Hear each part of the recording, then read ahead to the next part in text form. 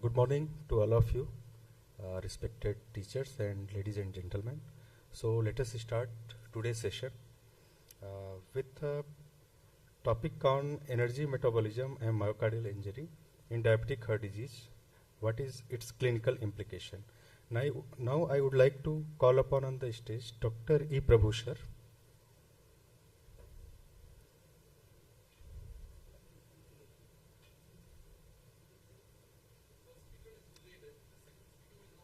Okay.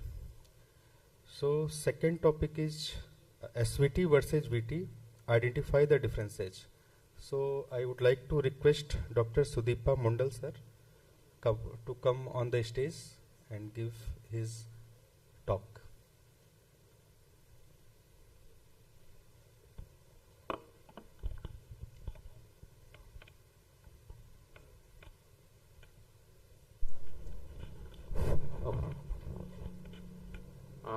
Good morning, respected chairpersons, the august audience, and it's always a privilege and honor to start the day. So my topic of discussion is SVT versus VT. Before I go into the topic, I can see the juniors staying behind. There is a significant safety gap between the consultants and the juniors. Actually, in science, there is no seniors and juniors. You all learn, and we all share knowledge together, so with each other. So there is no need of safety margin between the juniors and the consultants. Okay, so my topic of discussion today is SVT versus VT. So why do we need this differentiation between SVT versus VT? So this is the overview I'll just present here today. So most of the time, as a cardiologist, we generally get from the residents or the on-duty medical officer showing one ECG, sending one ECG via WhatsApp, and asking the question, is it VT or is VT? Should I start amiodarone or should I give adenosine? So this is the most important question in emergency medicine for a cardiologist other than acute coronary syndrome, ST elevation MI. So we should always differentiate because the treatment significantly differs. So there are multiple algorithms for differentiation of SVT versus VT that I'll briefly go through. But as the algorithms are very vast and it's very difficult to follow in emergency situation, so I'll take you through some few interesting examples, and we'll discuss the ECGs so that the differentiation becomes little easier compared to following the proper algorithms. And then we'll go to the conclusion. So before I go to the examples of ECGs, I'll give a little bit insight to the causes of wide complex tachycardia. Mainly, if the tachycardia is narrow complex, there is no doubt that is SVT. But once it is becoming wide complex, and wide complex is defined by more than 110 millisecond, or in few literature it is more than 120 millisecond QRS duration. So causes of when this wide complex tachycardia comes to our clinic, then we have to differentiate between SVT versus VT. So what are the causes of wide complex tachycardia? The wide complex tachycardia may be regular or irregular. As we know, most of the regular wide complex tachycardia are VT. Almost 80% of the wide complex tachycardia are VT. And in few situations, those can be SVT with aberrancy. Aberrancy means either right bundle branch block or left bundle branch block, which are not typical. Or SVT with typical bundle branch block, like any SVT with left bundle branch block or right bundle branch block. Or any SVT without typical right bundle or left bundle branch block, but with the effect of drugs or electrolyte-induced abnormality.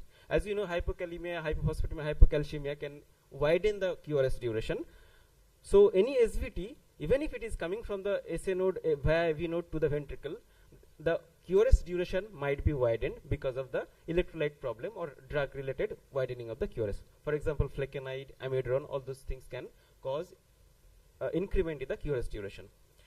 And also, few rare situations we can encounter antidromic AVRT. That means in WPW syndrome, the re-entry circuit, the antegrade pathway, it activates the ventricle via accessory pathway, and the retrograde conduction comes via AV node to the atrium. So the antegrade activation of the ventricle is via accessory pathway, so that the delta wave becomes prominent and that becomes widened because of the myocardial activation via the antegrade accessory pathway conduction. So antidynamic AVRT that can constitute almost 1 to 5% of the wide complex tachycardia, and the clinician should be aware of all this problem. Another regular complex tachycardia, usually most often cardiologists encounters this problem, pacemaker mediated tachycardia. That is also wide complex tachycardia that I will discuss in one slide probably, if time permits. So these are the regular wide complex tachycardia. What are the differentials of irregular wide complex tachycardia? Most common presentation of irregular wide complex tachycardia is atrial fibrillation with bundle branch block. So any atrial fibrillation, if there is underlying left bundle or right bundle branch block, so that will be irregular tachycardia but with the manifestation of right bundle or left bundle branch block. Or they can have pre-excited atrial fibrillation. So atrial fibrillation with any pre-excitation will have irregular wide complex tachycardia. No, that is not because of typical or atypical right bundle or left bundle branch block. That is because of pre-excitation via myocardium. So for initial differentiation, clinical history and examination always helps. How? If there is structural heart disease, it's almost always, not 100%, but almost always those wide complex tachycardia are because of VT rather than SVT. Because structural heart disease will cause myocardial jeopardize, and there will be re-entry circuits, fibrosis, scar, re-entry. So those things will cause wide complex tachycardia and VT most likely. Although SVT can occur in structurally abnormal heart also and in ischemic heart also. So if any history of prior myocardial infarction, LV dysfunction, or angina, heart failure, there was almost 98 to 100% positive predictive value for wide complex tachycardia to become VT rather than SVT. But as I have mentioned, rarity is always, exception is always the rule in any algorithm or any diagnostic process. So rarity is also possible that in structurally abnormal heart, in ischemic heart, SVT is also, in SVT with wide complex tachycardia is also possible. Other thing is, if young age, usually SVT is more likely in wide complex tachycardia. As we grow older, myocardial fibrosis and ischemic changes, that the wide complex tachycardia become positive predictive value is more for VT. Any recurrent episode in young patient is more likely of SVT rather than VT. Then hemodynamically instability is almost always, if the most of the patient, SVT patients will not compromise hemodynamically.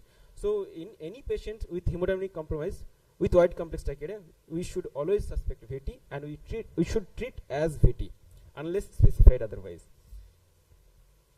So what are the basic parameters we use to differentiate VT and SVT?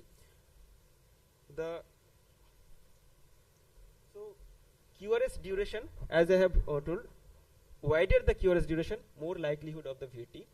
QRS axis, if there is northwest axis, that is AVR is positive. Northwest axis means normal axis is left and inferior. So if there is opposite, almost opposite axis, that most likely that is VT. And if there is bundle branch block with contralateral axis deviation, then likelihood of VT is more. But all these things have a rarity, because if, as I have told, the QRS duration more is likelihood of VT. But in cases of fascicular VT or upper septal VT, fascicular VT is actually, it is VT, re-entry VT involving the conduction system of the heart. So any VT involving the conduction system of the heart will have narrower QRS duration compared to the myocardial VT. This is the fundamental concept. If myocardium is the origin of VT, or any re-entry circuit is going through the myocardium, that will have wider QRS duration, because myocardial cell to cell conduction velocity is low. So QRS duration will be low. But any VT or any tachycardia involving the conduction system, that means fascicular VT or very upper part of the septum, those will have narrower QRS duration compared to normal myocardial VT. So those are the exception. And QRS axis also, as I have mentioned, but in complex congenital heart disease or cardiac malposition, dextrocardia or any situs inversus dextrocardia, all those things will have different axis despite being SVT in wide complex tachycardia. Concordance means in V1 to V6, if all are positive, then it is called positive concordance. If all are negative, then it is called negative concordance. So if there is no shift of polarity between V1 to V6, the most likely that is VT. But this also has pitfalls, because posterior accessory pathway mediated antidromic tachycardia from left sided can have positive concordance from V1 to V6. So these are the exception. So the morphological criteria I will not discuss because it is vast and each has to be understood. The baseline concept is myocardial VT, cell to cell conduction, the QRS duration is wide. In SVT with aberrancy, the initial portion will be fast conduction because it is conducting through the conduction system rather than the cell to cell conduction. So any wide complex tachycardia with sharp initial deflection, will be through the conduction system, that will indicate more likelihood of SVT.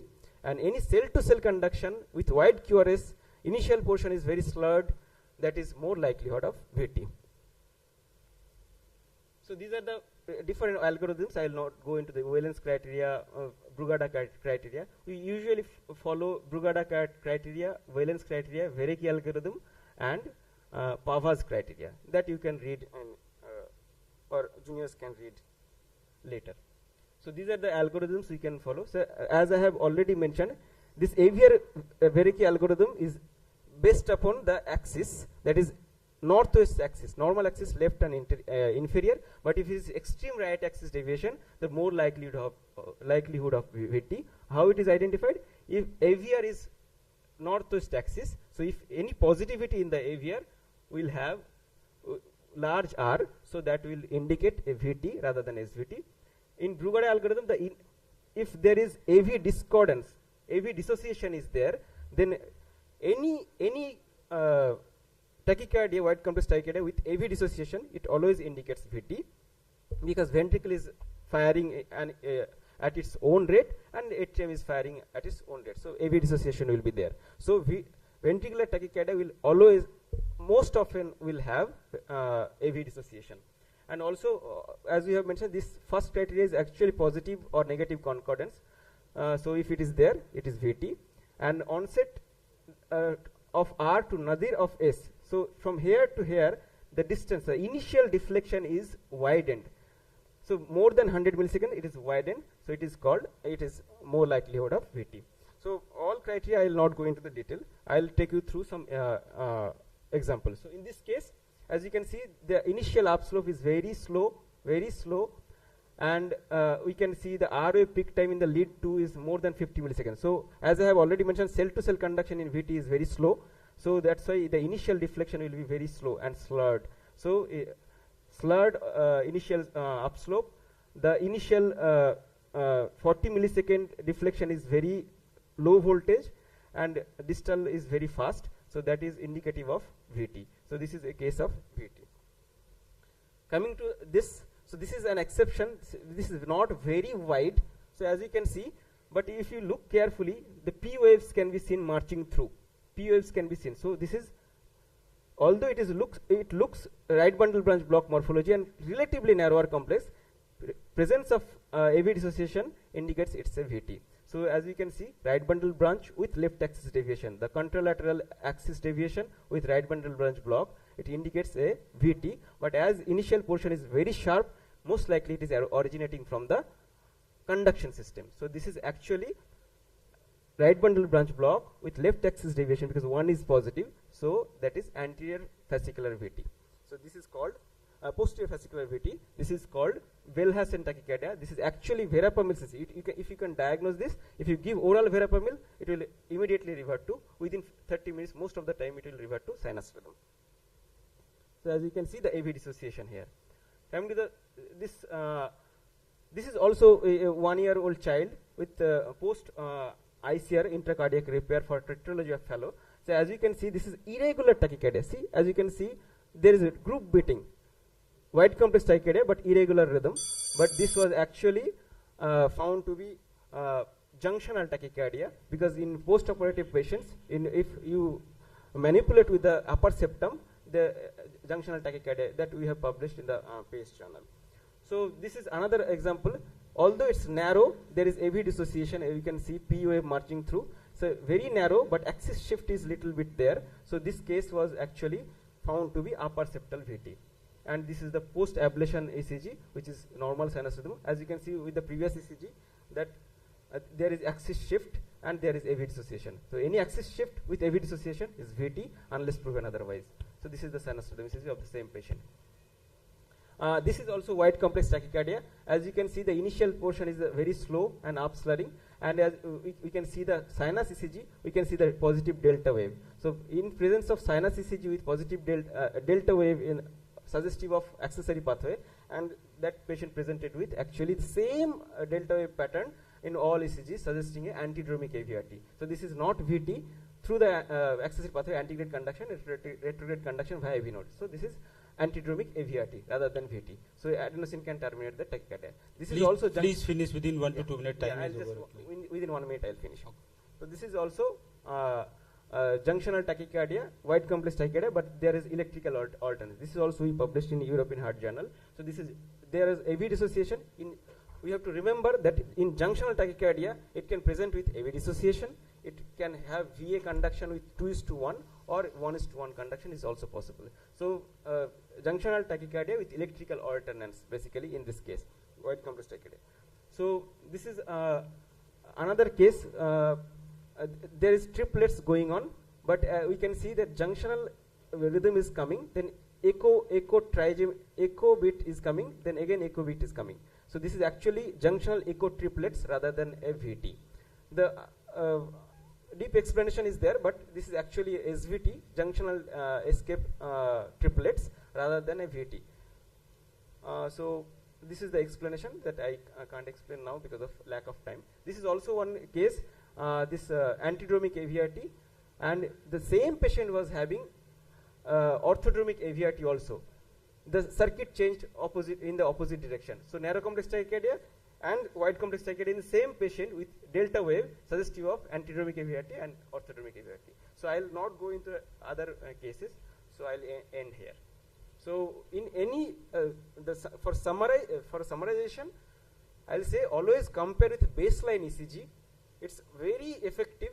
Baseline ECG will give you clue to the structural abnormality, any Q wave, any ischemic heart disease that may indicate the wide complex tachycardia VT rather than SVT. Any structural atrial dilatation P wave abnormality that may indicate SVT with aberrancy rather than VT. Any presence of delta wave in baseline ECG will indicate if there is wide complex tachycardia with initial slurring that might be SVT of antidromic AVRT rather than VT. And if any baseline ECG is showing VPC of different morphology and the VT ECG is exactly looking like the same VPC, so most likely that wide complex tachycardia is VT rather than SVT. So all those things should be kept. Always clinical examination should be done prior. Good history should be taken, and always it should be compared with previous ECGs if available and post-termination ECG if available. So this is the talk. Thank you very much. Thank you for the wonderful presentation. So I have just simple question, in ECG, is any difference like exercise-induced tachycardia versus supraventricular tachycardia? Exercise-induced tachycardia. ECG,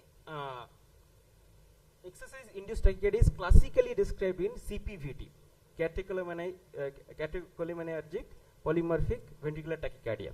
So that will cause most of the time because of electrical abnormality the cellular channel, voltage gated calcium ryanodine receptor mediated channel, there will be increased calcium influx, and that will cause delayed after depolarization, and that will cause R1T phenomena. So when you exercise, young patient with suspected arrhythmogenic syncope, if they come to us, we advise heart and Holter and TMT to identify any exercise-induced tachycardia is there or not. Initially, we look for QT interval because we know swimming can induce ventricular tachycardia or arrhythmogenic syncope in long QT syndrome patients. But classically described CPVT patients, exercise induces delayed after depolarization, and that's why we advise TMT, and that can cause R1T phenomena and cause ventricular tachycardia. So those things can happen in CPVT patients. Okay, thank you. Any question from house? Or any comments? Yes, sir. Okay, thank you. Thank you very much.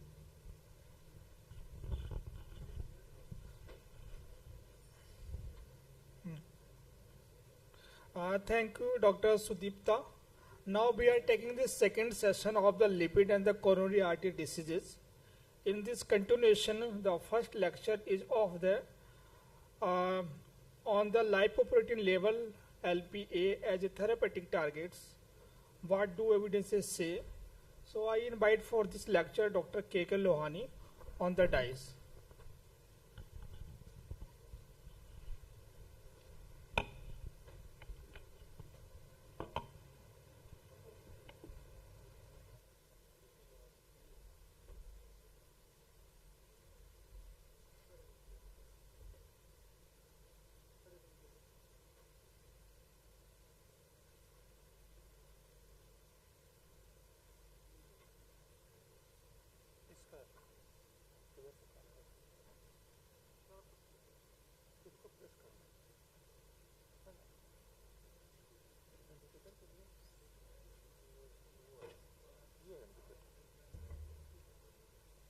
इससे कर सकते हैं ना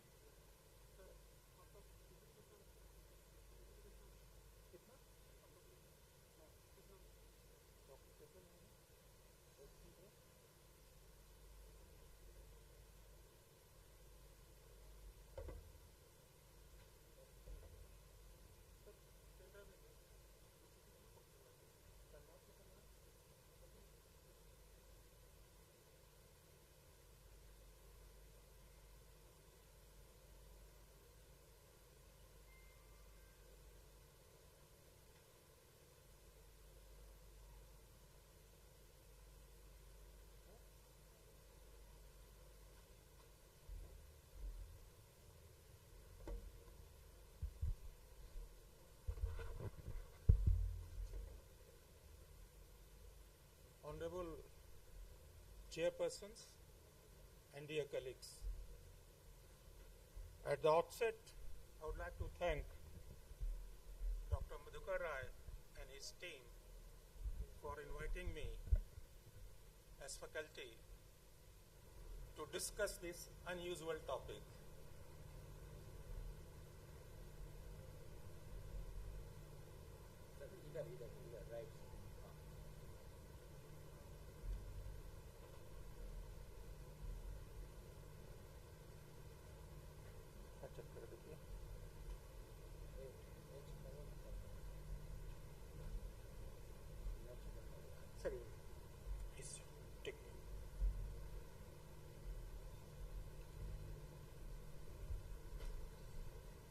In a stipulated 20 minutes time,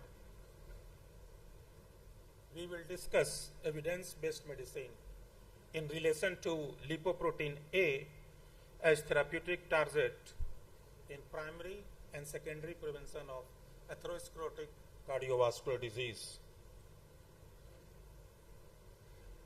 I presume everybody sitting in this hall is well acquainted with this system of classification, which indicate class of recommendation and level of evidences. Lipoprotein A, as most of us know, is basically low density lipoprotein with one major difference. It is attached to apolipoprotein A by a disulfide bond. Normally, lipoprotein LDL, rather the LDL is attached to ApoB, which is supposed to be its carrier protein, and ApoA is the carrier protein of high density lipoprotein.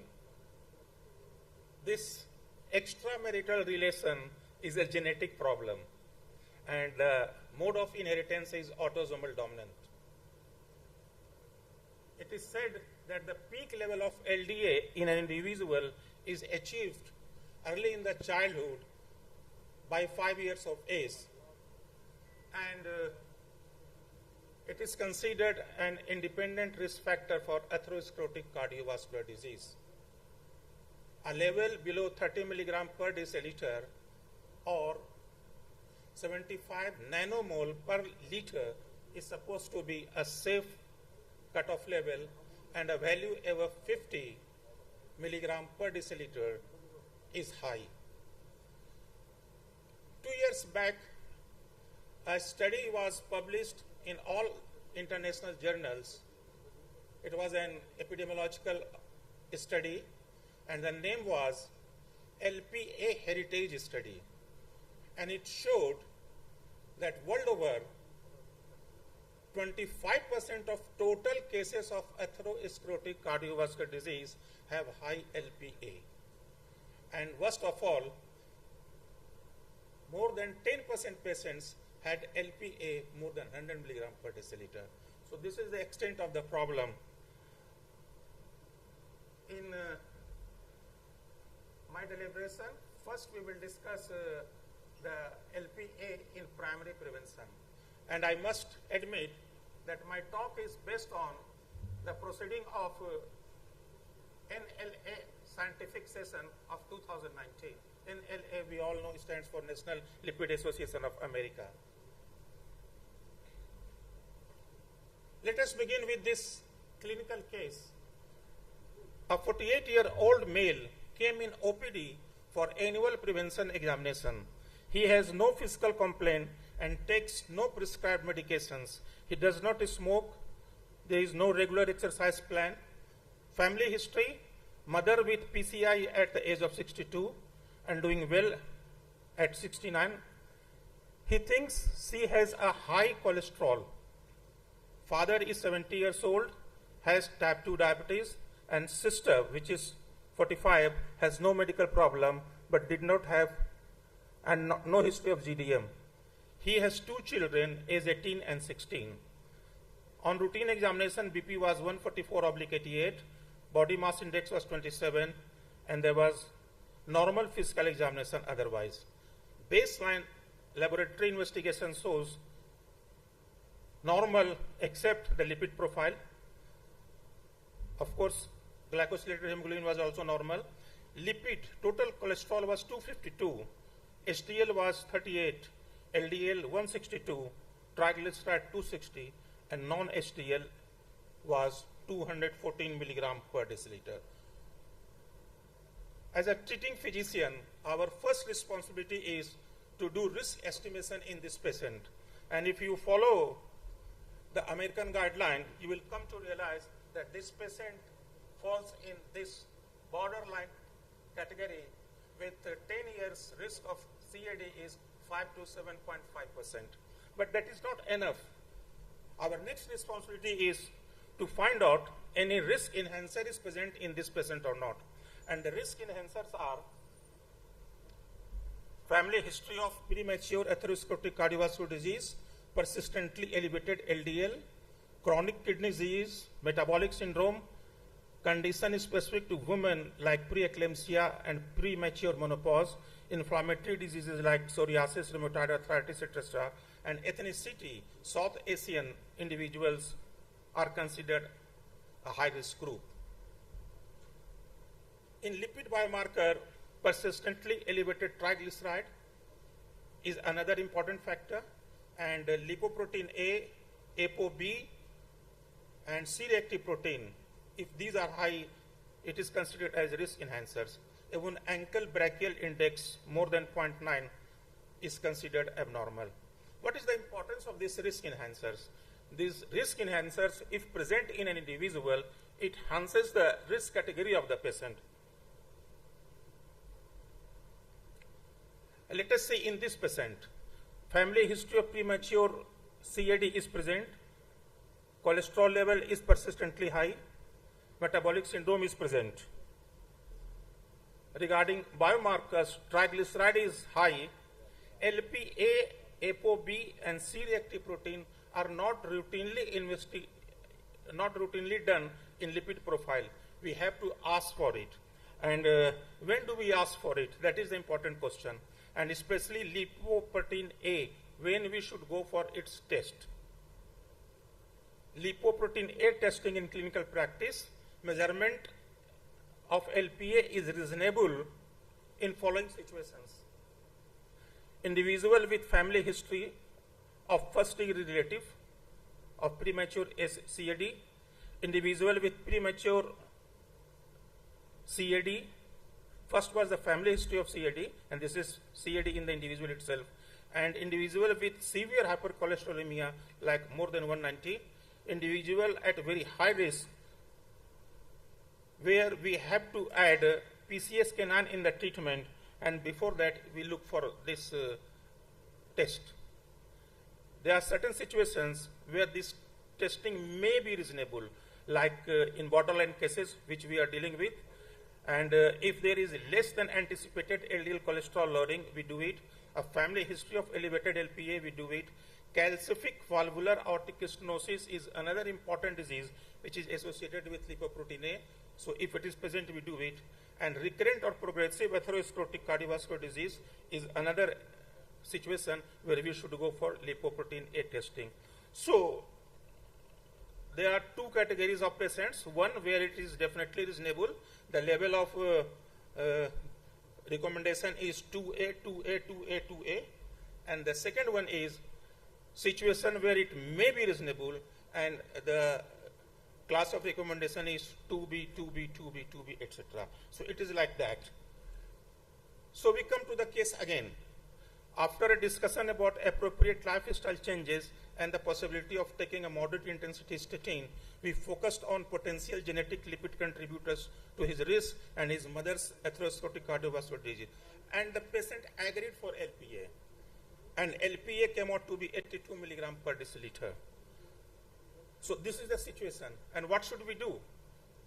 We have to intensify the lipid lowering therapy. We have to reinforce the lifestyle modification, and we have to increase the dose of statin to the maximal tolerated dose. Anybody at this stage can ask me, if LPA is a genetic problem, what is the use of enforcing lifestyle modification? And the answer is not very difficult to guess. Lifestyle modification has got absolutely no role on LPA, but then lifestyle modification and statin are the hallmark of treatment of LDL, which should be targeted in these patients. So if we want to reduce the LDL level, we have to reinforce lifestyle modification and statin therapy. The next question is, should we go for LPA screening in his children?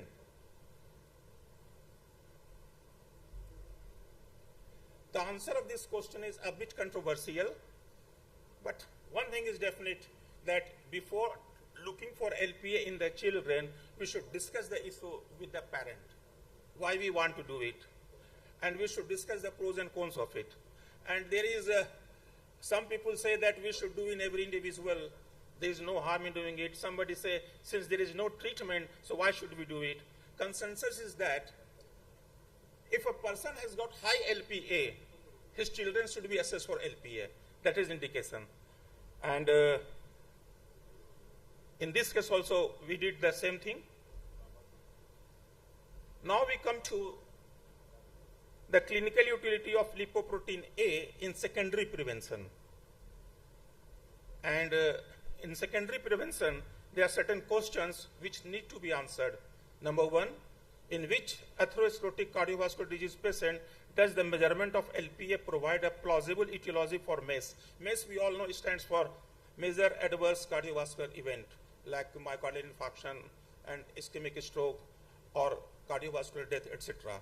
Second question is, does LPA level predict risk for MACE in statin-treated patient? Third question is, how do evidence-based lipid therapies affect LPA level? And the fourth question, which needs to be answered, is there any evidence that any currently available lipid therapies after LPA-related risk alter LPA-related risk? We will take it one by one. LPA as a plausible etiology for MACE. Different clinical trials have shown that with high LPA, there is increase in coronary artery disease and there is increase in ischemic stroke. Like if LPA is more than 50, the risk is tripled in patient below 45 years of age and doubled in patient above 45 years to 60 years of age. The cardiac death by bypass graft stenosis are also increased, and ischemic stroke is also increased if LPA is more than 50. LPA as a risk marker for MACE in statin-treated patients. 7 clinical trials have shown that elevated LPA in statin-treated patients signifies increased risk. So a person who is on statin, whose lipid profile is under control, LPA is normal, and a patient whose LPA is high, the risk is high for MACE. That is the message. Does drug therapy affect risk in atherosclerotic cardiovascular disease patient with increased LPA? There are certain drugs which has shown minimal or a good amount of benefit in patient with high LPA. And let us take it one by one. Statin is the first drug, and to our utter surprise, statin does not reduce LPA. It rather slightly increases LPA level. Different references says that it goes somewhere between 10 to 20% increase. Still we use it because it has got a good role on low density lipoprotein. Ezetimibe is another drug which has got minimal effect. It decreases LPA. PCSK9 inhibitors are perhaps the most effective drug in this regard, and evolocumab and alirocumab, they reduce LPA by 27% to 29%. And effect on atherosclerotic cardiovascular disease, statin, as I said, no effect on LPA, but still we use it because it exerts its beneficial effect by reducing low density lipoprotein. Ezetimibe can be added, but its role in clinical trial is not yet established. PCSK9 inhibitors have shown good result when we add it in a patient of high LDL. It will also reduce LPA.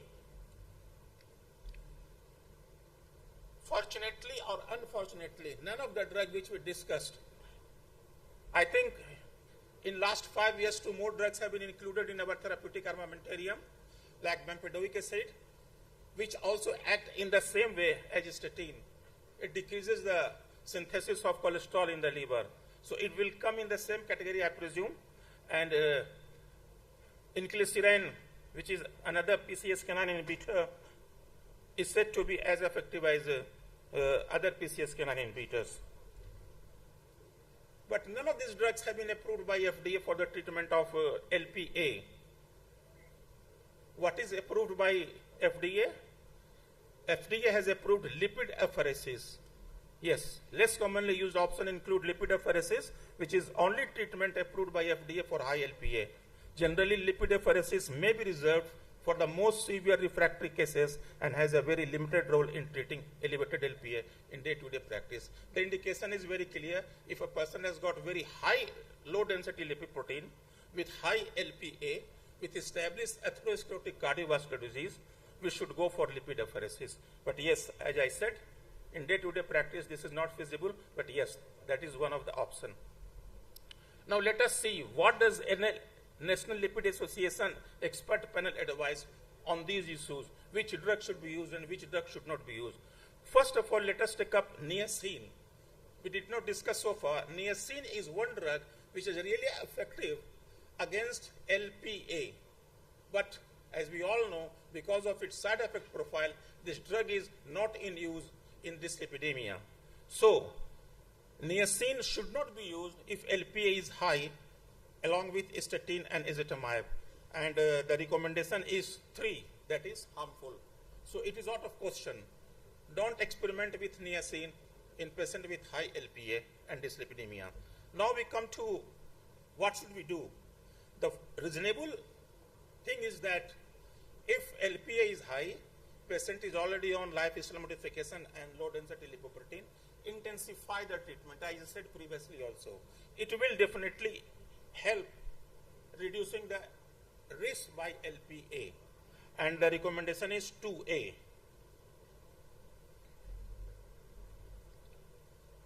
In very high and high risk individual, if patient is already taking high intensity statin and lifestyle modification, still LPA is high, we should add ezetimibe first. And if that is not enough, then we can think of adding PCSK9 inhibitor. Again, the recommendation is 2A, and in high risk individuals, again, if statin and lifestyle modification is not enough, we should go for ezetimibe. So message is very clear. Don't add niacin. Intensify statin therapy along with lifestyle modification. If patient is high risk, add ezetimibe. If very high risk, and if ezetimibe is not enough, add PCSK9 inhibitor. And that is evidence-based medicine regarding treatment of low-density lipoprotein along with high LPA. So the summary is, be aware of LPA-associated increased risks for recurrent events. Continue to follow guidelines-based therapies, as most lipid-related risk is still attributable to LDL cholesterol. Consider more aggressive LDL lowering for atherosclerotic cardiovascular disease patient with increased LPA, and consider earlier use of PCSK9 inhibitor in patients with elevated LPA. So, message is very clear. 1 or 2 lines I will like to add again. Low LPA is a genetic problem, number 1. It is a risk factor for atherosclerotic cardiovascular disease.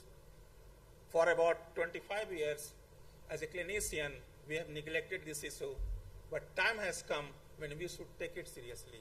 But then there are many slips between cup and the lips. We still need a lot of data to come to some conclusion, which is the high level, because different laboratory and different authority recommend different levels. Somebody is saying 50 is bad, somebody is saying even 40 is bad, somebody is saying 30 is good, but others are saying that if it is less than 22, it is better. So one thing is clear, dictum is lower is better. And number 2, time has come when we should take it seriously. To conclude, I will like to quote a very famous line from English literature. No man's opinion is better than his information. No man's opinion is better than his information. All informations I had on this topic, as ordered by Dr. Madhukar Rai, I gathered, have shared with you. And it is up to you to form an opinion on this issue. Thank you very much. Sir, very elaborative presentation you have. I have certain queries and questions. First one, this molecule was discovered ideally 5th decade back. Why it takes too long is a part of routine investigation like LDL or triglycerides or cholesterol? I said, till late we were busy about knowing the pros and cons of low density lipoprotein, and we had failed so far in achieving a proper target of LDL in patient of atherosclerotic cardiovascular disease, either primary prevention or secondary prevention. जब घर में खाना वाना ठीक से बनने लगता है तब आदमी सोचता है कि कौन सी गाड़ी खरीदें. But sir, from its discovery and inception, this molecule known as a high risk for ASCVD from its inception. But till now we are facing why we will not doing routinely LPA as a in our routine practice. Yes, now. Routine lipid investigations consist of only 5 tests: total cholesterol, LDL cholesterol, HDL cholesterol, non-HDL cholesterol, and triglyceride. Routinely we do not do LPA, routinely we do not do ApoB, routinely we do not do C-reactive protein.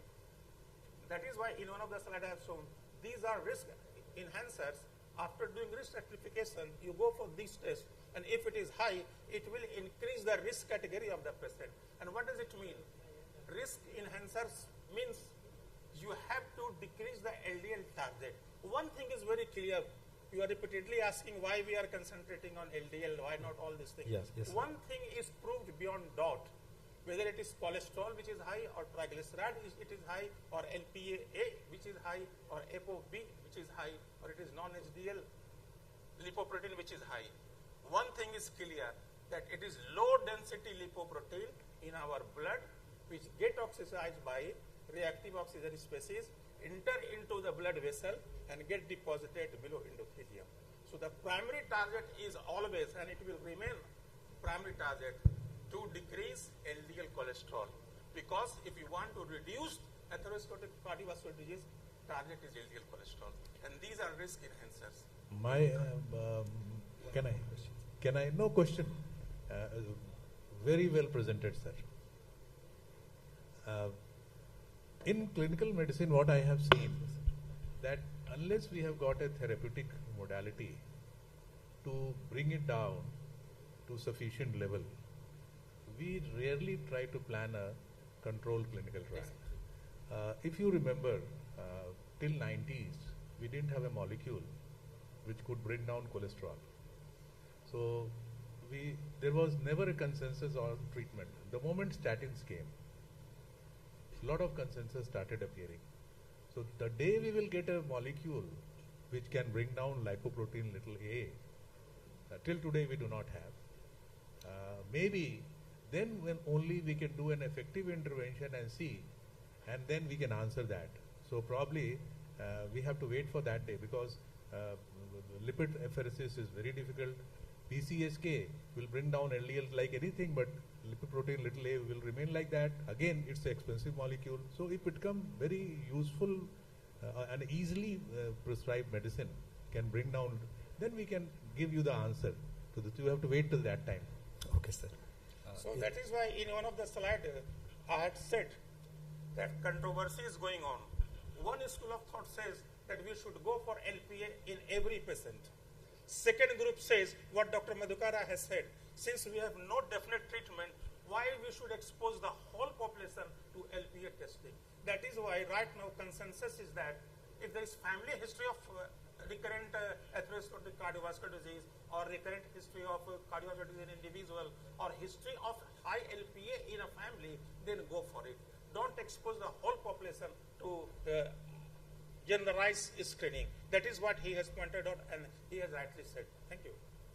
Sir, any specific target of lipoprotein A, like in study of ezetimibe or PCSK9 inhibitor? Like there is a target for LDL. So like that, any target is there for lipoprotein A? Yes, 30. So with treatment you have to decrease less than 30. I said, statin will not increase. Ezetimibe will increase to some extent. And if it is very high, you need a lot of reduction, then we have PCSK9 inhibitor. And plasmapheresis is the definite treatment for this situation. Even if you do not decrease LPA to a reasonable level, if you decrease LDL cholesterol, the risk is decreased. So, in many slides I have discussed it. Okay, thank you, sir. Yes.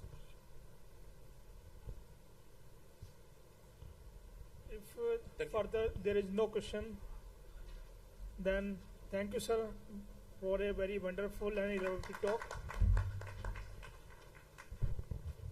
Thank you so much, Dr. K.K. Lohani, for that wonderful session.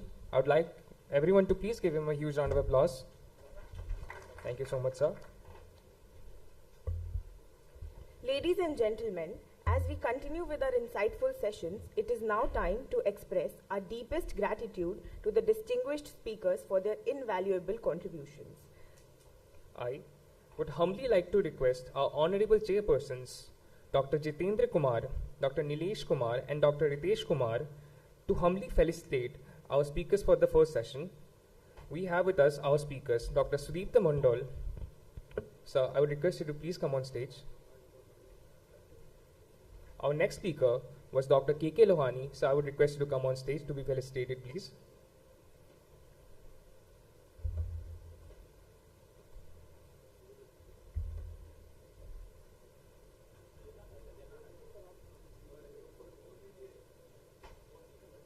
I request everyone to please give a big hand as Dr. K.K. Lohani gets felicitated.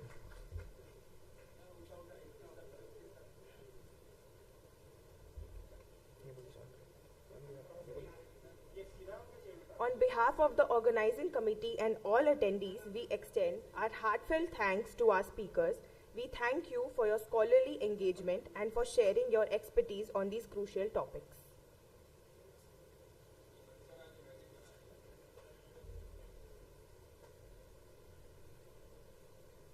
Thank you so much, sir.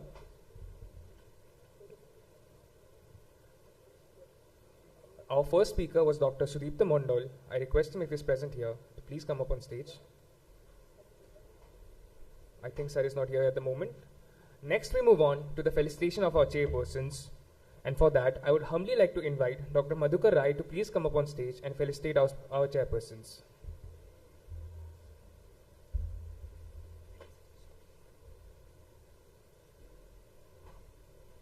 Our chairpersons for the first session were Dr. Jitendra Kumar, Dr. Nilesh Kumar, and Dr. Ritesh Kumar. I request everyone to please give a big hand.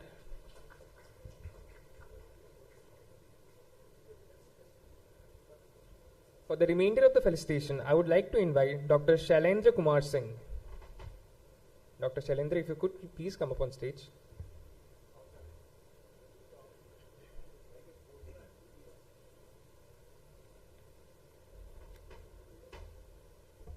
Huge round of applause, everybody. Thank you so much, sir.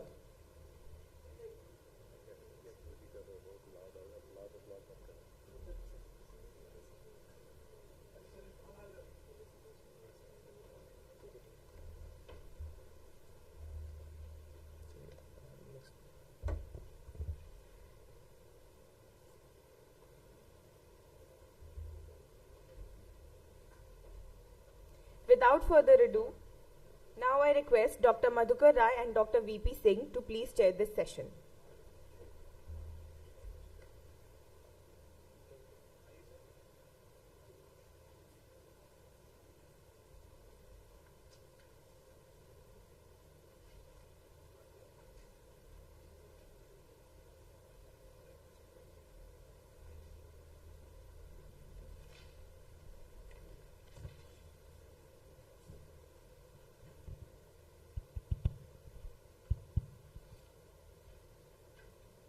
So the next session we have got a very important topic, and it will be covered by a very excellent cardiologist who hails from this Institute of Medical Sciences and currently heading.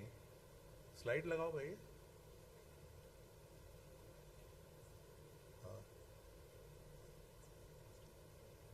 Okay. Okay. पहले बताते क्यों?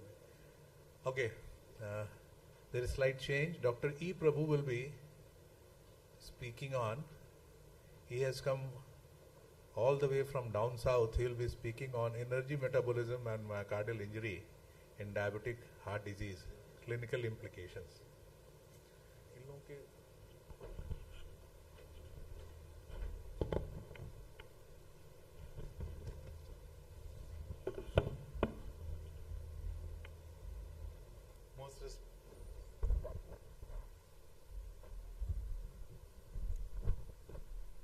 Most respected senior professors, colleagues, my dear friends, I take this opportunity to express my gratitude to esteemed Dr. Madhukar Rai and his team for organizing this wonderful conference and bringing us to this historic and holy place, which I thought that I may never get an opportunity to visit otherwise. And also, I would like to pay my respects to the visionary for excellence, Professor A. N. Rai, and who brought us all together. And he sees that we are physically present every year and shares his immense love with us. And among that, our most esteemed Kaitan sir, with a mission of teaching us ECG, the basics of ECG, which almost all over the world, everybody is learning. Again, and every week, people will be anticipating what will be the next question, next set of questions. and our past president of APA, Dr. Arul Raj sir, Professor K.K. Parikh, and all the legends in the field of medicine. My humble pranams to you, sir, for bringing me here. This is a very important topic because of late we are observing a lot of cardio, renal, metabolic disorders, and people were thinking about it is body mass index. That's what we were all thinking. And of late, the current interest is going towards waist-hip ratio, and in the sense that the central obesity, the truncal obesity, is what is going to precipitate a lot of risk in diabetic patients, cardiac risk in diabetic patients. In addition to that, there will be dyslipidemias, then there will be chronic kidney disease, atherosclerosis, heart failure, and metabolic dysfunction associated with fatty liver. Nowadays, a lot of topics are being discussed on this. This is what is going to attract our attention, and we like to go through the basics why and how things are happening in this direction. This is what happens is the heart is continuously beating. It requires immense amount of energy. The basic functional unit is called as the cardiac myocytes, and it has loaded with mitochondria, and the mitochondria, it breaks down, and of course it gives ATP in the energy in the form of ATP. Under normal conditions, the heart uses fatty acids. These are the substrates. We can see that there will be heart consumes. How to use this?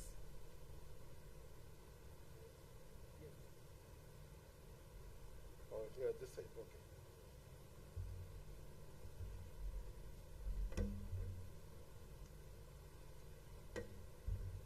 Heart uses thoda roti, thoda dal, thoda sabji, the desserts, dahi, everything is there. Heart uses a wholesome diet. Almost 60% of it is from the fatty acids, then from the carbohydrates. Everything is there. And heart requires adequate amount of insulin to push in glucose into the cells. And in the absence of insulin, of course, there will be it's a different challenge for the cardiac myocytes. And there is also some findings which says that elevated thyroxine level, it reduces myocardial apoptosis, and it reduces the energy loss. This is how it is. This is why the heart uses a lot of fatty acids, and through this carnitine shuttle system, it enters into the mitochondria, because it enters into acetyl-CoA, TCA cycle, and it gets converted into ATP. And then the glucose steps in. It contributes to almost about glycolysis, about less than that, about 30%. Here it is about 30% of the energy is what is given by, whereas the fatty acids contribute almost up to 60% of the energy. We have the lactate. The lactate contributes almost up to 10 to 15% of the energy, and together they follow what is called the polyol pathways. We studied something in biochemistry those days.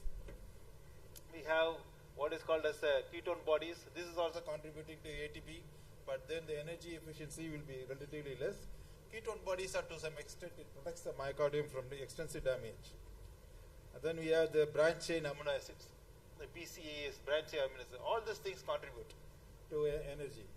And if things are not adequate, the myocardium eats up the mitochondria also. But then when the mitochondria gets destroyed, that means that it is going to cause failure to the cardiac myocytes. And just to give an idea, when the glucose is burnt, about 31 ATP is produced per mole of this substrate. On the other hand, when the oxygen requirement is less, availability of the oxygen is less, as an ischemic myocardium, the efficiency with which the myocardium produces ATP is more with the glucose than with the fatty acids. That is why in the ischemic myocardium, we use the heart starts using glucose as a main substrate, and we exploit this property to visualize ischemic myocardium by FDG scans. And whereas the pumped when the heart oxygen availability is surplus, and surplus amount of ATP is produced, that is why the heart burns out fatty acids preferentially if the oxygen availability is more. So what happens when the mitochondria gets destroyed? And in diabetes, what happens? The fission of the mitochondria stops. The mitochondria becomes smaller in size. Atypical mitochondria is found, and then what happens is that there will be defective electron transport system that is happening inside the mitochondria. Then then the transmission of ions into the cells, especially the endoplasmic reticulum, all these things get destroyed. As a consequence, the more of calcium influx will be happening into the cell, and this causes an imbalance between the calcium influx and the utility of the cardiac myocytes, and this progressively the heart cells go in for a failure. Just some of the metabolic changes that happens in the heart. One is, whenever there is a diabetic heart, glucose transport is decreased, but rather it is literally overloaded with fatty acids. There is inadequate availability of insulin to push the glucose into the cells. So as a consequence, lipotoxicity happens. That's what we see here. And then what happens, there will be increased fatty acid oxidation and the inefficient utilization of the fatty acids. That's exactly what is happening here.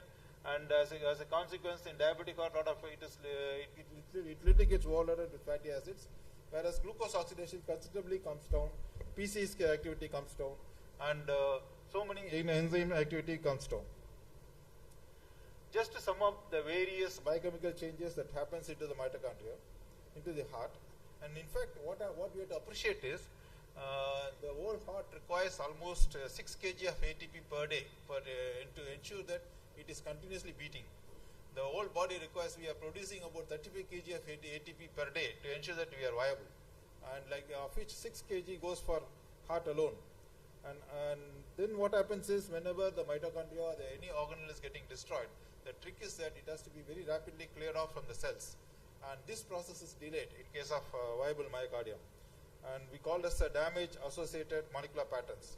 And the reactive oxygen species, mTOR signals, so many signals are being emitted by the cardiac myocytes, and as a consequence it goes in for a failure. What happens is, when the myocyte goes in for a failure, it doesn't keep quiet. It keeps communicating with its neighbor to give signals in the form of small chemicals. If the protein size is less than 5 daltons are there, it straight away injects it into its neighbor. We call it through what is called as tunneling nanotubes. And then what happens is, if the largest are the other organ, it can also use macromolecules, microspheres, so many organelles that can also be there. And we call some together, we call it as extracellular vehicles. And through this, the heart communicates, the damaged myocardium communicates with its neighbor, and it ensures that the neighbor is also getting damaged over a period of time, and there will be delayed clearance of cellular debris from the dead myocardium, and then as a consequence, the heart goes in for a failure. This is something fascinating, how a chemical energy gets converted to mechanical energy. We would have studied that it's a very complex intricacies that are involved. The main players are the actin and the myosin, and the cardiac myosin, it breaks down the ATP, and then it uses this light chain and the myosin heavy chain, and this is how it is. And when it receives the energy, this is how it contracts.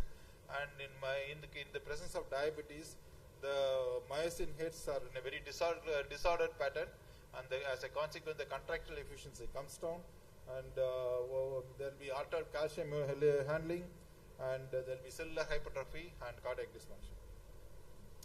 So this is how the link between the diabetes and cardiovascular disease happens. There is hyperglycemia, there is insulin resistance, there is low-grade inflammation which is persistently present. That is what is the hallmark of diabetic heart disease. And it causes serious heart failure. And obesity, hypertension, and there are other related complications like the retinopathy, neuropathy and all. In lipotoxicity, what really happens? When there is a sedentary lifestyle, or when somebody is overloaded with nutrition, it gives rise to so many factors in the mitochondrial level. Then we have altered cellular lipid composition. Then there is something called the gut microbiota. The intestinal dysfunction also happens, and the epigenetic effects. Some people are genetically prone, and as a consequence, it gives rise to heart failure. And with the SGLT2 inhibitors are the wonder drug. Nowadays, it's a boon for us, and that is shown. That studies have shown that SGLT2 inhibitors and statins got done a long way to regularize this, prevent this damage from happening. In type 1 diabetes, it is more severe. What happens is the manifestation of coronary artery disease and cardiovascular disease. is almost common in type 1 diabetes. That is because of the immune mechanisms, pro-inflammatory cytokines, VEGF, and intestinal adhesion molecules, inflammatory mediators, and this gives almost a spectrum of diabetic nephropathy, autonomic neuropathy, hypoglycemia. Everything happens in type 1 diabetes much commonly, and it is said that almost the mortality level, the life expectancy comes down by around 11% in type 1 diabetes. And we have of late a lot of interesting strategies that have been adopted to image what exactly is happening. Previously, conventionally in India, we are in India in the sense, most of the centers, we are more visualizing what is happening in the extracellular aspects. Nowadays, a lot of monoclonal antibodies and newer molecules, peptides have come up, which help us to go inside the cell and visualize what exactly is happening in the level of the molecules. And we have so many imaging traces that are happening, and with this we'll be able to visualize what exactly is the biochemical changes that are taking place in the body, and we'll be able to measure it and give a 3-dimensional image to it, and we will be able to intervene medically long before the disease can exteriorize itself in clinically. For example, in this patient, with a 37-year-old man, we had a MRI with a massive MRI, cardiac MRI was done, and the gallium-68 FAPI, there is a FAPI scan is now almost available in most of the metros, and it is fibroblast. It gives the information about the fibroblast activation. In a person with extensive anterior wall MI, extending almost inferior wall, we can see the FAPI uptake is very intense in the sense that there is extensive fibroblastic activity that is happening. That gives a clue that there is very dynamic ventricular remodeling that is happening, which can have a significant impact on fibrosis of the heart. So we were discussing about LP little, then LDL lowering is another, that is what it is extensively accepted. And we were once upon a time thinking that triglycerides are the bad molecules, and now people are suddenly, after the once LDL started gaining importance, people now fled. Some of them have started ignoring triglyceride levels, and there is a meta-analysis done on almost 91,000 patients, and it was found out that even triglycerides, when it's kept to the lower level, it reduces the cardiovascular events much significantly. Unlike they tried to extrapolate the study for all-cause mortality and stroke, and they found out that it was not so significant, but still it brings down. If you are able to bring down the serum triglycerides level, in diabetics, it has a significant effect and reduces cardiovascular mortality. All is not bad news. There was a study called the DIAT study, where the diabetic patients were asymptomatic, were followed up for about 5 years, and with what is called a stress myocardial perfusion study. And this screen test was predominantly used as a screening procedure. And they found out that the coronary events, the cardiovascular events were much less compared to what was anticipated. Possibly because all the diabetics have been undergoing regular routine checkup, they have been careful in their dietary patterns and all, and it was found out their all-cause mortality in diabetics was slightly less compared to that of the other patients. To conclude, this diabetic heart disease virtually involves almost every system, every biochemistry is getting deranged, and it is nowadays it is globally prevalent, and it is all the macrovascular and microvascular complications do happen, and prolonged diabetes, prolonged exposure to inflammation, and poor calcium handling leads to severe cardiovascular events. Now it is possible for us to insert a radiolabel which is emitting irreversible radiations, energy at a very microscopic level. We call it as a tracer. That takes part into the body metabolism. We'll be able to visualize, quantify as we have discussed. And we can also administer, nowadays we are talking about theranostic medicines. We have a lot of designer molecules that take part, it influences, deranges the DNA molecule before it can get exposed to all sort of unwanted signals and prevent the disease before getting exteriorized. Thank you very much. Thank you, sir. Thank you, Dr. Prabhu, for such an excellent exposition and making it an exact dot of the time. If there are any questions, because he has discussed a very unique thing about diabetic heart disease, which is including the muscles, vessels, energy, muscles, vessels, everything getting involved, and that is why probably, so microvasculature, macrovasculature, as well as muscle And neuronal component also. and neuronals all combined together makes a diabetic heart disease very ominous and a poor prognosis. Thank you so much, sir. Thank you, If there are no more questions, we move on to the next topic, and probably we have got no better person. He will be treating, he will be dealing with the guideline-based indications of coronary interventions. And Dr. Viveka Kumar is there. Can I? Yeah.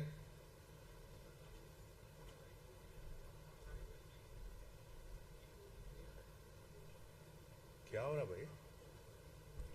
Yeah. लगाइए. He's Can I have the next. slides, please? Slide on. So I don't think he needs any introduction. He is so widely known cardiologist in the northern part of India, and he is heading the Max Super Speciality Cardiac Division. And one good thing is that he is a student of our Institute of Medical Sciences, and he is making us proud with all his cardiac endeavors. Dr. Viveka, please. Yeah. Well, so good morning, friends, ladies and gentlemen. At the outset, I would like to thank Dr. Madhukar Rai, who happened to be an inspiring teacher also. Dr. S.K. Singh sir is also there. My batchmate, Dr. Ajay Pandey, and colleague Dilip had come from all the way from Calcutta. But if you look at the, the burden of cardiovascular disease, diabetes is mother of all vascular diseases. So I think we need to be mindful of that and try and control the diabetes in best possible. Just controlling the sugar is not enough. And then if it reaches to a significant clinical level, then we need to revascularize. And my task today is that how should we best revascularize them in the setting of acute coronary syndrome and in the setting of chronic coronary syndrome. So I'll be delving on the guidelines as mandated. So if you look at the revascularization in acute coronary syndrome, that is entirely different ballgame than what we see in chronic coronary syndrome, that is, chronic stable angina. So acute coronary syndrome, where the maximum mortality would occur, because if people do not reach in time in acute myocardial infarction particularly, then almost 1/3 of the people would lose their life. So what should we do? If you look at the spectrum of acute coronary syndrome, the patient may be, just before we started the symposium, I was discussing with Dr. Rai that, there are a lot of people would underplay. So the notion of asymptomatic acute coronary syndrome is very dicey. Then there are people who have increasing chest pain and symptoms, then persistent chest pain and cardiogenic shock, and then the cardiac arrest is the end of all these stories. So if you look at the ECG findings, sometimes the severest of the disease may show very innocuous ECG changes, but in asymptomatic patient they may have almost normal. Then the patient where the chest pain starts occurring, they would have ST depression. Then the acute myocardial infarction and cardiogenic shock would definitely have a massive ST changes, ST elevation. And cardiac arrest is the ischemic myocardial arrhythmia, which is ventricular tachycardia or fibrillation. And you would have just 9 seconds. You'll have only 9 seconds to treat if the patient has ventricular fibrillation, otherwise the revival will not be there. So if you look at the working diagnosis, we broadly say that non-ST elevation myocardial infarction and ST elevation myocardial infarction. Now we have got very good tool in patients who are relatively asymptomatic. We do that troponin I, high sensitive, and then we finally label them as unstable angina, non-stable, non-STEMI, and the STEMI. Then PCI, as we know that it's growing very rapidly across the country, and that is the need of the hour. So after prevention fails, then obviously the emergency PCI or revascularization of the artery is very, very important. So the time is muscle, or time is money as far as the heart is concerned. So total ischemic time is something which determines how the patient is going to do. Patient, whether he presents on his own or patient calls the emergency medical services. So the importance lies that how quickly he reaches a PCI center, or at least he gets thrombolized if the patient has got ST elevation MI, and you can see that the importance of time is very, very crucial, because initially, almost 4 or 5 years back, the guidelines said that the door to balloon time or door to needle time should have been 90 minutes. That has also been revised to less than 60 minutes of wire crossing. So you can imagine that quicker we restore the blood flow in the artery, the better it is going to be.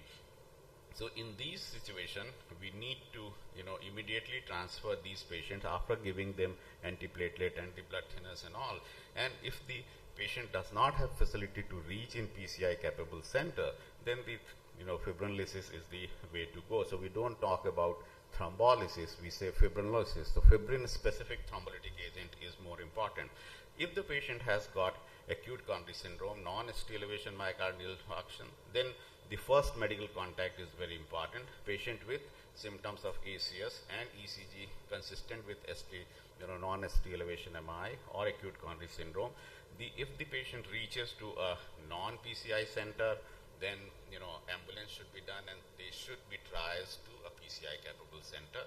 In a patient who has got very high risk like hemodynamic instability, cardiogenic shock, recurrent or ongoing chest pain, acute heart failure, life-threatening cardiac arrhythmias, mechanical complications, or recurrent dynamic ECG changes suggestive of gross ischemia, these are the patient, they should immediately be triaged to a PCI capable or advanced heart center. Then the patient who has got GRACE score of more than 140, transient ST elevation, dynamic STT changes. So a lot of time patients gets chest pain. After giving antiplatelet and vasodilator, sometimes the STT changes settles and the patient says, now I'm okay, I don't want further treatment. But these are the patient who will have a high probability of having another cardiac event within 24 hours, so they should better be in a fully equipped center. So we need to have a selective invasive strategy in patients who are non-high risk, but those patients who are a high risk, they must have or they should be triaged immediately for invasive strategy. So this is the thing. But now we are more and more, so it's not just the, you revascularize the artery, but how do you do it and how should you do? Image guidance is something which has come in a big way. So working diagnosis for acute coronary syndrome, obviously the coronary angiography should be done, but we need to look at the clear culprit lesion suitable for PCI is there or not, or no clear culprit lesion is there. So sometimes the imaging helps you a lot. So what we do is that from within the artery, we look at the, image it by ultrasound like IVUS, or we can do then OCT, that is optic coherence tomography, and you can see that there are certain coronary plaque morphology which are, where like plaque erosion is there, like first of that. So plaque erosion or SCAD, these are the situations where we can manage this patient even if the drop is high. We can give them antithrombotic. We don't need to put stents in these situations. The other situation is that the plaque rupture is there. Then obviously the patient would need angioplasty and stent. In nodular cases, acute coronary syndrome, we might have to, what we call eruptive nodule, where the calcium is there and the eruptive nodule is there. We might have to do a plaque modification by, atherectomy devices. Or if there is no lesion, sometimes we call it Minoka, where there is a acute coronary syndrome was there or myocardial infarction, but the arteries do not show any significant lesion. So these are the things where the prognosis is not, very bad, but definitely we need to treat them. So we need to, if we don't find the things as acute myocardial infarction despite raised cardiac enzymes or the regional wall motion abnormality, then the intravascular imaging is very important tool, and sometimes it may be the key thing to do to identify the culprit lesion. So you can find out sometimes the lesion is somewhere else, but the culprit lesion was very proximal, which did not look very severe on classical coronary angiogram. So we need to do a, echocardiogram, cardiac MRI was done in previous lecture. The, nuclear medicine was also discussed, but these are the adjunct tools. But in acute myocardial infarction, the catheter-based revascularization is the most important tool. So again, the crux, things have come like infarct-related artery revascularization versus non-infarct-related artery also in acute coronary settings. So recently we had complete trial data which showed that, even if the patient has but concomitant, significant coronary artery disease, we should do a complete revascularization. So it is a split verdict yet, so jury is yet to be out. So patients with acute coronary syndrome undergoing PCI of infarct-related artery with an angiographically significant stenosis in more than one non-infarct-related artery. So in this situation, if the patient has got clear-cut identifiable critical lesion, revascularization should be done. But the dictum is still that you should do the infarct-related artery revascularization immediately and stage. So after 24 hours to 28 days, you can do the other arteries, reassess it further, because if the naive patient has come who is not on any antiplatelet and all, you never know that the patient will have bleeding problems and so on and so forth. So unless it is a cardiogenic shock, you feel that the other arteries would land him in the problem, you should try and do only the infarct-related artery. In non-infarct-related artery, in ST elevation mitral infarction, if the patient has cardiogenic shock, or if you feel that so it's an operator, decision as well, that if the other arteries are critically diseased and where you feel that it can cause problem, then you should do a complete revascularization. Otherwise, we should try and do the patient's. So here also, if you look at the guideline, it says that we should do a catheter-based revascularization rather than going for bypass surgery. So bypass surgery is class 2A indication in this situation. So you should be done only when the patient is not amenable for catheter-based intervention in these situations. So let's look at the guidelines. It also suggests that recommendation for revascularization of non-infarct-related artery in patient with ST elevation mitral infarction. You can see it's class 1 indication that in selected hemodynamically stable patient with ST elevation mitral infarction and multivessel disease after successful primary PCI, the stage PCI of a significant non-infarct-related artery stenosis is recommended to reduce the risk of death or myocardial infarction. But that should be quite significant, because sometimes we see that when you are doing an infarct-related artery, you might over-assess or over-diagnose the non-culprit artery lesion disease also. So that you should do either imaging, or even you can do an FFR, what we call physiological guided treatment of the non-infarct-related arteries. But in patient with ST elevation MI complicated with cardiogenic shock, routine PCI of non-infarct-related artery at the time of primary PCI should not be performed because of higher risk of death, or even the renal failure has been seen. So in cardiogenic shock situation, you need to just treat the culprit artery so that the patient should get minimum contrast and you try and revive them. Then bypass surgery or open heart surgery in acute coronary situation, in setting of STEMI, because you need some time to set up the OT also. So CABG should be considered only when the primary PCI is not feasible. In the setting of high risk non-ST elevation mitral infarction, acute coronary syndrome, surgical revascularization is preferred when there is a mechanical complication, like if the patient has got post-MI ventricular septal rupture, or mechanical complication of myocardial, the severe mitral regurgitation and so on and so forth. In other patients with acute coronary syndrome, the choice of revascularization depends on number of vessels, disease, anatomical complexity, and comorbidities. But obviously the patient who has got ongoing mitral infarction, within first 24 hours, the patient should be a catheter-based revascularization than the bypass surgery, because the mortality is much more higher when you operate them between the window of 6 hours to 18 hours. So it has been seen that within 3 to 4 hours, if you take the patient for CABG, then the mortality is lesser. But as you delay, the things will go in a wrong direction. So let's look at the revascularization in patients who have got chronic coronary syndrome. In chronic coronary syndrome, the patient are two subsets. One is that in chronic coronary syndrome, patients with left ventricular ejection fraction more than 35%. So in these group of patients, myocardial revascularization is recommended in addition to guideline detected medical therapy for patients patient with functionally significant left main stenosis to improve the survival. So if the patient has got triple vessel disease with left main disease, these are the group of patient who would have not only improve in symptoms but also the survival benefit, and the class 1 recommendation and level of evidence is A. In patients with, again, if the ejection fraction is more than 35%, they should be revascularized in addition to the guideline-directed medical therapy with functionally significant triple vessel disease to improve the long-term survival and reduce long-term cardiovascular mortality and the risk of a spontaneous mitral infarction. So the patient would have an additional accruing event rates. So if you want to decrease those event rates, we need to revascularize them definitely.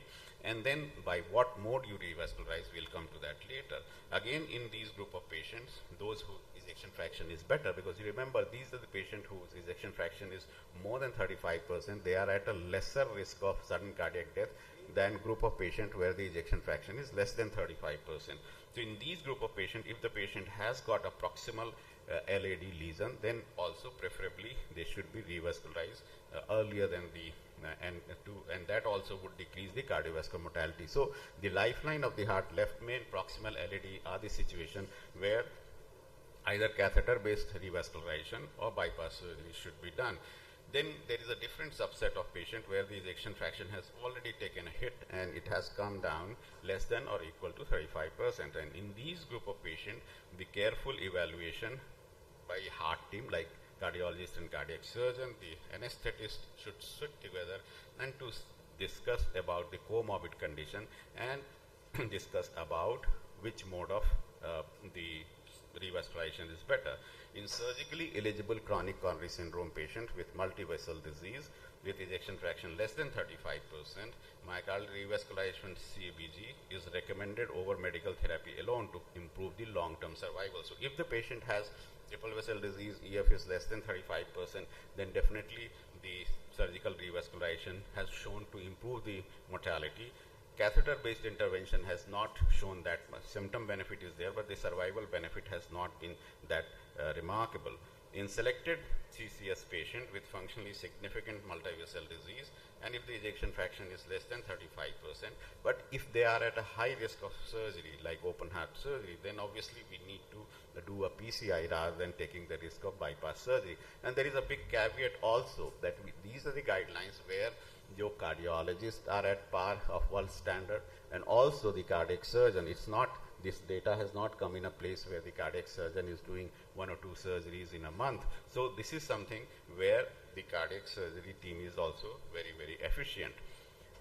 The left main intervention at one point in time was considered a contraindication for catheter-based intervention, but now in select cases, it is a class 1 recommendation. So in patients who have got chronic coronary syndrome, patient with low surgical risk with significant left main coronary artery disease, there is immense data that bypass surgery is recommended for over medical therapy to improve the survival. So it's just not the symptoms, but the survival will also improve. And is recommended as an overall preferred revascularization method over angioplasty or PCI, given the lower risk of a spontaneous mitral infarction and repeat revascularization. So the recently a lot of trials like Excel and all, they showed that at the cost of repeat revascularization in 3 to 5 years follow-up data, the patients who have had a low Syntax score, they can be equally managed by angioplasty also. So the patient whose Syntax score, that is complexity of lesion, is less than 22, PCI would be a reasonable good option. So in patient with left main with multivessel disease with chronic coronary syndrome, the CABG is recommended over medical therapy alone to improve the survival, and that is again a class 1 recommendation. So if you look at the data, there's summary of different trials based evidence for the comparison of PCI and CABG in patients with left main coronary artery disease. All of them would have shown that the efficacy and the survival benefit is much more in patients who go for CABG or open heart surgery. Recent data, Excel and Noble, had shown that at the cost of repeat revascularization, mortality is equally good in both the subsets. So in multivessel disease and diabetes, so this is the more relevant, that what should we do in patients who are diabetic. So in diabetics, with chronic coronary syndrome, significant multivessel disease with diabetes, with insufficient response to guideline-directed medical therapy. CABG is recommended over medical therapy alone, and also above PCI to improve the symptoms and outcomes. So the patient who had diabetes, because a lot of them would have diffuse disease and all, so it's always better to do a bypass surgery. In again the chronic coronary syndrome patients at a very high surgical risk, PCI should be considered over medical therapy alone to reduce the symptoms and adverse outcomes. So the patient who are at a high surgical risk, this is a class 2A recommendation. So obviously the surgical risk has to be kept in mind, that if the patient has got prohibitively high surgical mortality rate, then obviously in those situations we should do a catheter-based revascularization. We have seen many times that you do a PCI, the ejection fraction improves, the risk comes lower, and then you can, if the patient has recurrence, you can again re-intervene in those situations.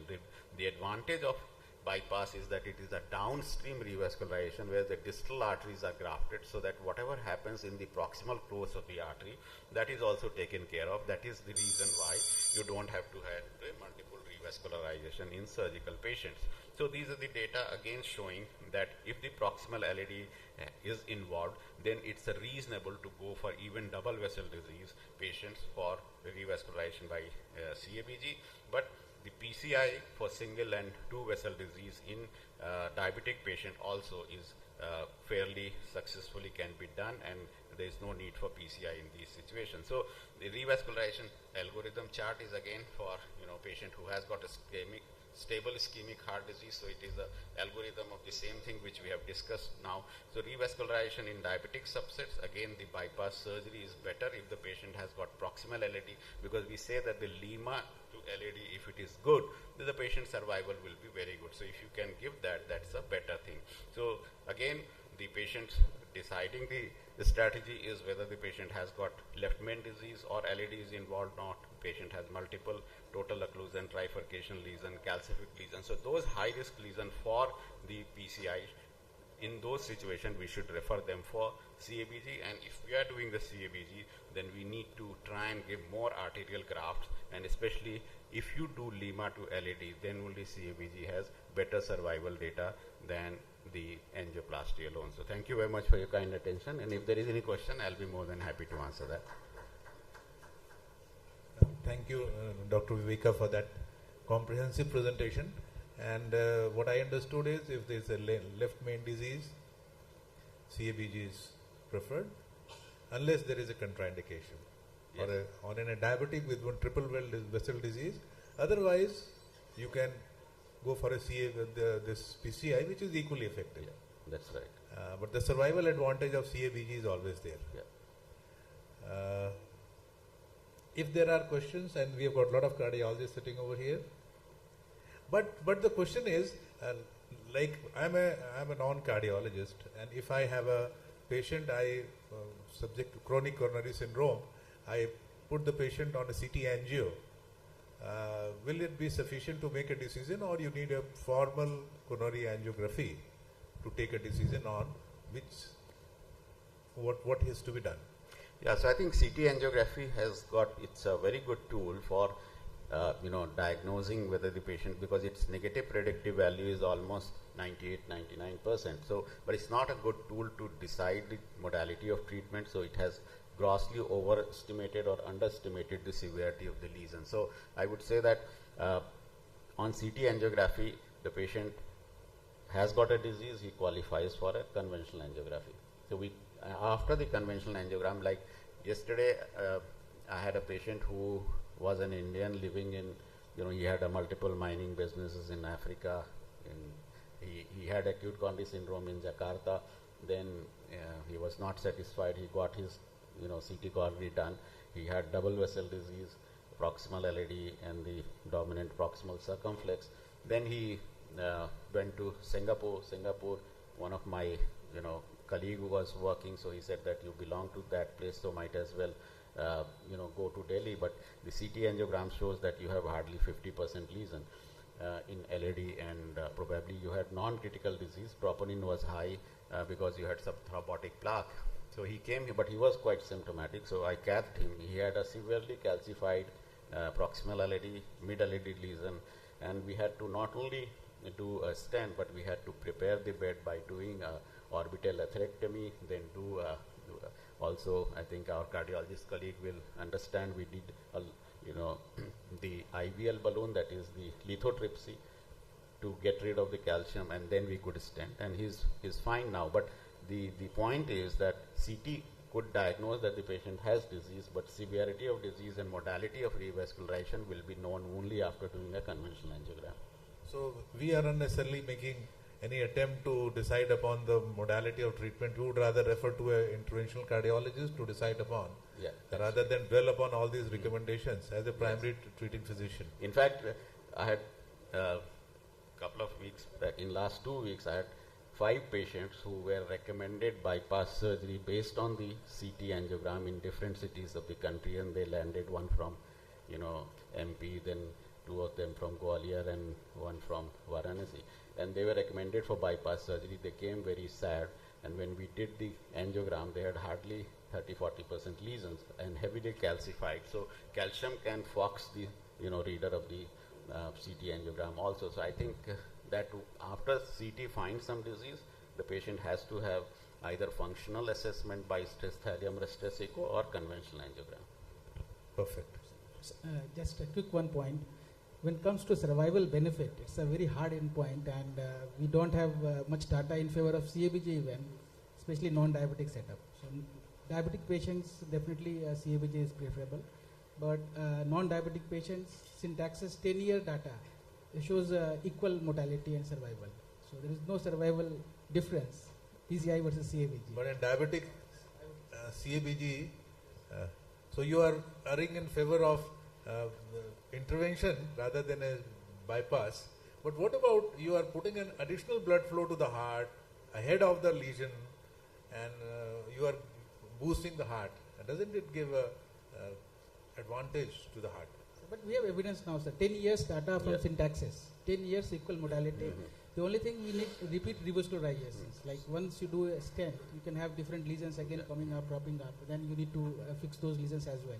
So Syntax data is remarkable in the sense that only thing which was differentiating between bypass surgery and the angioplasty was that the repeat, because the whole track, as I said, that in bypass surgery you do the downstream revascularization, you put the mid and distal junction LED, you put a graft, but whatever happens all through the suppose you did a stent in proximal LED, after some time 50% lesion in the mid LED progress, then 2-3 years down the line you might put another stent there. But in bypass surgery, even if that 50% progresses, the same graft will continue to work. So it's not that so coming to the question of whether all triple vessels should go for bypass surgery. So I think the angiogram of 2 different patients is entirely different. So we can't have a recommendation, a gross recommendation for everybody.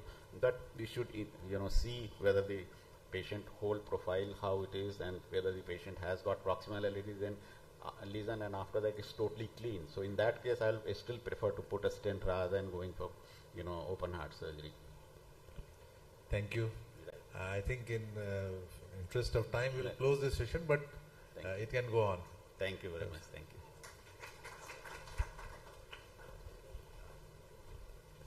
We move on to the next session, next lecture, and पहले lecture करा लो, फिर से जाना तो नहीं. Felicitate करो. Thank you, sir. We move on to the felicitation of our speakers. I would like to request our esteemed chairpersons, Dr. Madhukar Rai and Dr. V.P. Singh, to humbly come up on stage and felicitate our speakers. I would first like to invite Dr. E. Prabhu to please come up on stage to be felicitated for this excellent session that he provided for us.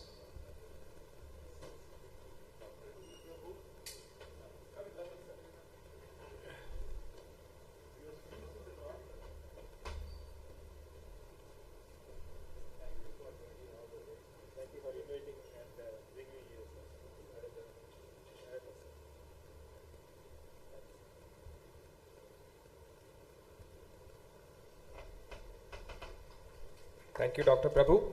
Next, I would like to invite Dr. Viveka Kumar to please come up on stage.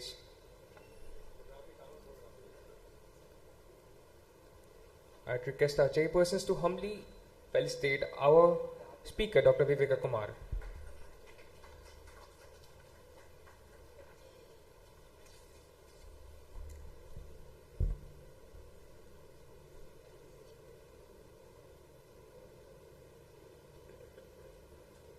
Thank you so much, sir. Next, I would like to request Dr. M.K. Das to please come up on stage and felicitate our chairpersons for this session. I would request Dr. M.K. Das to please felicitate Dr. V.P. Singh, who was our chairperson for this session.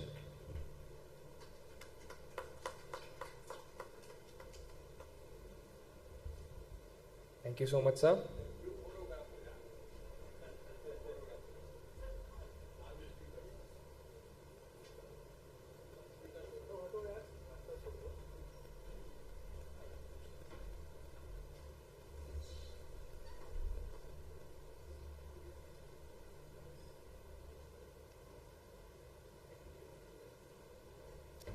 Now I request Dr. Pranshu Kumar, Dr. Ashok Kumar Singh and Dr. Arun K. Singh to please chair this session.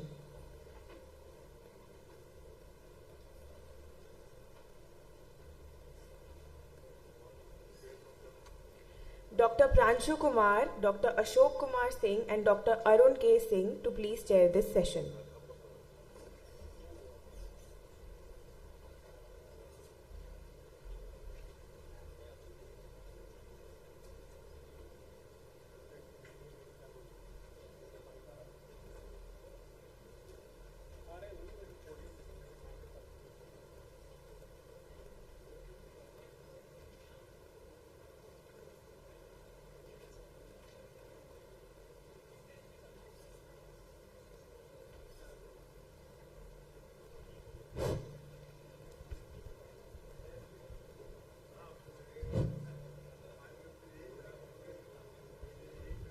It's my great pleasure and honor to invite Dr. K.K. Parekh. Though he doesn't need any introduction in any meeting of the physicians, he was the president of the Association of Physicians of India, and he was also Dean of the Indian College of Physicians. Now it is your stage, sir.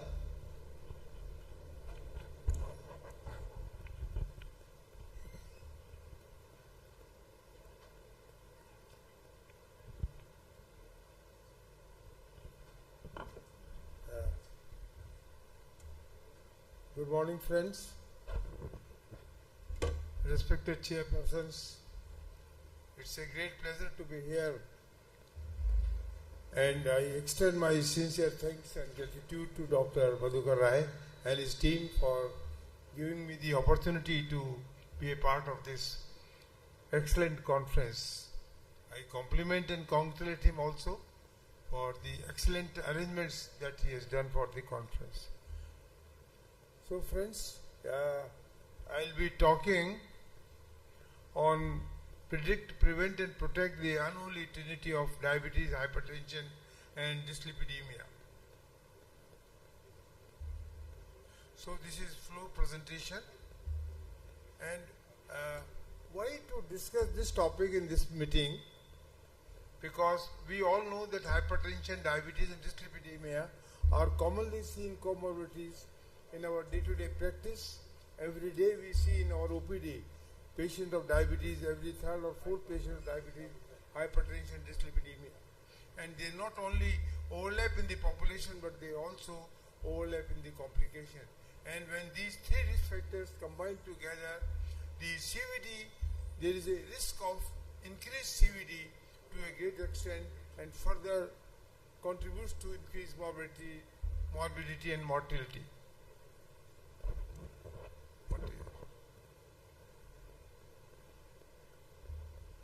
So this unholy trio can lead to accelerated atherosclerosis, enhanced inflammation and oxidative stress, CKD, higher risk of heart failure, coronary artery disease and stroke. Friends, prevalence of metabolic disease in India we all know, but how far? Because we love and protect only what we know. When we know more, we can take better care, and it is true for these three risk factors. A very important ICMR study last year, Metabolic Non-Communicable Health Report of India, ICMR. It's an eye-opener for all of us. 11.4% of Indian population is diabetic, while 15.3% have pre-diabetes. Again, 35.5% of people have hypertension and 81% have dyslipidemia, while 28% Indians have generalized obesity and 39.5% have abdominal obesity. And more than 50% population with diabetes have concomitant hypertension and dyslipidemia. So these three factors are in more than 50% of the population. And most patients have overlapping cardiovascular risk. Multiple comorbidities increases the risk to 400 to 700%. So, and again, coexistence of diabetes, hypertension, dyslipidemia have an additive effect. It is not 1 plus 1 plus 1, 3. It becomes 1 plus 1 plus 1 many more times. So, the cardiovascular incidence increases when the patient has got all these three risk factors. The enormity of the problem is compounded many more times. So these traditional risk factors like hypertension, dyslipidemia are leading to atherosclerotic cardiovascular disease, leading to coronary artery disease, cerebrovascular disease, and peripheral arterial disease, and increased mortality. Why high prevalence of CAD in Indian population? Because of the low control rates of hypertension, hypercholesterolemia, diabetes, smoking, and the most common poor awareness about cardiovascular disease and primordial prevention. So all the risk factors combined together, there is a compound jeopardy leads to cardiovascular disease. Each perpetuates the other. When the prevalence of MI increases to a great extent, when these three risk factors combine together in one patient as compared to only diabetes, only dyslipidemia, or only hypertension. And when all these three risk factors are kept at a goal, there is a reduction by 62% in cardiovascular events. And likewise, prevalence of stroke increases when these three risk factors are present in one patient as compared to diabetes, hypertension, or dyslipidemia. And when you lower the BP, in such cases, the reduction of risk of stroke is by 44%. So there are always benefits from the effective interventions from blood pressure, treatment of blood pressure, type 2 diabetes, and dyslipidemia. Lowering of HbA1c just by 1% decreases 2.9 cardiovascular events in 200 patients. Lowering of LDL cholesterol by 1 millimole reduces 8.2 cardiovascular events in 200 patients, and lowering of systolic BP just only by 4 millimeter of mercury reduces 12.5 CV events in 200 patients. So, how we can reduce these complications in patients with diabetes, hypertension, dyslipidemia? The aggressive lifestyle modification is the base of the all 4 pillars of management of diabetes, hypertension, dyslipidemia. One has to ask for lifestyle modification. That is the most important part of our management. Then glycemic management, blood pressure management, lipid management, and newer agents for cardiovascular and kidney benefit. Lifestyle modification, weight reduction, dense diet eating, sodium restriction, physical activity including yoga, alcohol and smoking abstinence, good night sleep, right eating on right time. If we all put together, they can reduce blood pressure to the tune of 20 to 40 millimeter of mercury, and blood sugar to great extent. dash diet we all know, and physical activity improves cardiac function and recovery from the cardiac injury. 2024 ASC guidelines have also added new lifestyle recommendations, that is potassium supplementation, except those patients with having a moderate to advanced CKD, and restriction in free sugar intake. So this recommendation has come for the first time, that sugar also reduces and increases blood pressure because of inflammation.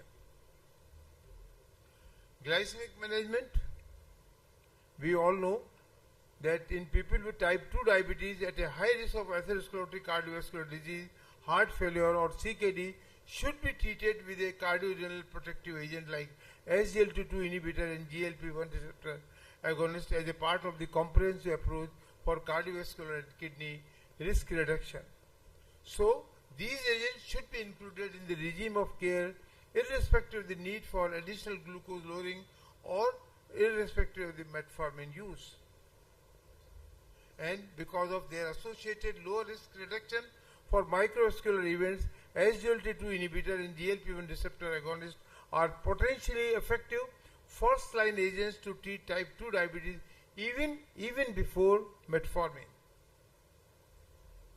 And we all know these three large trials, EMPA-REG, CANVAS program and DECLARE TIMI, they have all shown the usefulness of SGLT2 inhibitor, reduction in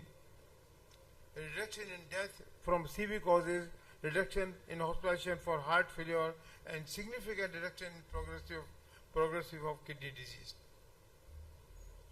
So, besides decreasing blood sugar level, they also take care of kidney, they also reduces heart problems, they also reduce blood pressure, they also reduce body weight.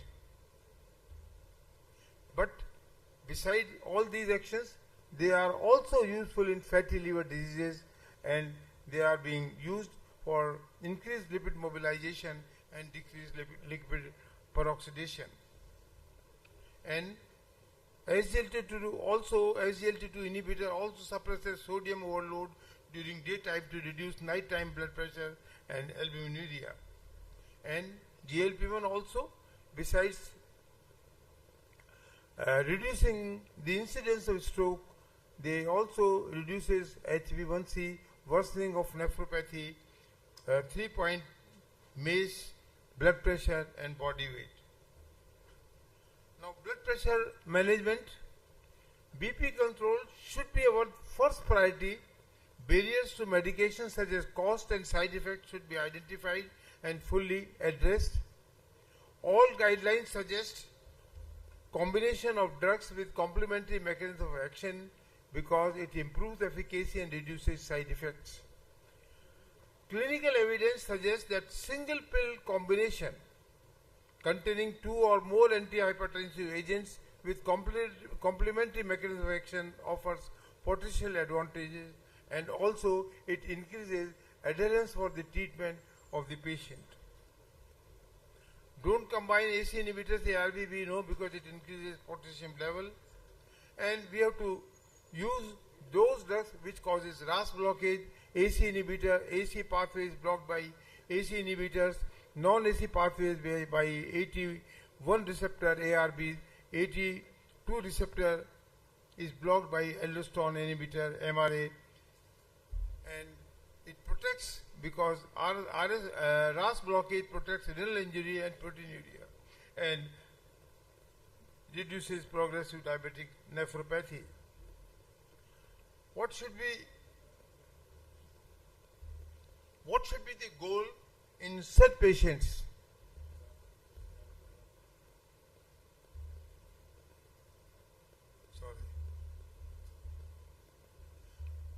So, all guidelines say that blood pressure in such patient with diabetes should be less than 130 by 80 mercury. Whether it is American Association of Clinical Endocrinology, ADA guidelines, or 2023 ESH guidelines for the management of arterial hypertension, So we have to keep the blood pressure on lower side in elder person if one can tolerate, otherwise it can also be kept at a level of 140/90. So glycemic control is not enough, vascular protection is more important. Use of aspirin and statin therapy, the ADA 2021 guidelines recommend the use of aspirin as a secondary prevention in patients with diabetes having a history of atherosclerotic cardiovascular disease. But about primary, there is an ASCENT trial, Arrival trial, Global Leader trial.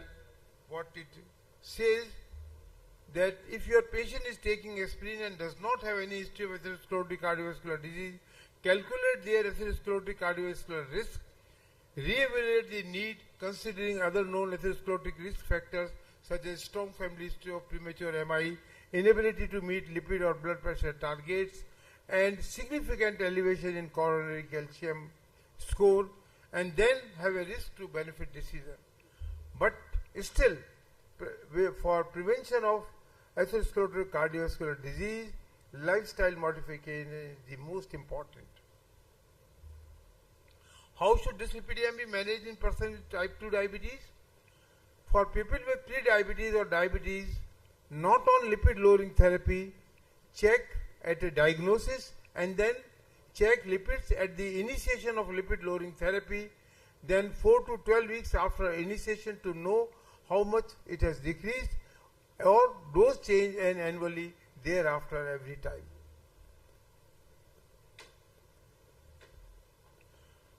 What should be recommended for Indians? Dr. Lohani has already discussed much larger level that about statins and everything, but LAI recommendations are that non-HDL as a co-primary target as important as LDLC. LDLC is very important, but still HDLC, non-HDLC is also very important for lipid lowering therapy, and in all individuals the non-HDLC level should be kept not at a higher level than 30 milligram per deciliter of LDLC goal. So non-HDLC is total cholesterol minus HDLC, and we should also be particular about the remnant cholesterol, that is total cholesterol minus HDLC minus LDLC. LDLC management, already talked much about it by Dr. Lohani, but overcome barriers of lipid lowering therapies, clinical inertia, access to therapy, and concerns over side effects, which should be very important, that these barriers should be overcome by all of us. Now, how to calculate the atherosclerotic cardiovascular disease risk factors and how much we need statin, how lower we can keep our LDLC. So these are the three major groups of risk factors. I am not going to talk in detail. Major atherosclerotic cardiovascular risk factors, high risk features, risk modifiers, and then according to them they have divided the risk groups in 5 groups: low risk, moderate risk, high risk, very high risk, and then extreme risk. And in extreme risk they have divided in 3 categories: category A, category B, and now they have developed category C. These are the Indian guidelines of LAI, and I am very happy that they have created an Indian guidelines, because till now we had Western guidelines. We are Indians and we are different from Westerns, and we should have Indian guidelines. And this is a very important but busy slide. They have divided, LAI has divided in 2 groups: patients with diabetes mellitus without atherosclerotic cardiovascular disease and diabetes with atherosclerotic cardiovascular disease. In diabetes without atherosclerotic cardiovascular disease, they have divided in 2 groups: no target organ damage with target organ damage. So in no target organ damage, it comes under high risk group, and LDL should be less than 70, non-HDL should be less than 100, and ApoB should be less than 80. With target organ damage, they come under very high risk group. LDL-C should be less than 50, non-HDL should be less than 80, ApoB should be less than 65. In diabetes mellitus with atherosclerotic cardiovascular disease, they have divided in two groups. No target organ damage. It comes under extreme risk group, and the LDL-C should be less than 50, and non-HDL-C should be less than 80. With target organ damage, it comes under extreme risk group, category A and category B, and LDL-C should be less than 30 in any case, and non-HDL should be less than 60. And in category C, they have brought LDL-C less than 30. Those who are having atherosclerotic cardiovascular disease but getting repeated angina or cardiac problems, then their LDL-C should be kept at a 10 or 12. So now for the first time they have brought this LDL-C at this level. So as Dr. Lohani was talking, what we can do if we cannot attain a target of LDL-C, then the combination therapy is quite common nowadays, ezetimibe or bempedoic acid with the statin, so that in those patients who cannot tolerate high doses of statin, we can use this combination therapy. And then PCSK9, although the cost is high, but I think the LDL-C can be brought to a very less than 50% of the target. So LDL-C is a causal for atherosclerotic cardiovascular disease. Now it has been said that now atherosclerosis can be reversed with if you control LDL-C, you can reverse atherosclerosis. So LDL-C is a causal for atherosclerotic cardiovascular disease and is the primary target. Lower the better, earlier the better, longer the better. We have to keep lifelong giving a patient statins till and keeping his LDL-C level at a targeted level. Once LDL-C goal is achieved, non-HDL-C should be targeted as a co-primary target. LPA is an emerging target requiring intensification of therapy, as already talked by Dr. Lohani. Getting to guideline recommended goals and staying there will prevent cardiovascular events. So friends, to conclude my talk, a significant proportion of population with hypertension, diabetes and dyslipidemia still do not use the required medicines and cannot control their condition. And one of the reasons may be low awareness, but to some extent clinical inertia, because we even do not know what should be the goal, what should be, because I have seen many cardiologists and endocrinologists not prescribing a patient of diabetes for lipid profile. So we need with the population awareness among physicians also and clinicians also. So it is mandatory to periodically monitor coverage and comprehensively analyze barriers to access and use to improve control of these diseases. Thank you very much for your patience. Thank you, sir, for your wonderful lecture and describing all the effects of lipid lowering and the lifestyle modification is the much important. Among them, you are just stress on the weight reduction programs. So I think the weight is the one of the major risk factor. Because the obesity is really going to be a big epidemic, and which we do not know. Recently, for last 4 or 5, when you used to get sonography of a patient, then there was written fatty liver disease, and we used to ignore. अरे कुछ नहीं, fatty liver disease कुछ नहीं होता, ये ऐसे ही आ जाती है, हर एक में आ रही है ये तो. बट अभी पिछले 3-4 साल से देख रहे हैं कि ओबेसिटी वाले पेशेंट्स में there is a fatty liver disease and equivalent the liver damage is equivalent to those who are taking alcohol. Those who are not taking alcohol, the liver damage is that much. Yes, sir. Sir, namaskar. Thank you, sir. So it's a big problem. Yes, Fatty liver is again a big problem. Definitely, sir. Session is open for the question, if any. Sir, intermittent fasting in this subset of patients, what you recommend? It's very good. It's very good. You know, somebody has said कि जब तक आपको भूख ना लगे मत खाइए. So I have seen that definitely intermittent fasting is good. Calorie intake should be reduced in any case.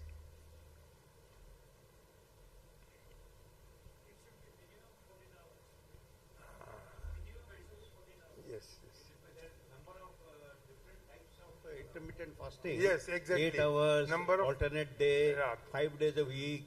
But the core thing is it is calorie restriction that works. पर सबसे बड़ी बात सर ये है जो अभी it is only the calorie restriction that calorie works. restriction कि अभी मैं कल पढ़ रहा था कि अभी हम खाते क्यों हैं? अरे बोर हो रहे हैं तो खा रहे हैं, अरे बात कर रहे हैं तो खा रहे हैं, अरे कुछ नहीं हुआ यार क्या करें खा रहे हैं, कोई खुशी की बात हुई तो खा रहे हैं. तो अभी कल परसों में कोई एक सोशल मीडिया पे पढ़ रहा था हाँ तो खा रहे हैं. तो इसलिए आई थिंक ये जो जब तक भूख ना लगे तब तक मत खाइए. Sorry, I eat. When I eat, I eat. ये अभी कोई डॉक्टर ही देर वाज सब सोशल मीडिया पे कोई डॉक्टर नहीं डाला है इस तरह का.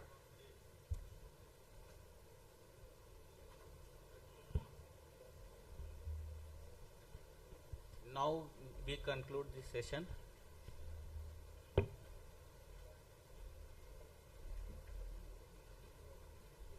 Thank you, sir. Now I request our chairpersons, Dr. Pranshu, Dr. Ashok, Dr. Arun, to please felicitate Dr. K.K. Parekh.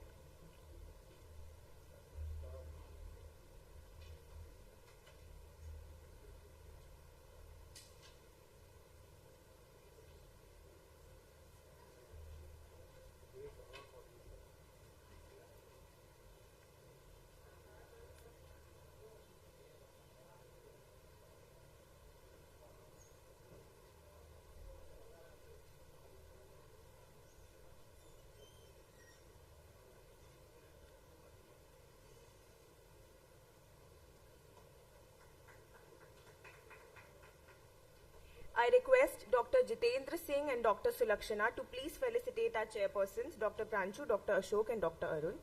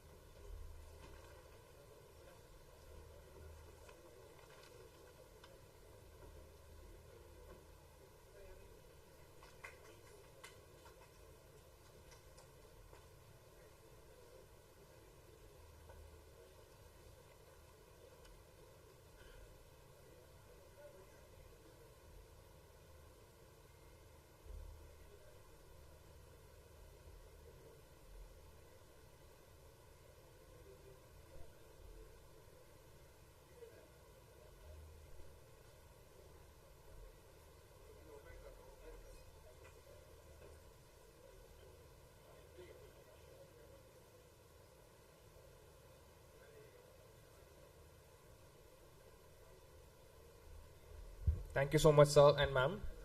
We had an excellent run of the morning sessions, and now the snacks and tea stalls will be open in the second floor, so anybody who wishes to have breakfast can move to the second floor and have their food. In the meanwhile, we will move forward with the other sessions. The next upcoming session is the very prestigious CCDSI oration, and for that, I would like to invite Dr. A.N. Rai and Dr. N.K. Das to please come up on stage and chair the session.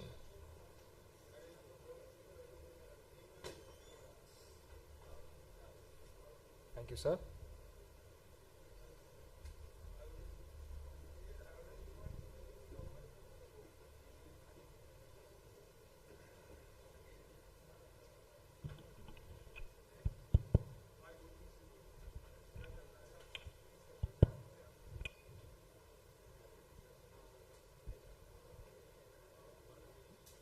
Dr. Arural, please.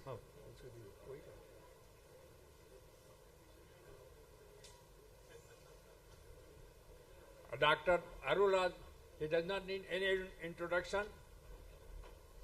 He has been past president of API, IMA, past president of CCDSI. He has held several posts. He is going to talk on AI in clinical medicine. As you are aware, AI is very important in all the field of life. So it is equally important in clinical medicine. So before he presents his talk, we will felicitate, CCDI will felicitate with medallion of the orator.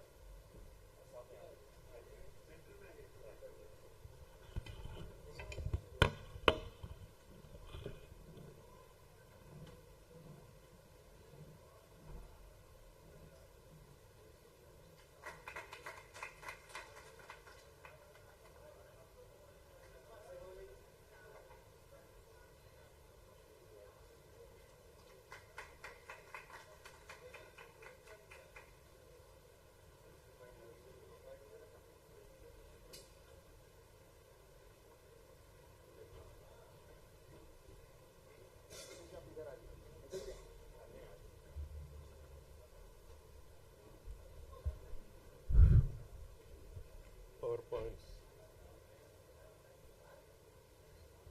Good afternoon to all of you. At the outset, I should really thank the founder of CCDSI, Dr. A.N. Roy, and today's organizing chair, Madhukar Roy, Siddiq Secretary, senior members of the profession and colleagues. It's really a great honor for me when Dr. Roy asked me I should deliver this oration. So I had been a past president of many organizations. I consider CCDSI as a very valuable segment in the profession. Why? It is focusing on heart and diabetes. Today, this is the order of the day. We have been listening to all about, heart. Why we are listening about heart? Ultimate goal or ultimate slip for diabetes is through the, heart. Way out is through the heart. That is why we are focusing on. I'm thankful to, Professor Dr. K.K. Parikh for having, exactly put in the way to prevent this slip on this way out. He has very well done it. That is diabetes with atherosclerotic heart disease, without atherosclerotic heart disease, with damage, with not them. That one slide is enough to educate all the practicing clinicians about it. And I should thank Madhukar Roy and team for the excellent arrangement that has been done. Now we will go over to the topic. Yes, the topic that has been given to me is AI. It is not Air India. It is artificial intelligence. Every part of life is going through artificial intelligence. It is said even human beings may be replaced. There is a big debate on that, whether clinicians will be replaced by artificial intelligence, but ultimately it has been said no. It will only strengthen the hands and the powers of the clinician and cannot replace it. And now, this is called AI, artificial intelligence. Now, the current name that is suggested throughout the world is augmented intelligence. It augments a human intelligence. It is how it has been positioned. Now, this is the content. I'll just briefly say what, I need not convey to the audience what is clinical medicine. That's a clinician and patient talks, do an examination and some basic investigation, and arrive at a provisional diagnosis, then go for further evaluation, and then goes for, final conclusions and then treatment. That is what we call it as clinical medicine, which is slowly, occupying the back, bench, which we are trying to put it to the, first line. Whatever investigations may be there, nothing can replace a clinician's clinical examination.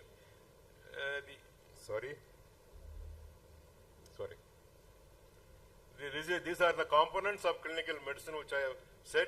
What is artificial intelligence? It is more computer. It's a very powerful computer, that's all. And there are good algorithms. I'll just say, where all it is of use. Here, artificial intelligence, the first terminology was used in 1956 by John McCarthy, who is considered as the father of artificial intelligence. He said science and engineering, intelligence making, engineering making intelligent machines. Science with engineering making intelligent machines. I will add intelligent machines supporting the human machine. I will also come to that. There are many components in it. There is a machine learning, deep learning, human learning versus machine learning. That's the order which is going on today. And these are the various aspects of artificial intelligence. These are the various ways it is useful. Anyway, it doesn't matter. Machine learning and neural network, deep learning. The current one is regenerative AI. You need not study anything. You tell you want to, prepare a PowerPoint for, coronary artery disease prevention in diabetes, it will give you. It will generate. That is called a generative AI. It will make the job of Dr. Parikh and me very simple. But ultimately we need to check whether it is fitting into it. It will give you. Even this deep learning networks are there. Meta AI is there. Even in our mobile phone, it is now coming. Ask Meta AI what you want. But ultimately, whether it is right or wrong, fitting to the situation or fitting to the need, it is the human brain that has to decide on that. Why you want artificial intelligence? All of us know medicine is both an art and science. And there are a lot of programmings, protocols, and then differential diagnosis, final conclusions, and how to, improve on that, taking it forward. All those things are involved. Therefore, the physician is getting sometimes very much stressed out. Burning out syndrome is becoming very common, especially in youth physicians. Therefore, probably it may be abused. Already radiology, dermatology, pathology have accepted it very well. Its applications are going very high in diabetes and cardiovascular medicine, which I will show that. This is the comparison of a physician learning. A senior physician, could have seen, who is about 80 years old, 200,000 patients in his time. Whereas your artificial intelligence can totally summarize 150 years of British periodicals. It's a bigger human brain. That's all, to be very simple. And then, why we need, artificial intelligence to evaluate, arrive at the diagnosis, to form the diagnostic algorithms, and then, there is a big advantage, reaching the unreached. In India, healthcare is not reaching into the, people who are in the peripheries, the deep corners. And those people, it can very well be reached. Reaching the unreached by remote monitoring is the one thing very, very important. And important thing is prediction. Suppose there is a cardiac failure. You may treat the patient. Patient may go. When you apply an artificial intelligence, it can tell you whether this patient will return to you in how many days also.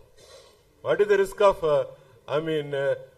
heart failure further coming? What is the risk of, death into it? We have compared physician with intelligence. Physician, 5 years of medical schools and residency, post-graduation comes here. Here, in a single slot, you put in all the medical records of the patient and get the analysis and the diagnosis. Where all the history taking, the maximum time or maximum error in human being handling, that a patient's being handled, is a history taking. He may not tell you all the points that you need. He may, hide something at the back. That can be brought out by the chatbots which are available.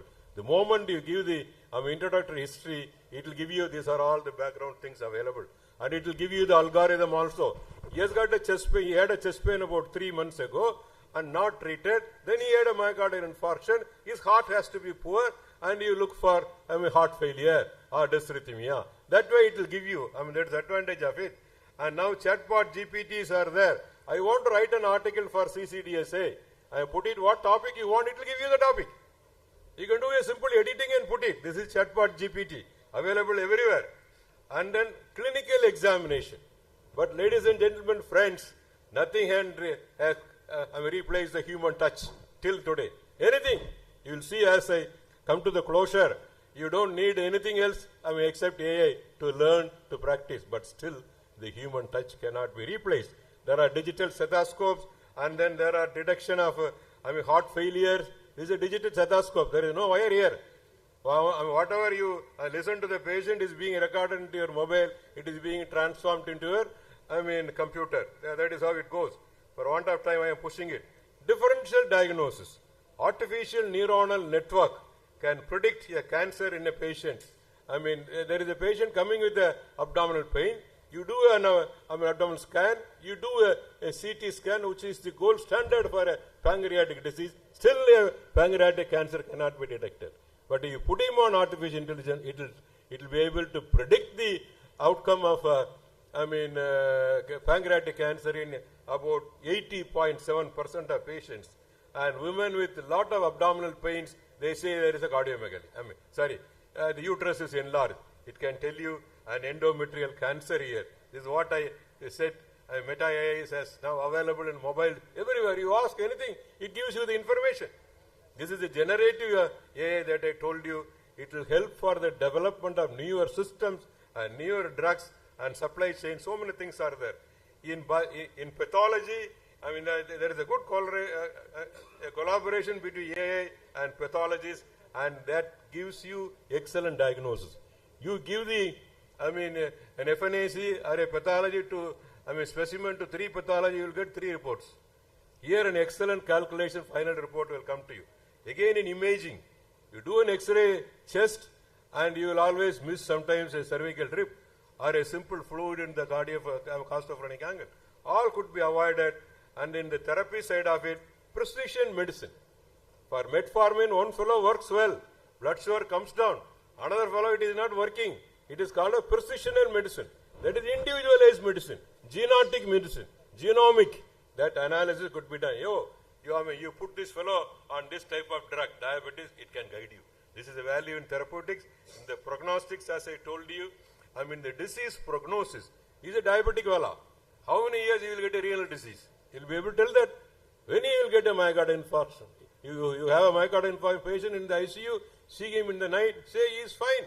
But if you apply AI, it will tell you whether tomorrow morning this chap will be all right or not. These are the various queries. This is a systematic model of how it is there. That is with a database, it comes to the disease predictions. And Alzheimer's disease, which is now very much extensive but poorly diagnosed. With the CT brain itself, we will be able to make a diagnosis here. Again, diabetes detection and its complications. We will be able to make an excellent diagnosis. In chronic diseases like tuberculosis, breast cancer, all very well useful. In heart diseases, we can predict the occurrence of the heart disease. We have been talking about the incidence of heart disease and diabetes. A new entity has come, diabetic heart disease, but all could be predicted. Yes, this will have it after about 5 years. You can predict it. Tuberculosis, strokes, pulmonary hypertension, which is a very controversial subject.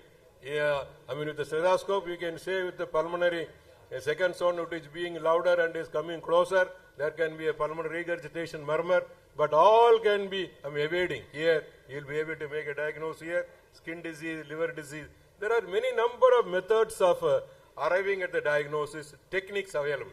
All the techniques, artificial intelligence, stop. Sorry. Of course, these are all many technical things. How do you have the device? What is the technology? I will come to the picking up points. For a taxi, you say you go to this point, you will be picked up. Like that, how do you pick up this data? They are called as sensors, which are fitted to the patient. Now you have got watches. With the Apple Watch, you say how many steps you have taken every day. Yesterday I have taken about 7,000 steps. It has come. Previously, you will have to count 1, 2, 3, 4. How many thousands you will count? This counts you. Like that, there are any number of sensors are available. All can be fitted to the, your watch or to the, wrist or to the arms or something to the ear, which can give you. And you go to the shop, you take your ice creams. All of us say that ice creams have the highest calorie. It will immediately tell you if you wear this, glass, it will tell you are going to take this much calories. Your blood sugar is going to go up by this time. Your lipid is going to go up. Nobody will take ice cream. But still it gives you. Now the footwears are come. You put in the socks. That will tell you in diabetic patient whether he has got a diabetic neuropathy or not. Whether he will get a diabetic ulcer or not. All those things can be very easily done. In non-communicable diseases, wearable technologies, somebody has got a diabetes. You want to detect whether he has got an eye problem or not. Patient may be in some part of the country, but you can be in some part of the country, a retinopathy can be detected, and there are simple patches that could be fitted into your arm and it can detect hypertension. As I told you, dysrhythmias are very well detected in the watches. There is a remote monitoring of the heart failure. It will tell you this fellow's fluid level in the lung is going up. In another 24 hours, he will develop a cardiac failure. He can go to the doctor and get admitted and prevent it. These are all the very important ways. There is a continuous echo monitoring of the heart is available here. Step by step, as he keeps walking, we will be able to see that. This is an echocardiography assisted by artificial intelligence.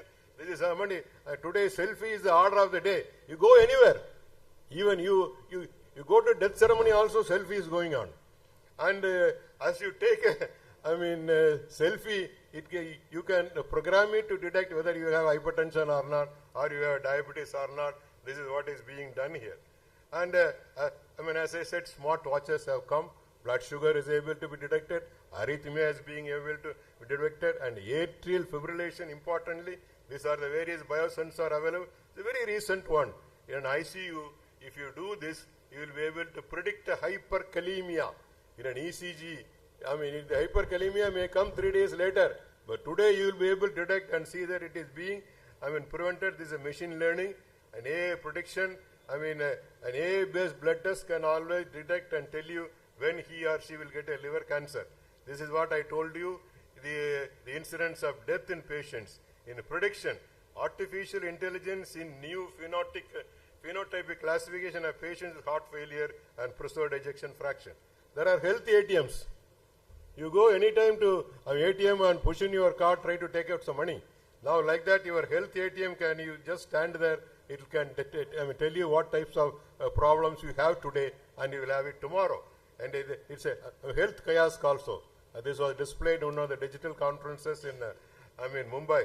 And thyroid nodules, you see all people have thyroid nodules. As clinician, I used to see any women after 30 years, ask them to check the thyroid, it is there. Now whether it is benign or malignant, you will have to do an FNAC. Invariably it is 100% erratic results you get it, whereas here you will be able to detect it.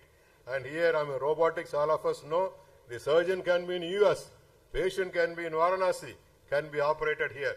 And there are medical educations and healthcare and research, a lot of things are there. This is a very recent one, artificial, augmented reality. You are augmenting the reality, which I had an experience in Dubai. And a virtual reality, nothing is there, but you are able to see that. That is a virtual reality. And here, they are very important. This is for a cardiac rehabilitation. They have a center in Dubai, wherein artificial intelligence based augmented reality, it will tell this chap can be given this type of a rehabilitation. And this time he has to stop it. It goes on very well. Diabetes also, it goes well. And this is virtual reality. Nothing is there. You put this glass, you will be able to see what the patient has. You don't ask anything from the patient. You are able to see the patient, which is available in India. I'll show you that. These are the various ways of rehabilitation. This is the 3D rehabilitation. This is one of our medical colleges in Andhra Pradesh. I happen to be there. And about 2-3 weeks ago only this. You don't need a patient at all for learning. This is a virtual patient. And here you can do, you want to do an angio for the patient. This is mainly for training and learning. You don't learn on patients. You learn on this, this modulators. You can do an angio. And about 10-15 times you do that, then you go to the cath lab. That is how it has come well. And this is doing an echo and ultrasonography. Today all of us are afraid of doing an echo. Do it here and you will be able to see that. And ultrasound also, he is the founder of that institution, Dr. Ganni Bhaskar Rao, who is a surgeon. This is a GI. All of us are afraid of doing a gastroscope. I started doing my gastroscope 50 years ago. When I started my medicine, there was nobody in my city. Cardiac, I learned echo and TMT. And respiratory medicine and bronchoscopy. GI, gastroscopy and colonoscopy, CT. No radiologist. All I used to report it. Now, They have all come and they have taken away every branch from me, and from the artificial intelligence will take over. That's the importance here. This is the, I'll have to play this video. How to play this video? Can you help me? You press once again. Sorry, it goes to the other side. Video must come. This is, sorry, not getting it? This is a video wherein there is no patient. You are doing it? Just click on that video, it will come. It was an excellent video, total body system. You don't need an anatomy person here. You just go to the PowerPoints, there will be a small arrow there.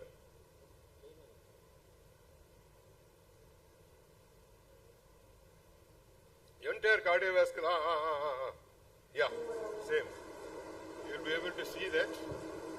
Total body, you will be able to see. It is not a screen on the wall. On the wall, you can go there and do. She's a very interesting girl who was showing all these things to all the doctors here. And any part you want to open up the heart here, you can open up. You want to open up the aorta, you can open up. Want to open up the kidney, you can open up. Want to open the liver, you can open up. Anything. You don't need to, trouble with your patients. Then, after totally getting, totally getting experience, you can apply it on your, ultimately it is for the patient. But we spare here the patient's rights here. Patient's rights here. And there is a, ultimately when, I was a national president, we had the, COVID. We had a communication with our Honorable Prime Minister Ji. He asked so many queries, I was answering that. Then I told him, sir, I want only one thing finally from you. Yes, tell me. Just to remove this, barrier for the digital consultation. The very next day he removed it and digital consultation came to, existent on that day. Like that, then the issue of who is the owner of the, the material. See, digital consultation, you make consultation, all your data goes in. And it is a confidential data. Now, Data Security Act, we wanted it. Now, Data Security Bill has come. It's an important issue on ethics. You are using it on patient data, you apply on that, other things, and that comes in ethics. There now we have said ethics should be totally incorporated in this, and the owner of the data should be the patient. Without his consent, it should not be taken, and the doctor's consent also. Summary is there. Therefore, AI is important in history taking, clinical examination, and coming at the diagnosis, prognosis, streamline the treatment, and follow up. That is one thing. The conclusion is for diagnosis, for management, and prediction, we need it. We had digital health, came for digi-health, we came for AI in health. Tomorrow is health technology. And the way forward for healthcare technologies, patients' right and data has to be secured.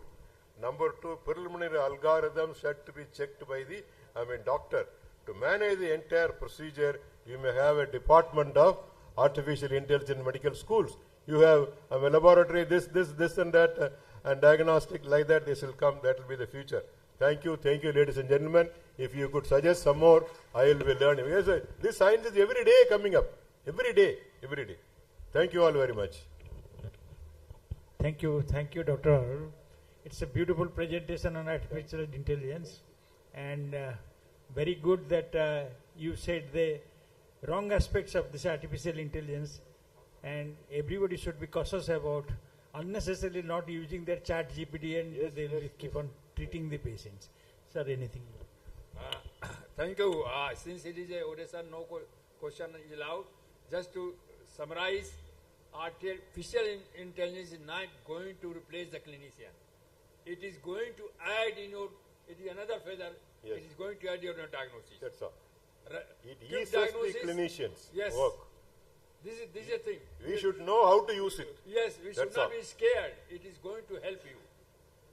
Thank you very much. Thank you all very much. Thank you. Yes, Viru, I love to hear your comment. No, it's not a question, sir. I'm just, what he is saying, same thing I'm going to say in the words that have been quoted. The AI will never replace doctors, but doctors who use AI will replace doctors who don't use AI. Thank you. Thank you so much.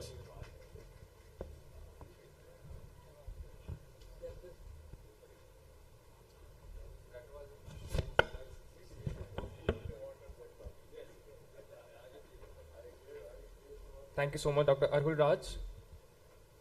Now, we move on to the felicitation of Dr. Arhul Raj, and I would like to request our chairpersons to kindly do that.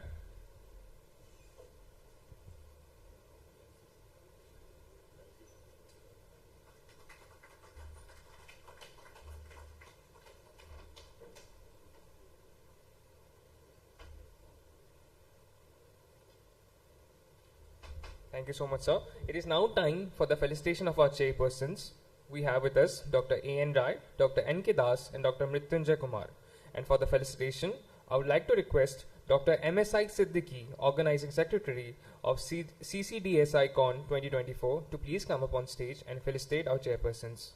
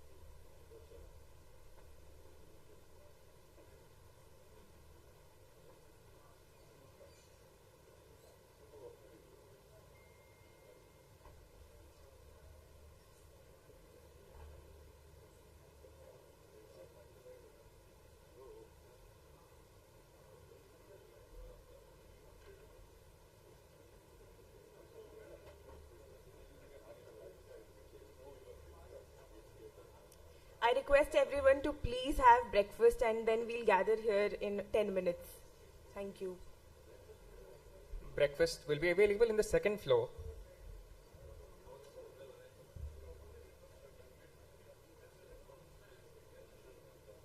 The break will be for 10 minutes, and I request everyone to please be back promptly for the following sessions that will be followed.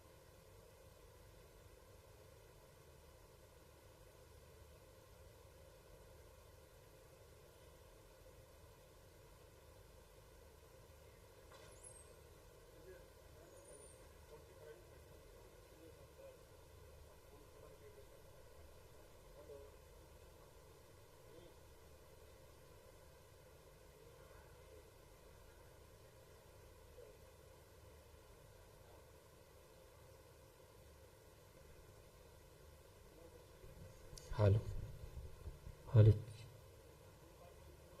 देखिए लगा के check कीजिए।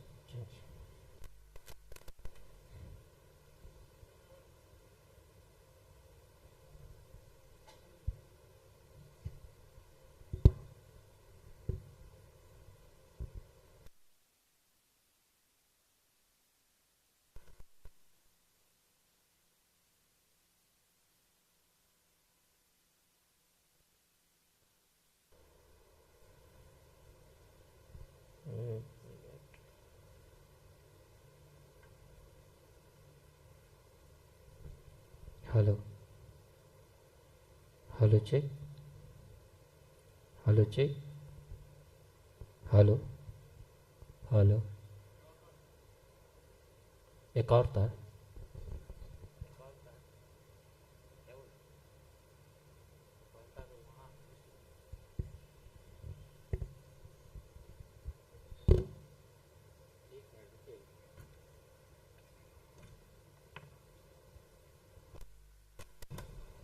Hello check, hello, बढ़ गया। Hello check, hello hello hello,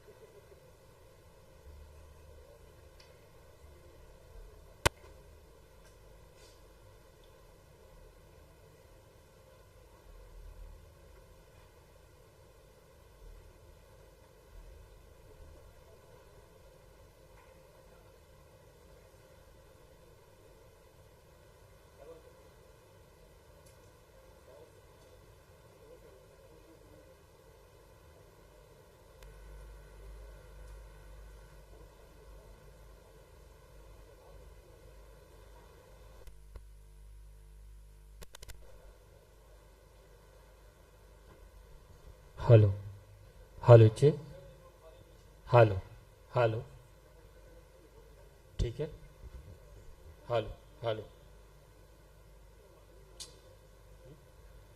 hello hello एक minute कोई दिक्कत नहीं hello hello hello hello hello hello hello hello hello hello hello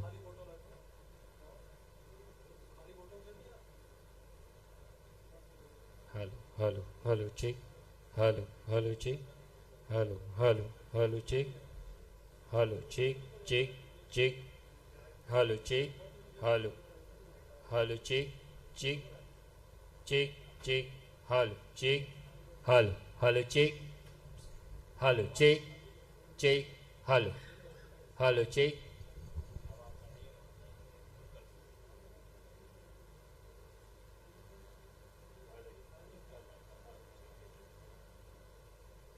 hello check hello check check check check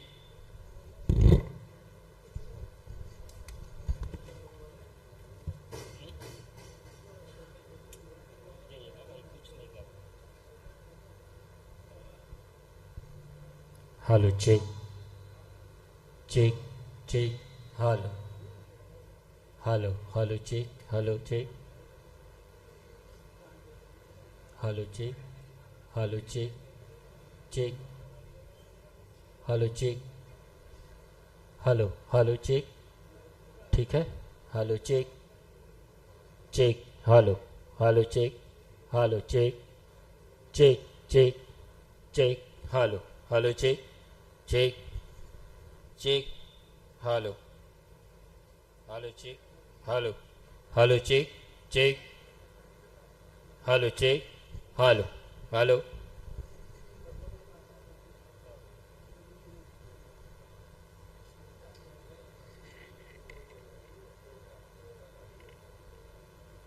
hello hello check check hello hello check check ठीक है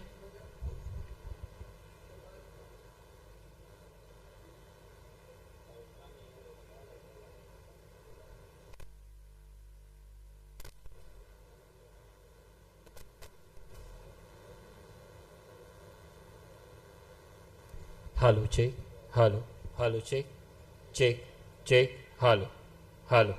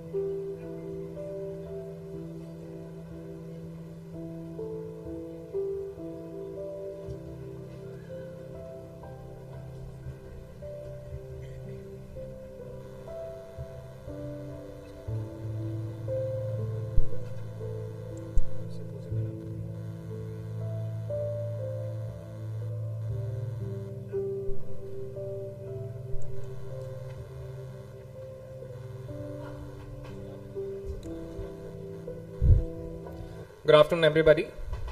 We are now going to resume with our sessions as we're done with breakfast. Our next symposium is on the topic hypertension.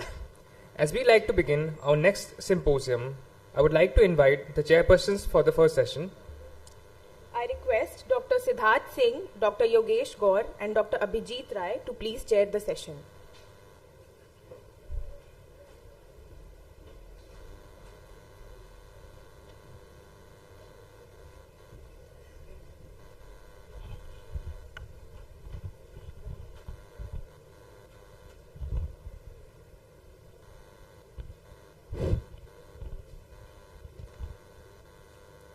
Good afternoon, everybody.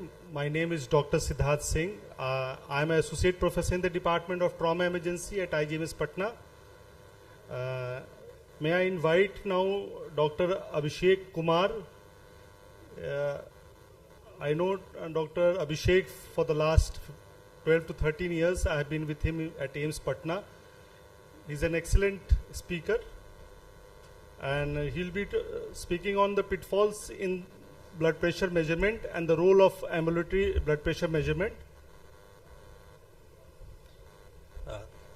Please. Thank you, Chairperson, sir. At the outset, I would like to thank the organizing committee, the would-be president and the chairman of this conference, Professor Madhukar Rai, sir, Professor Siddiqui, sir, for giving me this opportunity. My topic is pitfalls in blood pressure management,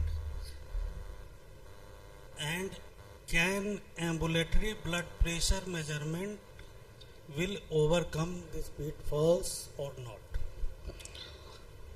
We are advancing in management of chronic diseases, and also we are getting many hypertension guidelines regularly. In past 10 years, more than 10 guidelines has been published, and almost in each guideline we have the first chapter usually with how to measure blood pressure and what are the limitations of different kind of blood pressure managements. So this is just a basic topic, and we will discuss it in detail here. So my agenda is, first, what is the importance of the accurate blood pressure management? What are the methods and machines available? What should be the prerequisite and precautions while measuring blood pressure by various methods?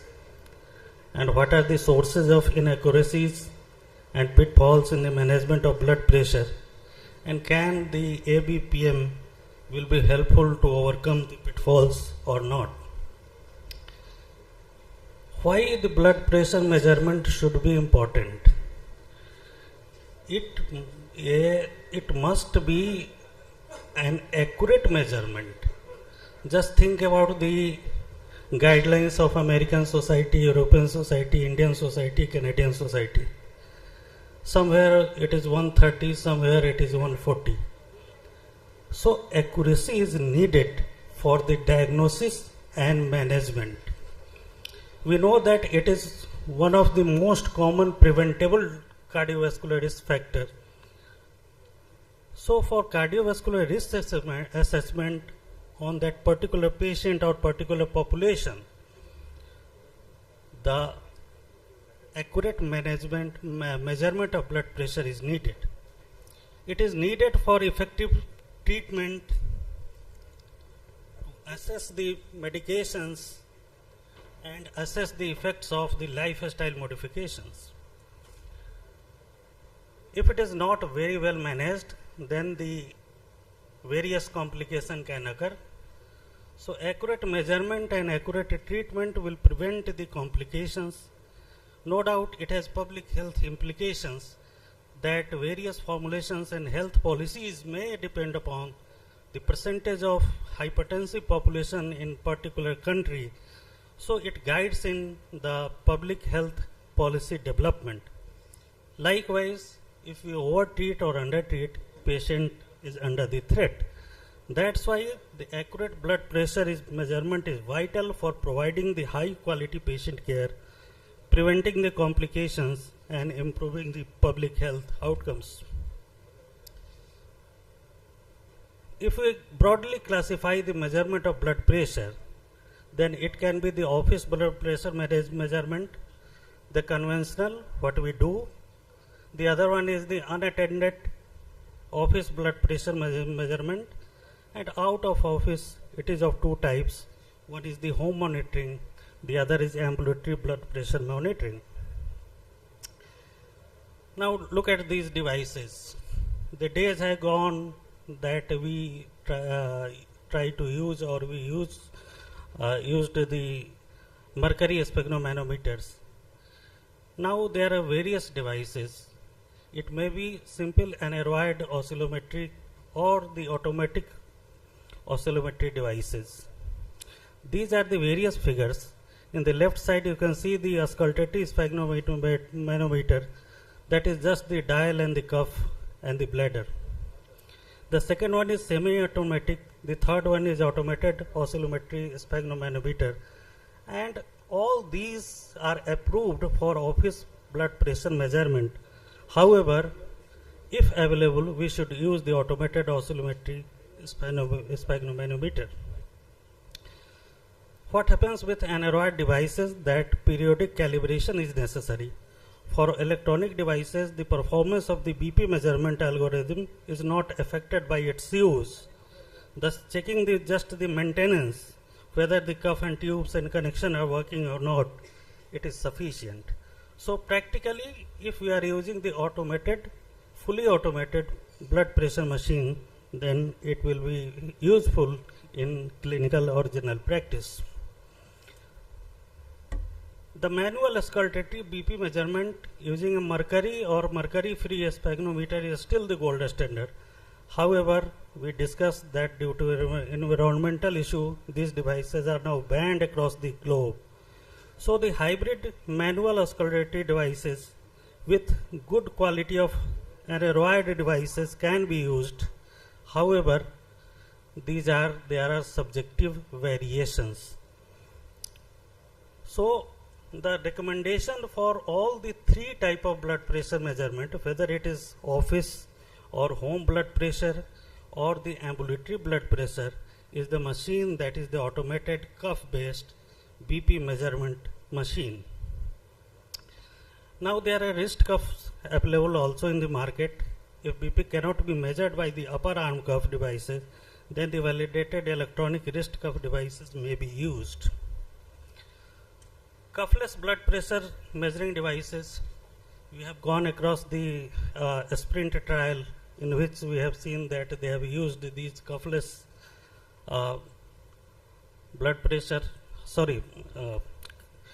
that is another thing, that is BP measurement without any observer. These cuffless blood pressure devices are available, as talked in the last oration by Professor Rahul Raj sir, that various AI based and technology based gadgets are there, which is just on your wrist and they are measuring the blood pressure. But the issue is that there is no universal standard protocol for validating these devices, and there is no agreed standard of performance of these novel technology. So practically these are not recommended for measurement. These can be just taken care as a device which measure the BP and track the BP changes. अगर आज 140 कह रहा है और 1-2 महीने बाद 146, 150 बोल रहा है, तो शायद आपके बॉडी में बीपी बढ़ रही है, लेकिन पहली बार जो 140 बोला क्या वो सही है और आज जो 150 बोल रहा है क्या वो सही है, इसकी कोई गारंटी इसमें नहीं होती. So these are just for tracking, but these cannot be make a base for starting the treatment at present. Now, how to measure the blood pressure? We all know it. We don't have to smoke. We don't have to take the caffeinated beverages. Exercise, minimum 30 minutes of rest, and patient is coming walking to you, then minimum 5 to 10 minutes of rest. Bladder should be empty. This is the exact position with the arm resting at the right arterial level. No talking in between. The environment should be quiet. Of course, the cup size, we all know that it should cover at least 80% of the circumference of the mid-arm circumference. So these are the various factors taught to us to how to measure blood pressure. Then what comes the inaccuracy? There are various inaccuracies. Sometimes it is procedure related.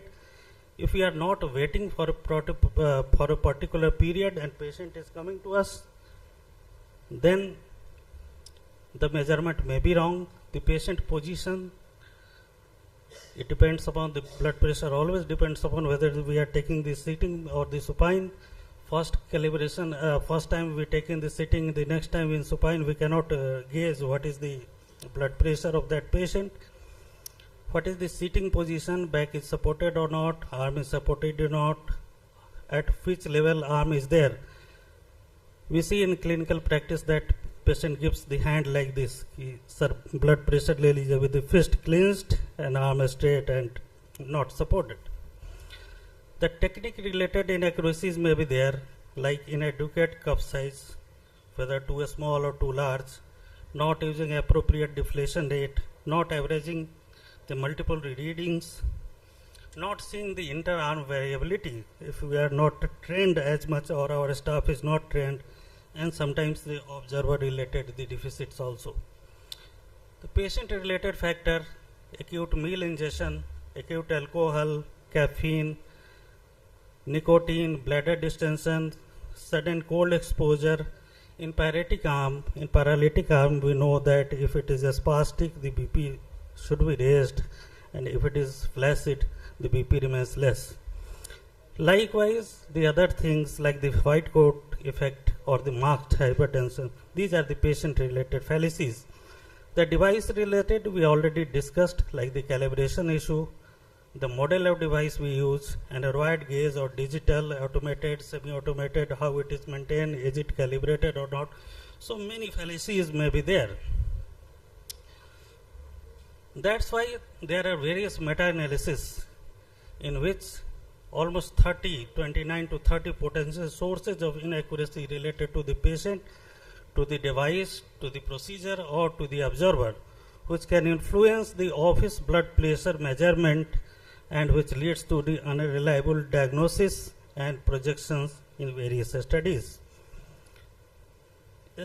After all these fallacies, because of its convenient use, its wide use, and the traditional training of our paramedical staff and ourselves on these machines, still the office BP measurement remains the most well-studied method for assessing the blood pressure, by which we diagnose the hypertension, we classify the hypertension, the role of BP as a CV risk factor we assess, we treat the patient and see the effect of the treatment.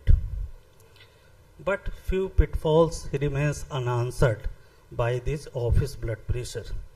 The white coat hypertension, elevated reading in the clinical setting due to anxiety or stress or any other factor, the masked hypertension, normal or grade 1 hypertension in the clinical setting but elevated outside the clinic, blood pressure rise or sometimes fall during the exercise.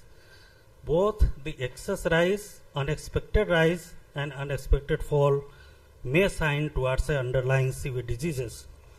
The variability of blood pressure, night dipping, and in differentiation of true or the false resistant hypertension. So for these unanswered pitfalls, we may need some other method. That's why almost all guidelines, including the latest European Society of Hypertension guidelines, say that out of the office BP is a source of multiple BP related information before and during the treatment. It is therefore recommended to obtain additional information on BP values by either ambulatory or the home monitoring of blood pressure, or both if it is available. The level of recommendation is 1. However, we don't have the strong evidences, so level of evidence is C. Now, coming to the ambulatory blood pressure management, it provides the multiple BP reading in conditions that reflects the usual environment, including the daily activities and the sleep of the patient. So these are more producible than those provided by the office BP. They may predict the hypertension mediated end organ damage, CV outcomes and the mortality better than the office blood pressure. They may increase the predictive ability of the outcomes and mortality if the patient is being treated. It may be useful to quantify the BP characteristic, such as the BP during the exercise, the 24-hour variability, and the morning surge of blood pressure. And almost all these factors are related to or having the prognostic value independent of the 24-hour mean blood pressure. It may facilitate the identification of the daily life hypotensive episodes and persistency of BP control if the patient is receiving treatment, especially the polypill. The patient is taking many tablets or capsules for the measurement of blood pressure. It identifies the phenotypes such as the masked hypertension or the white coat hypertension, and we all know that hypertension in any form, either episodic, masked or white coat, it has the detrimental effect of the CV safety, CV issues. It will help in distinguish between the apparent and the true resistant hypertension. The dipping nature of hypertension, dipper or non-dipper, or sometimes the nocturnal hypertension. This is almost only diagnosed with this ambulatory method of blood pressure measurement. So these pitfalls we may miss if we entirely rely upon just the office blood pressure measurements. However, it has limitations that at present no outcome-based RCTs have been conducted to explore the effects of ambulatory blood pressure measurement guided versus office blood pressure measurement guided treatment, and no BP threshold and goals for the treatment has been directly established. हम लोग जो criteria में देखते हैं कि office इतना और ambulatory इतना, it is just the calculation, it is not based upon the RCTs. It is not suitable for frequent use, rather not available everywhere. It is expensive, and sometimes it may cause the discomfort of the patient, especially during the sleep hours. So, to conclude, the ambulatory blood pressure measurement may be used to defy the pitfalls of the office BP measurement in the conditions in which we think about the white coat hypertension, or like the grade 1 hypertension in BP, in office BP, and patient says that at home, whenever I go to my friends or my family member takes the BP, it remains high. So the masked hypertension can be detected. The conditions in which we are not sure about the resistant hypertension, then this ambulatory BP measurement is useful. The evaluation of 24-hour BP control in very high risk patient on polytherapy, multitherapy, it may be helpful for evaluating symptoms indicating hypotension, especially in the debilitated or the older patient, in suspected postural hypertension or postprandial hypertension in treatment receiving patient, it will be very useful. Sometimes there is exaggerated BP response to exercise. In that condition, ambulatory BP machine is more accurate than the office BP measurement. The assessment of nocturnal dip we already talked about, and also in the conditions in the high risk pregnancy, patient in eclampsia, pre-eclampsia or on verge of pre-eclampsia or history of high expectancy, these ambulatory BP measurements will be more accurate with less pitfalls than the office blood pressure measurement methods. Thank you. Thanks for hearing. I must congratulate Dr. Abhishek for a very lucid talk and elaborative presentation. He has very nicely pointed out the importance of ambulatory blood pressure monitoring as well as told about the pitfalls in blood pressure monitoring. Now the house is open for questions. Sir.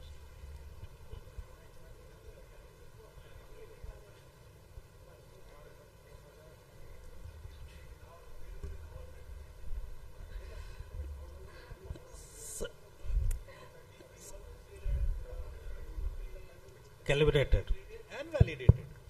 Now the question is, this validation, calibration and validation may lose after some time. Yeah. Freshly come from the stock and then after 6 months. Now how do you know your instrument? Because you are basically basing on an electronic chip. Yeah. This oscillatory. When we are listening to Korotkov sound, we are very sure that what we are listening to. Now, what is the mechanism available in India to validate that oscillometer? Do you have any company which is doing it, or they say that it is validated and calibrated and you take it and you presume that it is validated and calibrated? Sir, in common practice, I don't have a knowledge of any company. Anybody who is, yeah. But maybe on.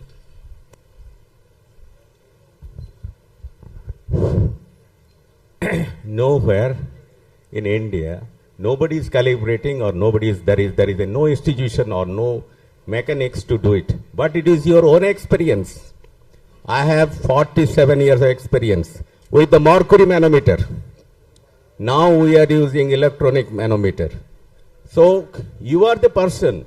If you examine, sir, listen. Sir, you listen. You are talking and you are asking the question. So there is no calibration by anybody. You are to calibrate.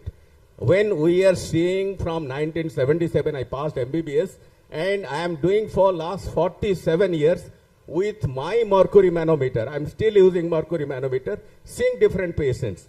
Then you can know, seeing the different patients, this patient, suppose some patients who is not having blood pressure, you are taking 120/80. Then your mind says, my BP is correct. Then you can calibrate what the Omron, suppose is Omron, or any house, people are telling, I am seeing the blood pressure. He is not a doctor. He is seeing this electronic meter, and you tell them, bring your meter and see whether that is correct or not in my BP. I will see the BPM of the patient, and I will tell whether there is a difference of 10 or 5 or like that in systolic and diastolic. Then that will be advised to that patient, and also tell him where to put the stethoscope. There are sometimes the electronic chip, if it is not put in the brachial artery, there will be difference. If you are putting very tightly, then it is there. Suppose he is taking tea and coffee, so he is cross-leg and he is not taking a rest for 5 minutes. Then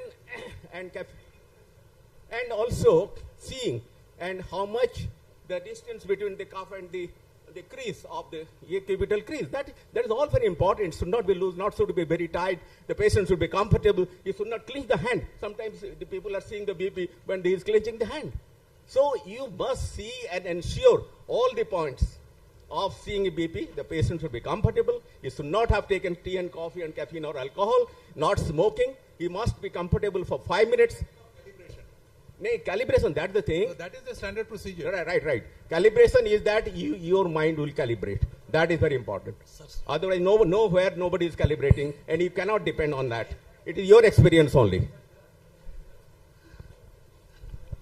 Sir, this is a global issue. About not more than 10% of the machines are collaborated worldwide.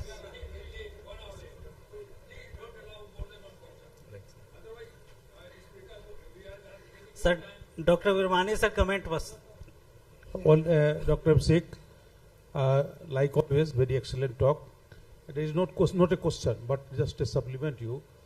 Now devices have come that wears in the wrist that transmits the doctor's chamber and other So that point of awakening in the night or troublesome night while taking ambulatory blood pressure has going off right now. So many devices are coming that what will transmit to the doctors or the station that is there. Yes, sir. Thank you, Dr. Abhishek. As expected, this Just to answer Dr. Madhukarai's question, there are two words, one is validation and one is accuracy. Now, validation is different from accuracy in the way that any BP instrument that you have the model number and the company's number. You go to the registry in Stride BP, you will find whether that BP monitor has been validated or not. Number one.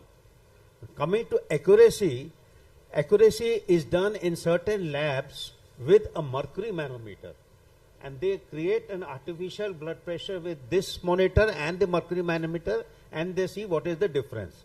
If the difference is more than 5 millimeters, it is considered to be inaccurate. Last point, from a clinical point of view, if you do not have, if you can no time to go for the registries or you do not have any lab where it is being done, you can do it yourself. When the patient comes, ask him to sit for 5 minutes. Measure 5 readings at 2 minutes interval each. The first reading and the 5th reading, the difference is more than 5, between 5 to 10 millimeters. This is, it needs, that means it is not accurate and it needs to be validated. If the difference is more than 10 millimeters, discard the BP instrument. That is the guide given in the guidelines. My practice is that I am having a mercury along with a sphygmomanometer aneroid. Now, every 2 months or 3 months, I try to see whether the patient's reading with the mercury and this is corroborating to each other. But the question is, I am gradually this mercury instrument is phasing out. So if we are phasing out a gold standard, how to guess the accuracy of the machine? When you talk of predictability in measurement, it is like if it is creating a lot of gaps, differences, you can reject it. But how to know that whether this value is not skewed towards upside or not skewed toward downside, unless you have got a gold standard. And unfortunately, most of the clinics do not have a gold standard mercury manometer. So that is to be brought out. The whole purpose of asking this question was, since we do not have a mechanism, is it not that every practicing clinician should have a mercury manometer in his home, and with that he can calibrate it? Thank you, sir. Okay, thank you, Dr. Abhishek. Hypertension being a common interest of topic for everyone is a very important thing. So we'll invite the next speaker, who is Dr. Sajid Ansari.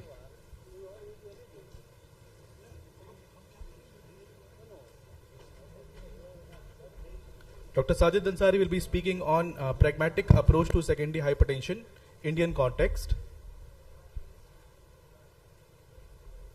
Thank you. And this is a houseful gathering and so many luminaries in front of me, my seniors and very well-known orator. So I will try to justify my talk, whatever was given to me. Forward किससे है भाई बता दो जरा. Point. Okay. Pragmatic approach to management of secondary hypertension. I mean, one thing, when we are dealing with the hypertension, secondary does not mean always pediatric age group. This thing should be clear. When we are dealing with the pediatric age group, definitely we have some problem. How to calculate a risk score? Except family history and genetic counseling. But when we are dealing with a secondary hypertension, our thought process is might be these things is cured, not just controlling. So usually when we are getting patient of age less than 30 years, this always question coming in the minds, yes, we should rule out the secondary hypertension. So rather than to going into fascinating investigation, there is some common rules, and that should be investigation, that is the mandatory. This is epidemiology regarding resistant and secondary hypertension. And when we are telling resistant hypertension, make sure you are using 3 classes of antihypertensive medicine with optimal dose of diuretic, not maximal dose of diuretic. Which diuretic I am not mentioning here. Optimal dose of diuretic. This is a big debate on that. It is hydrochlorothiazide, chlorthalidone, indapamide, or direct loop diuretic. But optimal dose of diuretics. So some clinical feature is like this: early onset of hypertension, usually less than 30 years, in patient without a risk factors, family history, obesity, and increased BP in the peripubertal or prepubertal children. And resistant hypertension, BP more than the 140/90 with using 3 antihypertensive medicine with optimal dose of diuretics. Usually we know clinical feature of hypertension, patient coming to us and it is not going to well managed. There we know the dreaded complications starting from concentric hypertrophy of left ventricle to involvement of kidney and non-dipper or reverse dipping during the 24 hours, the ABPM. So this is some general clues we know very well. Important is ABPM in this patient and interpretation of ABPM coming to important ways to exclude white coat hypertension, pseudo-resistant hypertension. This is a very important one, especially when we are dealing with this older subset of population and we are suspecting this patient might having excess calcification in their vascular tree, especially intima medial thickness. So this is a very important cause of pseudo-resistant hypertension. Dipping status and heart rate. Exclude other factor, drug intake is very important, and confirm the adherence also. Then coming to screening of the secondary hypertension. So patient with resistant arterial hypertension should be screened for the secondary forms. However, before starting the secondary pseudo-hypertension and pseudo-resistance should be excluded. So how to see the vascular tree if our diagnosis is pseudo-resistant hypertension? So how to know the calcification in this intima medial and vessels is going to be well calcified and this is pseudo-resistant hypertension. So mechanism is you put some in your investigation some non-clinical marker of atherosclerosis and calcification. Now if it is not possible, you go for the fascinating investigation and send patient for the CT calcium score, and that is the way you can see this what is going to in their vascular tree, especially in the aortic arch. That is more important. This is important causes of secondary hypertension. As I remember, and in my practice, starting from brain, apnea, then to the heart, well-known entity is coarctation of aorta. Everyone know differential blood pressure. But beside coarctation of aorta, there is some more causes that usually not encountered in the routine practice, but that is especially the pediatric age group. Even in the PDA patient, portal vein thrombosis patient, there is a differential blood pressure.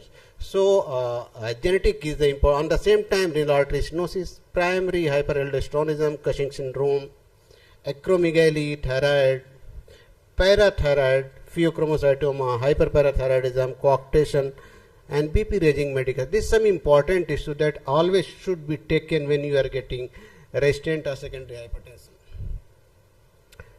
By clinical feature of secondary hypertension, there are renal parenchymal disease, usually history of involvement of kidney with this proteinuria, hematuria.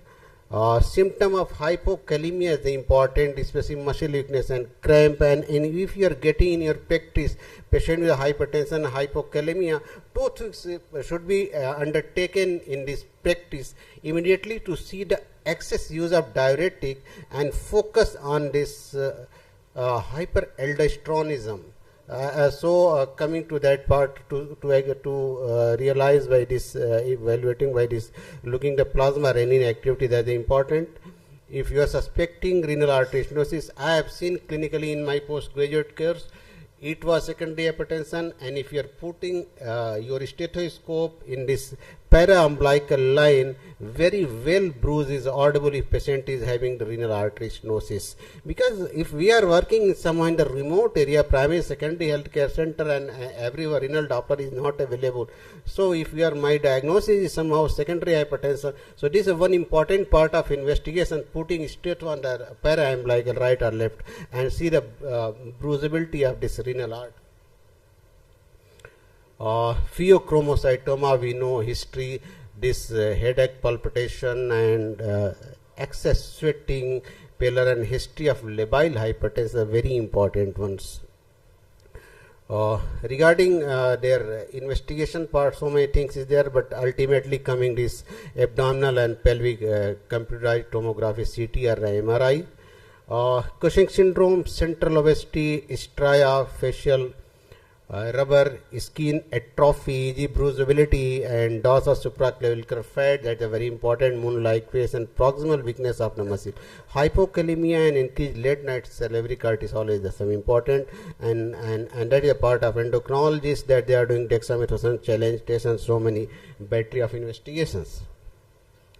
Coarctation is the one thing that should be taken, and honestly, if we are getting resistant hypertension, how many of looking BP in the both and this upper and the lower extremity, we should think of ourselves. So this is the mandatory part of looking this. And if your diagnosis is a coarctation, I think echocardiography is the gold standard investigation, just putting probe on the supraesternal view, and you can see very easily flow in the aorta, and coarctation signal is a very unique in this coarctation of aorta. All that will be confirmed by CT angio. So and if needed MR angiogram also. Obstructive sleep apnea, obese, BMI high, snoring, daytime sleeplessness. This is, but one thing is important, that the obstructive sleep apnea is not always in the obese patient. Normal BI with obstructive sleep apnea is a very important clinical variant that should be taken in the encounters. And thyroid diseases, hypo and hyperthyroidism, both associated with secondary hypertension, but most commonly the hyperthyroidism rather than the hypothyroidism. So coming to one by one, this obstructive sleep apnea incidence is around 5 to 15%. As I mentioned, their clinical feature, that is important. So taking the medical history, snoring, exaggerated during the daytime sleeplessness, slow activity, lack of coordination, concentration, and irritability. And a patient giving history, I am not able to sleep properly, doctor. Whenever I am sleeping, I am having snoring and unable to get up. So clinical finding, go for the upper respiratory tract examination. ABPM is the important. And while looking this patient with this ECG and echo, that's the mandatory. Sometimes this patient usually associated with the primary pulmonary hypertension and carpulmonale. So that's the important, especially primary pulmonary hypertension. The usual finding is obstructive sleep apnea, and you screen the patient by plethysmography. That's the gold standard, and this ABI. This index, the AHI index, apnea and hypopnea index. If it is less than the 5, okay, it is mild, 5 to 15 moderate, and more than 50, this is serious. So I think after getting this index, this is our job, and what I am doing in my practice, I am referring to sleep physician, that you see the patient. What is the better part? Coming to do a renal vascular cause, renal arterial disease, and renal parenchymal disease. So both is the equally important. Renal parenchymal 2 to 5%. Usual history is loss of good BP control. Usually BP control is not good. Clinically, I have so many patients in my practice. Diabetes, maybe smoker, and history of atherosclerotic cardiovascular disease with renal failure and nocturia. You see the creatinine, you see the EGFR, and send patient for the ultrasound kidney to the good radiologist. That's the important one. Clinical finding, peripheral edema and loss of muscle mass, increased creatinine, proteinuria, decreased calcium, and So many other findings, supporting finding is there, but this is the basic investigation. Regarding renal artery stenosis, I mentioned you go for this clinical examination rather than fascinating renal Doppler and duplex sonography and CT angiography and cath lab angiography. No.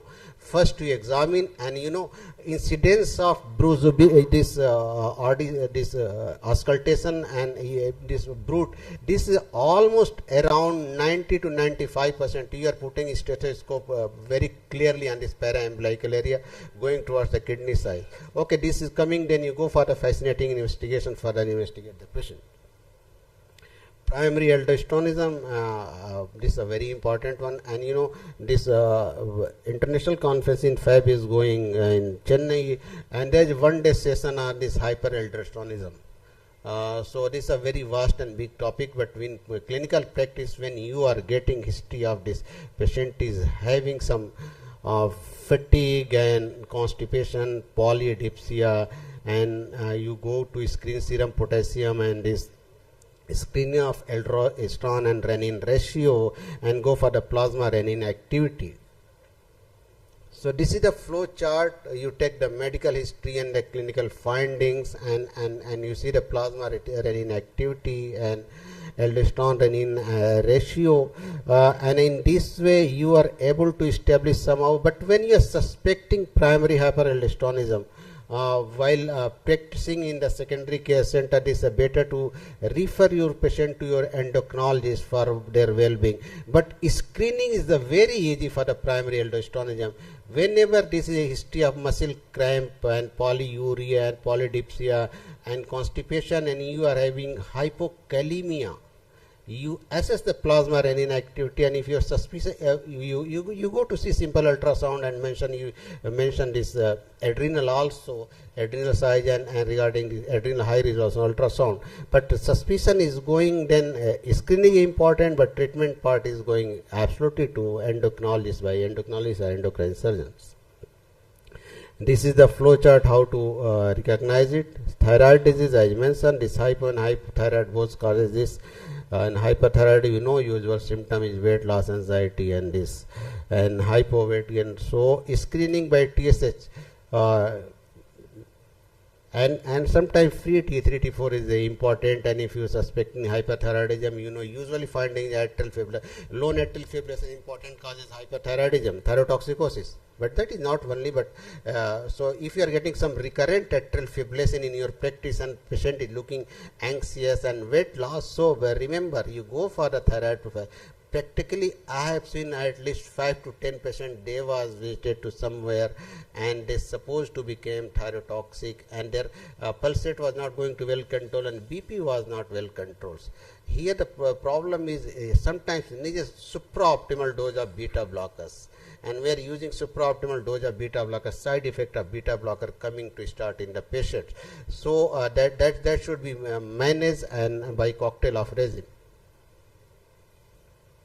Cushing syndromes, we know moon-like face as stria and muscle weakness. So screening test is important. You go screen the urinary cortisol and dexamethasone challenge test, and if it is you are able to screen out, this is a secondary causes, and this is going to be treated.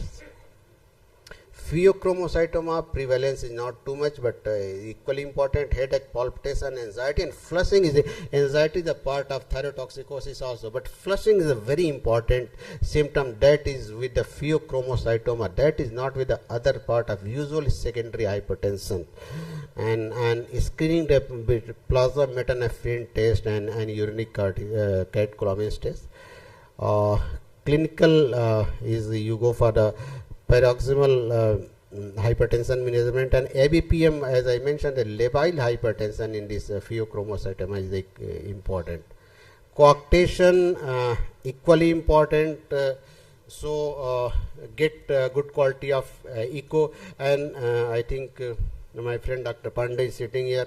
When we are getting unexplained LVH while doing the echo, unexplained LVH, there aorta flow is looking normal, there is no subvalvular obstruction, and history is there, but it is a mandatory. You put the patient in the suprasternal view and let us see the aortic flow. You can't leave this, and by diagnosis we know difference of 20/10 mmHg is the differential blood pressure and differences with this lower upper extremity, and delayed femoral pulse is again important, but on the same time you put your hand on the radial and one finger on the femoral, so you can feel this pulsation is little bit delayed in the femoral axis as compared to radial axis. So this is some medication that can be interact with this aldosterone renin axis. So beta blocker, potassium sparing diuretics, ASARB, and direct the renin inhibitor, they can be interact with this. Coming to drugs, whatever this exotic drug is there, they supposed to be cause hypertension. Alcohol, caffeine, cocaine, metanephrine. And what is common practice going that excess use of NSAIDs? Okay, someone is using excess NSAIDs, already land up into AKD or CKD and coming with a pedal edema, increased creatinine, and symptom of this hyperkalemia and chronic kidney diseases. And on the same time, use of oral contraceptives. In female, if you are getting some and you are thinking secondary hypertension, this is important equally to get the history of use of prolonged use of steroidal based oral contraceptive. This is important. So drug history, some decongestant, antihistaminic is important on the same time. So you take the drug history properly. Management of secondary hypertension, need to well control of blood pressure, to rule out secondary causes and manage it well. So management of secondary hypertension comprises adequate control of blood pressure with antihypertensive drugs and addressing the secondary causes, and you should be aggressive on the secondary causes also. Not only I mentioned this 5, 7, 8, so many guys like vasculitis, Takayasu arthritis, polyarthritis nodosa, this all is the causes, this all vasculitis causes secondary hypertension, and they are supposed to cause the SCVD and the coronary secondary cause of CAD also. So once you establish the secondary causes, suppose all the very rare polyarthritis nodosa cause hypertension and renal CAD, coronary artery stenotic CAD. So if we are going to release and relieve the symptom of the secondary causes, and the cause of secondary cause might be the main problem will be subsided. So this is the 7, 8 is the important one causes of the secondary hypertension. Clinical care point. Patient with hypertension can benefit for the evaluation of secondary hypertension when we are suspecting my patient is having secondary hypertension. Patient the early ages of onset of hypertension, resistant hypertension, in particular that should be go evaluation of resistant hypertension. Provide history taking is a critical to assessing patient for a secondary hypertension. And what that mean by history taking? So you should be focused starting from brain to kidney, is it somewhere existing? And all the patient with hypertension should be screened for the use of prescription and non-prescription of drug whatever he is taking. So this is the don't go for this very expensive kind of task. So if I will summarize in my words, I think time is over. When you are getting some patient suspecting secondary hypertension, you go for some basic investigation and you think for either patient having obstructive sleep apnea, you see the thyroid and parathyroid, just to ask for TSH and calcium level. If you are suspecting coarctation of aorta, you see the ECG and echocardiogram. If you are suspecting some kidney related issue and adrenal, you see the serum potassium level, serum creatinine, and ask your radiologist to see the kidney well and point out about this adrenal size. So in this way you are able to make out some of either my patient is having some secondary causes or no. And after this, if you are going to fascinating investigation, if you are working in some corporate, everywhere you are having some involvement of CT and MRI and angiogram and so and so. So you can expense whatever you money like. But while working in the primary secondary care center level, this is our primary responsibility to rule out the secondary causes, and this is a basic investigation we can rule out. Thank you, this is all from my side. Welcome for any comments and questions. Thank you, Dr. Sajid. Excellent talk. And I think so you have at least addressed each and every point on the secondary hypertension. Can we have any question from the audience?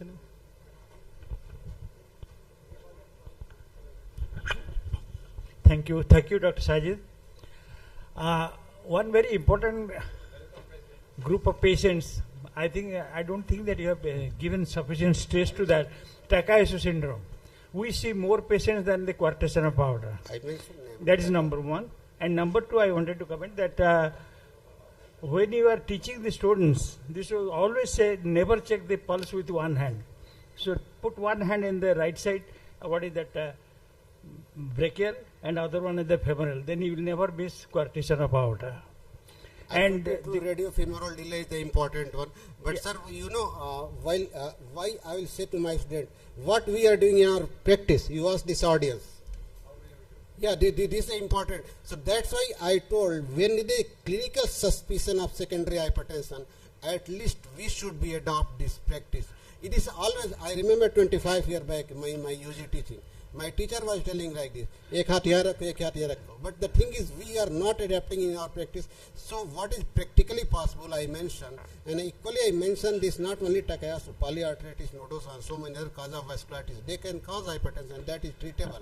Dr. Saab, I have seen a lot of patients of Takayasu, and it's why I am mentioning that, because it has got a severe complications, and the renal artery disease, and the papillary, they go into very bad, and it is not treatable unless you give a very high dose of immunosuppressive. Yes, I will share one example, just one of sir, my senior of Lalamite, Varanasi sir.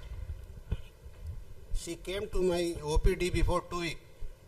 अभी तक तो एक ही हाथ का हम देखते रहे हाथ, and now my BP is this and this, and somewhere she was diagnosed as this Takayasu, not this subclavian steel, and when angiogram was done, there is stenosis of subclavian and internal carotid. Ultimately she went up for this intervention radiologist and nothing happened, and she is from the little Lalamite, she is not more, if you have seen the group.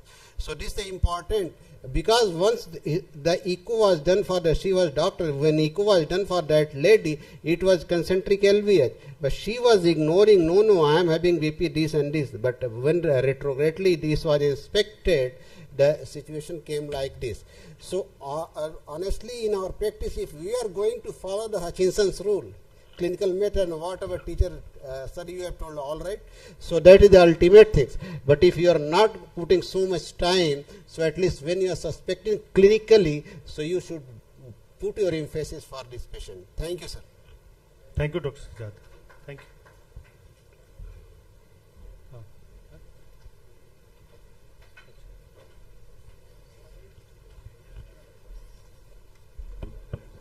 Thank you so much, sir, for illustrating us with that excellent discourse. I request our chairpersons to please felicitate Dr. Abhishek Kumar and Dr. Sajid Ansari. Our chairpersons for this session were Dr. Siddharth Singh and Dr. Yogesh Gaur. I request them to kindly conclude the felicitation.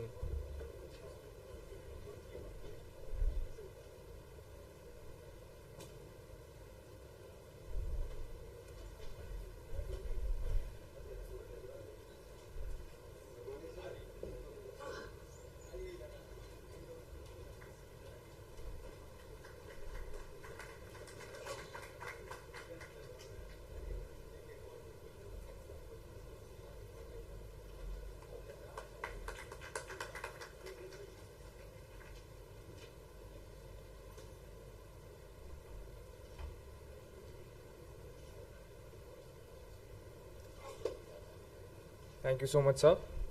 I request Dr. K.K. Parekh to please felicitate our chairpersons, Dr. Siddharth Singh and Dr. Yogesh Gaur.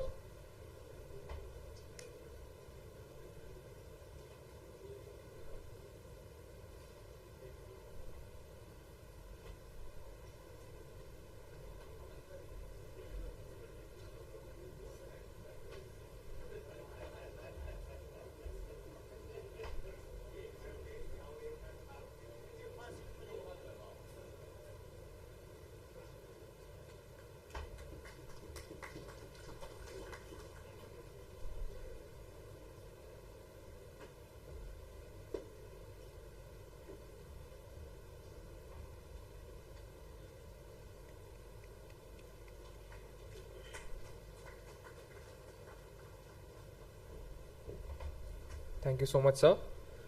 Moving forward in our symposium, I would now like to invite the next set of chairpersons. I would like to invite on stage Dr. Vishal Parmar, Dr. Sudhir Kumar, and Dr. Ajay Pandey to please come up on stage and take their chairs.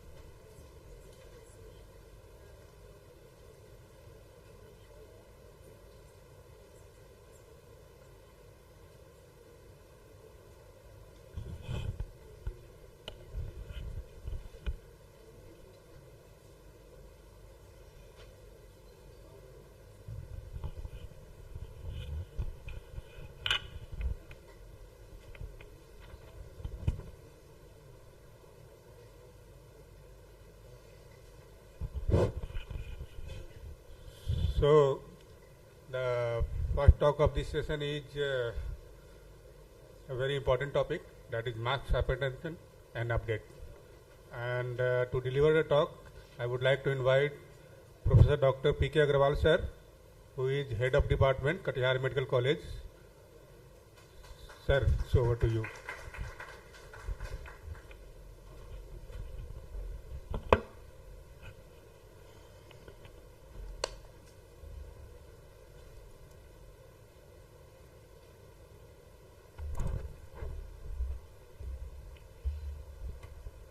Good afternoon, Varanasi. It is indeed a pleasant and proud moment for me particularly. Yesterday, my postgraduate student, nowadays the professor and head of this premier institution, Dr. Safat Imam Siddiqui, your dynamic organizing secretary, is managing this prestigious national conference so well. Congratulate and blessing Safat. Another proud moment, my next postgraduate student, Dr. Vishal Parmar, is chairing my session. Really, I am proud of him. I have assigned an important topic, that is the mass hypertension, to discuss about the mass hypertension. Some falsities about the hypertension.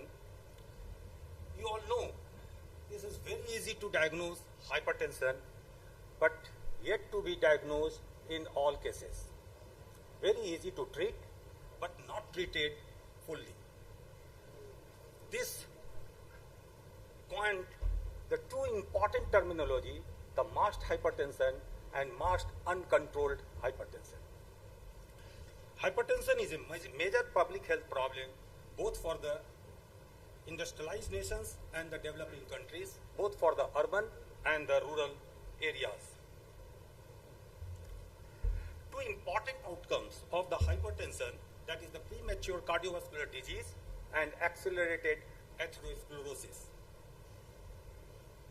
Traditionally, blood pressure is measured in clinic, that is called office BP. In 1983, Perloff et al. Coined a term and say the clinic BP and ambulatory BP may differ. This was a revolutionary statement. This floats four important terminology: sustained true normotension, sustained true hypertension, white coat hypertension, and masked hypertension. What is the sustained true normotension? In which the office BP and out of office BP both are normal. The sustained true hypertension, where the office BP and out of office BP both elevated. White coat hypertension, where the office BP is elevated but out of office BP remains normal. And masked hypertension, where the office BP remains normal and out of office BP remains elevated.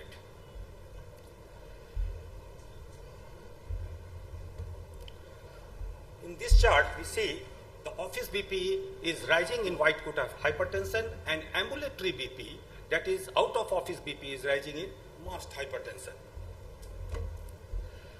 If we define the MAST hypertension, it is defined as untreated individuals with office BP less than 140 by 90 millimeter of mercury, and rest other criteria that fulfill the level of the hypertension, that is the 24-hour ambulatory blood pressure measurement is more than or equal to 130.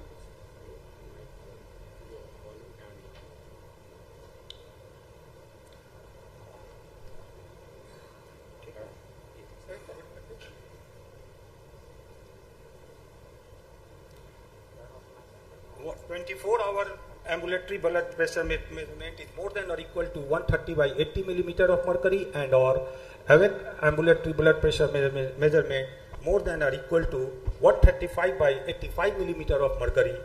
Sleep ambulatory blood pressure measurement is more than or equal to 120 by 70 millimeter of mercury, and home blood pressure measurement on an average more than 135 by 85 millimeter of mercury.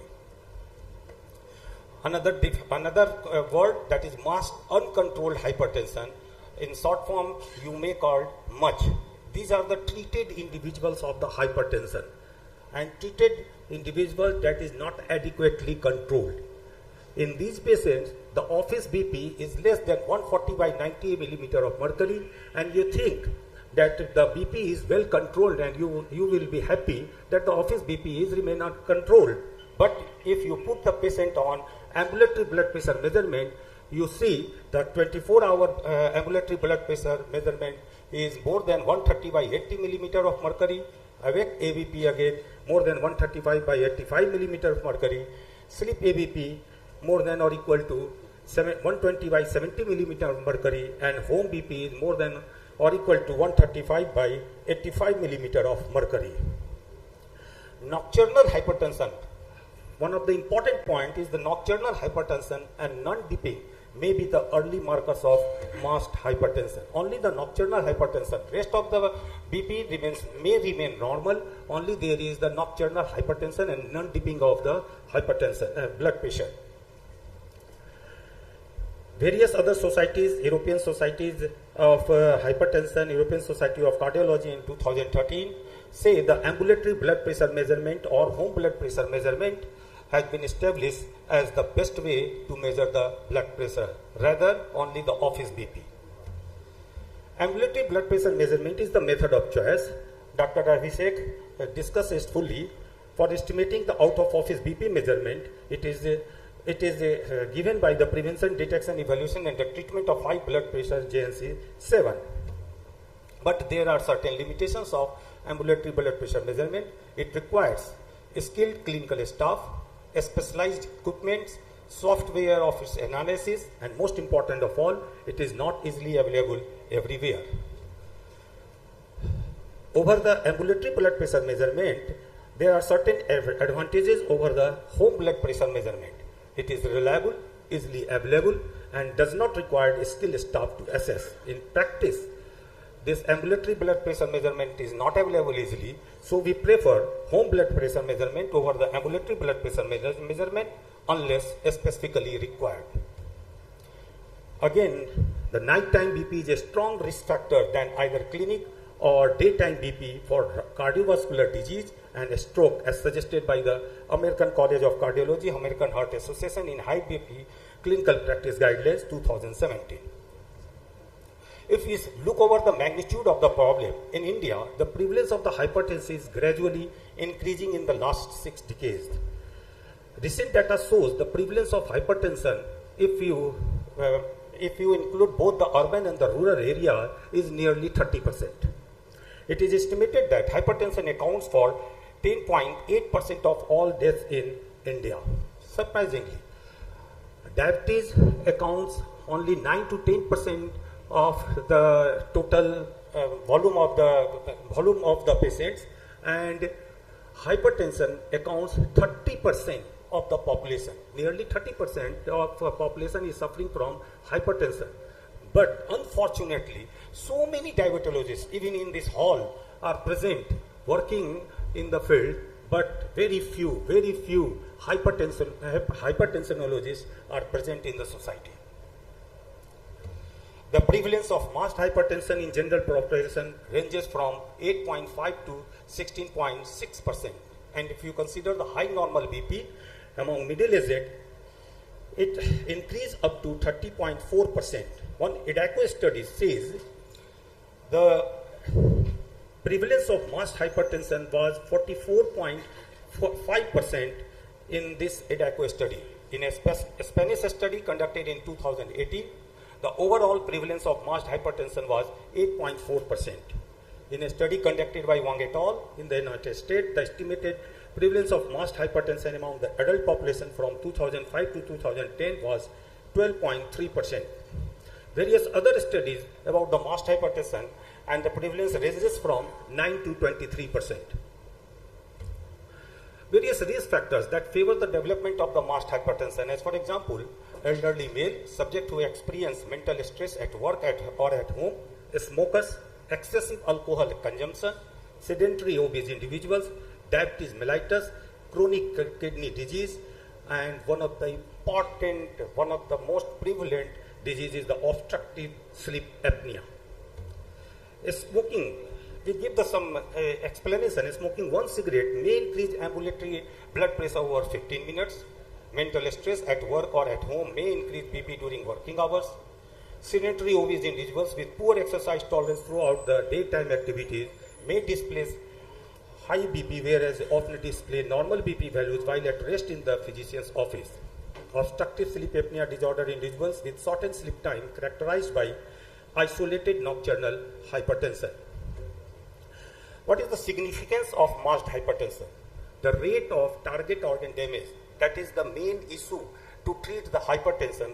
We try to prevent the target organ damage, and the rate of target organ damage is increased in masked hypertension like the usual hypertension population group in comparison to normotensive population group. This increased target organ damage is sometimes very much similar to the true hypertensive population group. Premature cardiovascular disease and accelerated atherosclerosis are the important outcomes. After many debates and discussion across the world, it has been accepted that both white coat hypertension and the masked hypertension are associated with some negative impacts on cardiovascular outcomes. Osama studies suggest cardiovascular mortality and stroke morbidity were increased to the same degree, both in the masked and the sustained hypertension in comparison to with normotensive subjects. Burskill and et al. Reported that isolated ambulatory masked hypertension was a predictor of cardiovascular morbidity in 578 untreated 70-year-old male independent of established risk factors. Various other studies, a cohort studies of the elderly men from Sweden showed that body mass index, plasma glucose, and echocardiographically determined left ventricular relative wall thickness were increased in persons with masked hypertension compared with normotensive subjects. The first findings that suggest masked hypertension was an analysis of Pamela data that suggests left ventricular mass index in the masked hypertension is very much similar to the true hypertensive group. These findings were confirmed in a recent study that analyzed the association between intima media thickness and masked nocturnal hypertension. Masked hypertension group had greater intima media thickness than that in the normotensive group. These studies and observations suggest that early detection of masked hypertension is necessary to prevent the target organ damage. If we see this graph, you see the incidence of the cardiovascular events is very much close to true hypertensive group in case of masked hypertension. And if you target the high normal BP, this incidence of the cardiovascular events comes more closer to the hypertensive group in terms of the cardiovascular events. If you see this graph, the uncontrolled masked hypertension, the person who is hypertensive not controlled adequately, the cardiovascular events sometimes even more than the treated hypertensive and treated normotensive groups. If you consider for the management, because the risk of the development of the subclinical organ damage in patients with masked hypertension, the 2013 European Society of Hypertension and European Society of Cardiology guidelines suggested that drug treatment could be considered in these patients. The first step in these patients include assessing target organ damage and finding out additional risk factors such as diabetes mellitus. Initially, non-pharmacological management such as lifestyle modifications should be implemented to decrease and normalize out-of-office BP. If it fails, pharmacological treatment should be initiated. On a large database analysis, it has been shown that up to 30% of the treated hypertensive patients may be a case of masked uncontrolled hypertension. See, the volume of the treated hypertension, which we thought we are treated the patient adequately and office BP remains normal, but the out-of-office BP remains elevated if we put the patient either on the home blood pressure monitoring or the ambulatory blood pressure monitoring. Nearly 30% of the cases are masked uncontrolled hypertension. An exclusive abnormality in more than 24% of the much population is that treatment fails to control elevated nighttime BP, resulting in adverse outcome. This nighttime BP is an important indicator that says about the adverse cardiovascular outcome. Based on these backgrounds, current hypertension guidelines advise performing ambulatory blood pressure monitoring wherever possible in already treated hypertensive patients to control out-of-office BP and to reduce target organ damage. This is the flow chart how we should proceed to find out the masked hypertension and white coat hypertension. When a patient reaches to you in clinic and his office BP remains more than 140 by 90 millimeter mercury, you must think of white coat hypertension. Put the patient on ambulatory blood pressure measurement, and if the ambulatory blood pressure measurement is okay, then this is not the white coat hypertension. Otherwise, you may consider to change the drugs or put on some other drugs. Likewise, if the office BP is less than 140 by 90 millimeter of mercury, you should consider the masked hypertension. Put the patient on ambulatory blood pressure measurement or at least home blood pressure measurement that is easily available. Only you have to train the person to put him or her in on home blood pressure measurement, and if the home blood pressure measurement is adequate, it is okay, and if it is more than the required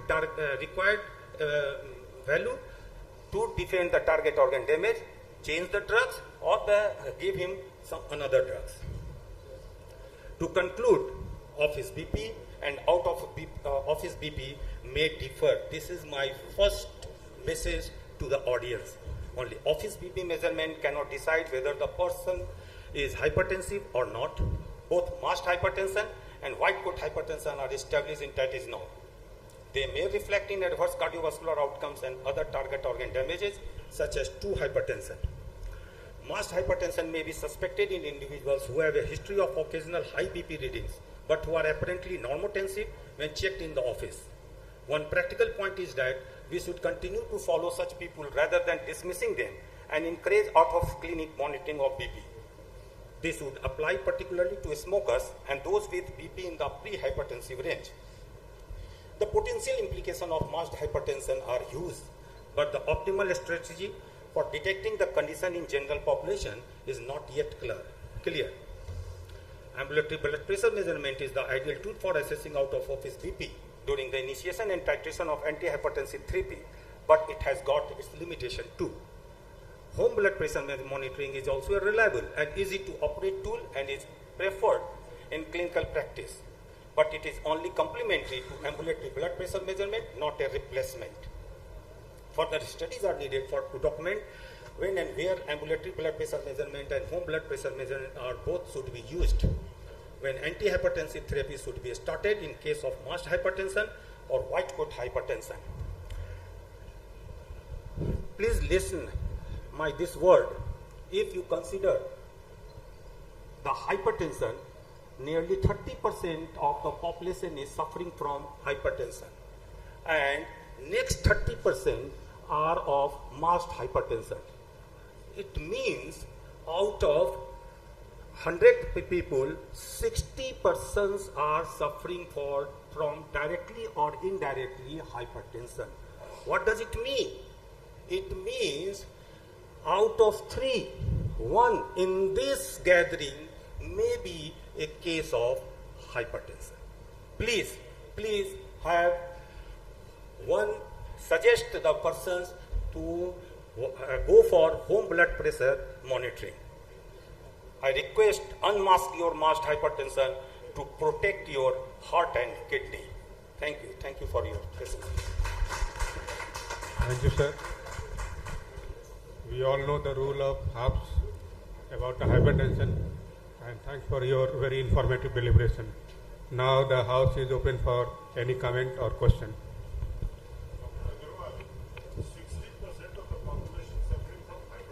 It seems the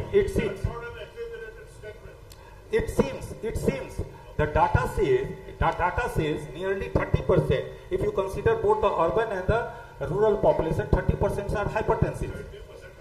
Right.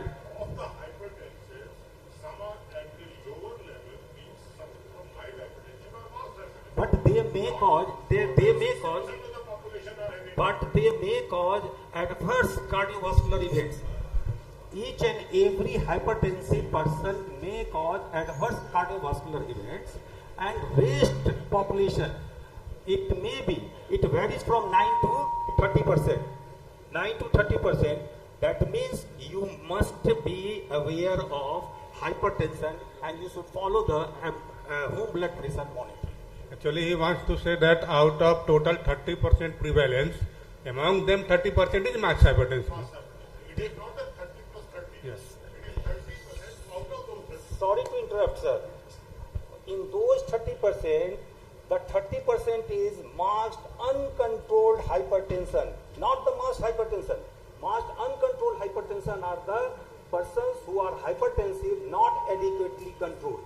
And masked hypertension are the person who are not treated. And those persons may be a case of hypertension. And rest 40% out of them, 30% taking antihypertensive tablets or treatment cannot keep their blood pressure at goal. So only 10% of the population is controlled blood pressure. So what is the percentage of masked hypertension in India? Not adequately evaluated, but it seems nearly 30%. Nearly 30% are masked hypertension. Hello, sir. 2.2% of the population in India is very hypertension. Some are having fast hypertension, some are having mild hypertension, and then the different categories. And in Kerala, the latest study had shown 29.6% of the population.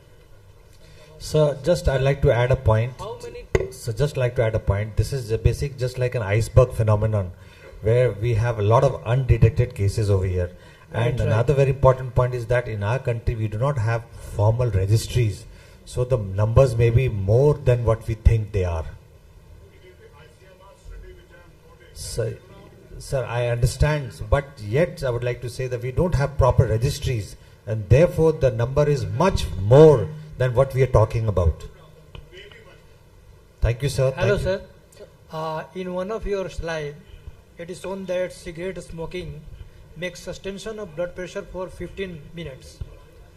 In various programs for quitting the cigarette smoking, nicotine chewable tablet is advocated at a very mass level.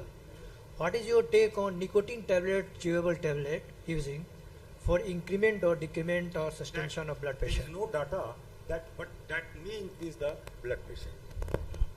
One of the effects of nicotine is causing vasoconstriction and more on sympathetic activity. Thank you, sir. Chances of getting systolic hypertension is much more. Sir, how many readings suggested for home-based monitoring? As you said, कि home-based monitoring करना चाहिए. So we are getting late.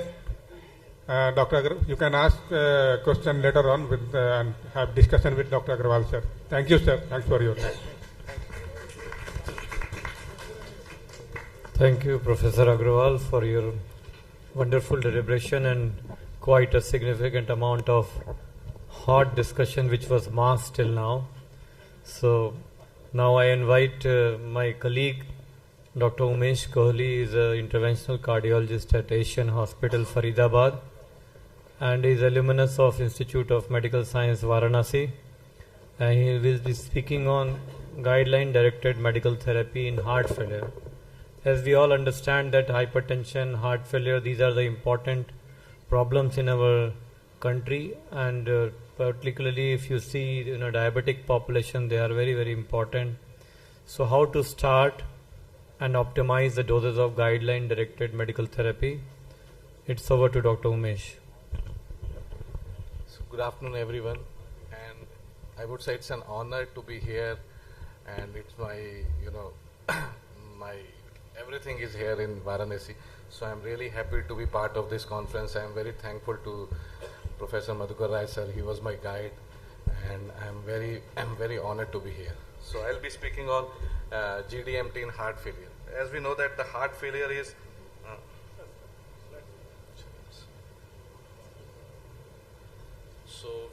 the heart failure is a very big problem, and if you see the number of heart failure patients are increasing as the age increasing, as the the therapy is increasing, the number of heart failures is increasing. We know that this is basically stages of heart failure. We know that stage A at risk of heart failure, but there is no structural heart disease. Stage B structural heart disease, but there are no signs and symptoms. Stage C structural heart disease with prior signs or symptoms of heart failure. And stage D is the refractory heart failure requiring specialized treatment. And I don't want to discuss about the NYHA class. Everybody knows about the NYHA functional classifications. Class 1, 2, 3 and 4 is the refractory heart failure stage. So now the therapy for heart failure is currently evolving. So the therapy of currently available GDMT is ARNI, the backbone of heart failure therapy, SGLT2 inhibitors, ACE inhibitor, ARB, beta blockers, loop diuretics, MR agents, and in some patients, ICDN and ivabradine. With the exception of loop diuretics, all of these therapies have shown some or other, significant effects in the randomized control trials to improve symptoms, reduce hospitalization. Nowadays, digoxin is no longer used. It is only used to control the heart rate in atrial fibrillation patients. So we know that in India, the mortality rate in HFrEF patient is increasing with time. The in-hospital, if you see the in-hospital mortality rate, it is around 10%, and at 2 years, this rate goes up to at least 40%. So the incidence is gradually increasing with time. And what is the cause? If we see the lack of GDMT was associated with higher risk of mortality in Indian scenario in Indian heart failure patients. And why the optimal GDMT, that is why we say optimal GDMT is an essential way to combat the heart failure. Although we know that heart failure is a major cause of mortality worldwide, effective medical therapy exists with data to reduce the morbidity and mortality. And to improve the patient outcome, currently guidelines recommend guideline-directed medical therapy. We should stick on to the guideline-directed medical therapy. And initiating and continuing GDMT keeps the real-world heart failure patients alive and live longer. And if we see that patients who are not on GDMT, almost 29%, they have 29% increased risk of mortality as compared to patients on GDMT. And the ACC guidelines recommends optimizing GDMT during hospitalization. So hospitalization for HFrEF is a critical opportunity to continue, initiate and further optimize. And continuation of oral GDMT during hospitalization for heart failure has been shown in registry to lower the risk of post-discharge deaths and readmissions as compared to people who discontinue. And the ACC recommends sacubitril valsartan ARNI as the first line therapy for all HFrEF patients. So in chronic symptomatic patients of HFrEF, those who are in class 2 or 3, those who are already on ACE treatment well tolerated, the replacement with ARNI is recommended. And ARNI is recommended as de novo treatment in hospitalized patients after acute heart failure before discharge. And even ESC also recommends ARNI as the first line cornerstone therapy for all HFrEF patients. And we know that the ARNI should not be combined with the ACE inhibitor, and if we want to start the ARNI, there should be a 36-hour gap so that to avoid the incidence of angioedema. And there is no existing data to suggest aldosterone antagonist is mandatory before starting ARNI, and there is no need to wash out prior before, when transitioning from ARB to ARNI. And in stable non-congested patient, impairing lowering of loop diuretic has been recommended to reduce the incidence of hypertension. It is very common with the ARNI. So we will look at the evidence backing the use of ARNI. So the largest and the biggest trial for the ARNI was the paradigm heart failure. So it has, if we see the primary composite or CV death or heart failure hospitalization, all were significantly reduced in patients who was on ARNI, who was on sacubitril/valsartan. And sacubitril/valsartan keeps the HFrEF patient out of hospital, makes them to live longer. So the phenomena is to up titrate the ARNI in OPD in patient with HFrEF.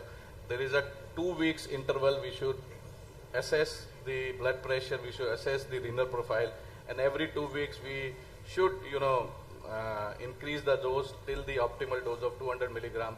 We start from 50 milligram, but in our clinical practice, even I usually, the patient who has a borderline blood pressure, I start with the 50 milligram, half a tablet per day or half a tablet twice a day. And depending on, the clinical scenario and the tolerability, we gradually increase the dose. And if we see the data, this says that 60% of HFrEF patients post-discharge achieve the target dose of sacubitril by 26 weeks. And the ARNI enables simultaneous DDMT optimization in OPD patients of HFrEF, and sacubitril/valsartan up titration achieve target dose of simultaneously initiation or up titration of beta blockers and MRAs. Despite all the evidence, use of ARNI is very low in India. The registry suggests that only less than 4% of Indian patients receive, ARNI. Because of the nowadays cost is not a big factor. Previously the cost was a very big factor to start the ARNI. Even I was resistant to start the ARNI in every patient. And what are the frequent barriers to optimizing therapy? So amongst the main reason was the hypotension. That is the very common scenario. And most of the heart failure patients, they have a borderline blood pressure. So it is very difficult to start or continue the ARNI. There's mainly 3 common barriers: hypotension, hyperkalemia, or the renal impairment. So hypertension with HFrEF, the challenge is patient with HFrEF patient are some patients are usually hypotensive, and those patients who are hypotensive, they are associated with poor outcome because the optimal therapy cannot be started in this. So how do we break this vicious cycle? First of all, we have to understand what is the concept of hypertension. So the main limiting factor for treatment is not hypertension, but lack of understanding about the hypertension. We should not, go by the readings. If the blood pressure is 90 or between 90 to 100, we should stop it. But we should look at the clinical scenario. If the patient is able to tolerate, if there are no signs and symptoms, he has no giddiness, there was no deterioration of the renal functions, so the therapy should be continued. So therefore, for any change in therapy, symptom of hypertension need to be present. And in case of symptomatic hypertension, the first thing we should say, if there is no signs and symptoms of congestion, the diuretics should be reduced first. Because if we reduce the diuretics, sometimes the hypertension, it goes away. And then reduce the dose or stop the nitrate if patient is on isolazine and some. And lastly, we should stop or reduce the dose of ARNI if the patient is still not tolerating. So impact of ARNI on low SBP, if we see the ARNI reduces the risk of CV death and heart failure hospitalization in patient even with low BP, and 12% reduction of risk of CV death or hospitalization in HFrEF patient with low BP. And the second is the hyperkalemia. Normally the hyperkalemia increases with the decline in renal functions. So impact of hyperkalemia in ADHF patient, 9% of patients admitted with acute present with hyperkalemia, and 10 to 38% of hospitalized patients who receive ACE inhibitor develop hyperkalemia, and almost 10% of patients prescribed an ACE inhibitor developed severe hyperkalemia within 1 year follow-up.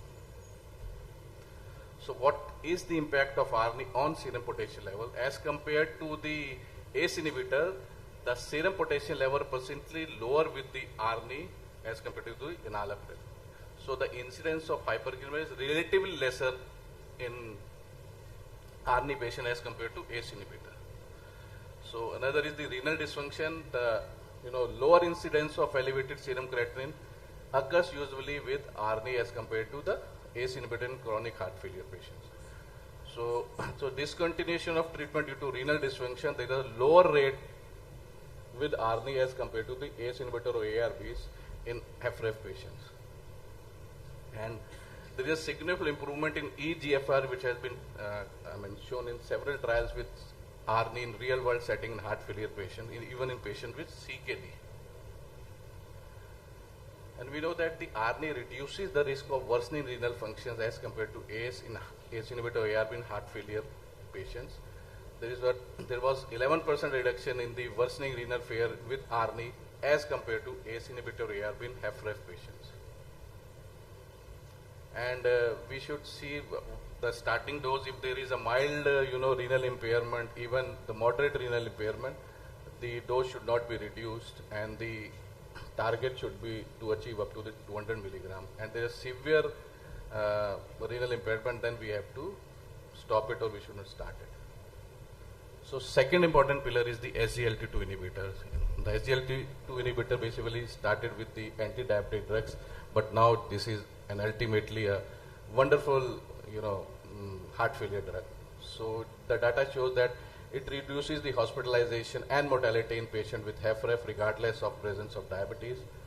The proposed mechanism includes osmotic diuresis, natriuresis, decrease in arterial pressure and stiffness, and shift to ketone-based myocardial metabolism. So there was a two biggest trial for DAPA, and the DAPA-HF and EMPEROR suggest that the effect of empagliflozin and dapagliflozin on hospitalization were consistent, and that these agents reduce all-cause and CV death and improved renal outcome in patients. So they have also shown to reduce the worsening of renal function during the first year of use and subsequent. So indication and dosage. The indication is now the SGLT2 indicated in the all scenarios of heart failure patient, not only in heart failure at HFrEF, it is also indicated in the HFpEF patients also.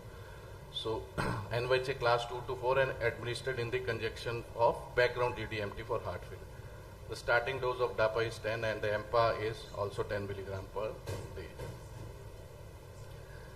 The previous the ESC HFA guidelines in 2016, the 2016 guidelines says the EMPA should be considered in patients with diabetes in order to reduce the delay of onset of heart failure. But now in 2021, the SGLT2 inhibitors are recommended in patients with either with type 2 diabetes or not at risk of CV event to reduce the hospitalization for heart failure, major CV events, and end-stage renal dysfunction. So if we see both the trials, the DAPA, HF, and EMPEROR reduced, there was significant reduction in both the trials of CV death and hospitalization, all-cause mortality. So EMPEROR reduced, this empagliflozin has the similar effects on primary endpoints and key secondary endpoints, in the DAPA HF also, the components of primary endpoint were significantly reduced with DAPA as compared to the placebo group.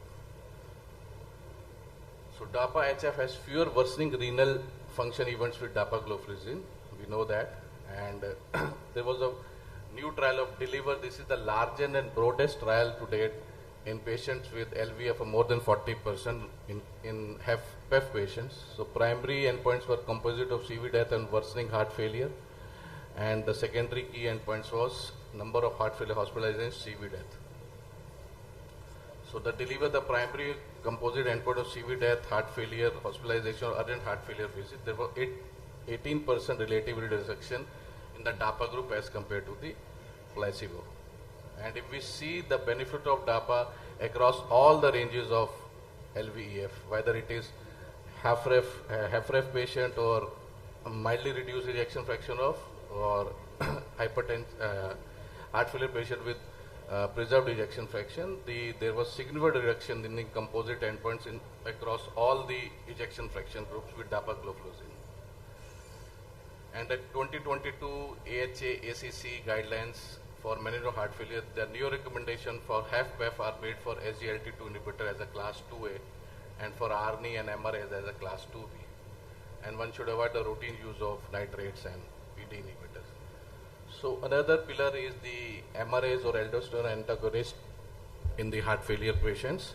So eplerenone and spironolactone, we know that one should start according to the renal profile and the blood pressure values. And the important point is, should we continue GDMT after improvement in EF? That is the biggest question in mind, because sometimes, you know, we see in the OPD the patients who have the LV dysfunction, and gradually over the years his LV functions are improved to normal. So should we, you know, stop the ARNI or the SGLT2? This is a question that keeps trembling in the mind. The recent red heart failure withdrawal of pharmacological treatment, the trial, the patient with recovered dilated cardiomyopathy study examined this question and finding that nearly 50% of subjects withdrawn from GDMT had an heart failure event within 6 months. Therefore, in the absence of definite reversible cause of heart failure with reduced ejection fraction, the current GDMT should be continued. And to conclude, the lack of GDMT was associated with higher risk of mortality in Indian heart failure patient, and ARNI is recommended as first line therapy for HFrEF patient, but use of ARNI is very low in India. So sacubitril valsartan has good overall safety profiles, and it's significantly reduces your death, and you know, the potassium levels are not significantly increased, and the renal profile is also better as compared to the ACE inhibitor. Thank you so much. Thank you, Dr. Kohli, for your wonderful presentation. Now the session is open for questions and comments. I have got one important question for the benefit of the audience, that, you know, previously we used to keep on giving a stepwise approach of these guideline directed medical therapy. You know, all these 4 classes of drugs like beta blocker, ACE-ARB, ARNI, and SGLT2 and MRAs, they are all proven to be of improving in the mortality benefit in all these group of patients. So previously we used to give them in a stepwise, but we all understand that patients, those who are admitted with congestive heart failure after the decongestion, diuretics are still very important drug for decongestion. Here comes a patient who is, you know, having blood pressure of 90, 100, and what is your strategy to start with? Whether you start all 4 drugs together or in a smaller dose, or you start with 2 drugs first and then add on second and third, but what should be the protocol? And suppose the patient is already on all these 4 classes of drug and still the heart failure is worsening, like the patient belongs to a worsening heart failure, what should be your approach? For the worsening heart failure, despite of all GDMT, there is a new drug. We have started using the Vercu. I'm just forgetting the name. The Vercu is a new drug that helps to control the symptoms of patients who are in resistant heart failure. But your first question, like if the patient, it's a decongested, it is congested heart failure, if one should have, after decongesting the first, initially, then we should start, if the blood pressure is borderline, we should start with the, 1 or 2 drugs at a time, and then we accordingly, after, the patient is stabilized, then we should add the 3rd or 4th drug. To start with the blood pressure is borderline, to start with the, I will suggest to start with the SGLT2 inhibitors first, and if the blood pressure is maintained, then we should add a lower dose of ARNI, so that to see whether the patient is able to, tolerate it or not, and if the symptoms and signs of decongestion goes away, then we should reduce the dose of diuretics that are important in causing the hypotension. So I think the other way around, what sir has said, that if the heart rate is more, we should escalate beta blockers. If congestion is more, we should start with diuretics. If CKD or pressure on the kidney is more, we should start with ARNI. So that is how we should go in for step care treatment, but at the end we should use low dosage of all the 4 drugs, irrespective of taking control of the blood pressure, etc. That's very rightly said, because beta blockers give you best mortality benefit, 35 to 40%. And SGLT2 is 1A recommendation, so it should be the first, as Dr. Sahab has rightly said. But then you have to use all the 4 pillars, and maybe the new drugs, Varigogat, which he is saying, is to be used in very low ejection fraction, so less than 25% ejection fraction. The last drug, basically, the last drug in the kidney. That's the last drug as of now.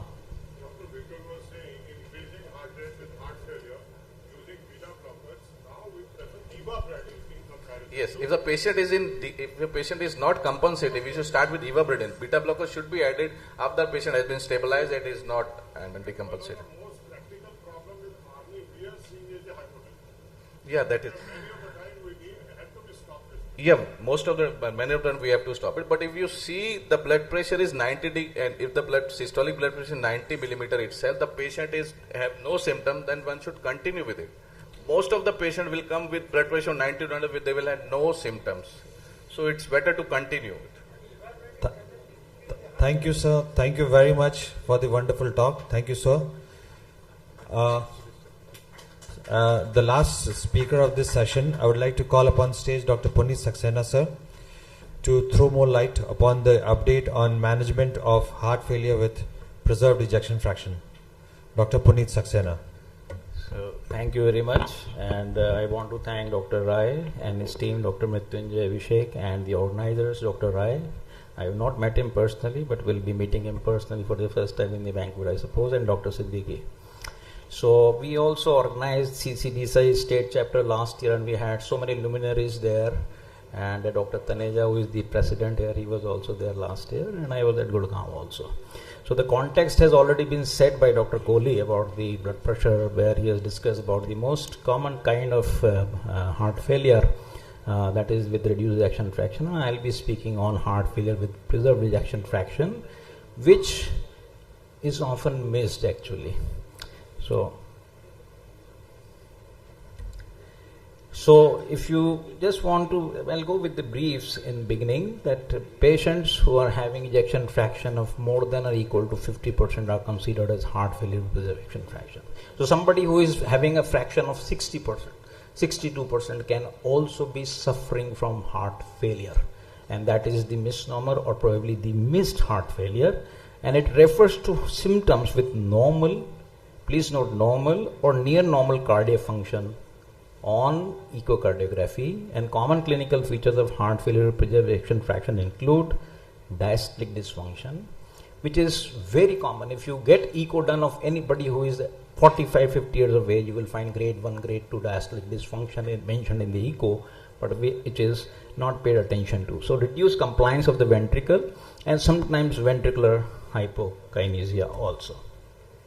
So it's a progressive syndrome with preserved ejection fraction, but it is characterized by complex mechanisms of systemic and cardiac adaptation that vary over time, particularly in the elderly population. And this progression is modulated by coexisting conditions which are indolent, which may not be florid, like coronary artery disease, renal disease, hypertension, diabetes, and so on, which leads to tissue alterations like fibrosis and the hypertrophy of the myocytes, and anatomical alterations happen, which leads to either dilatation or decreased contractility or the stiffness of the left ventricle, and finally the neurohormonal alterations set in, starting the pathophysiology of heart failure of this variety. So just a brief about the categorization. So as per the ESC guidelines, it can be distinguished into three types, and there is a fourth type also. So the heart failure with reduced ejection fraction, where you have symptoms and signs with EF less than 40. Then you have mid-range EF, where the EF is 40 to 50%, but it has to be corroborated with elevated levels of BNP, the anti-pro-BNP to be more specific. And you have to demonstrate either a relevant structural heart disease or a functional heart disease in form of diastolic dysfunction. And The third category is the preserved ejection fraction, which I am going to discuss, is EF more than 50 and the same criteria for diagnosis as with the mid-range. And the fourth category is the heart failure with improved ejection fraction. So somebody who was having ejection fraction less than 40% and has now improved to more than, say, around 50%. So that is the fourth category. So despite having a preserved ejection fraction, patients with heart failure of this variety will have same symptoms. Please note, same symptoms as heart failure with reduced ejection fraction, that is shortness of breath, excessive tiredness, and limited exercise capability. So these two are very subtle symptoms, tiredness and limitation of exercise, which are again missed. So these are the basically differences between the two major categories, the reduced ejection fraction and the heart failure with preserved ejection fraction. So with preserved ejection fraction, the mechanism is alteration of LV filling. Women are more affected than men, and we often find women, elderly women, complaining of breathlessness, which is often taken as a functional symptom and not being diagnosed in these women. More often older, because you're dealing with a stiff ventricle and comorbidities. Then history of hypertension, AF and valvular heart disease can be there. An impact of comorbidities may be more profound, and concentric remodeling with or without LVH. LVH may not be there. It can be only stiff left ventricle without any LVH. And vasodilators have little impact on LV systolic performance. If you use ACE inhibitor ARBs, it won't change any ejection fraction, and probably the symptomatology will also not improve. This is different than the reduced ejection fraction heart failure. So this is how the progression of heart failure with preserved ejection fraction starts, from risk factors to clinical syndrome. So risk factors are aging, obesity, metabolic syndrome, hypertension, sedentary state, coronary disease and kidney disease. And what it is doing, just see, at the level of the tissue and cell, there is systemic inflammation leading to myocardial ischemia, tissue fibrosis, abnormal energetics of the myocardium, and altered cell signaling and leading to myocyte hypertrophy. And the ventricle, how it modulates, just see from left to right, how the ventricle is changing its shape, hypertrophy, and finally it is leading to dilatation. And then three characteristics: less inotropy, less lucitropy. Lucitropy means abnormal ventricular relaxation, and less chronotropy, which leads to increased LV filling pressure and decreased organ perfusion, and finally leading to all florid symptoms of heart failure with preserved ejection fraction, like congestion and lung dysfunction, maybe abnormal LA function in AF, pulmonary hypertension, and finally the microvascular dysfunction happens.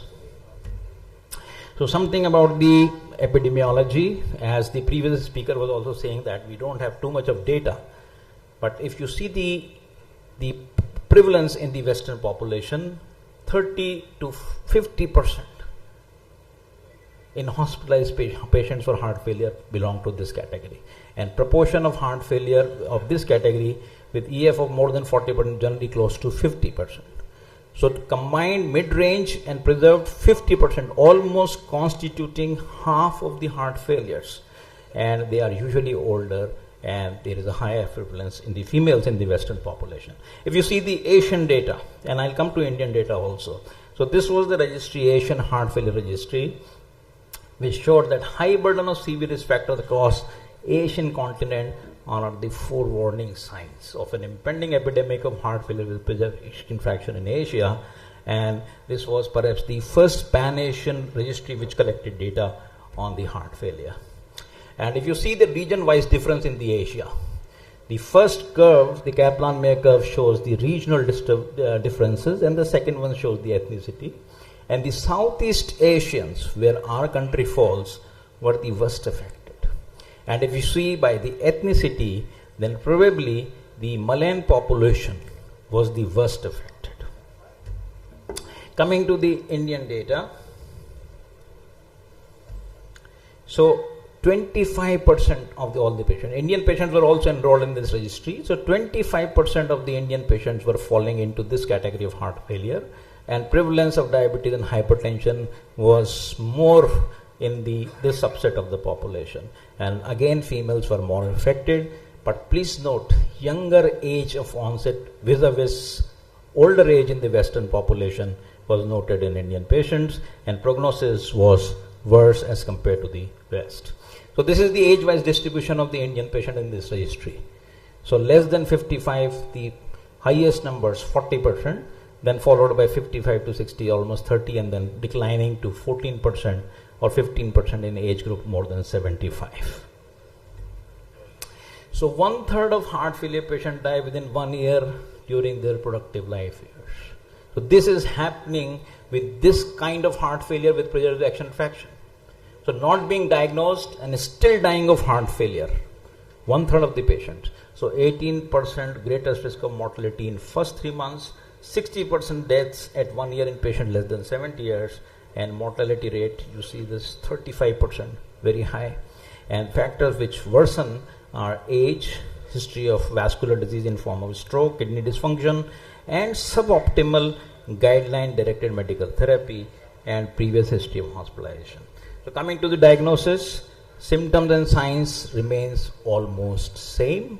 So third ultrasound, which often somebody was talking about the clinical examinations, some old professors sir was speaking about the pulse examination, so we hardly pay attention to the heart sounds these days. So pulmonary congestion, edema, hepatomegaly, but please note that these are non-specific symptoms. Edema is non. Who watches jugular venous pressure? Who sees for the hepatojugular reflex? So we seldom see that, but they are more specific signs. So if the more specific signs are seen less, but the less specific signs are observed more. So that is the paradox in this situation. Now clinical characteristics. Just see that what are the characteristics of the Indian patients which we have. Majority of them women. Hypertension, CAD, AF, diabetes and obesity were the major risk factors.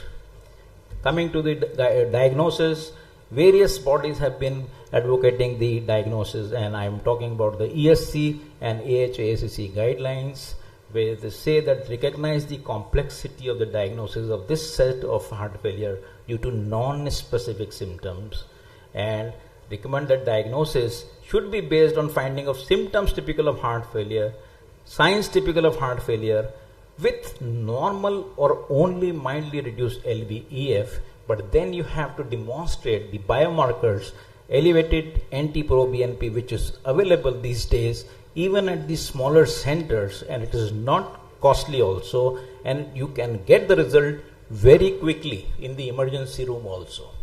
So doing that is mandatory, but sometimes even if that is normal, then you have to switch to stress test and you have to see the temporary heart failure situation which is coming in and going out. So that you have to see by doing the specialized test like the stress test, stress echo, or maybe doing an invasive measurement of LV filling pressures. So I'm going to skip this. So this is the toolbox. Echocardiography remains the gold standard, and obviously measurement of the diastolic velocities across the mitral valve and assessing the LVEDP, that is the end diastolic pressure, remains the mainstay in the diagnosis of this set. And these are the pictures basically which tells you that what indices like the LV hypertrophy, where the LV mass index is more than 95, the LAVI is more than 34, elevated LV filling pressures more than 15 are diagnostic of abnormal LV diastolic function and of this category of heart failure. So these are all echocardic pictures and parameters where you can assess the different pressures. Then you can go for invasive hemodynamic assessments where the echo is probably normal, but still sometimes the patient complains of episodic symptoms of heart failure, especially during exertion. So just imagine if we are sitting in this room and 5 people complain that they feel breathless when they climb up the stairs, and there is no abnormality on the coronary angiogram and there is no other comorbidity, then probably we should suspect this thing also, we should keep our minds open for this. And sometimes if somebody is having severe problem, then invasive measurement of the pulmonary pressures and the end diastolic pressures are required to establish the diagnosis of this.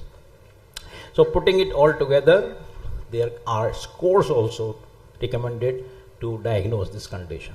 The first one is the H2FPEF diagnostic score with a total sum of 9, and you can see here what are the clinical variables: obesity, hypertension, AF, pulmonary hypertension, age, and the filling pressures on the echo. And they have been marked on the score. If somebody is having more than 7, then he is for sure suffering with severe heart failure with preserved ejection fraction. So this is another score which was modified by the European Society of Cardiology, which is called as PEFF2. So because of time shortage, I will not go into the details, but it is available on the website also. We can use this ready reckoner in our clinics, and this is the how do you score in that HFA-PEFF score. Coming to the last part is the management of this condition. How do you manage? For heart failure with reduced ejection fraction, you have established treatment. For this, it is very difficult to manage. So recommendations are, if they are symptomatic for heart failure, then diuretics as needed for short period of time to decongest, only if you are suspecting fluid overload. SGLT2 inhibitors, the recommendation is 2A as against 1A in heart failure with reduced ejection fraction. ARNI is again 2B, and MRA is 2B, and ARBs are again 2B. So it's very difficult. How will you manage these patients? The only best answer would be that you have to manage the risk factors and the compounding problems. So treat congestion, treat precipitating factors, and treat perpetuating mechanism. So that is neuroendocrine activation and sequelae. And as I told you in the pathophysiology, ultimately the renin-angiotensin system is activated. So you have to inhibit that even if the patient is not suppressed. So these are the steps. So don't miss the diagnosis before treating. As we remember to evaluate for rare causes also. Please remember that this is almost a diagnosis of exclusion, where you have to exclude common problems like anemia, high output states, drugs, and other conditions. Then treat BP and fluid overload, treat comorbidities aggressively, tailor the treatment according to the subtype or the phenotype. I will show you a few slides on that. And there are newer drugs undergoing trial, and one which has just come for the heart failure with reduced ejection fraction. There are drugs being developed after digoxin now, which can act on the myocardium and the myocyte and can enhance the contractility of the myocyte. So those kind of drug enrollment in refractory conditions can also be tried. So this is the tailored treatment to the phenotypic subtype of heart failure with preserved ejection fraction. Garden variety, treat comorbidities. CAD, treat coronary artery disease. Pulmonary hypertension or right heart failure, aggressive diuresis is required because these people will retain fluid on the right side of the body. They will have edema also. Use cardiomems. This is the domain of invasive cardiologist, and this is basically a sensor which can tell you about the pulmonary hypertension, and it is being implanted in the pulmonary artery and for years together, and it will just sense any change in pulmonary hypertension even during exertion also. Then midodrine, some of us must be using midodrine also these days for hypotension, because these are the patients who will suffer from hypotension if you are using diuretics. And then AF, treat AF by cardioversion or ablation, anticoagulation has to be used. Then hypertrophic cardiomyopathy, you have to use non-triiodopyridines, calcium channel blockers like diltiazem. You can use beta blockers also. Then valvular corrections, then high output states needs to be identified, and then rare causes needs to be seen. So stratify based on clinical presentation phenotype. Exercise induced increased LV filling pressure. Exercise training is very important. ACE inhibitors, an interatrial shunt device. You can reduce the pressure of left atrium by putting you are creating a ASD basically. ASD kind of situation you are creating. Then volume overloaded heart failure with preserved ejection fraction. Use MRAs along with diuretics. In long run, cut down the diuretics, continue the MRAs, and novel therapies like ARNI have a role over here, and consider cardiomems. And in the right heart failure, again midodrine along with diuretics and the drugs which can decrease the pulmonary hypertension like phosphodiesterase inhibitors can be used. So these are the different therapeutic strategies for different phenotypes, and I will not go into the detail. I'll just discuss this. These are the last slides. So ACE inhibitors, first line treatment for hypertension in such patients, especially who are diabetics and have renal dysfunction. Then ARBs in those who cannot tolerate ACE inhibitors. Beta blockers should be tailored to specific clinical scenarios, especially those who are having increased resting heart rate. And they have been the best drugs as far as the mortality reduction is concerned in all kinds of heart failure. Up till now, all the major trials have shown that, and the benefit is more than even ARNI and SGLT2 inhibitors. Selective beta 1 blockers and the alpha 1 and the beta blockers, they can be used like carvedilol.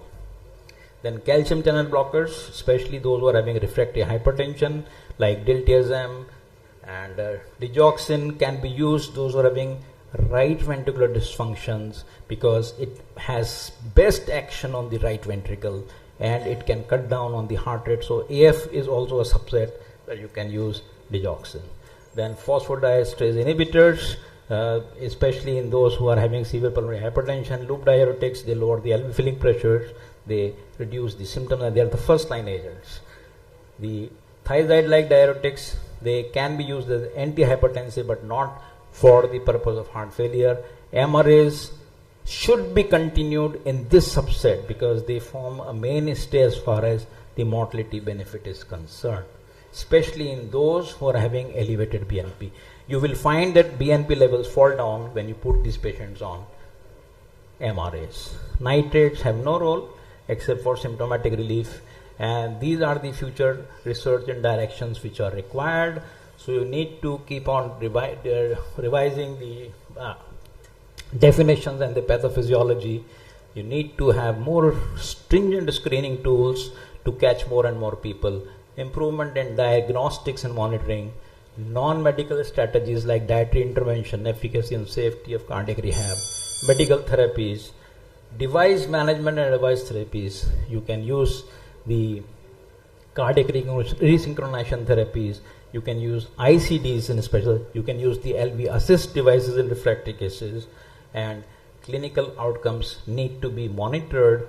And then social determinants of health are very important, because poor people who are far away from the bigger centers with these conditions will most of the time will be missed, and they cannot afford the therapy and the diagnostics. Comorbidities needs to be understood. And finally, the novel and the future strategies has to be devised, especially in form of drugs, devices, and invasive and non-invasive hemodynamics, with obviously last word on telehealth and artificial intelligence supporting the cause. Thank you very much. Thank you, Dr. Puneet. That was an excellent talk. You have dealt with almost the whole array of treatment therapeutic options we have. Thank you very much. Since we are running out of time, I would just request, I'll just ready to take a couple of questions, if any. So if you are short of time, I may be excused, because Dr. Taneja said that I am going to ask you, I am not going to grill you. Yes, sir.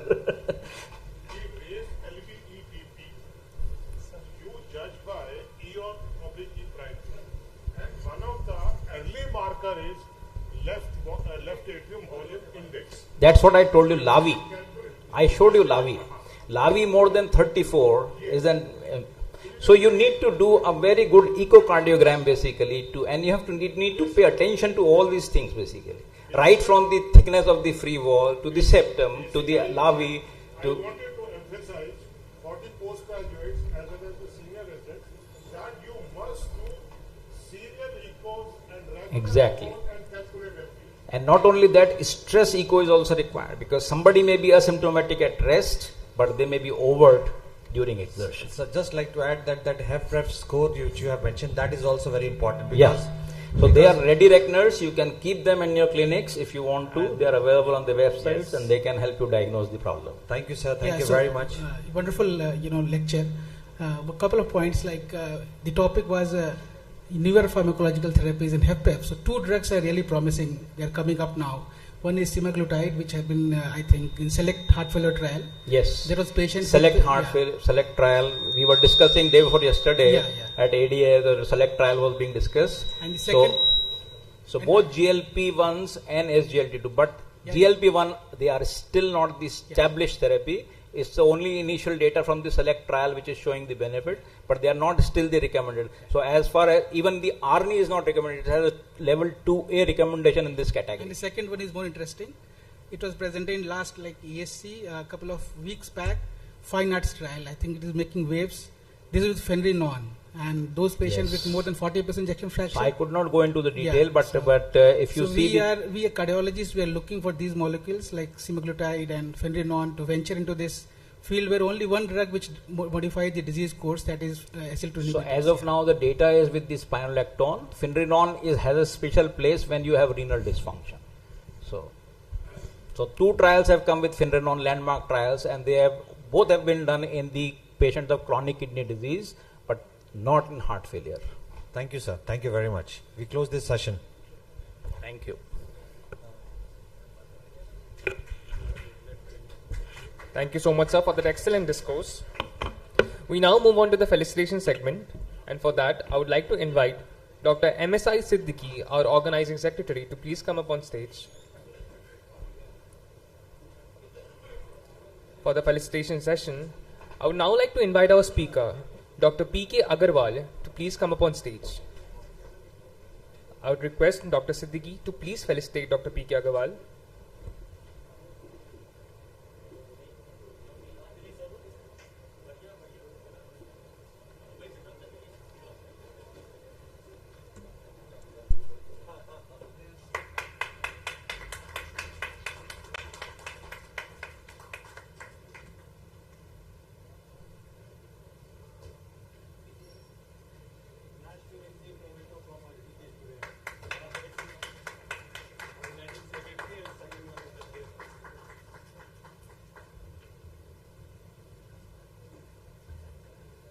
Thank you so much, sir. I would now request Dr. Siddiqui to please felicitate our chairpersons. We have with us Dr. Vishal Parmar, Dr. Sudhir Kumar, and Dr. Ajay Pandey.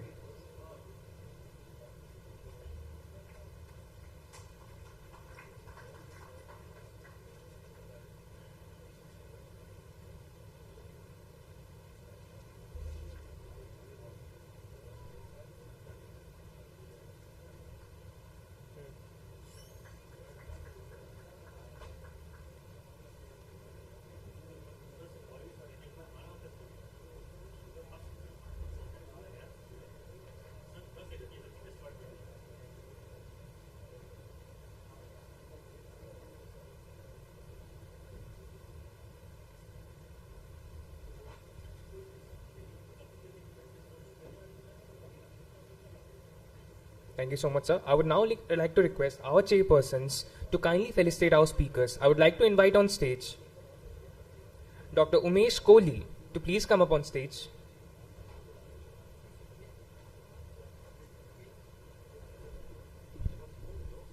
I would like to request Dr. Virmani to please come up on stage and felicitate our speakers.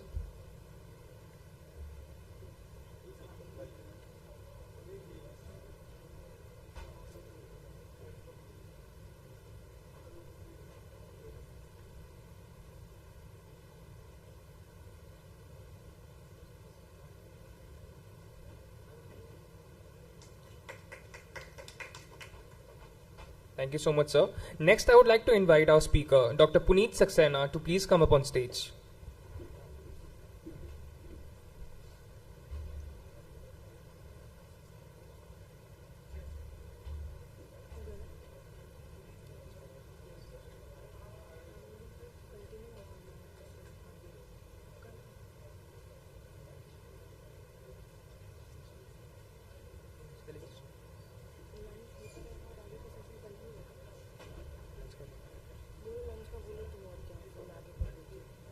Thank you so much, sir. I would like to inform everybody that lunch has been served. Lunch has been served in the second floor in the dining area, and anybody who wishes to have their lunch can proceed to the dining area for that. Continuing with our next session, I request Dr. Nagendra K. Das and Dr. Syed Hussain Khan to please chair this session.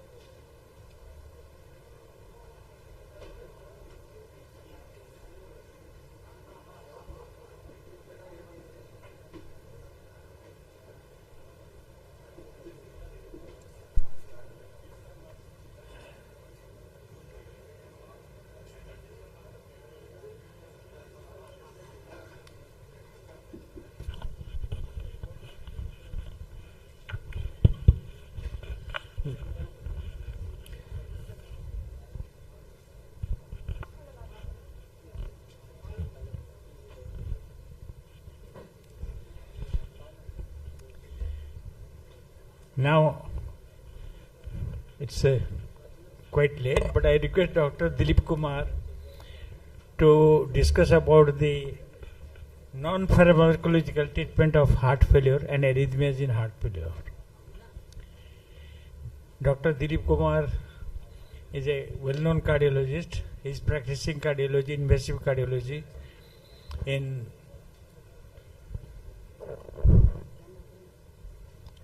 Medica group of hospitals. Now it is taken over by Manipal. Thank you. Dr. Dilip, please. Thank you, sir. Thank you.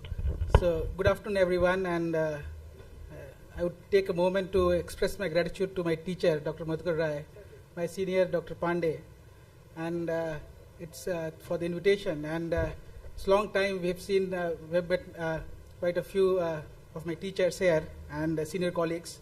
So I will be discussing on devices in heart failure, that non-pharmacological therapy of heart failure. And I tell you, last decade, I think is a changing point or inflection point in devices in heart failure. So before 2010, we had only few options like CRT and ICD.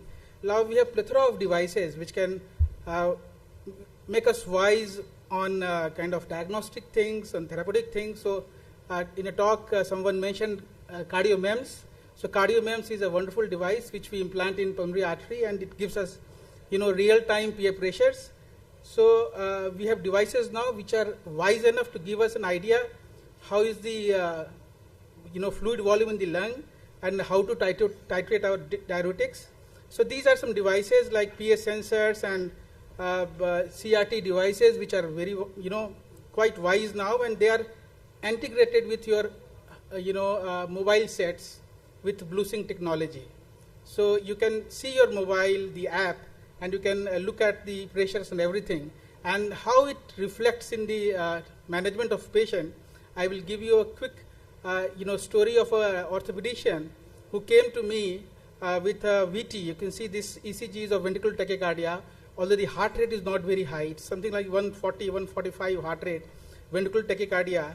And he was given a ICD, a dual chamber ICD. The RA lead was already displaced, we can see here, and the RV lead was working. The patient was on single chamber, ventricular pacing, and he was developing VT. So what we did was we took out this atrial lead. We positioned one new atrial lead. We positioned one CS lead. This is now a CRT device. This was the ECG of the patient. And the doctor went home, and he was from Murshidabad. And then the patient, from the BlueSync technology, he was in Murshidabad, and I was getting SMSs and mails from the company that this particular gentleman is having ventricular tachycardia, and the episodes were like 25, 30 VT episodes, and those were NSVTs, non-sustained ventricular tachycardias. So he was unaware. And then we called him, sir, you please come down, we need to modify your treatment. But since he was not symptomatic, so he just didn't pay any heed to our word, advice, and he continued. So we kept on receiving through, CardioSync and this BlueSync technology on our mails. You can see the VT episodes. So we verbally informed him to increase his mendrinone dose, mexiletine dose or amiodarone dose. We also advised him some of the diuretic and other aspect of therapy.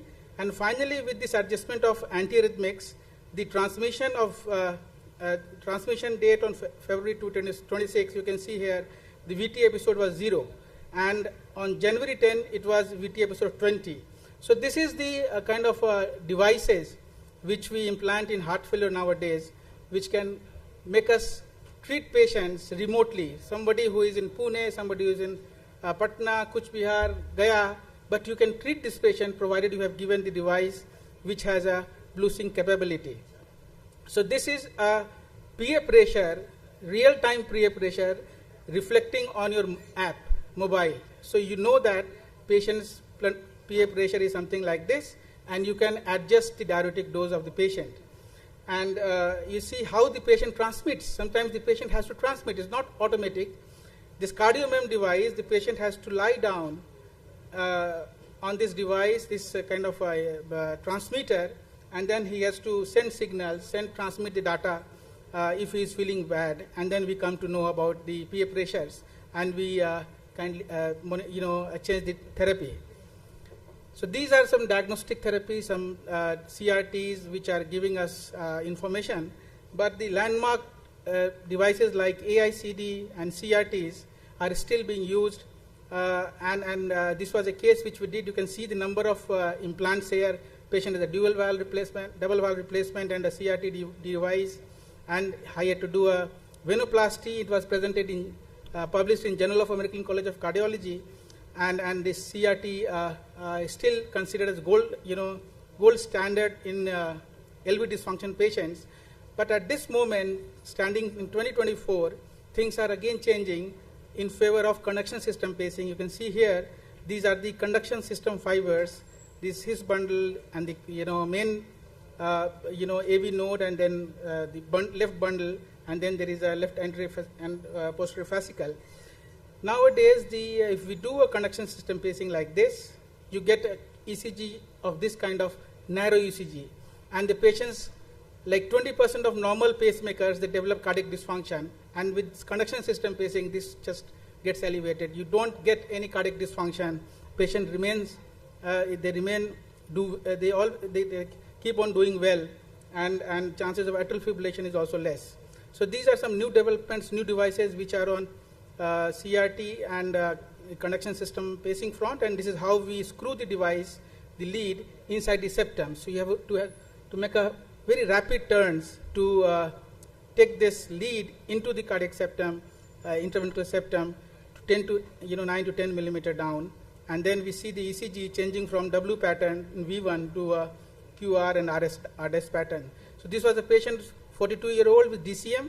You can see ejection fraction was 28%, QRS of 180, and I thought if I do a normal CRT, there may be chance that there will be a fusion and narrowing of the QRS, but since he was 42 years, I thought I will be giving him a LOT CRT, left bundle as well as a CS lead, and you see this ECG. If I don't say that this patient's ECG is paced, anyone will take it and pass this ECG as normal. And the patient is still doing well with ejection fraction of 60% now. So the left bundle pacing gives you, his bundle pacing gives you narrower QRS than the biventricular pacing, and this is significantly lesser. So evidences are accumulating that CSP far outsmarts and outperforms our conventional cardiac resynchronization therapy. So probably CRT is a day of, we are going to implant for a few years, I think, and then it will be replaced by conduction system pacing. This was a patient of LBB with atrial fibrillation. So we did a IV junction ablation and a left bundle pacing, and the patient's ejection fraction improved. And this is the LOT CRT. So sometimes there is a RBB and LAHB and non-LBB morphology with wide QRS, not more than 150. Then you are really perplexed. Patient has a DCM, what to do, what to offer these patients. So here also we can do a LOT CRT and you can get some benefit. And this was our publication in heart journals, and this is our labs data shows that in the borderline QRS from 120 to 150, non-LBB morphology, if we do a LOT CRT, you can get benefit. and the patients can improve, which is not at this moment in guidelines. Maybe in future, with more and more evidence coming from other part of the world as well, it can be in the guidelines as well. So 2023 HRS guideline very clearly recommends CSP in those patients from 35 to 50% ejection fraction, where the desired and the expected pacing is more than 20% to 40% of time. Especially, they are more kind of attractive option after post TAVR. So if you do a TAVR, you are implanting a device in the aortic valve. So it is going to press the membranous septum, and you are going to create an LBB to this patient. Any LBB which is acquired, which is being given by you, can be detrimental. So, and then heart block happens, then a new pacemaker will also give you LBB. So if there is a heart block after TAVI, we now go to conduction system pacing always. This was on CIED front, and finally a couple of slides on non-CIED fronts. What are the devices in heart failure in valvular heart disease patients? So these are all, you can see, calcified mitral valve, calcified degenerated aortic valve, and now we have options like transcatheter aortic valve replacement. This was a gentleman who was a chronic kidney disease patient with severe calcific AS, and he also had a acute coronary syndrome, the ejection fraction dropping from 55 to 30%. He was waiting for a surgical aortic valve replacement, but since he has a ACS, no surgeon was going to touch the patient, and it was a surgical turn down sent to us now, and we did a same sitting left main angioplasty. My teacher, Dr. Madhukar Rai sir, in initial comment said that left main is a area of cardiac surgeons. Definitely it's the area of cardiac surgeons, but in these situations like acute coronary syndrome with a severe aortic stenosis, ejection fraction 25%, the surgical risk is prohibitive. Then they come in our fold, and this patient was given angioplasty to left main to LAD, a crossover stent, and we also did TAVR in the same sitting. And this was the first reported left main angioplasty with a TAVR in the country. And patient extubated next day, ejection fraction improved to 45% and went home. So this is how TAVR patients normally do next day. So you can see here the patient is walking, this frail lady was 82, unable to take a few steps. Now after TAVR, next day she is moving. And this is how we choose our patients. This is after going for a surgical risk scoring. If the surgical risk is very high, then we go for TAVR. And the other therapy is clipping devices. If the patient has a leak in mitral valve, patient is post CABG, and ejection fraction is between 20 to 50%, not in normal ejection fraction patients, because these are acceptable surgical risk patients. Less than 50% patients, they are having high surgical risk, and there we can go for a mitral clips. So, and this has been proven to be beneficial in both ischemic and non-ischemic cardiomyopathy, and these are some of the features which we see before we go for a mitral clip. I will end my presentation by this last case of mine. This was an octogenarian lady, wife of a retired army officers. They are always little rough and tough. She was 88 years, and she was having severe COPD. She had a post, mitral valve replacement done with a tissue valve, a couple of years, 5 years back. And this time the mitral valve got degenerated, and patient also had a progression of severe aortic stenosis, the aortic valve disease, which progressed in 5 years. And since 88 years, COPD surgically turned down, and there was, what was the option? She had a mitral valve replacement which was degenerated, and the aortic valve which is now progressed to severe aortic stenosis. So patient, there is only one option.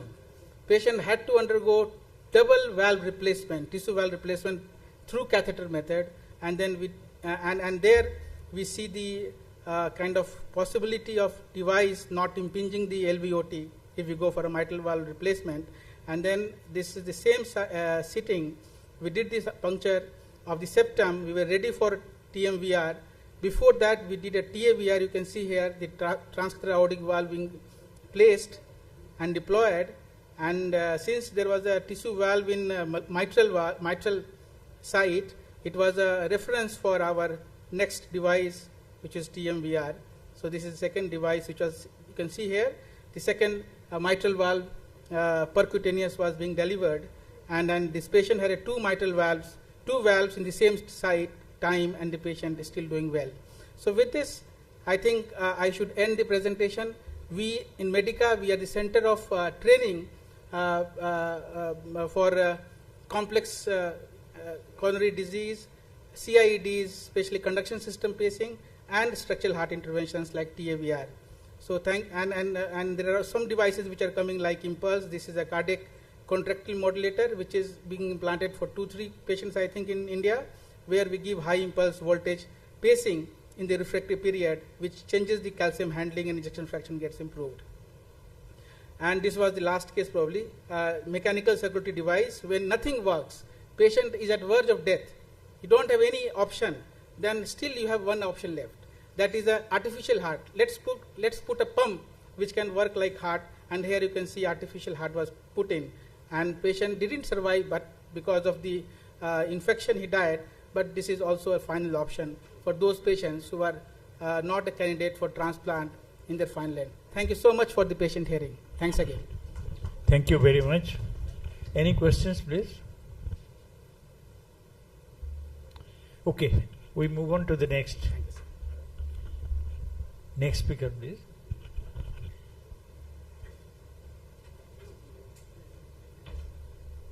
Dr. Ashok Taneja.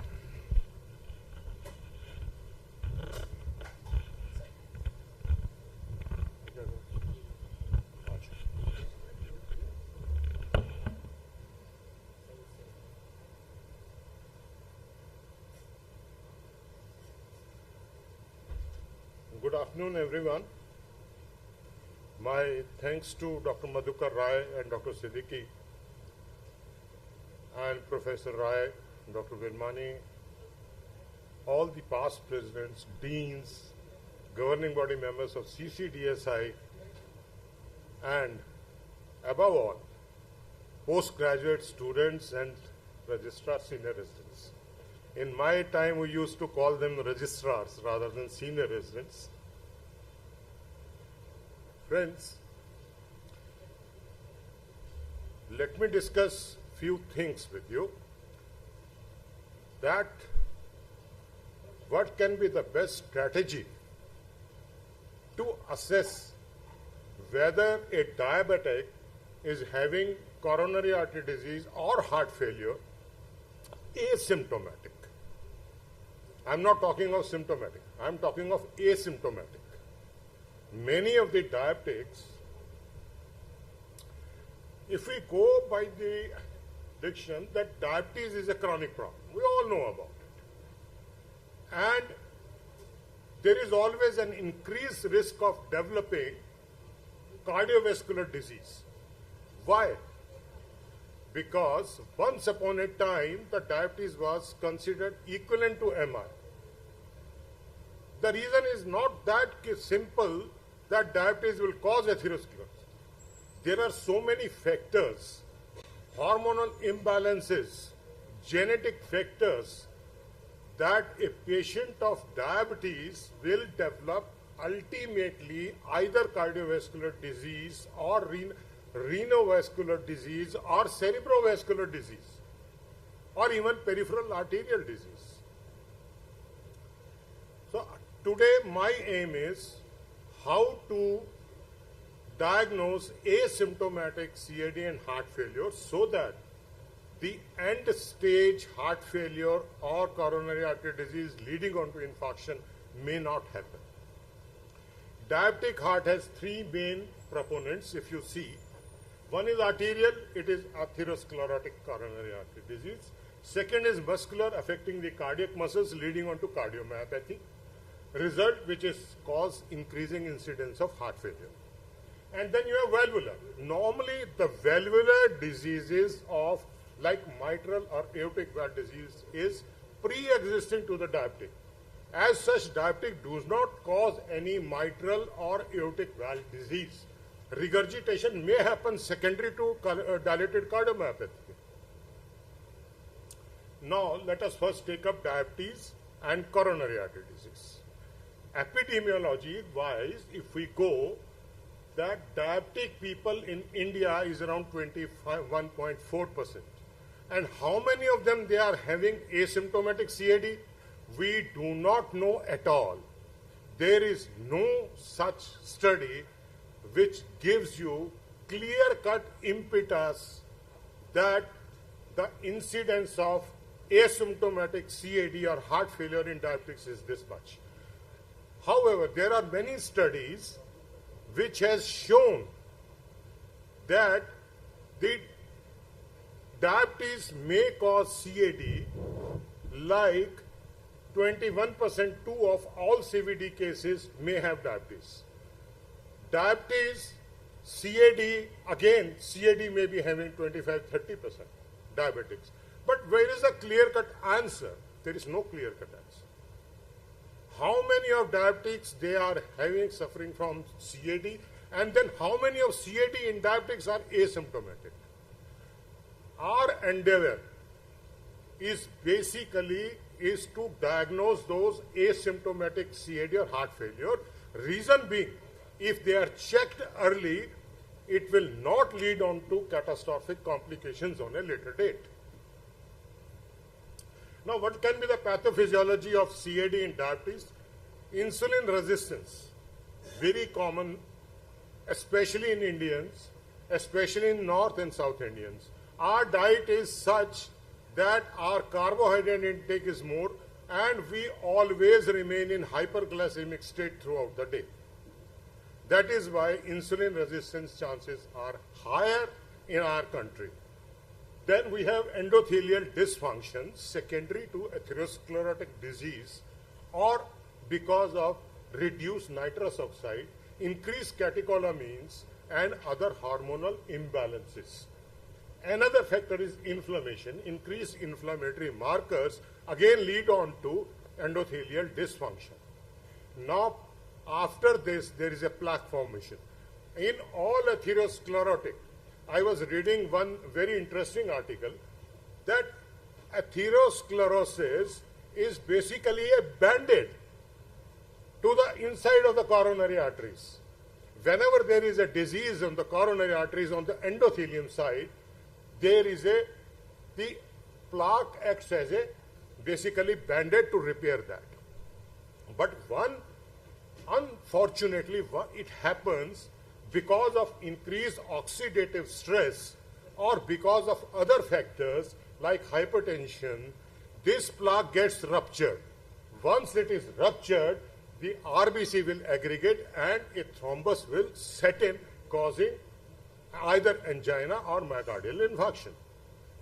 How far it is correct, I do not know, very frankly speaking, but the theory seems good. In this talk, we will be wiser to know silent or asymptomatic coronary artery disease.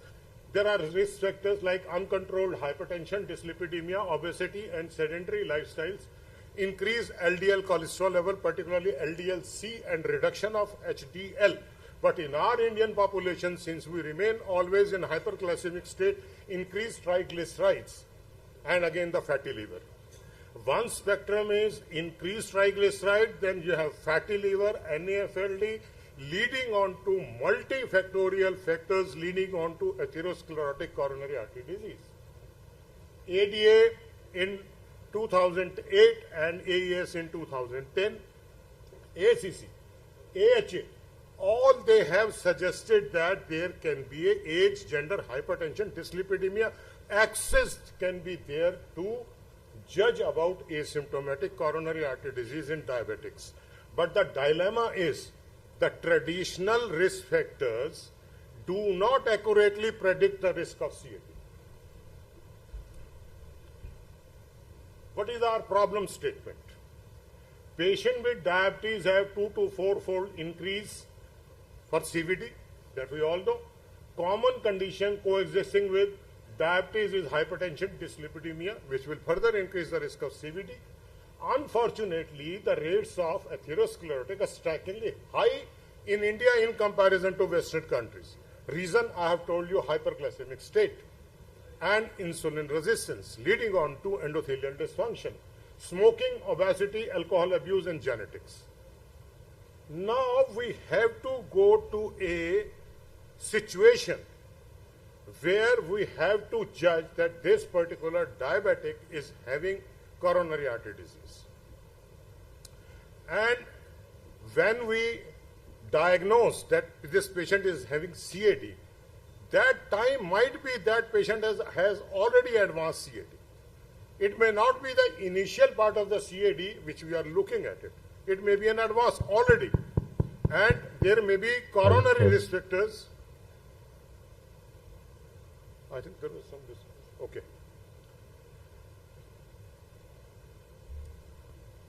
Prevalence of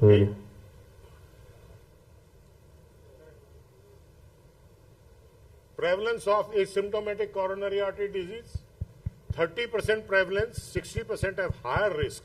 I'm not saying that all diabetics 60% are having CAD, but they are at higher risk. The prevalence is 30%. And there is diabetes, uncontrolled hypertriglyceridemia, increased LDL-C, decreased HDL, the increased risk becomes 2 to 5 times. Now prognosis, you all know that diabetics having silent CAD, all of a sudden patient may require hospitalization as well as angiography and angioplasty or bypass surgery. Even in the peripheral vascular portion also there is increased atherosclerosis leading on to diabetic foot. Now proposed methodology to know about asymptomatic CAD. Many protocols they are in wake, but all are operator dependent.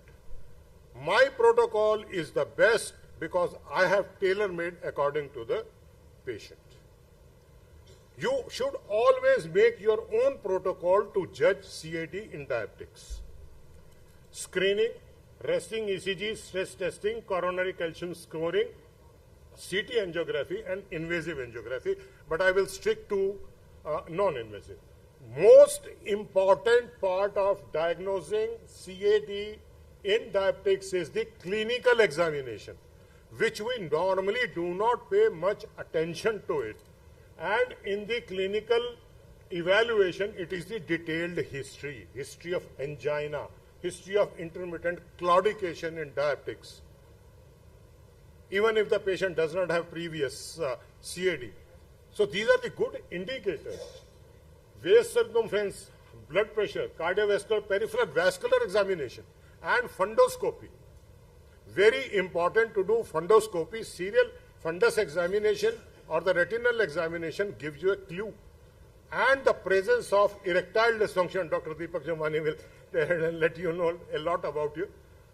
Erectile dysfunction, one of the very common part of CAD in diabetics. It is an early sign and symptom it can tell you.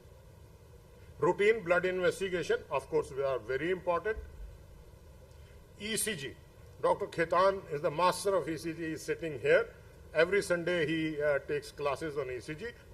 Presence of Q waves, ventricular arrhythmias, AV blocks or STT deviations, even on resting, I am saying. I am not talking of after giving stress. This is just resting. Just do a simple ECG and see these things. Another important part on the ECG to see is RR variation, RR interval variation. Then you have echocardiography. Regional wall motion abnormality, you must see RWMA in all the 16 segments. Those who do echocardiography routinely, they know that these are all 16 segments and where we have to look for. Another is LA volume index that we talked. Diastolic dysfunction, you have to calculate on echocardiography. LA volumes and then stress echocardiography, whether it is TMT plus your echocardiography or dobutamine stress echocardiography, because many patients, they are not able to do treadmill, so we give them, we do dobutamine stress echocardiography. They can easily judge which part of the heart is having reversible ischemia, the myocardium. That you have to judge. Then you have speckle training or strain rate ratio.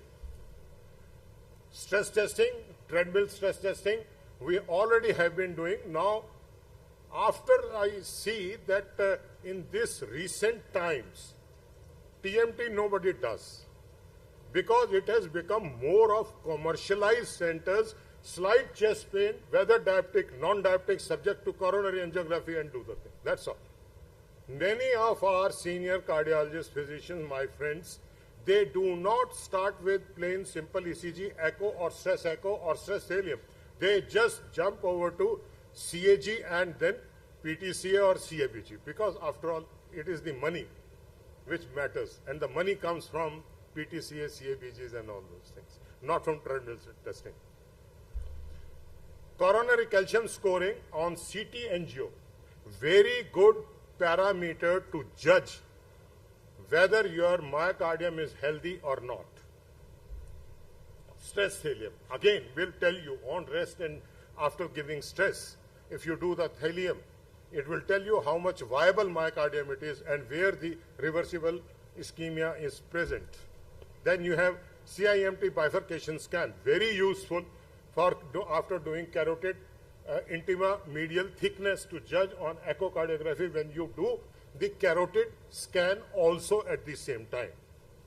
These are the early indicators which tell you that this person is having CAD. Then coronary CT, the best part of the coronary CT is calcium scoring, and now with the advanced CT scans, doing CT angiography tells you exact place where the plaque formation is. But still, many studies, they advocate negative CT angiography is of more important than positive. Invasive, that was as far as CAD is concerned, as for in diabetics. Good clinical examination, stress test, stress thallium, stress echocardiography, and I always advocate to my patient a 6-minute walk challenge test. Normally, in our literature, it is being used more for heart failure. But even if you do in OPD in a very simple way, ask the person to walk for 6 minutes on a plain surface. If he is walking more than 600 meters in 6 minutes, that means his heart, peripheral arteries and musculoskeletal system is working very good. This he should check every month, that after 6 minutes how much distance he is covering. Suppose he is not able to cover after 3 months, he is covering less and getting dyspnea or the chest discomfort, that means he is developing coronary artery disease. So 6-minute walk challenge test, I advocate, should be done in OPD to all the diabetics. And heart failure, if we go, asymptomatic heart failure in diabetes, 20% is the prevalence. But if it is associated with other cofactors, other risk factors, the risk becomes 6 times more. And 30% of the patient of the diabetics, they remain undiagnosed till they come to a stage where they have fulminant heart failure. They are exhibiting symptoms of the heart failure like exertional dyspnea or chest discomfort. And one of the very important thing to know is how many stairs you can go up. Normally people say that I cannot go more than 40 stairs at a stretch at a layer pace, not stopping within. It seems okay for a diabetic, but less. The higher you are moving, 50 to 60 stairs, very good. 40 stairs, okay, but less than 40 stairs is definitely a problem. You must get investigated. Pathophysiology of heart failure, metabolic derangements, microvascular dysfunction, and structural changes. One of the commonest diabetic heart is that patient is having dilated cardiomyopathy.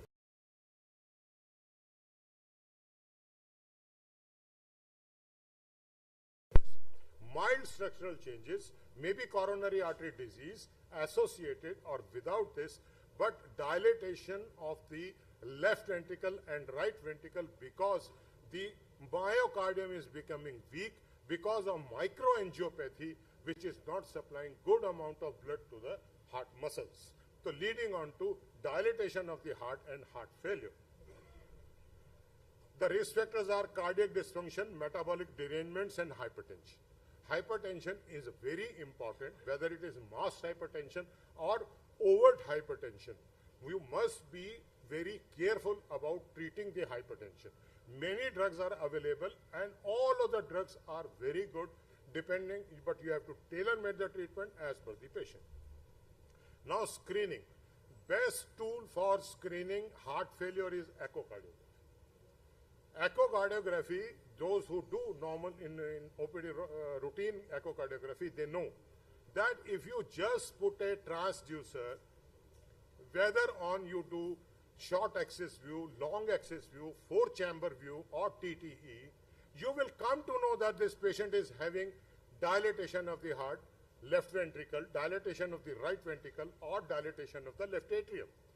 Dilatation of the left atrium starts early so that LVEDP is increased and patient may further go into heart failure. But echocardiography is the most important. And then stress echocardiography sometimes is required to unmask the myocardial disease. Because many of the time at resting the echo may be normal, but if you give a little bit of stress, his myocardium starts wobble. And you will find the features of LV dilatation. Similarly, stress helium also is very important. Biomarkers such as BNP, anti-pro-BNP. Many of the times we do in diabetics, particularly the patient is having, or person is having exertional dyspnea or having some amount of pedal edema. So you must do pro-BNP because it is a marker which tells you that there is a cardiac dysfunction. Exercise testing I have already enumerated, and echocardiography in asymptomatic diabetic patient is a must. I always advocate to my junior colleagues and postgraduate students that echocardiography in diabetic must be performed every 6 months. And if even is a slight doubt, go for stress echocardiography, give him a little bit of exercise. Biomarkers, natriuretic peptides, cardiac troponins, inflammatory markers, metabolic markers. Now a word about smart stethoscope. You must have read 2 days back Times of India. They have a large article on smart stethoscope. What is smart stethoscope? It is nothing else but just a portable transducer attached to transducer of the echo attached to your stethoscope. Previously we used to listen the heart sounds, but nobody listens. In my opinion, now the stethoscope is कि आपकी identity बन जाती है जब आप गले में लटका के चलते हैं कि ये डॉक्टर है. That is all. आज की डेट में स्टेथोस्कोप से इससे ज्यादा कोई काम नहीं करता. Nobody tries to do chest auscultation whether there is a fine crepitation or there is a bronchi to differentiate between bronchial asthma or left ventricular failure. Nobody does it. Echo पे लगाया, सीधा किया, देखा, हाँ भाई कितना डायलेटेशन है, L A का कितना, एलवी का डायलेटेशन है, इंजेक्शन फ्रैक्शन कितना है, रिड्यूस इंजेक्शन फ्रैक्शन है, label him as straight away heart failure patient. Whereas in association with the heart failure, patient may be having bronchial asthma also. So just auscultate the chest and find there are bronchi or not. Now the smart stethoscope has come. It has two functions. It gives you the ECG rhythm. Only ECG rhythm. It does not give you 12-lead ECG. ECG rhythm so that you are able to know that this patient is having atrial fibrillation or not, or occasional ventricular premature beats. At the best, the rhythm will tell you only this thing or RR variation. But the number of R complex is hardly 3, 4, 5, so you are not able to look for RR variation. But certainly, if there is an atrial fibrillation, it will be picked up. Second is, it gives you idea about ejection fraction. Because that, the stethoscope का जो head end था, उसको transducer में convert कर दिया. If you put it on heart, it will give you, calculate the ejection fraction. In fact, many of these smart watches like Apple Watch, they also give you some idea about the rhythms, ECG rhythms, and heart rates, and the blood pressure. But they do not give any indication towards ejection fraction. This smart stethoscope, it does give, and it has been developed by one of the American Echo Health and Mayo Clinic. They have launched this smart stethoscope. And I think with the launch of this, it is going to give a very, very disadvantage to the medical community. पहले ही हम stetho use नहीं कर रहे हैं, अब तो बिल्कुल भी यूज नहीं करेंगे. And believe me, whatever the new technology comes, it has advantages, but at the same time it has disadvantages also at the same time, because these are all AI powered software programs. You may be calculating ejection fraction, say around 40% on smart echo, but in actuality when you do the proper echo or stress echo or the stress helium, then you come to know that his ejection fraction is normal. So this sometimes a fallacy can come, but it gives an idea to you that you are vigilant about knowing about heart failures in diabetics that you are trying to diagnose. Prognosis, you all know. I don't need to explain it to you. I will like to emphasize one thing: importance of early detection and intervention. The earliest you diagnose CAD or heart failure in diabetics, later on you are going to save that person from lot of hassles, morbidity and mortality. So there is a saying, early bird catches the worm. So we must diagnose asymptomatic or silent CAD and heart failure in diabetics at the earliest, as soon as possible, so that you can treat it, you can do intervention, whether it is medical therapy, whether it is device therapy or anything. But will be able to save so many lives. But only the last: challenges and limitations in screening for asymptomatic, accessibility, cost consideration, false positive, interpretation challenges.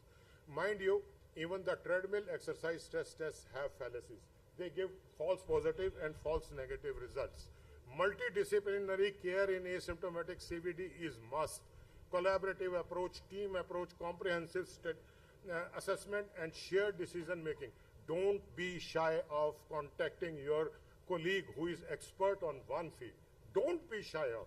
Just discuss the case with him or with her. And conclusion is, key takeaways: importance of early detection as early as it is detected, multidisciplinary approach. It is not the endocrinologist which will treat diabetes or the cardiologist who will treat heart failure and hypertension. It is the approach by both, as well as the general physician as well as the family physicians. Emerging therapies, new therapies are being developed. Continuous monitoring is a must. All diabetics must undergo echocardiography, retinal examination, microalbuminuria, and many other tests, small, simple OPD tests, at least once a year. Reference and resources are my scholarly articles, educational websites, and continual education and learning from my seniors, those who have taught me, my teachers and my seniors, who have given my mind a fresh impetus to how to diagnose asymptomatic CAD in diabetics. Thank you very much. Thank you very much, Dr. Taneja. You have covered a huge topic in a very small time. Two things I want to suggest. That CT angio calcium score, when it is more than 400, you should strongly suspect about the coronary artery disease, significant coronary artery disease. Absolutely correct, sir. And number two, that fatty liver, that's another important thing that we are not giving too much of importance to it. Unfortunately, there is hardly any treatment for that, but that will give an indication that significant coronary artery disease is there in diabetic. Definitely, sir. One of the, you all are postgraduates. How do you know that this person is having fatty liver without doing any ultrasound examination or any biochemistry? Any idea? Just see the neck circumference. Below the iodine level, see the neck circumference in centimeters, though it is related to the height. But if it is more than 37, you are likely to have fatty liver. Sir, Thank you. Sir, just a query and a comment. So thank you, sir. This is Tapos from Kolkata. So it's an excellent and extensive discussion. What is the role of NT-proBNP screening for screening of asymptomatic, and what is any role of strain imaging, GLS? Strain imaging basically is quite useful to know the area and calculate the reversible ischemia. Suppose the apical part is having less strain rate, that means that part is having reversible myocardial ischemia. But strain rate, now it is a newer coming modality in comparison to the plain echocardiography. And there are colored strains, so you can easily identify that this area is ischemic and this area is non-ischemic. This helps in further when you do intervention on CAG or on PTC. Thank you, sir. Thank you, sir. Thank you.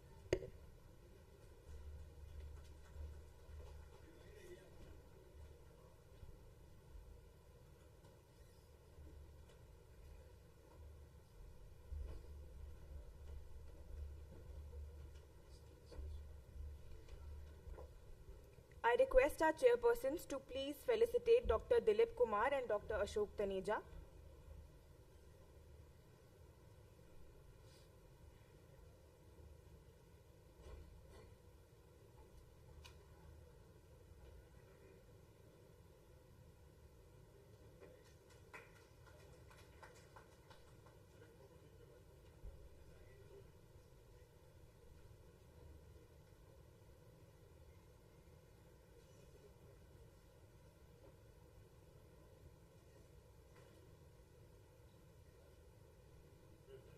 I request Dr. Dilip Kumar to please come up for felicitation.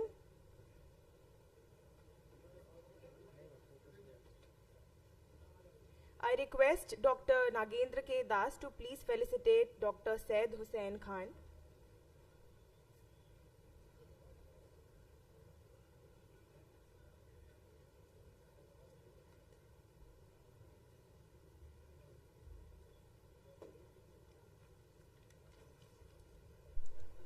Thank you so much, sir.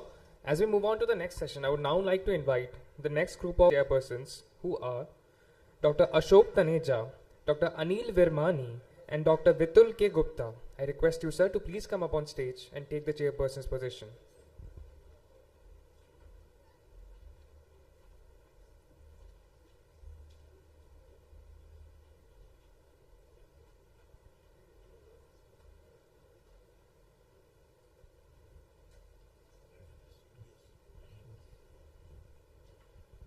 Good afternoon, friends. We have come to a very important part of the scientific program, and this is the prestigious Professor Dr. A.N. Rai oration. Now, I'd just like to say one thing. About a year back, the American Heart Association talked about a syndrome called CKM syndrome. They were trying to correlate that cardiac, kidney and metabolic syndrome are interrelated.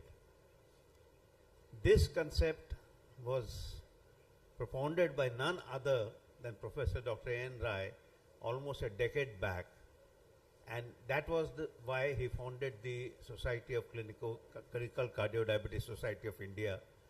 And this, I mean, what he did, he had look at the vision of our founder president, that 8 years, 10 years later, the American Heart Association is basically talking about it today.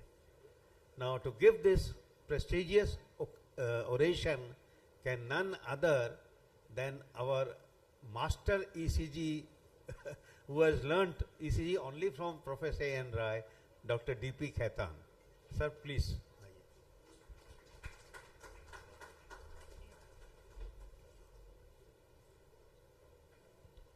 दोस्तों, ये तो Mahabharat time से हमें मालूम है कि India कहीं बहुत आगे है इन यूरोपियन और वेस्टर्न कंट्रीज से. तो डॉक्टर ए.एन. राय का तो विजन बहुत ही पहले आ गया था कि मेटाबॉलिक सिंड्रोम को अगर हम पकड़ेंगे तो डायबिटीज भी कवर करेंगे, हार्ट भी कवर करेंगे, किडनी भी, पेरिफेरल आर्टरी भी, और क्या सर, ईसीजी भी.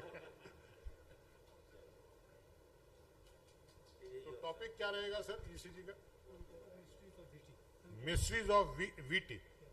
Friends, since it is an oration, there is no question answer after this.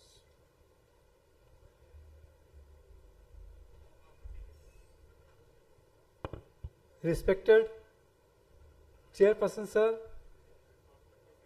and galaxy of colleagues, first of all, I wish to give my salutation to Professor Dr. N. Rai, from whom I have learned the art and science of ECG both. He rather taught me ECG on every Sunday. It's my privilege to have his oration on today.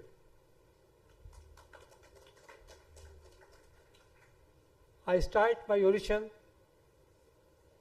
on his name, topic being the mysteries, uncover the mysteries of VT, ventral tachycardia.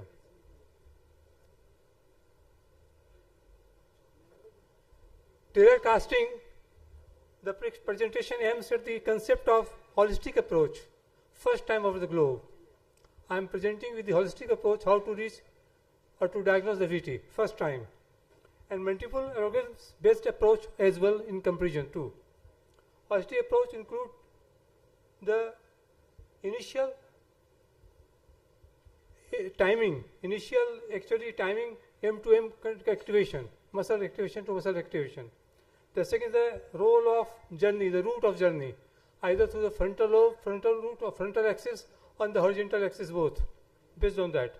Then this journey covering the atria and ventricular beats independency beating, sort of beating. Multiple approach, of course, a bird's eye view of all the organs available to the globe, but with special emphasis to the Brugada syndrome and the varicose algorithms. With these words,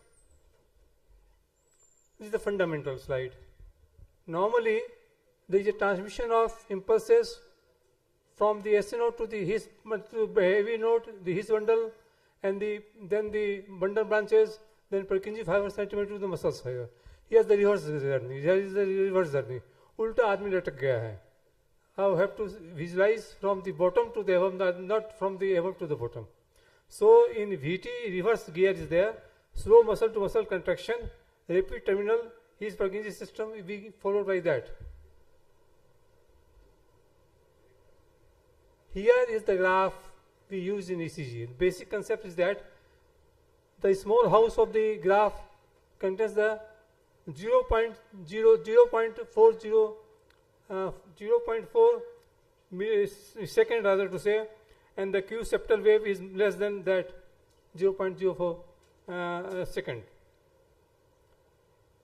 Wait, the Q to R wave activation time or the peak time is up to maximum 0.04 second, and the RR wave peak time maximum up to the 0.04 seconds.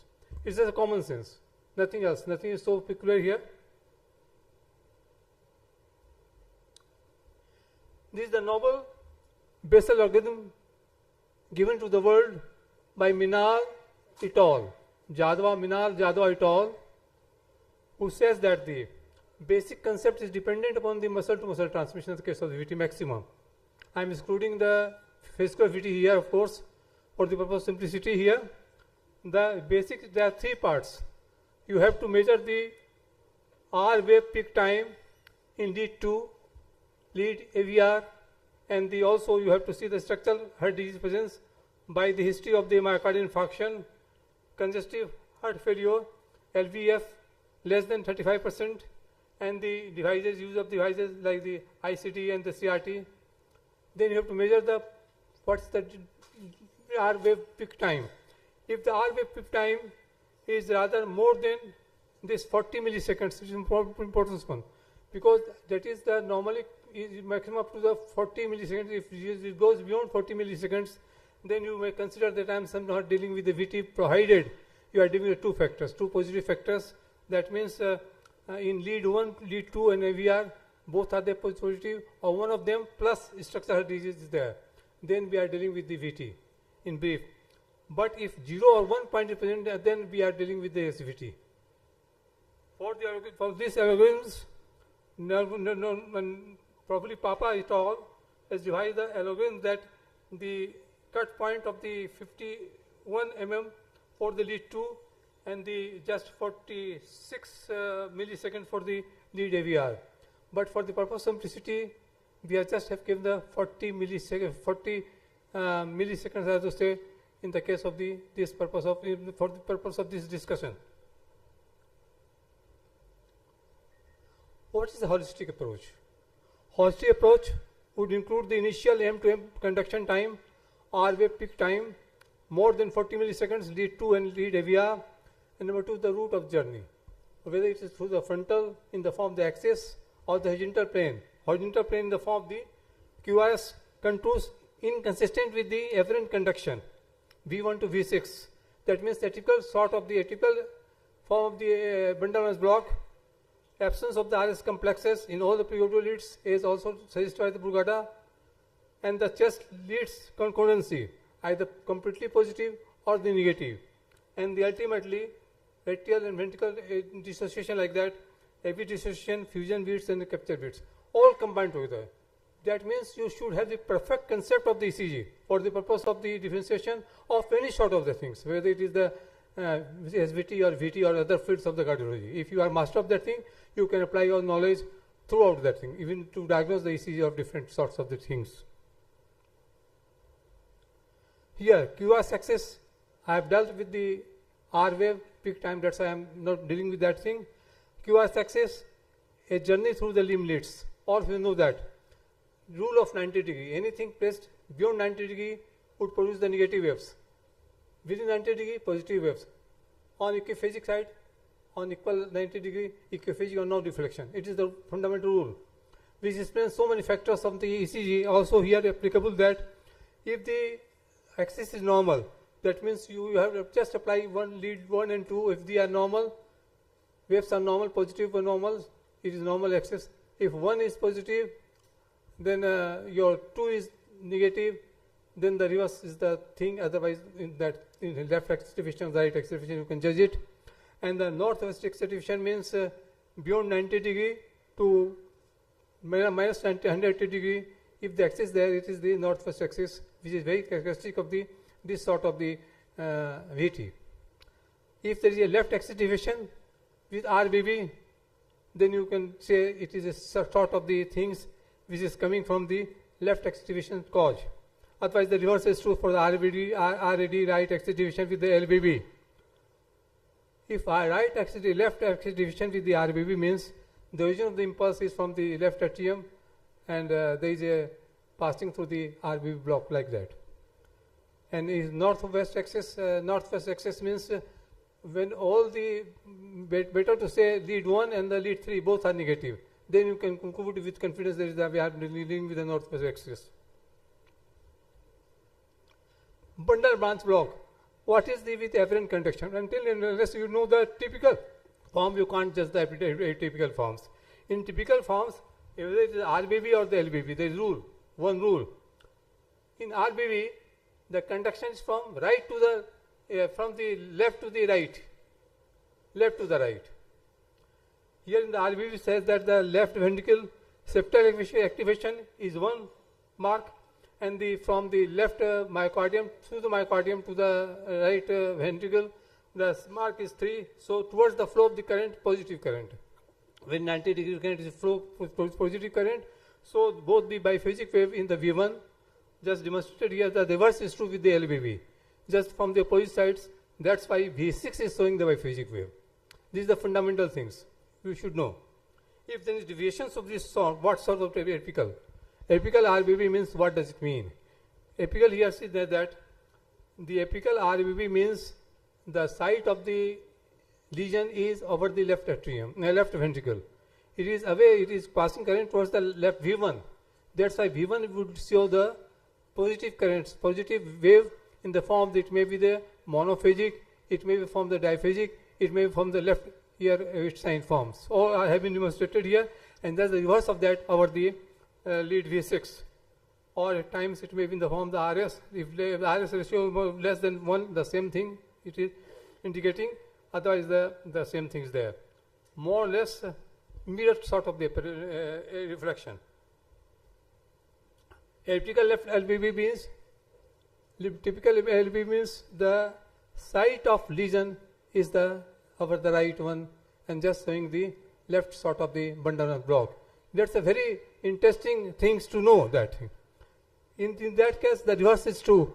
The positive wave in biform, by feet, maybe by feet, in the form over the V6, and just the negative over the lead V1. If we caught all of the V6, if any you see here Q wave, either singly or a QS for photons, you may also conclude the same thing. Just in brief, I am going through. This is a very important slide. Why absence of R pattern in all precaudal leads in VT? Why there should be absence of the RS pattern over the V1 A suggested by the Brugada, Dr. Brugada? Your basis is that in left ventricle, you just imagine that there is a sequential activation. Left ventricle is thicker than the right ventricle, and both are synchronously activated through the electrical currents. So electrical flow is more or less smoothly coordinated throughout. But since left ventricle is thicker, it is passing towards the left towards the left ventricle. So there is a sequential flow from V1 to V6. That's why towards the flow of the current is the positive current. So in the leads V6, you will show the positive current from the R wave and negative current from the receptor wave towards the opposite side. That's why the small negative Q wave is there. Otherwise, the small R wave is indicating the reverse side of the depolarization from through the right ventricle. And the same is true with the right ventricle. Am I right? So that's why it is the sequential flow. If the sequential flow is not, you are not finding the sequential flow, you say that something is wrong there. And this something is wrong there would be appearing in the form of the absence of the R and S pattern throughout the things. Normally, we are having the sequential patterns. One step is going, Dr. Panda is going, I am behind him. Dr. Rohani is in front of something. There is sequence breaking. That something is wrong there. Like that. Just lead contours. I already told that towards the flow of the current, positive current. If posterobasal, if the activation from the basal part to the posterior part to the basal part, the positive contours will be there toward the V1 to V6. If epicontria is there, the negative contours will be there. So very well, it is very well characteristic of the VT. You see as he see other. What is the epi dissociation? Atria अपनी आलाप मार रहा है, ventricle अपना आलाप मार रहा है. Both are contracting at its own rate. Here the VT is contracting more rate compared to that of the atrium. In the case of the VT, that's why sometimes the atrial waves may pass through the Purkinje system to appear as a captured. पकड़ दिया कहीं आके, पकड़ दिया like that. So it will like the normal. Here is the capture beat, always it is encircled by the red, is the capture beat. When the capture beat and the ventricular beat, they combine together, they form the intermediate sort of the complex, what we call the fusion complex. So this sort of the things, here the red small p above, in the lead 2 they are the dissociated p, dissociated atrial waves. So any of the three, it is sometimes very difficult to, we don't see in all the cases. That's why there is a significance of the holistic approach. I think the coming world would adopt this holistic approach rather than to adopt a particular sort of the programming through the staging wise. What is the multiple step algorithms? Multiple step algorithms to diagnose VT or SVT includes a sequential application of concerned cluster of ECG findings. It needs a constant skilled learning. You have to see what are they, stepwise organization in your brain. It may require very much of skill by you. It may escape certain pertinent points which might be essential for the diagnosis of VT, because you are not going to take all the points together. You are having the cluster of points in your mind. So there is a significance of holistic approach is there. This is more time consuming, this process. Even no multi-step algorithm is completely perfect. This must be, no approach is perfect. That's why again there is a significance of multiple approach. What in practice? I prefer to go through the ECG once or twice or thrice at a time.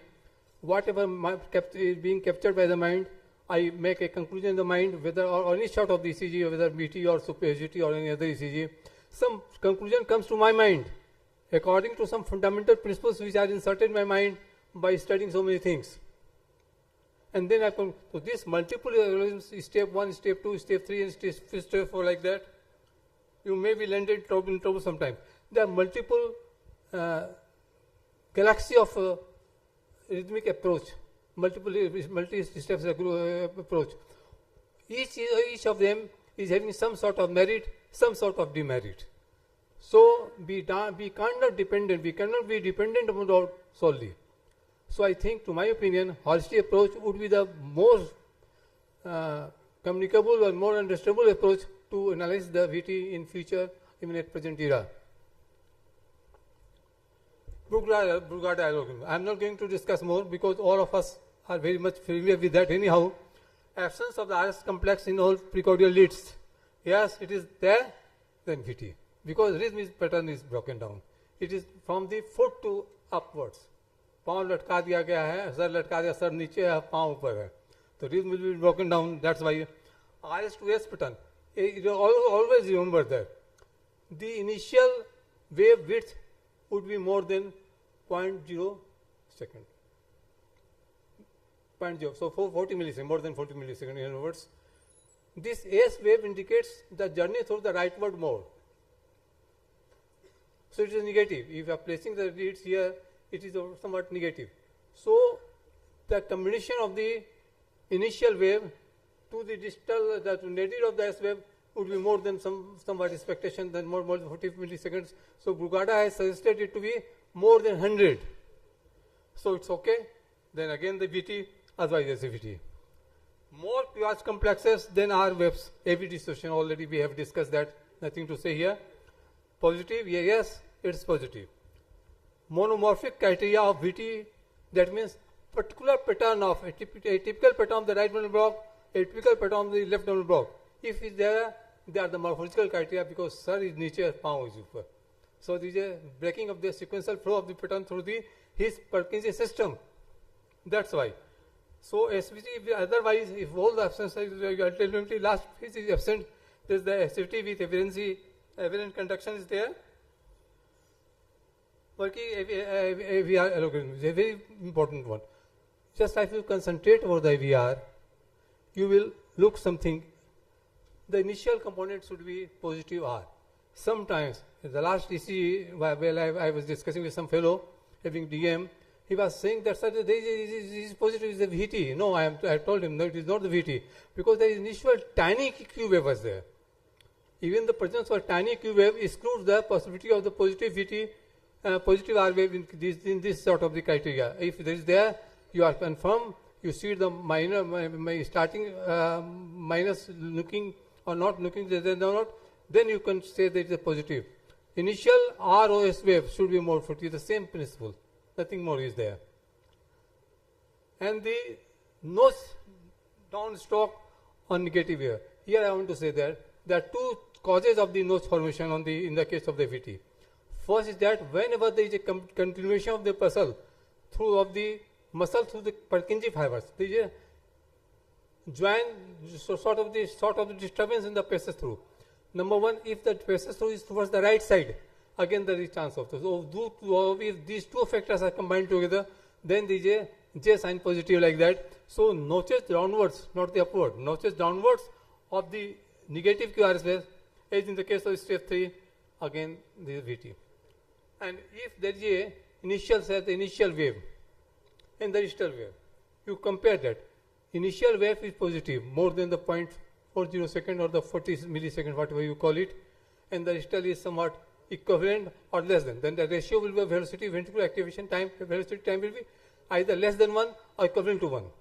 If it is so VT, otherwise, so any step is a single step is positive, it is VT.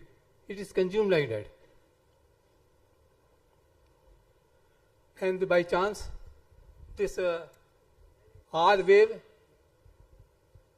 peak time criteria, and the Brugada criteria, and the Varkis criteria, all more or less are showing the same pattern of the same sensitivity, same specificity, and the accuracy.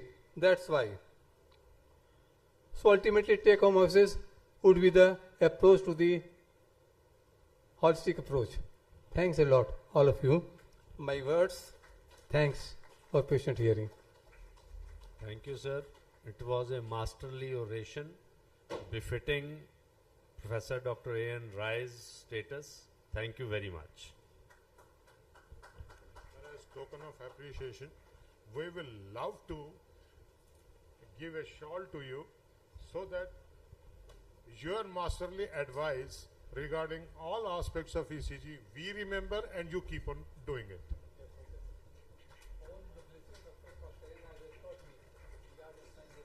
And a certificate.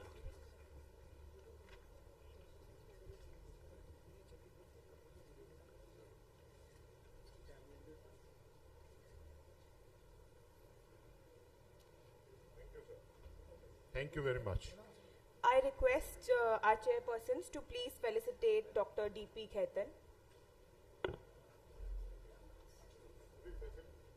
I request Dr. D.P. Khaitan to please wait on stage as we finish the felicitation ceremony. Sir. I request our chairpersons, Dr. Anil K. Virmani, Dr. Ashok Taneja, and Dr. Vitul K. Gupta to kindly felicitate Dr. D.P. Khaitan.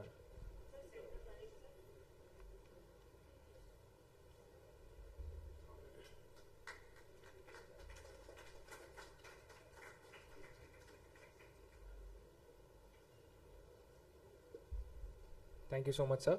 And now it's time for the felicitation of our chairpersons. I would like to request Dr. Ashok Taneja to kindly felicitate Dr. Vitul K. Gupta and Dr. Anil K. Virmani.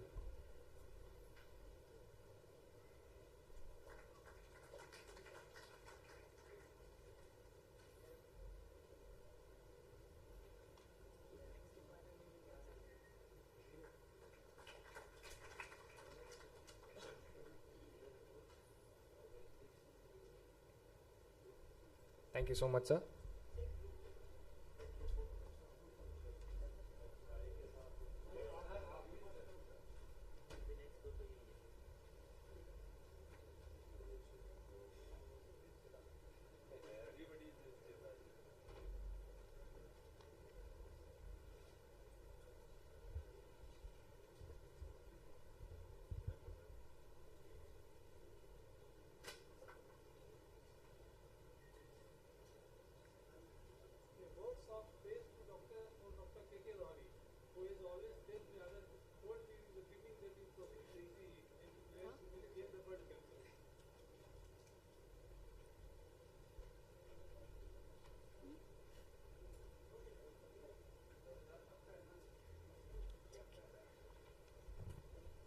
We appreciate the time and effort of our previous anchors Khushi and Janit, dedicated to make this event informative and enjoyable. And now it's time to move forward to our next session. Good afternoon, everyone.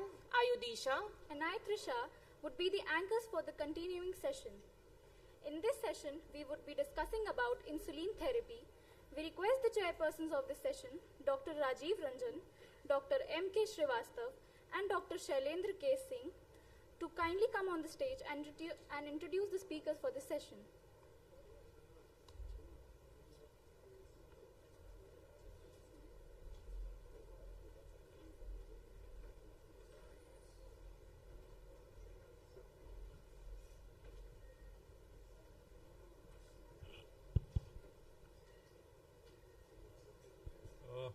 Welcome to everybody, and thanks to Professor Madhukar for inviting me here to chair this session. Today we are going to discuss about the biosimilars in diabetes overview, and to discuss this we have with us Dr. Munish Prabhakar, and all know Dr. Munish Prabhakar very well, and now I request Doctor for his excellent talk.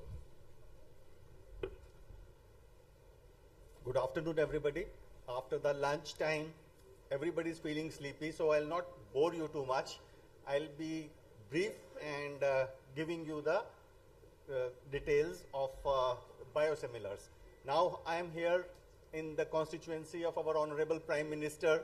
I must say I am not promoting here cheap medicines or Jan Aushadhi. I am not talking about generics. I am talking of biosimilars. So biosimilars are basically similar to the products which have been approved by the FDA, like insulins or so many other medicines which have already been approved by the FDA, but they are made through a different process. and by taking the different route, they are less expensive and out of patent. So they are available so that we have more options for the patients.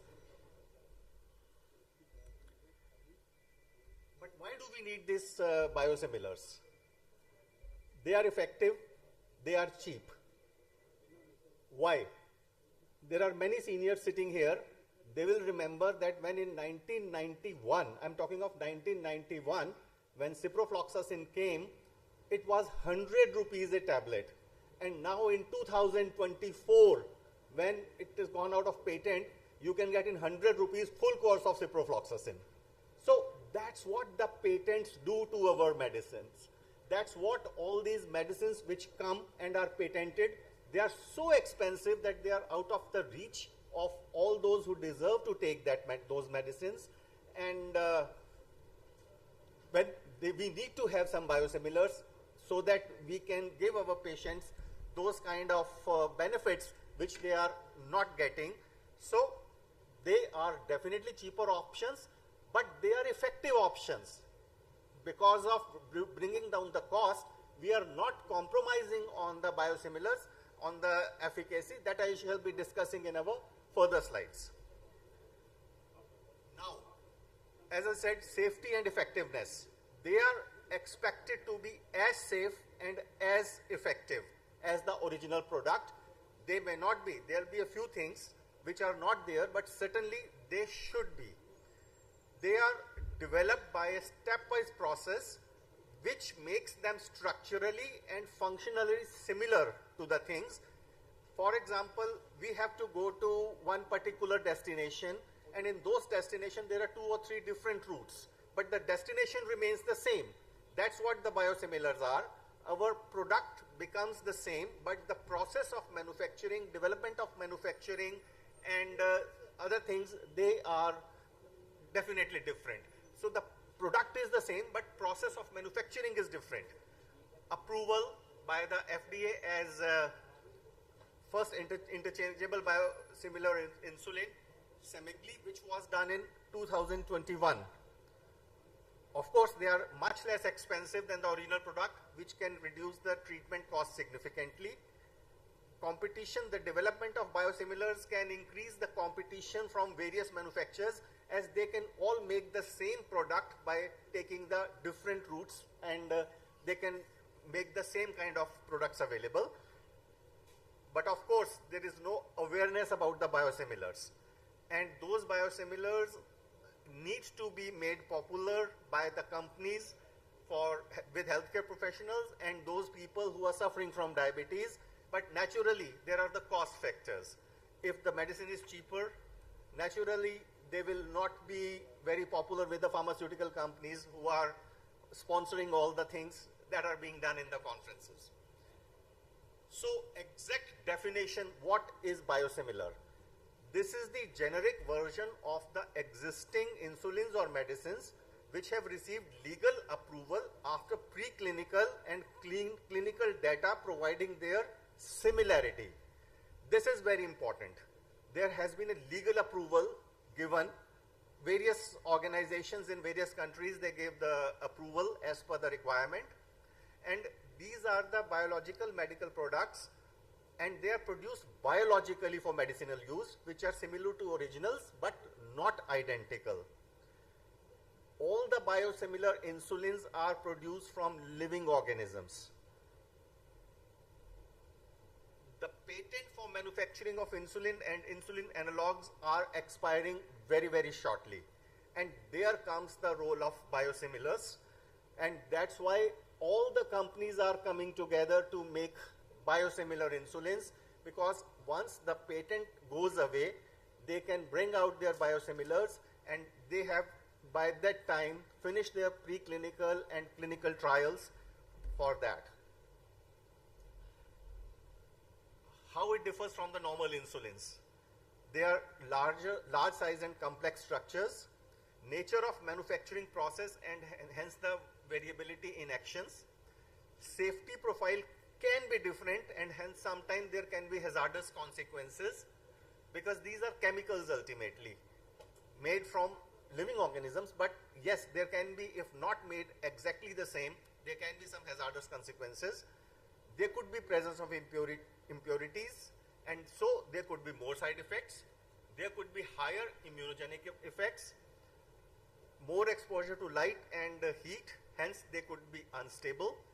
There is a difference in biotechnological manufacturing process between companies, so the product offered by them are not identical.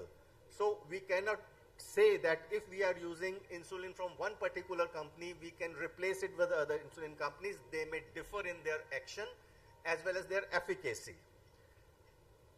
These drugs are generic drugs, which when we were talking about generic drugs, they are generally interchangeable as they are therapeutically similar.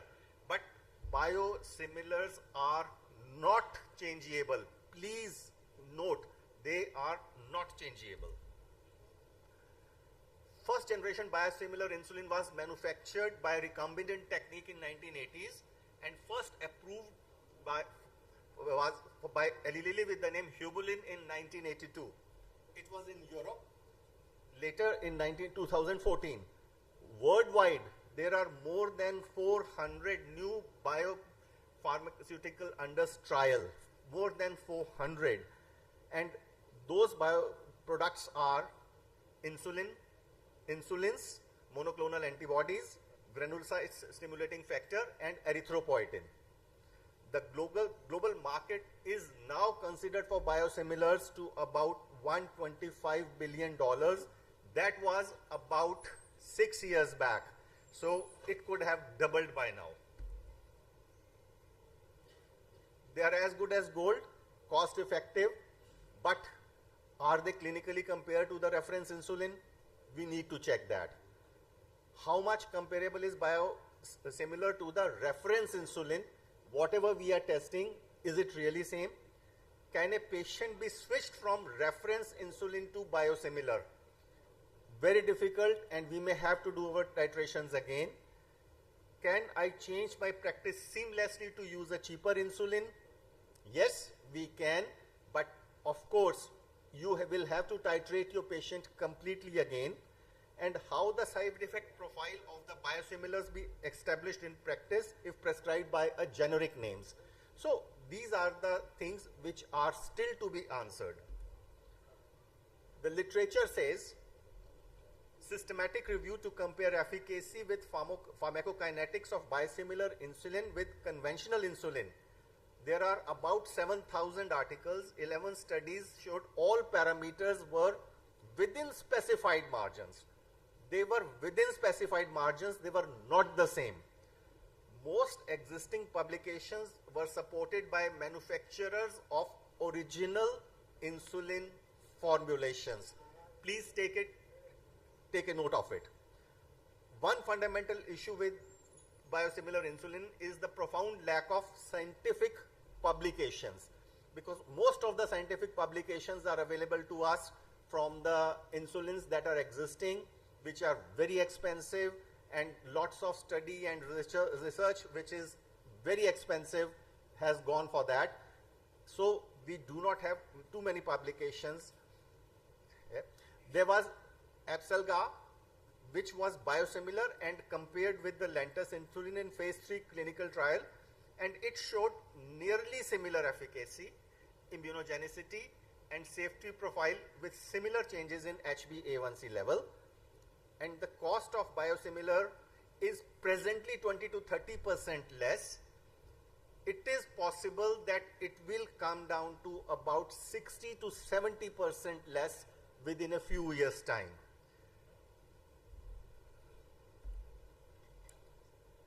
So, large insulin manufacturers have well-established marketing channels, I have already said.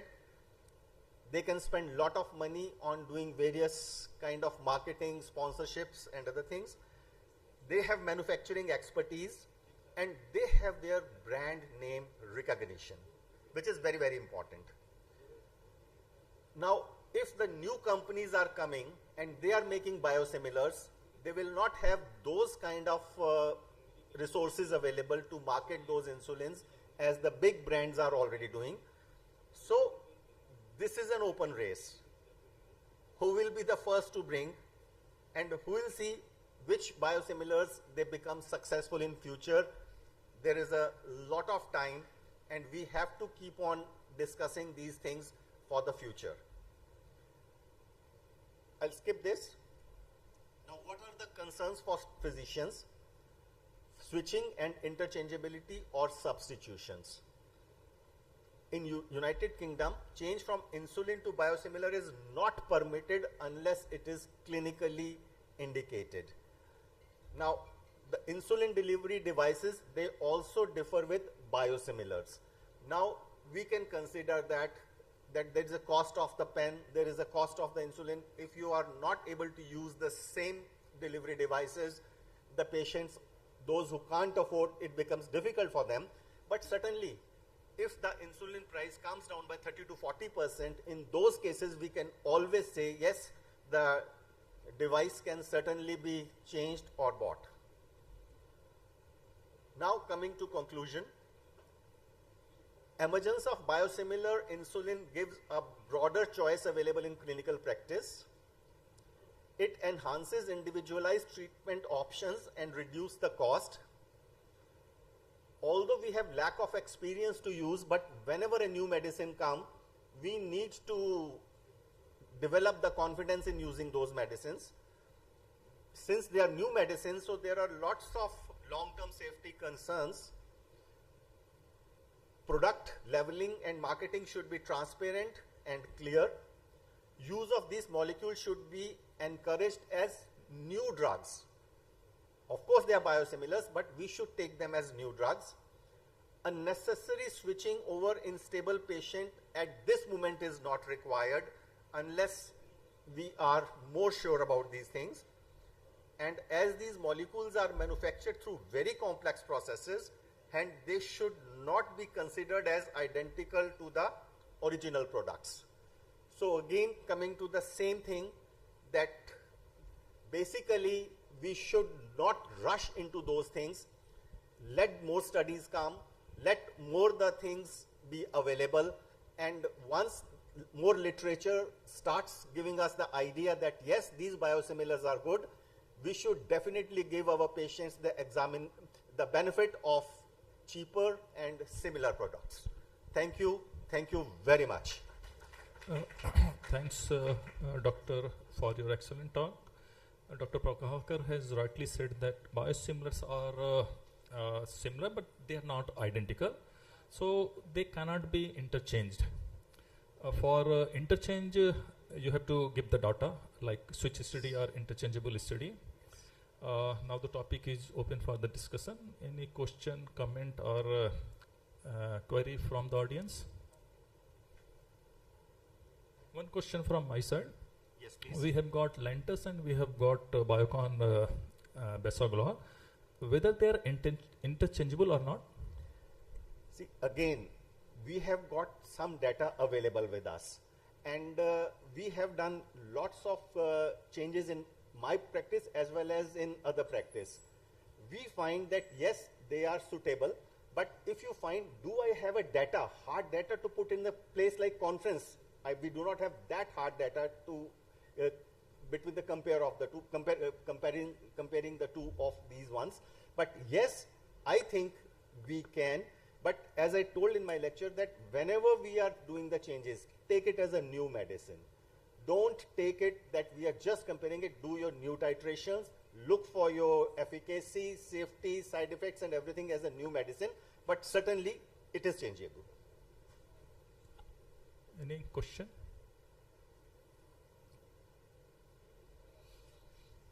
Thank you very much. Anji, please.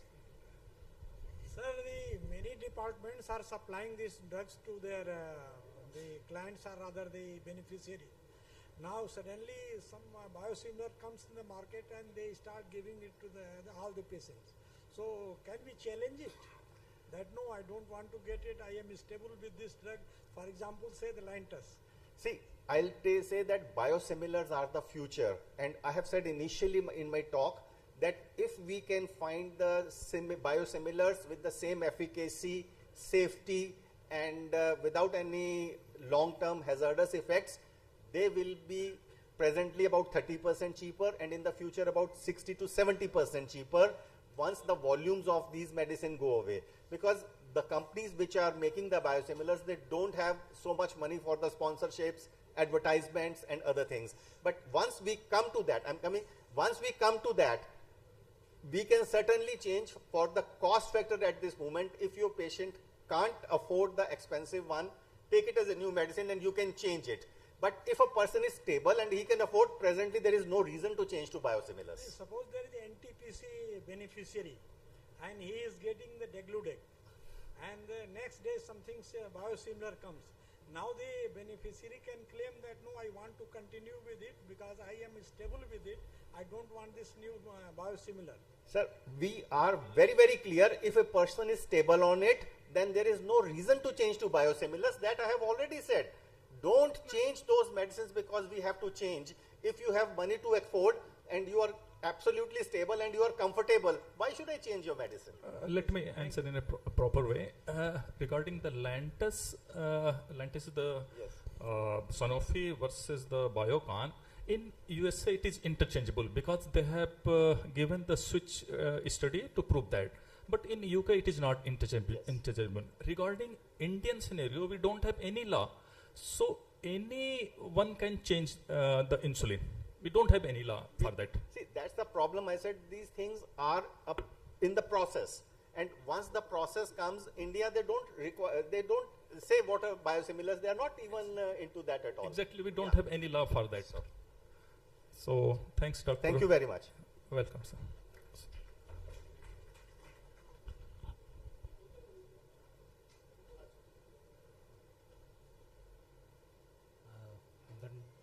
Next talk is timely initiation and optimization of insulin therapy, and a speaker is Dr. Dheeraj Kapoor.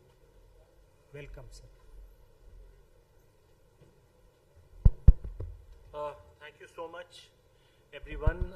Dr. Shailendra Singh is chairing the session, and he is much senior to me in DM. I'm from IMS BHU 2005 batch, and it's always welcome homecoming after a gap of so many years. I've been asked to speak on time initiation. Thank you so much, Dr. Madhukar Rai sir, my teacher, for inviting me. Wish Dr. S.K. Singh would have been here. But nonetheless, let us start the topic. So, insulin is the hormone that metabolizes the sugars, and maybe not so long back, there were drugs which used to act through insulin. Either they would increase the secretion or they would increase the activity, which means decrease the resistance. So it is only befitting that insulin may be used. We must understand that once 50% cells are gone, do you get diabetes? There has to be a deficiency of insulin for diabetes to happen. It may be absolute, as in type 1, or it may be relative or absolute in type 2 as well. But deficiency has to be there. There is data to show that around 4% of beta cell activity is lost per year, which means around 8 to 9 years of time, most patients require insulin. Although with newer drugs, it may be delayed because of awareness. The patients behave on diet exercise. It may be delayed, but generally 8 to 10 years is the time frame which we talk about insulin being increased. Taking a slight detour, I would mention here that the GLP-1 activity also goes down by 1.2% per year. So it's almost a double whammy. This slide basically shows that insulin is the most potent anti-hyperglycemic agent which can be used in most diabetes across all stages of disease, maybe at initiation or pregnancy or CRF, CLD, whatever. Insulin has hardly any contraindication. So it is to be used in uncontrolled diabetes, particularly with catabolic state, type 1 diabetes, in hospital, GDM, acute complications like DK or HONC, and of course sepsis. Now barriers can be both at the physician level and at the patient level, but before that we must understand the psychology and the physiology of the typical Indian patient. We have been divided in all respects. The only feature that unites us is the carbohydrate intake.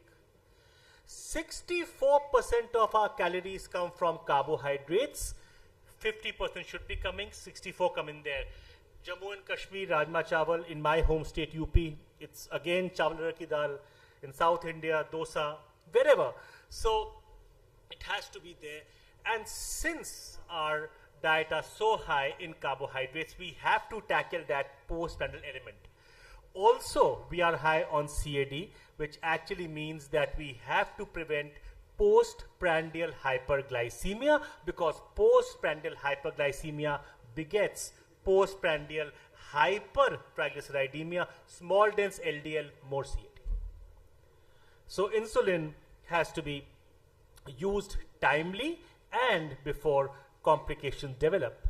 Now the DAWN study, which was the diabetes, attitudes, wishes and needs of the patient, 48% patients thought that they had failed. Whenever I wish to initiate insulin, I tell my patient in pure Hindi, मैं आपको डरा नहीं रहा, धमका नहीं रहा, केवल आपके फायदे की बात कर रहा हूं. This message has to go loud and clear that we are not embarrassing the patient. 52% were worried. Why? Because of once initiated, you may not stop it. And second, of course, the fact is that it is a prick. And of course, a pathetic 1/4 believed that they would do well. So patient barriers, personal failure, guilt, embarrassment. This is the last resort. My disease is out of bound now. Hypoglycemia. This is a major, major fear in the patient mind. And rest assured, if you cause hypoglycemia, patient will never use insulin again. Rest assured. So initially, during the titration phase, you've got to be very, very careful. Start low and go slow. So lack of patient's confidence. And of course, how many times with every meal?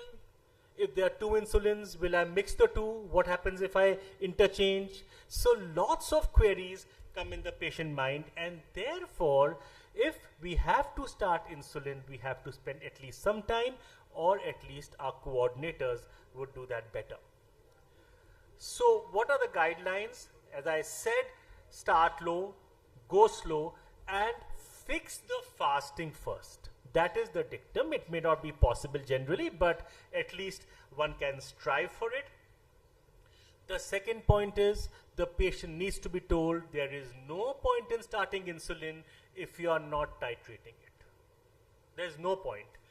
And they must be told that insulin has no upper limit. We as doctors know it has an upper limit. We know that. But this statement would build the patient's confidence. As I said, avoid hypoglycemia and self-monitoring. So what I tell my patient is, supposing I offer you a food and I say this is very tasty, it will only be tasty once you taste it. So you keep on taking insulin. Don't check sugars. Sugars तो control रहेंगे क्योंकि आपने check ही नहीं की. जब check करेंगे तब मालूम पड़ेगा बढ़े हुए हैं. So always the proof of the pudding lies in tasting it. So SMBG is integral. About the basal insulins, well, NPH is not a true basal. We know that. It is twice a day. It has a peak, and that can cause nighttime hypoglycemias. Also, detimir, again, 12 to 14 hours. Not a true one again. Glargine 100, we were told it lasts for 24 hours, but with experience, we've understood 17 to 18 hours is the best we are talking about. And of course, then of course we have U300 and of course Diabetic, which are actually true basal insulins.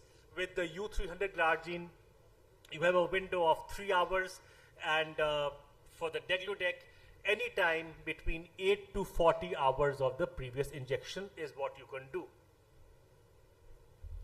So starting dose of the basal, 10 units per day or 0.1 to 0.2 units per kg per day. And of course, I increase it by 2 or 3 units twice a week, every 3 or 4 days, possibly a bit slower in degludec because it takes a longer time for the stacking effect to disappear. And of course, different guidelines can. Now, when to say that this insulin will act or this will not act? So, basal insulin treat to target trial. Patient who experience postprandial hyperglycemia would not do so well on basal insulin. Basal insulin generally acts on the fasting sugars. Yes, someone may argue that hepatic glucose output is also a major contributor to postprandial. Yes, it is. So therefore, the longer acting ones may have a role in postprandial as well, but that is still debatable. So hypoglycemia may happen in over-insulinization. Now what happens is that most patients adopt a proactive approach, which means that if the sugars are high at bedtime, they take a heavier basal dose, which obviously is not to be done. If the bedtime is high, increase the preprandial dinner time dose. And with this, what happens is either they end up in fasting hypoglycemia or postprandial, and there's a whole jumble up of things which happens. So potential over-basalization, because of this, more than 0.5 units per kg per day. Now, when do you need to add a prandial component? If the difference between the bedtime and the fasting is 50 or more. Second, if the difference between fasting and post-breakfast is less than 55. So in that case, you need to add a basal. If reverse is true, then you take a prandial. So optimization of bolus therapy, progressive nature means that you have to increase the doses because at any given point in time, the sugars depend upon your bolus dose and the functional beta cells. As the beta cells go down in activity, it is obvious that you need to increase the basal insulin. So when do you need additional doses? If the bolus doesn't work, there are 2 or 3 approaches. Number one is the basal plus, which means that you add a prandial insulin or a short-acting insulin either to the heaviest meal or to the meal with maximal postprandial excursion. If that doesn't work, basal plus plus, but then I think in that case, basal bolus is better because you address this totally. So you control the fasting sugars, HbA1c still not normal, way above the target, postprandial way above the target, you have to introduce an insulin which is prandial.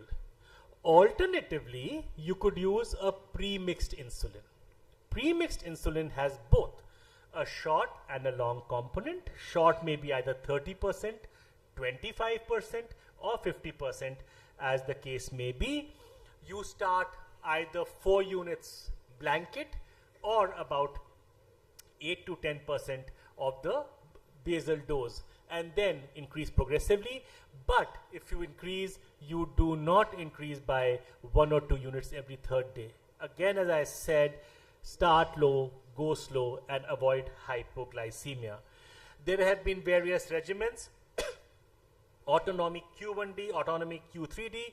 In the former, every day increment was done. In the latter, every 3rd day increment was done. And of course, full step, as I said, 4 units before meals with the heaviest, and full step basal bolus would mean 2 units before every meal. However, one must understand that our population has insulin resistance. Remember the Y and Y hypothesis, more of belly fat, more of insulin resistance hormones, and more requirement for insulin. So titration algorithms, they could be based upon HbA1c, the fasting plasma glucose, the preprandial or the postprandial. the preprandial sugars should be less than 130, postprandial less than 180. So the sugar that you are checking is the one that depends. And of course, nowadays, data from CGM, time in range, time above range, time much above range, time below range, a whole jargon of words. But just to stay there, time in range, 70 to 180, above range more than 180, much above range more than 250. Similarly, below range is below 70, much below range is below 56. In GDM, the time in range is between 65 to 140. 65 to 140 in GDM. So the current guidelines, well, ADA, they start GLP-1 first. That doesn't work, add basal. If the patient is already on GLP-1, add a basal. If that doesn't work, then pre-mixed or basal bolus, as the case may be. This is regarding NPH, but it's seldom used. So if you are using once a day and the sugars are not controlled, in case of NPH, 80% dose, 2/3 morning, 1/3 evening. In case of the recent ones, 80% half morning, half evening. So because NPH, you are really scared about nocturnal hypoglycemia. And therefore, after that, you may add the bolus. The preprandial, I reiterate, 4 units per day or 10%. If the HbA1c is less than 8, if it's more than 8, then actually it is 0.2 to 0.3 units per kg per day of basal insulin, and the bolus increases accordingly. So this is the stepwise above target. Fix fasting first. If that is not the case, give a preprandial insulin concomitantly so that both can add up. On a lighter vein, the premixed aspart and premixed lispro, the two insulins are married to each other, while in the co-formulation, which is degludec and aspart, they are actually in a live-in relationship. So you must understand that that is much, much superior. So RSSDI guidelines, now across the board, they say start basal to fix fasting first. But RSSDI has considered our population, and it says that since the carbohydrate is very high, at night time also you could start with either a premixed insulin or a co-formulation. So as I said, HbA1c less than 8%, 0.1 to 0.2 units per day, and if it's more than 8%, then 0.2 to 0.3, and increase via the algorithms, although I don't believe in algorithms, because while increasing, you have to consider the weight of the patient, the timing. Night time, the cortisol is at the lowest, growth hormones are very high, which means that the counter regulatory hormones are at the lowest at night. So that is why nighttime dosages are believed to be less than the daytime dosages. Now, injection techniques are very important. Spirit should not be used ideally. It could ideally be a warm water or boiled water cold to room temperature, which means it's sterile. Second, just have a look at my fingers, the middle finger and the thumb. They are used to pinch the skin. Use all the 4 fingers to pinch the skin. You'll pinch the muscle as well. You may actually end up giving an intramuscular injection of insulin, which obviously absorption will be all over the place, absolutely erratic, and sugars can be troublesome. And you may also have hematomas in there. Not dangerous, but alarming for the patient. Second, once you inject, stay in there for 3 to 4 seconds. Third, do not rub. Fourth, change ideally every time, but in our kind of a population, at least 3 or 4 can be given. Earlier, if it becomes painful, it means that the needle has gone blunt, so you may change. You should never wipe the needle with either spirit or water. There is silicone coating in there, and it may actually be painful. If the patient is flying, it is always to be in hand baggage. Never in check-in baggage, because it may freeze and it may get denatured. So to summarize my talk, we were glucocentric, but I think that glucocentricity is not sufficient, but it's still should be an integral part of management. Of course, complication-centric, it is important, but at the same time, we should not forget the glucocentricity. And of course, you must address the ominous octet of Defronzo. So treatment should be effective, it should be safe, you should not waste insulin or resources for that matter. So efficiency, avoid therapeutic inertia, never be scared. If I prescribe the insulin, the patient will run away. No, he won't run away, he will come back to you, rest assured. And of course, patient-centeredness. So the take-home message, and I read verbatim, insulin is paramount in reaching A1C goals. New insulin formulations have helped to address barriers such as fear of hypoglycemia, the need for multiple daily injections, and pain with large injection volumes. Assistance with insulin titration and timely follow-up may help to improve adherence to the regimens. Effective communications that takes patients' beliefs and preferences into account is paramount. Thank you so much for your patience. Thank you, sir, for your excellent and precise talk. May I have the invitation, a question from the audience? I think this is the most important lecture, because in India we face problem in timely initiation as well as optimization of insulin therapy. And I must compliment you for highlighting all the issues very appreciably to remove the patient's inertia, because generally what happens, if you tell the patient he is going to run away and he is going to go to 4 or 5 physicians who are going to treat him for 4 or 5 months, and initiation is delayed by 2 years till the patient realizes that oral hypoglycemics are not going to be effective, and the first doctor told me to get insulin, then again definitely he is going to come back to you. Thank you very much. One question from my side. Dr. Dheeraj, here. We have got many basal insulin. Which is better, Glargine U300 or others? So first of all, any insulin which is launched has got to prove non-inferiority to Glargine 100. That is the gold standard till now. But yes, there is data to show that Glargine 100 has that slight hump, that slight peak, which is lesser in 300.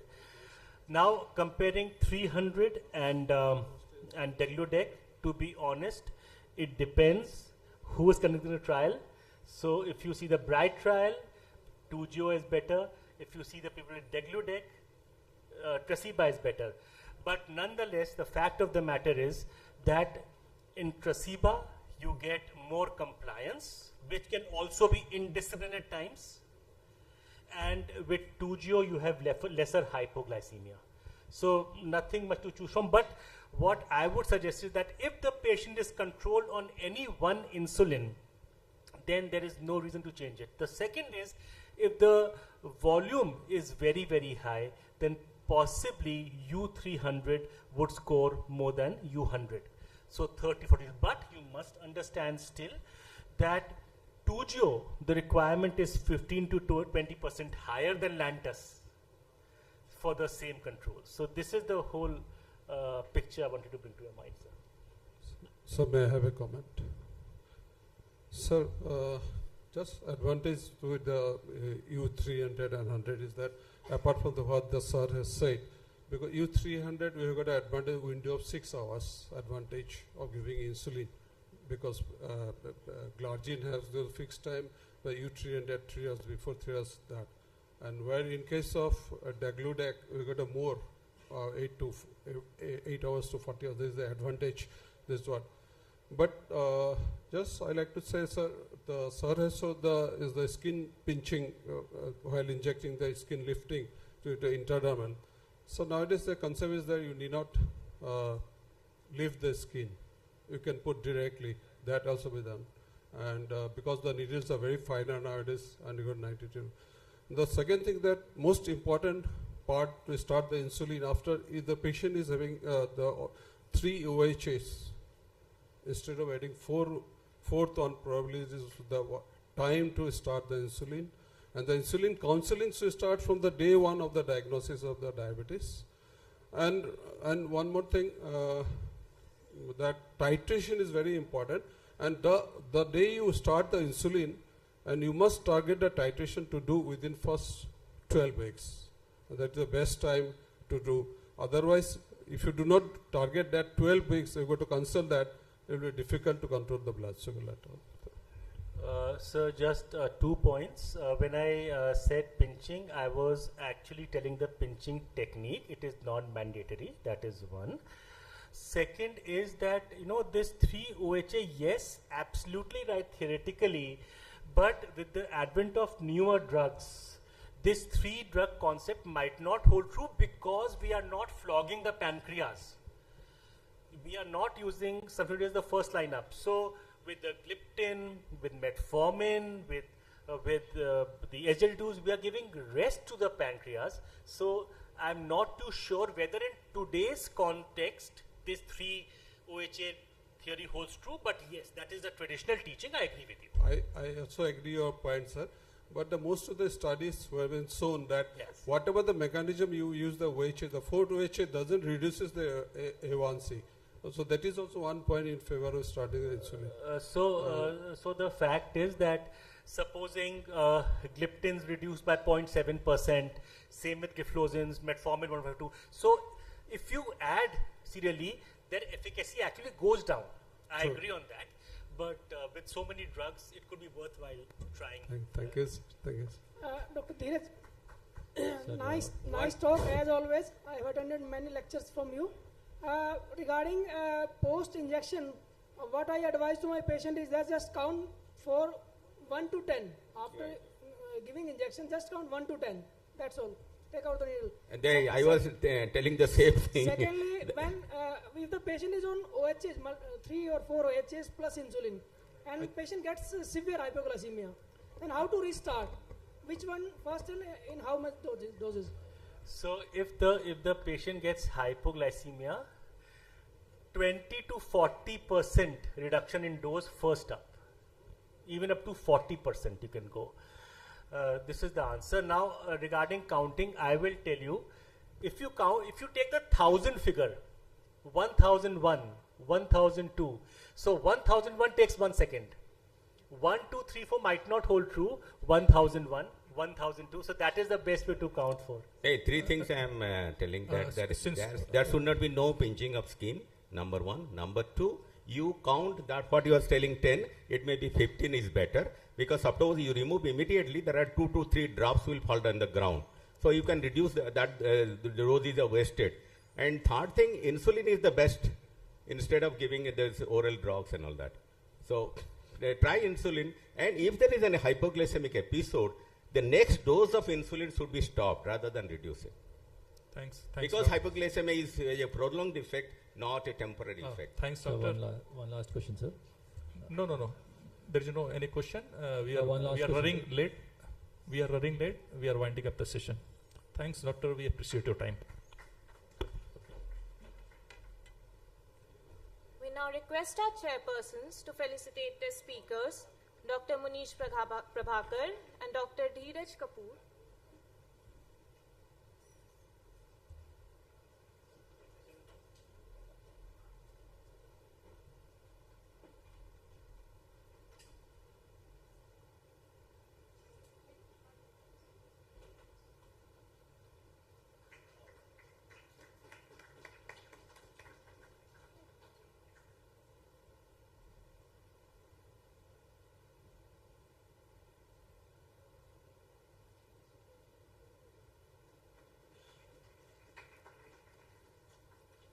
Thank you, sir. We kindly request Dr. R.J. Singh and Dr. R.C. Trivedi to come and felicitate the chairpersons, Dr. Rajiv Ranjan, Dr. M.K. Srivastava, and Dr. Shailendra K. Singh.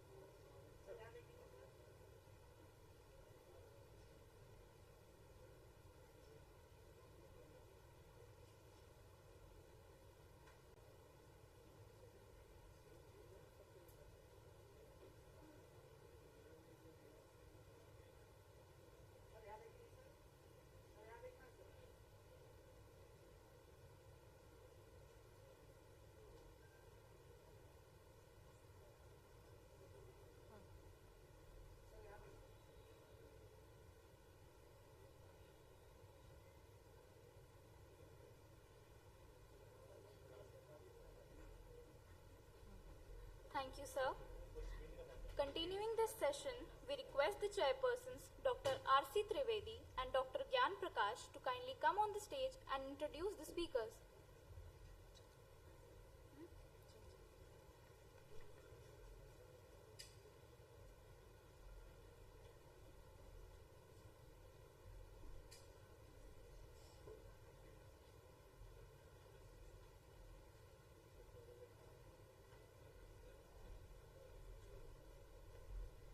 I kindly request our chairpersons, Dr. R.G. Singh and Dr. R.C. Trivedi, to kindly come on the stage and introduce the speakers.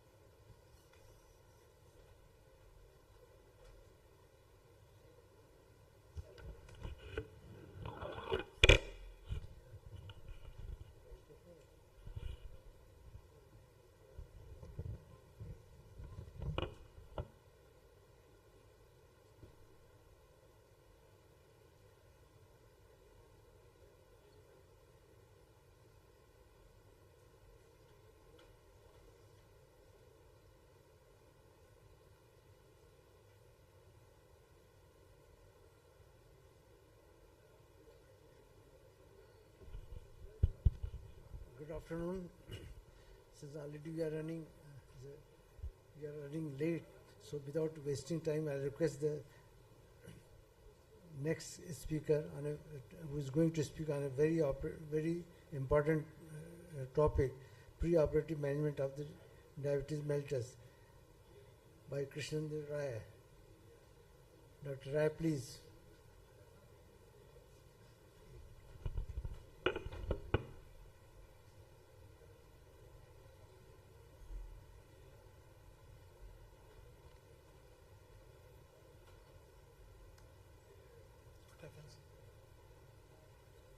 Which one is going on? इसमें? Oh, yeah, this one, huh? This one. Thanks, organizing committee, for inviting me in this conference. Thank you, Chairperson sirs, for introductions. Today's topic of discussion is pre-operative management of diabetes mellitus. I will talk about some subtopics like introduction, issues with hyperglycemia, why do we need the guidelines, what are the recommendations, and finally a little bit of conclusion.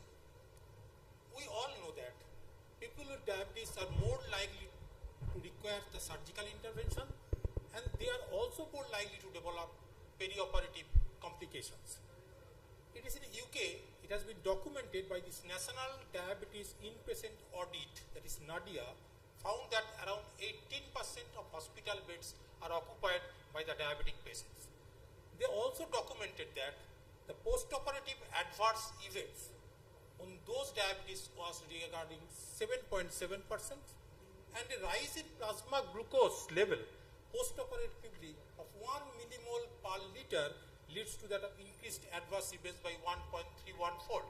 So it is very important to curtail or to normalize the blood sugar level in time of pre-operative, operative and the post-operative situation, so that there will be of less complications. What are the issues with hyperglycemia regarding the surgical event?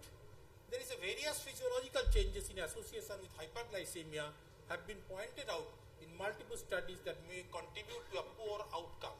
It has been documented that elevated blood glucose level leads to overproduction of the reactive oxygen species, free fatty acids, and inflammatory mediators, and ultimately leads to the direct cellular damage, vascular, and immune dysfunction. So, we control this by insulin, leads to that hospital complications to be reduced and the post-operative mortality and in cardiac and general surgery patients. Now, what is the normal wound healing process and the effect of hyperglycemia. It just goes into the 4 stages. Like first is that of hemostasis, where there is a vasoconstriction followed by plaque formation and activation of the coagulation cascade. Leads to that of inflammatory phase, when there is an activation of the resident immune cell, recruitment of the inflammatory cells, cytokines, chemokines, then macrophage activations followed by phagocytosis, and then the proliferative phase, when there is activation of the keratinocytes, fibroblast, formation of the granulation tissue, and finally there will be the reepithelialization and remodeling, where there is an activation of the melanocytes, stimulation of the fibroblast. In diabetes mellitus patient, because of the raised blood glucose, there will be a glycated end products raised, there will be oxidative stress, there will be narrowing of the blood vessels, infection, alteration of the RBC, all leads to the damage of this cascade, and finally the wound healing process is damaged. So why do we need the guidelines? Because again in the UK, there is a National Confidential Inquiry into Patient Outcome and Death NCO report that is documented that in highs and lows report identified many areas to be improved. And they have documented that nearly about 15% of the elective surgical patients have already raised HbA1c level more than equal to 8.5%. And they also noted that in those situations, there are lots of chances of the hypos and hypers, leading to that of infections, poor indwelling, and increased length of stay. In those studies, they have also shown that 14% of patients did not have adequate in-theater CBG monitoring. Kept in mind, this is a developed country in the UK. And this has also shown that intraoperative hypoglycemia occurred in 4.7%. So, in those situations, that leads to that of post-operative readmissions with associated patient distress and financial cost. So that we have to need the guidelines. My talk is based on the specific guidelines, that is Center for Perioperative Care Guidelines, which have been formed by the Academy of Medical Royal Colleges in UK and which has been updated on October 2023. So what is the guidelines?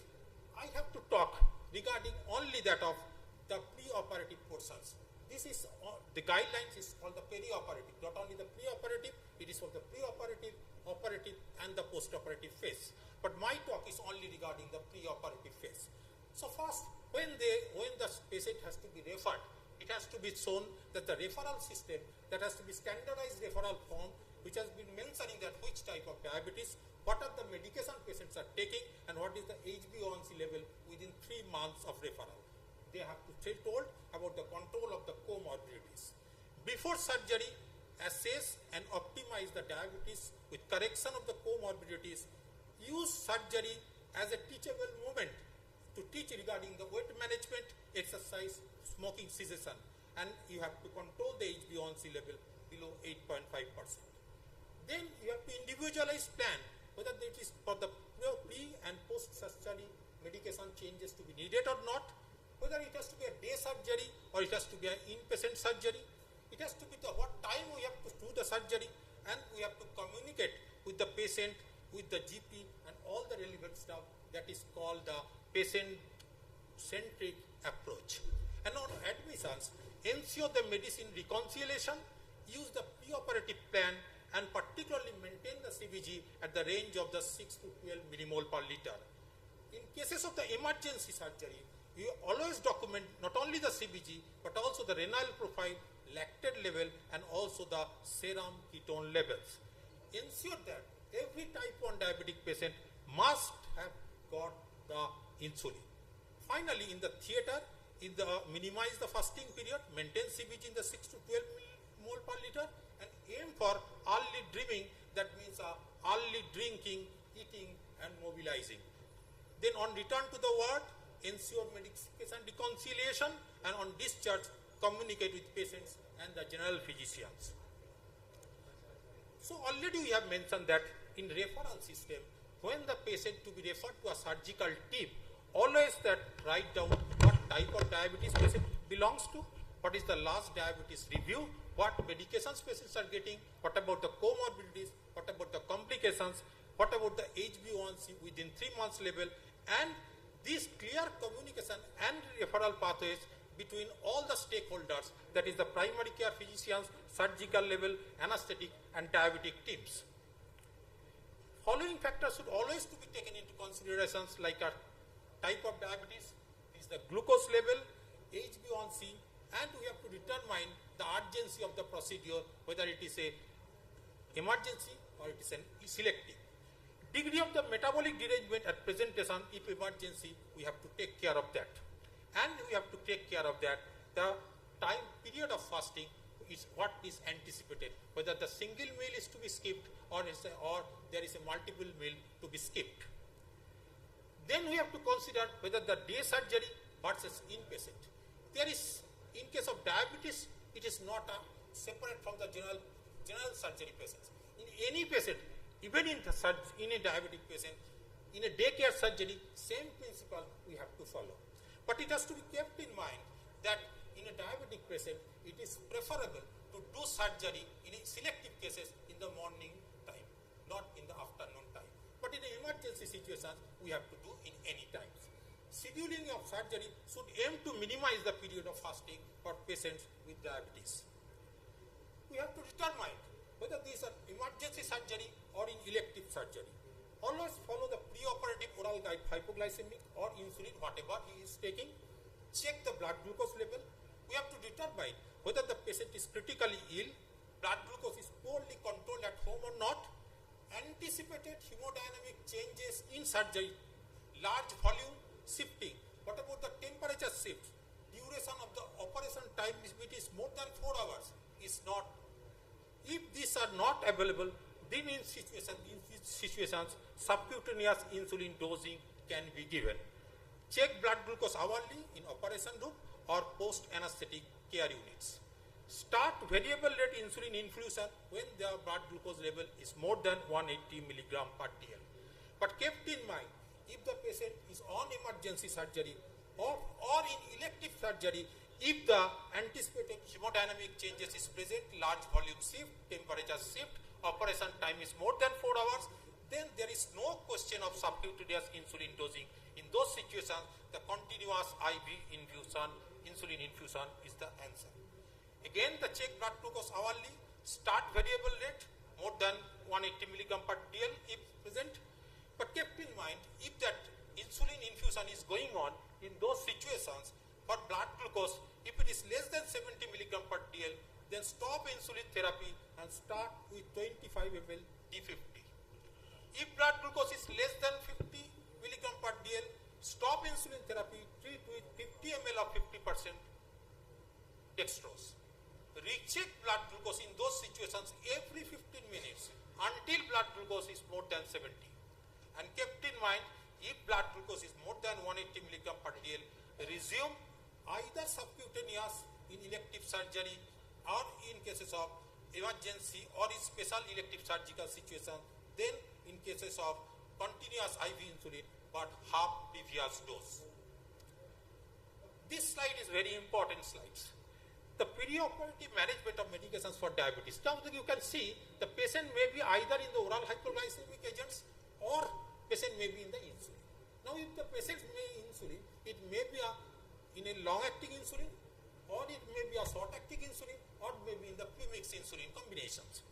So if the patient is having the long-acting, it may be a morning, it may be lunchtime, it may be evening time, or it may be twice daily. In those situations, you have to keep in mind, if the patient is once daily long-acting and in the morning dose is getting, the day prior to admission, no dose adjustment is needed. But if the patient is getting once daily long-acting in the lunchtime, evening time, or twice daily situation, day prior to the admission, give 80% of the doses. Patient for the AM surgery, in the day of the surgery, if the patient is getting once daily long-acting in the morning hours, give that 80% of dose and blood glucose to be checked on admission. And for the PM surgery, morning dose 80% to be given. If the patient is giving lunchtime, so there is no questions of giving out lunchtime because the operation is in the AM surgery. Patient for PM surgery, restart insulin at normal dose when the eating and drinking starts. Even in cases of the once daily long-acting in evening time, AM surgery, no dose adjustment, dose adjustment.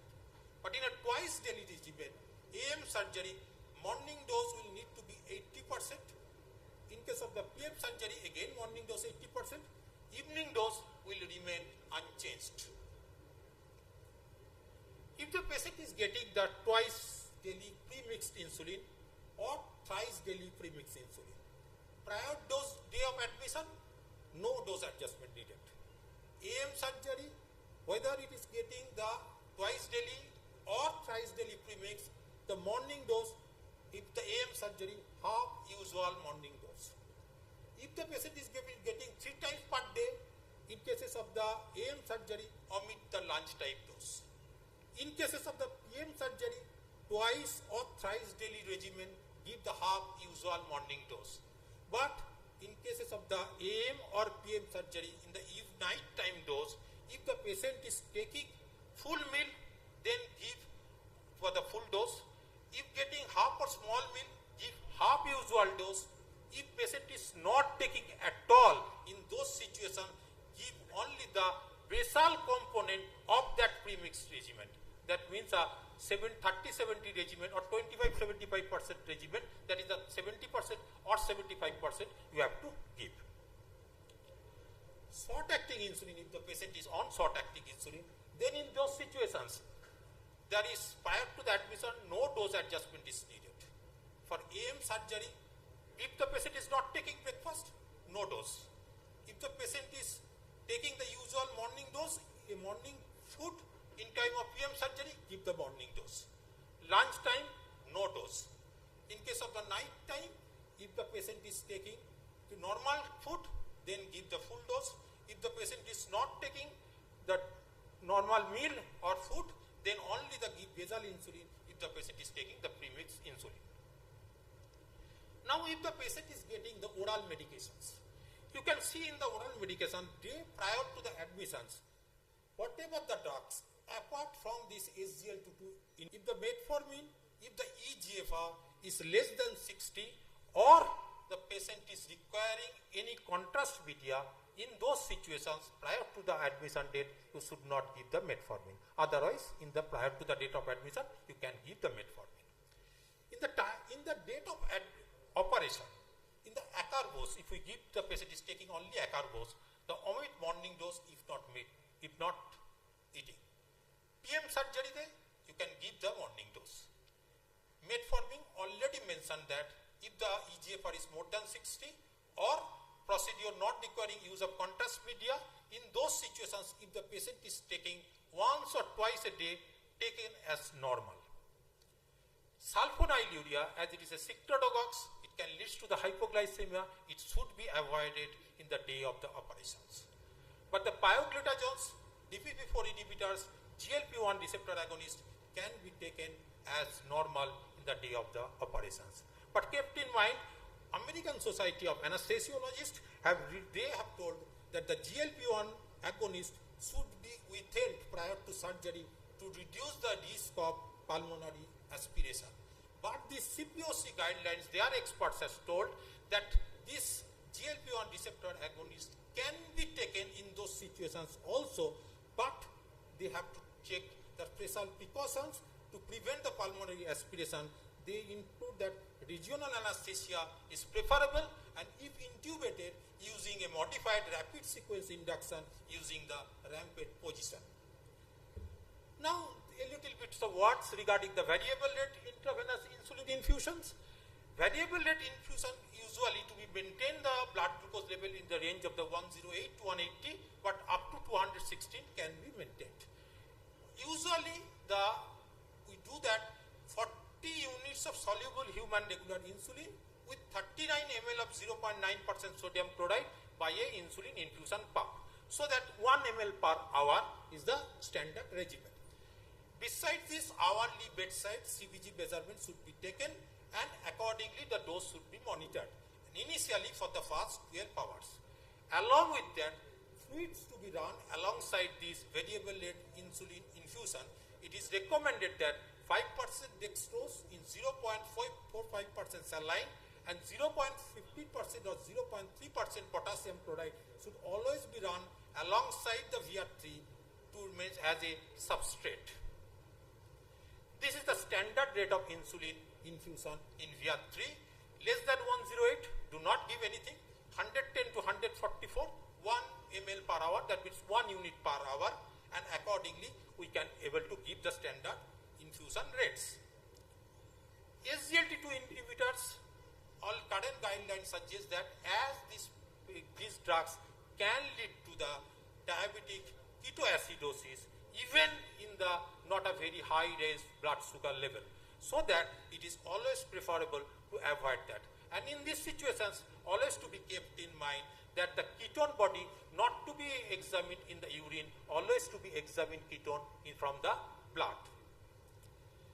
Another entity called the looming hypoglycemia, that is when the CBG is in the region of the 72 to 108, it is called the looming hypoglycemia, but it is preferable not to keep the patient in a surgical setting in those patients of this looming area. It is always preferable to keep them in the case of 108 to 180 range. In cases of specific situations like in a pregnancy, if we get for the cesarean section or like that, the same regimens to be followed. Insulin is the drug of choice. This is the drug of choice. So before going to the conclusion, as 1 minute has been left, I have talked about only one thing, that if the patients are getting a subcutaneous insulin, continuous subcutaneous insulin infusion, pumps, some patients are getting pumps, though that are not very much present in our settings. If those patients are getting and go for a surgery, in those situations kept in mind that usually the manufacturers has told that patients should not be go into that where there is a diathermy are used, or if there is any X-ray maneuvers are used, that pumps may not act properly. But this is not true.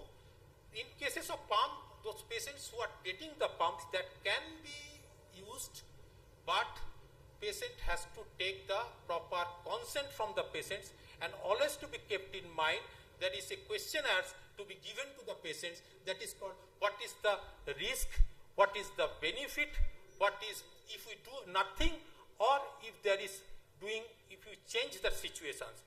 There is sometime if the patient is getting the subcutaneous insulin infusion in a pump, there is sometimes it may have to be changed to a variable rate insulin infusion. In those situations, always keep the pump away from the diathermy site, and always use not the needles are not by the steel needles, always use the Teflon needles. It is better always to be kept in mind. Patients who are to be operated, always it is the stakeholders is a patient, so always take a consent from them which maneuvers you are going to do. So finally, in conclusion, people living with the diabetes have an increased risk of perioperative complications. The recently published CPOC guidelines outline the key recommendations. We can follow that. So communication is a very important thing among all the stakeholders. That means the referral physician, the surgeon, anesthesiologist, the caregiving team, and also with the patient particularly. So this is the, in nutshell, this is my stock, and this is the references, and my special thank to my postgraduate student who has helped me to prepare this slide.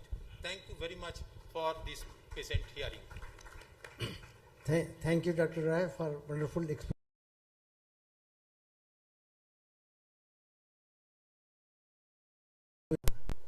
I would just like to make a request rather than announcement. Sir, the academic sessions are going wonderfully and everybody is participating in a big way, and I anticipate your cooperation because we are running dangerously short of time.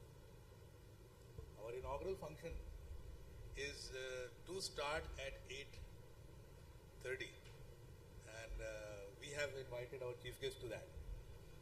So I know you're all very seasoned clinicians, and what I would expect you to deliver the lectures, key messages, and if you could cut down the time by 4 or 5 minutes, and I think henceforth the chairpersons are requested not to ask questions because then somebody will be missing out. So I think this I expect cooperation from everybody. Thank you, sir.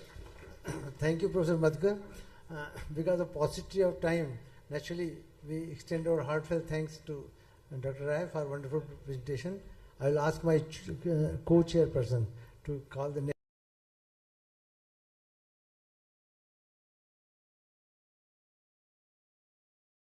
Jensen in diabetes. Speaker is Dr. Anil Samaria. He is requested to kindly start his lecture.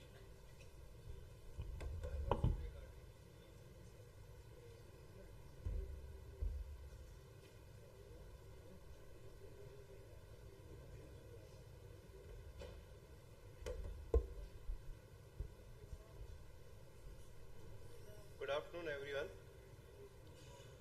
Thank you, chairpersons. I am truly honored to be a part of this exciting and very scientific conference. And special thanks to organizers, Dr. Madhukar Rai sir, Dr. Siddiqui.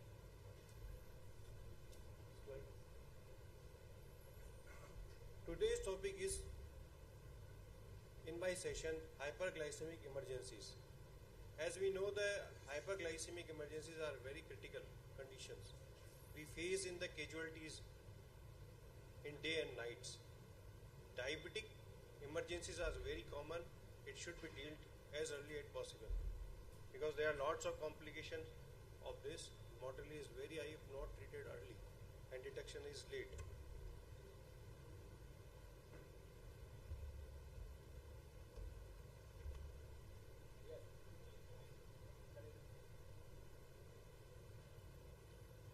Hyperglycemic emergencies. As we know that there are lots of complications of diabetes, acute, chronic, but there is hyperglycemic emergency in diabetes are two most serious complications. First is diabetic ketoacidosis. Second is hyperosmolar hyperglycemic state. Because both the type 1 and type 2 diabetes are susceptible to develop DK and HHS. Both the DK and HS are found to occur in 1/3 of cases of diabetes. DK is more common in type 1 diabetes. It can occur in type 2 diabetic patients after serious medical and surgical illness. HHS is more often associated with type 2 diabetes and sometimes reported in type 1 patients as a simultaneous occurrence with DKA. Despite well-developed diagnostic criteria and treatment protocol, DK and HHS are associated with substantial morbidity and mortality. The overall DK mortality recorded is less than 1%, but a higher rate is reported among the age more than 60, an individual with the concomitant life-threatening illness. HHS typically occur in older patients with type 2 diabetes with an intercurrent disease such as infection, surgery, and ischemic events. The mortality rate with HS is almost 10-fold more elevated when compared with DKA. Both the conditions have substantially worsened prognosis at the presence of coma, hypotension, and severe comorbidities. When see the difference between two, we have the DK, there is an absolute or severe insulin deficiency resulting in triad, severe hyperglycemia, ketone body production, and systemic acidosis. While in hyperosmolar hyperglycemic state, the severe relative insulin deficiency resulting in hyperglycemia is predominant. This leads to hyperosmolarity from the urinary free water losses and no significant ketone body production or acidosis in these conditions. The DK develops within hours to 1 or 2 days, while HSS develops over days to weeks. Most common in type 1 diabetes in DK is seen, and where in the HSS occur in type 2 diabetic patients, the mortality is very high in HSS patients. The DK and HSS occur in the setting of more severe and relative insulin deficiency, and there is a elevated counter-regulatory hormones. Glucagon, cortisol, catecholamines, and growth hormones are elevated. That leads to low circulating level of insulin, lead not only to hyperglycemia and dehydration, but also there is a production of ketone bodies and acidosis in a patient of DKA. Here is a table showing the difference between HSS and DKA. DKA can further subdivided into mild, moderate and severe cases according to pH. In DKA, sugar level more than 250 milligram per deciliter, while in HSS more than 600 milligram per deciliter. Arterial pH differentiated between mild, moderate and severe. In mild, there is pH is 7.25 to 7.30. In moderate, 7 to 7.24. Where in severe decay, there is a pH is less than 7. While in HHS, arterial pH is more than 7.3. Serum bicarbonate level 15 to 18 in mild. In moderate, 10 to less than 15. In severe, less than 10 millimole per milliequivalent per liter. In HHS, serum bicarbonate level are more than 18. The urine ketone and serum ketones are present in DK, while in the absent or small in amount in HHS patients. Anion gap is higher in the diabetic ketoacidosis, while in HHS there is variable. Mental stresses from the normal to stupor and coma depending on the severity of DK patient, while in HHS patient is always come with the altered sensorium, stupor and coma. The most common precipitant of DK and HSS are infections, especially pneumonia, UTIs, or there is omission of insulin in these patients. The other precipitant factor can be myocardial infarction, cerebrovascular accident, acute pancreatitis, alcohol intoxication, trauma. Drugs can precipitate DK, especially corticosteroid, pentamidine, terbutaline. Antipsychotic drugs can precipitate a diabetic ketoacidosis and HHS in diabetic patients. During the religious fasting, DK is usually seen in newly diagnosed type 1 diabetes in 15% of cases, or inadequately treated type 1 diabetes. Non-compliance among the young population DK, older population affected in HHS. Mismanagement or defect in insulin pumps can lead to DK or HHS. HSS and DK can occur in poorly controlled or neglect type 2 diabetic patients. Here is a cartoon showing the pathophysiology of DK. Here is a absolute insulin deficiency, where is increase in counter-regulatory hormones that leads to increased glycogenolysis, increased gluconeogenesis, and decreased glucose utilization in the liver. Thus, produce more glucose leads to hyperglycemia and glycosuria. In the adipose tissue, there is a glucose utilization, lipolysis is there, decreased lipogenesis, or leads to free fatty acid production, and then formation of ketone bodies and ketonemia and ketonuria. Here, insulin deficiency leads to decreased glucose utilization in the peripheral tissues and muscles, that increase proteolysis in the muscles, that produce more amino acids. Water utilization of gluconeogenesis leads to hyperglycemia and ketone body formations. These ketonemia and glycosuria leads to excretion of water and dehydration and loss of sodium, potassium and magnesium and phosphate. Depending on severity of dehydration, there is a production, reduced GFR leads to renal failure in these patients. So early treatment and diagnosis is important part. In HSS, there is not very well defined pathophysiology, higher degree of dehydration due to osmotic diuretics, and there is difference in the insulin availability in the DK, that especially in HHS. Greater endogenous insulin secretion is there compared with the DK, despite relative insulin deficiency is there. Level of insulin is not adequate in HHS to promote glucose utilization by the insulin sensitive tissue, but can only prevent lipolysis and ketogenesis. Hyperosmolarity and dehydration inhibit the release of free fatty acid from the adipose tissue. Here's a clinical picture showing the common features. First, drowsiness and fatigue is more common in HHS. Pain, abdomen, nausea, vomiting more common in DK patients. So the presentation of the varied in the different situations. The symptoms are initially increased thirst and urination in both the conditions. Nausea, vomiting and abdomen more common in DK patients. Generalized weakness and fatiguity is commonly seen in both of the patients. Altered consciousness more common in osmolar hyperglycemic states. Symptom also presented with the like fever, cough. If patient is suffering from the pneumonia, frequent urination, features of cystitis, if there is a precipitating factor are there. The signs of dehydration are there. Loss of skin turgidity, shrunken eyes, dryness of mouth. There is a characteristic odor of acetone, nail polish remover smell is coming from the mouth of the patient of decay, not in the HHS patient. Signs of acidosis are there. Rapid and deep breathing is there. Air hunger are present in these patients, leads to small breathing. Abdominal tenderness is more common in the diabetic ketoacidosis patients. The disturbance of the consciousness is more common in HHS patients as signs of intracranial illness is there. Now, what is the general principle of treatment of these patients? Intravascular volume expansion is the most important part.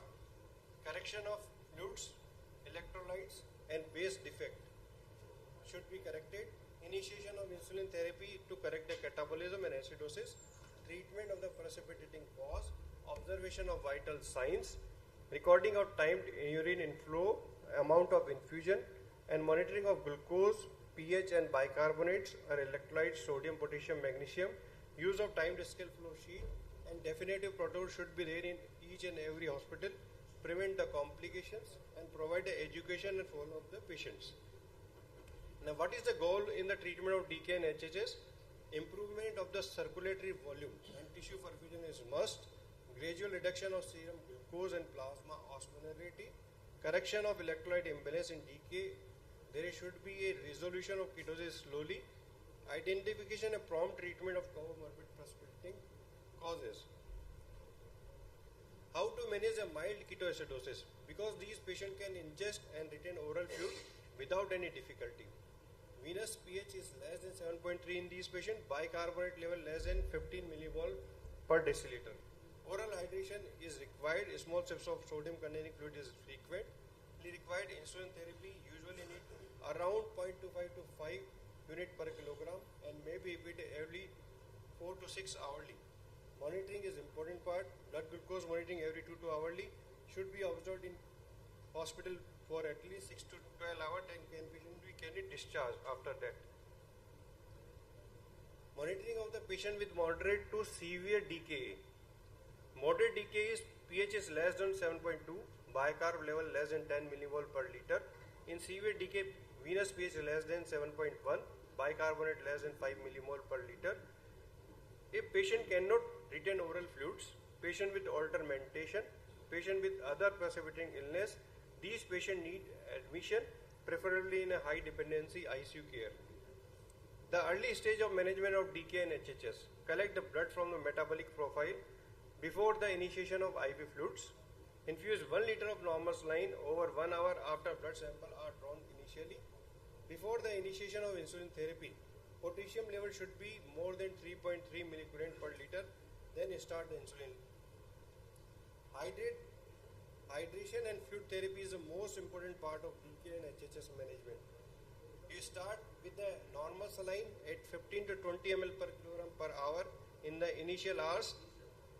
It all depends on the hydration and the cardiorenal status of the patient. If patient's sodium is normal or high, give the normal saline or half saline 4 to 14 ml per kilogram per hour depending on patient hydration status. If sodium is low, give normal saline at 4 to 14 ml per kilogram per hour. Add dextrose 5 to 10% when blood glucose reaches 250 milligram per deciliter in DK patients and or less than 300 milligram per deciliter in HHS. The goal is to correct total body water deficit in first 24 hours. This is a table showing how we give the fluid therapy. In the first hours, give 1 liter. Second hour, need another 1 liter.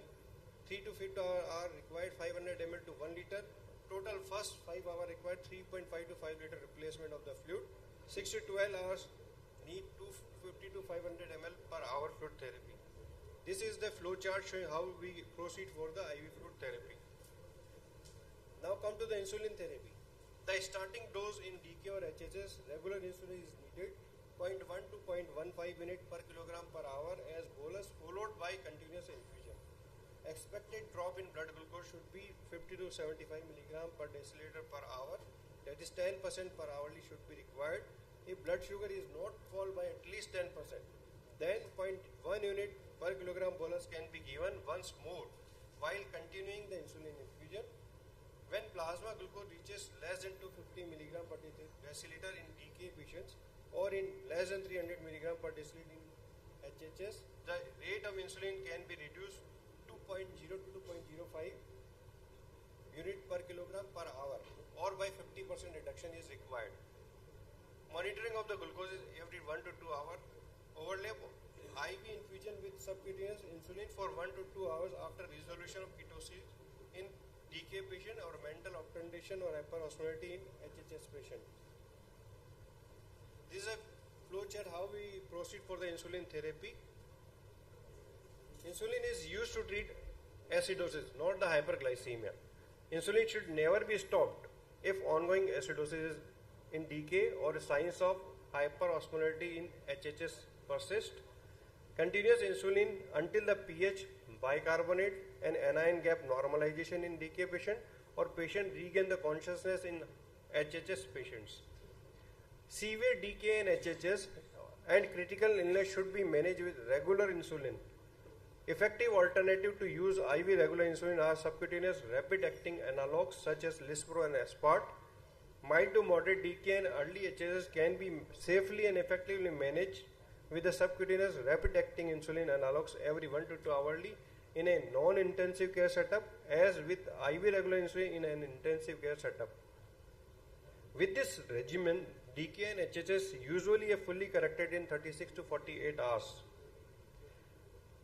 Transition to subcutaneous insulin. To prevent the recurrence of ketoacidosis or rebound hyperglycemia, consider the overlap of IV insulin for 15 to 30 minutes with rapid-acting insulin or 1 to 2 hours with regular insulin after subcutaneous insulin is given. The most convenient time to change to subcutaneous insulin is before meal time. For patient treated with insulin before admission, restart previous insulin regimen and adjust doses as needed. For patient with newly diagnosed diabetes mellitus, start the total daily insulin dose at 0.5 to 0.8 unit per kilogram per day. Consider multi-dose insulin given as a basal or prandial regimen. The practical point on insulin therapy are a low-dose insulin regimen has the advantage of not inducing the severe hypoglycemia or hypokalemia as may be observed with a high-dose insulin regimen. Subcutaneous absorption of insulin is reduced in DK and HSS due to dehydration, hence IV or IM route is always preferred. A common mistake is to allow blood glucose to drop hypoglycemic levels. This mistake usually results in rebound ketosis derived by the counter-regulatory hormones. Rebound ketosis requires a longer duration of treatment. This is how we will proceed for TK and HHS. Potassium replacement therapy is must in DK and HHS patient. Check the serum potassium level. If serum potassium level is more than 5 millimole per liter, don't give potassium. Monitor every 2 hourly potassium level. Serum potassium between 3.3 to 5 millimole per liter. Give 20 to 30 millimole potassium every liter of IV fluid.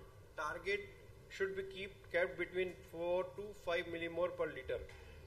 If potassium level is less than 3.3 millimole per liter, hold the insulin, give 40 milliequivalent per hour till the sodium potassium reaches more than 3.3 millimole per liter. Bicarbonate therapy is not needed in both the condition, but there is a pH is lesser than 6.9. We need the bicarbonate therapy. Sodium bicarbonate 100 millimole diluted in 400 ml of water, infused at 200 ml per hour with 20 millimole KCl. Repeat bicarb admission every 2 hourly until the pH more than 7 and monitor the serum potassium level every 2 hourly. DK and HSS complications are the age of the patient and depth of the coma are the best prognostic indicators. Mortality is less than 10% if treated. Death is usually due to infection, arterial thrombosis, unrelenting shock. Individual at extreme age of those precipitating cause and coma has poor prognosis. Cerebral edema is a very common in these patients. Thank you.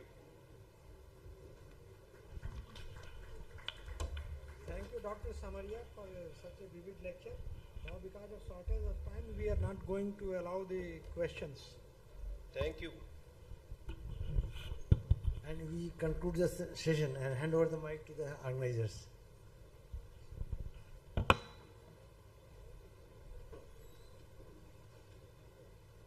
Thank you, sir. We now request our chairpersons to felicitate the speakers, Dr. Krishnendu Roy and Dr. Anil Samaria.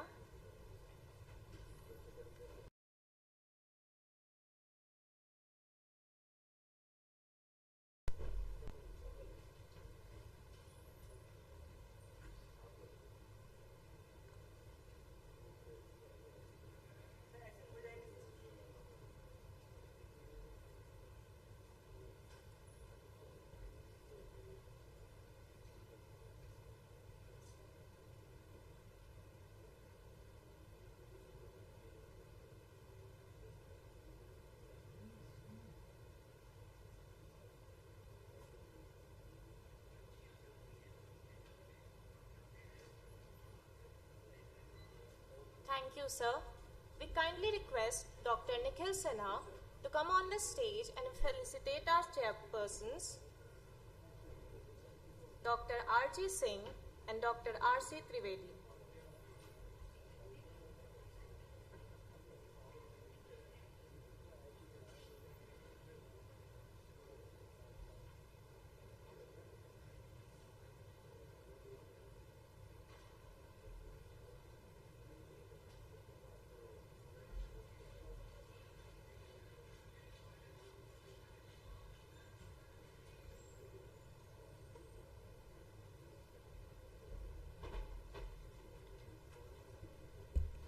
Thank you, sir. Moving forward to the next session, we would be discussing about diabetes therapeutics. We request the chairpersons of this session, Dr. Shailendra K. Singh and Dr. Akhilesh Mishra, to kindly come on stage and introduce the speakers for this session.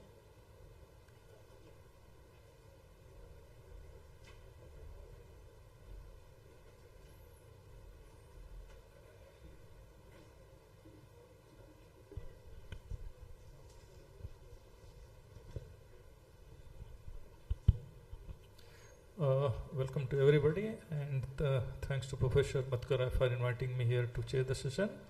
Today we are going to discuss the respond with exercise in diabetes, and to discuss this we have with us Professor Dr. Surendranath Swain, and all know Professor Surendranath Swain very well, so I request Doctor for his excellent talk.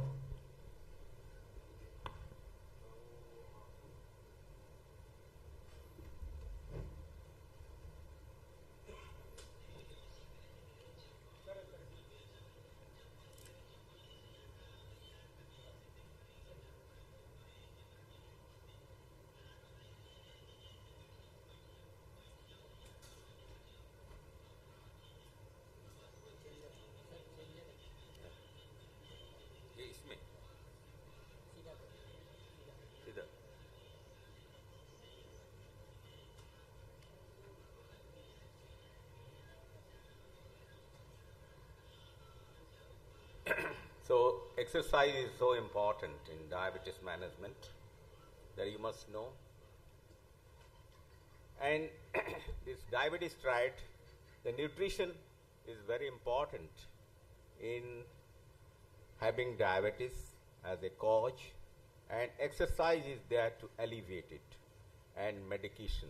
Along with exercise, along with lifestyle modification, before starting the medication is very, very important in managing diabetes.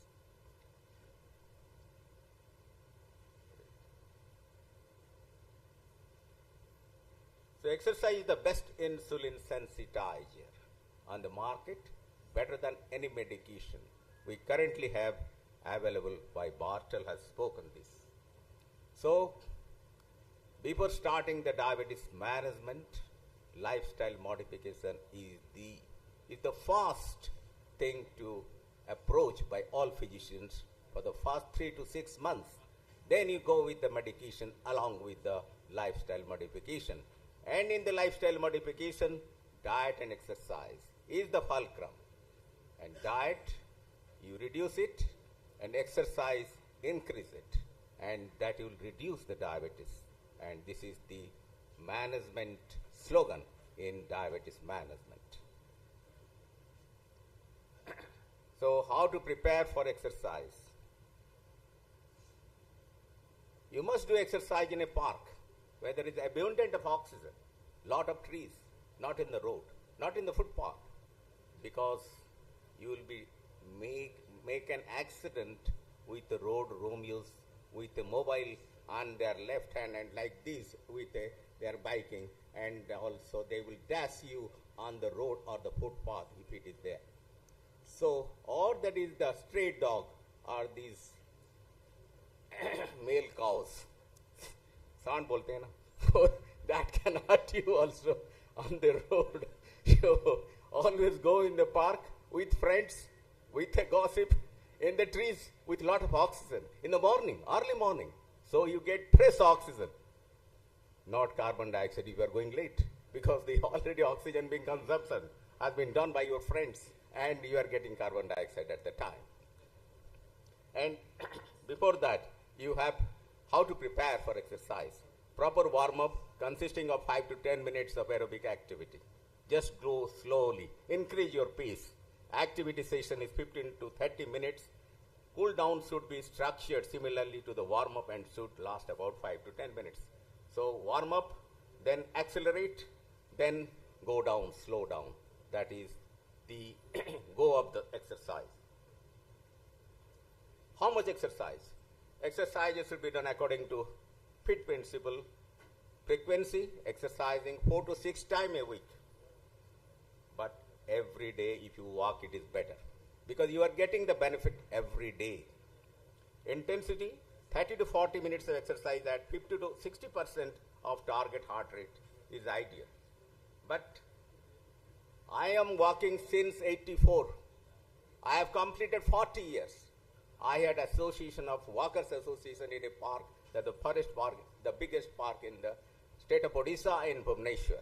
I have formed the Walker Association, and I found that if you walk 1 hour, this 30 minutes is done by Europeans and all that, but I see the Indians, because of your metabolic activity and all that, obesity also so much prevalent, and diabetes also in a very younger stage.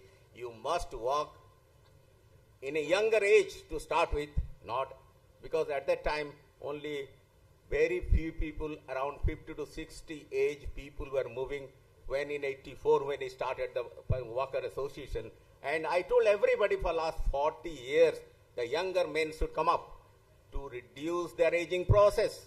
If you walk every day, the next year you will be 1 year younger, not 1 year older. So to be stronger, to be younger, to be very optimistic, without depression, without anxiety, you must walk. Walk for an hour, not only 30 to 40 minutes. If you have the stamina, go for 1 hour. Type safe exercises are recommended. Don't make hurry. Some people are going back, because in the YouTube it is giving the go back, and they are going back and sometimes hurting another lady or sometimes and hurting a stone behind. So don't go straight and in a peaceful manner that is slightly increasing, maintain it and do slow down. Time, morning is ideal. Don't go in the evening. The IT sector people are going in the evening. Oh, I don't have time. I am going in the evening with his wife or his girlfriend. So, but at that time, it is all carbon dioxide. These trees are leaving carbon dioxide to the air. And at that time, you are moving in the strolling in the park or inside the big apartments where there is a lot of sprawling lawns and all that. You are getting carbon dioxide. Therefore, you are feeling drowsy, not getting that much of repression, relieving oxygen. So, oxygen relieves the depression, gives optimism, gives energy, gives a positive strength. So, useful tip for exercise, always carry an identification card with you. While I was working, I found a person which sweating, fell down, and everybody was taking videos instead of picking me up. So, because he is having hypoglycemia. Then I asked him, what you have done? Then I have taken insulin and come to the park. Then I will, after the park, I will go and I will take food. That is the reason. So he is hypoglycemia. So put a card that who you are. Who is your treating physician? What is your advice? What is your address? And what is your mobile number? So that at least without taking video, some young fellow may lift him up and send him to his house. That is very, very important. Check your feet before you walk. Sometimes if you do not check your feet, there may be some ulcers, blisters and all that is increasing. And choose good footwear and light clothing. Footwear you must check, because in the rainy season, there are so many videos you have seen. There are snakes inside the shoes, and sometimes there is also scorpions. Maybe that also stones, small stones, pebbles, and etc. may be there. So check before putting the shoes, you must see that nothing is there. That is very, very important. And drink a lot of water. Take at least 1 to 2 glasses of water before going to the park. Don't exercise during hot seasons and when not feeling well. If you are not feeling well or having feverish, stop it. Types of physical activity. The mnemonic safe exercises are recommended. What is safe? Strengthening exercise, aerobic exercise, flexibility exercise, and endurance exercise. These are the safe exercise. Anaerobic exercise uses large muscles that do not require oxygen for short periods of exercise. It helps build strong muscles, lowers blood glucose, makes the action of insulin more effective. So this is resistance exercise I have told. Then aerobic exercise with oxygen. Aerobic exercise is the type that moves large muscle groups and causes you to breathe more deeply and your heart to work harder to pump blood. It is also called the cardiovascular exercise. It improves the health of your heart and lungs. So aerobic exercise with good oxygen, and resistance exercise that against resistance you must work. Flexibility or stretching exercise. These are the examples are given. The 4 examples they have given. How you will do. You push your hand in the wall. Suppose it is raining outside. You push the wall. You see the muscles on the front and the biceps, triceps, and this all the pectoralis major and etc. They will increase in size and you have a strength. Flexibility exercises are aimed at increasing or maintaining range of motion at joints. Also improve tone in muscles and keep it supple. They develop better muscular and body control. Endurance exercise, low resistance, high repetition exercises. Example, walking, cycling, swimming, or upper extremity ergometry that involve the use of large muscles of the body. Role of physical activity. It improves overall blood glucose control and HbA1c level in type 2 diabetes. Improves insulin sensitivity and lower insulin requirements, often leading to reduced doses of insulin and or oral hypoglycemic agents, especially in people with type 2 diabetes. So it increases insulin sensitivity, reduces insulin resistance, thereby the main cause of type 2 diabetes is being reduced. And the medication is also reduced to half or less. Attainment and maintenance of ideal body weight. The body reduction of coronary risk factors, favorable changes in body composition, decreased body fat and weight, increase in muscle mass. So exercise inducing this, reducing the body fat and weight and increasing in muscle mass, stronger muscles, lowers cardiovascular and overall mortality. The benefit is for cardiovascular system. In the acute phase, exercise results in translocation of glucose transporters to the plasma membrane and increased glucose uptake. With prolonged exercise, there is upregulation of glucose transporter numbers, changes in capillary density, which overall causes an improvement in insulin sensitivity. Exercise in special populations in elderly. Elderly should do physical exercise as progressive decline in insulin sensitivity there in elderly, decrease in muscle mass, sarcopenia, and strength of the muscles is going down. Loss of minerals from the bones with increasing age. Regular physical exercise can prevent and reverse these changes. Patient with arthritis recommended only upper body exercises. So those are usually elderly people have a knee osteoarthritis of the knee or lumbar spondylosis. They should sitting exercise they can do the upper limb exercises. So benefit of exercise. That is improvement in insulin sensitivity that I have told, reduction in blood glucose, reduction of insulin resistance, reduction in weight, improvement in lipid profile, reduces serum LDL and triglyceride, increases HDL, that is very, very important, increases HDL, improvement in CV function, cardiovascular function, improvement in sense of physical and mental well-being, minimizing calcium loss, improvement in quality of life, decreasing future CV risk. So during the first few minutes of exercise, glycogen in the muscle is broken down anaerobically. After 5 to 10 minutes of activity, muscle glycogen breakdown decreases. Glucose broken down in the liver is released into the bloodstream and is taken up by the muscles as fuel. This glucose becomes the major source of fuel, hepatic glycogenolysis. At 20 minutes or more, the muscle's glycogen stores are now depleted. Blood glucose is now maintained by hepatic glycogenolysis and triglycerides that are broken down from adipose tissue. As exercise continues, fat breaks down to free fatty acids and is used as a source of fuel for the muscles. Though through the process of hepatic gluconeogenesis rather than hepatic glycogenolysis. So longer duration of exercise. So low to moderately intense exercise continue for a long period of time. The muscles will continue to use the glucose derived from hepatic gluconeogenesis. Free fatty acid cannot completely replace the use of glucose, and if carbohydrates are limited, then ketone bodies may form. So increases the risk of DKA in a person who is insulin deficient, such as type 1 diabetes with elevated blood glucose. So they must take a little glucose.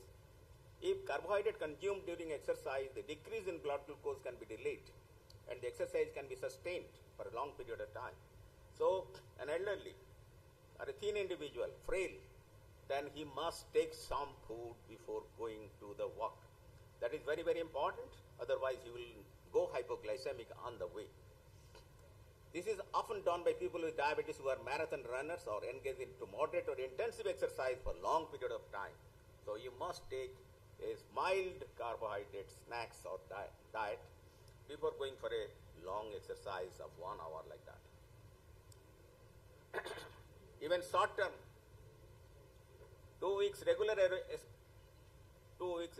aerobic exercise in type 2 diabetes patients results in significant improvement in both aerobic capacity and whole body insulin sensitivity. Long-term endurance training in diabetic patients markedly improves whole body insulin sensitivity and the expression of key muscle enzymes regulated by insulin. However, the maintenance of this effect seems to be required dedication to a regular and uninterrupted exercise regimen. So, our guideline is telling that 30 minutes, 5 days a week. But I think if you do every day, that you are getting the best. Every day 1 hour is the best. The day you are doing, you are feeling active. The day you are not doing the exercise, you are feeling sleepy after the lunch. Those people who are drowsy, they must not have done today morning exercise. Those who are very smart, after the lunch, then they must have done exercise maybe 30 minutes to 1 hour. So that is very, very important.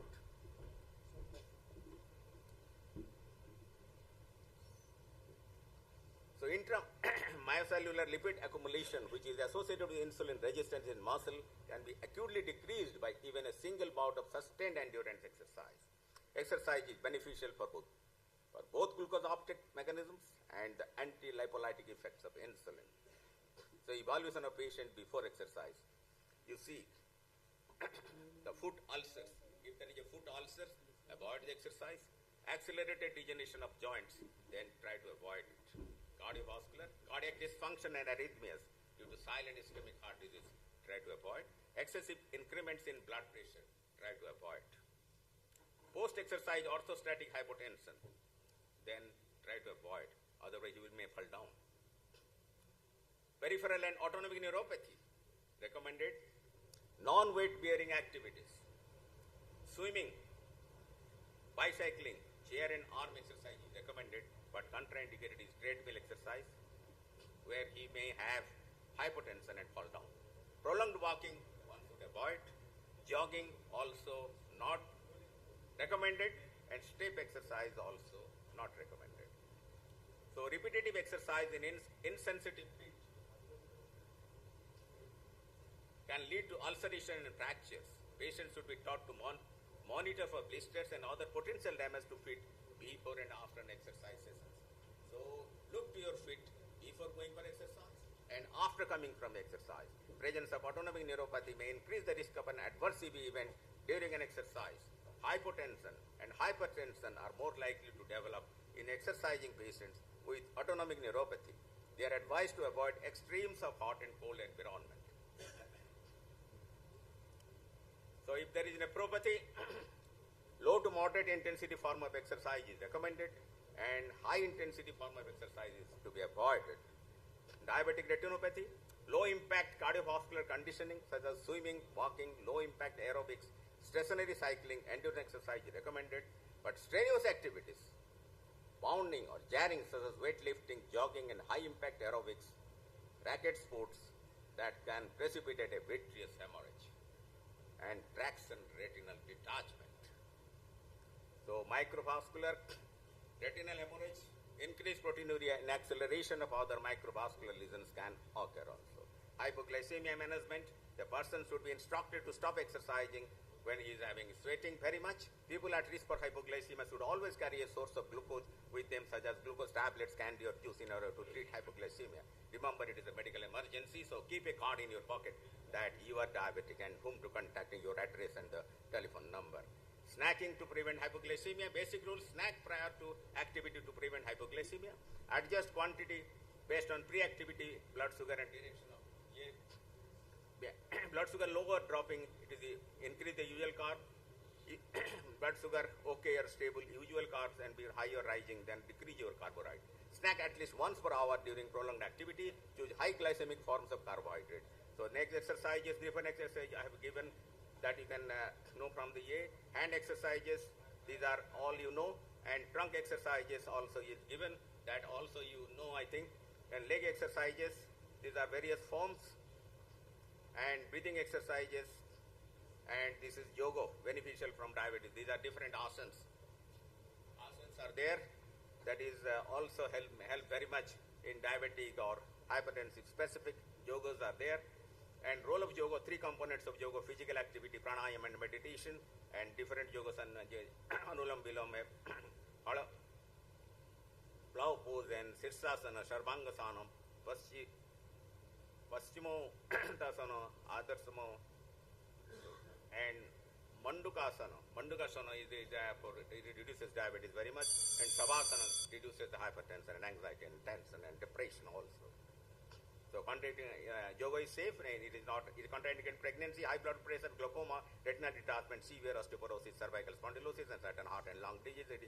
And summary, physical activity should be encouraged in all people with diabetes. People need to be educated about prevention and treatment of hypoglycemia. People should be taught to plan for period of physical activity. That is, so exercise is the mainstay of treatment in all the diseases, and it gives relaxation in cardiovascular disease, diabetes, depression and arthritis and also many more diseases. So exercise is mandatory for everybody of every age, from young man to the elderly. Thank you very much. Thanks, sir, for your excellent talk. Since we are running late, so there is no question. We appreciate your time, sir. Now the next topic is phenotyping, adolescent and young diabetic, and to discuss this we have with us Dr. B.K. Singh, and all know him well. So now I request Dr. B.K. Singh for his excellent talk.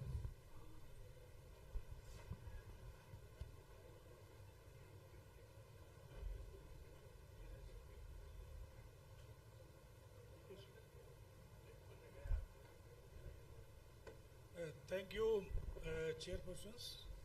And first of all, I thanks Dr. Ian Rai sir and Dr. Madhukar Rai for giving me opportunity to speak something regarding this phenotyping in type 2 diabetes. In young diabetes. I also thanks Dr. Anil Kumar Birmani. He has given me task 3 years back. The first talk is mitochondrial diabetes, and consequently the second talk is epigenetics in metabolic disorder, and the third talk is phenotyping in young and adolescent diabetes.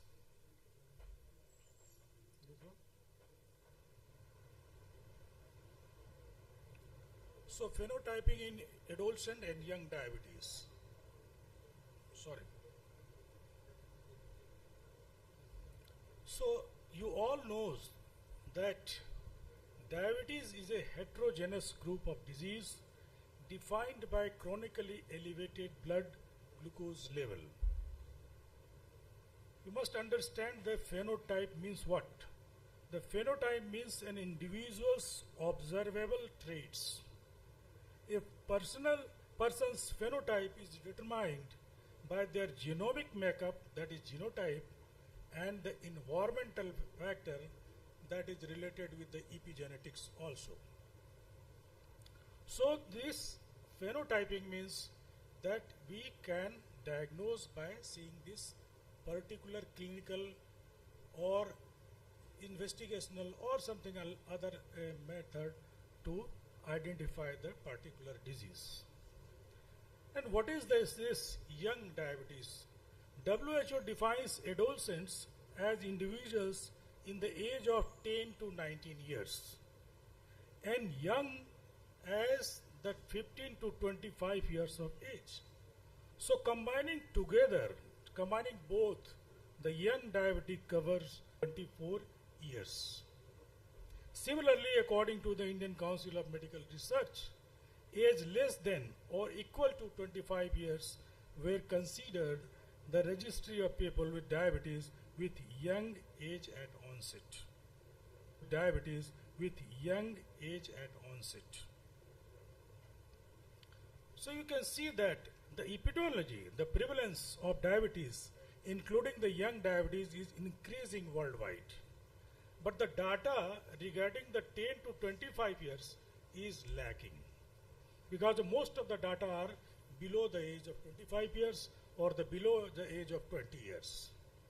And this young diabetes is increasing worldwide because of the increasing obesity, more sedentary habits, lack of exercise, increased level of stress, and intake of high fat and refined carbohydrate in diet and the other epigenetic factors also. The surge study indicated that there has been overall increase by 21.1% of type 2 diabetes mellitus and 30.5% of type 2 diabetes between 2001 to 2019. Means type 2 diabetes increasing in the young diabetic patient. And nearly 50% of the population of India is young, that is below 25 years. So the prevalence in diabetes in India has increased from 4.5% to the 7.8%. And the highest rate of progression from pre-diabetic to type 2 diabetes in intervention of the Sao et al. The prevalence of type 2 diabetes and type 1 diabetes, you can see that the type 2 diabetes mellitus is 40%, type 1 diabetes is 40%, the fibrocalculous pancreatic diabetes is 15%, MODY 2%, flat was diabetes is 2%, the mitochondrial and other diabetes is 1%. But if you see the classification by the ICMR, you can see that the type 1 diabetes is 63.9%, type 2 is 25.3%, and gestational 3.9%, and the MOD 3.1%, and the chronic pancreatitis 1.3%. So you can see that in this data is below the age of 25 years, and the Sao et al. Data is less than 25 years also. So this also includes the diabetic patient of less than 10 years of age also. So approach to the patient, if you can see that is in that group between the 10 to 25 years is very difficult, because type 1 diabetes is more common between the 10 to 14 years of age. If the pivotal and post-pivotal patient, the type 2 diabetes become increasing. So less than 15 years of age, type 1 diabetes is more common, and more than 15 years of age, the type 2 diabetes is increasing gradually because of the other metabolic factors. So phenotyping is the proper topic. Phenotyping from a clinical perspective, it can be difficult to classify a patient having type 1 and type 2 diabetes, because by just seeing the patient, whether it is a patient lean and thin and something is there, the type 1 or type 2, you cannot differentiate between by clinically. Some patients display a mixture of phenotypings of type 1 diabetes and type 2 diabetes, which is sometimes referred to as a case of type 1.5 diabetes or the double diabetes. So even some young patients are features of type 2 diabetes mellitus, but are prone to develop the ketosis, that is the ketosis prone diabetes. So it is better to classify diabetes in young adult by incorporating both immune and metabolic phenotyping. There is a registry, that is a diabetes mellitus incidence cohort registry, the DIMELI registry. They distinguish on the basis of the presence or absence of autoantibodies, and they divided it into 3 groups on the basis of the presence of multiple islet autoantibodies, 1 autoantibodies, or no autoantibodies.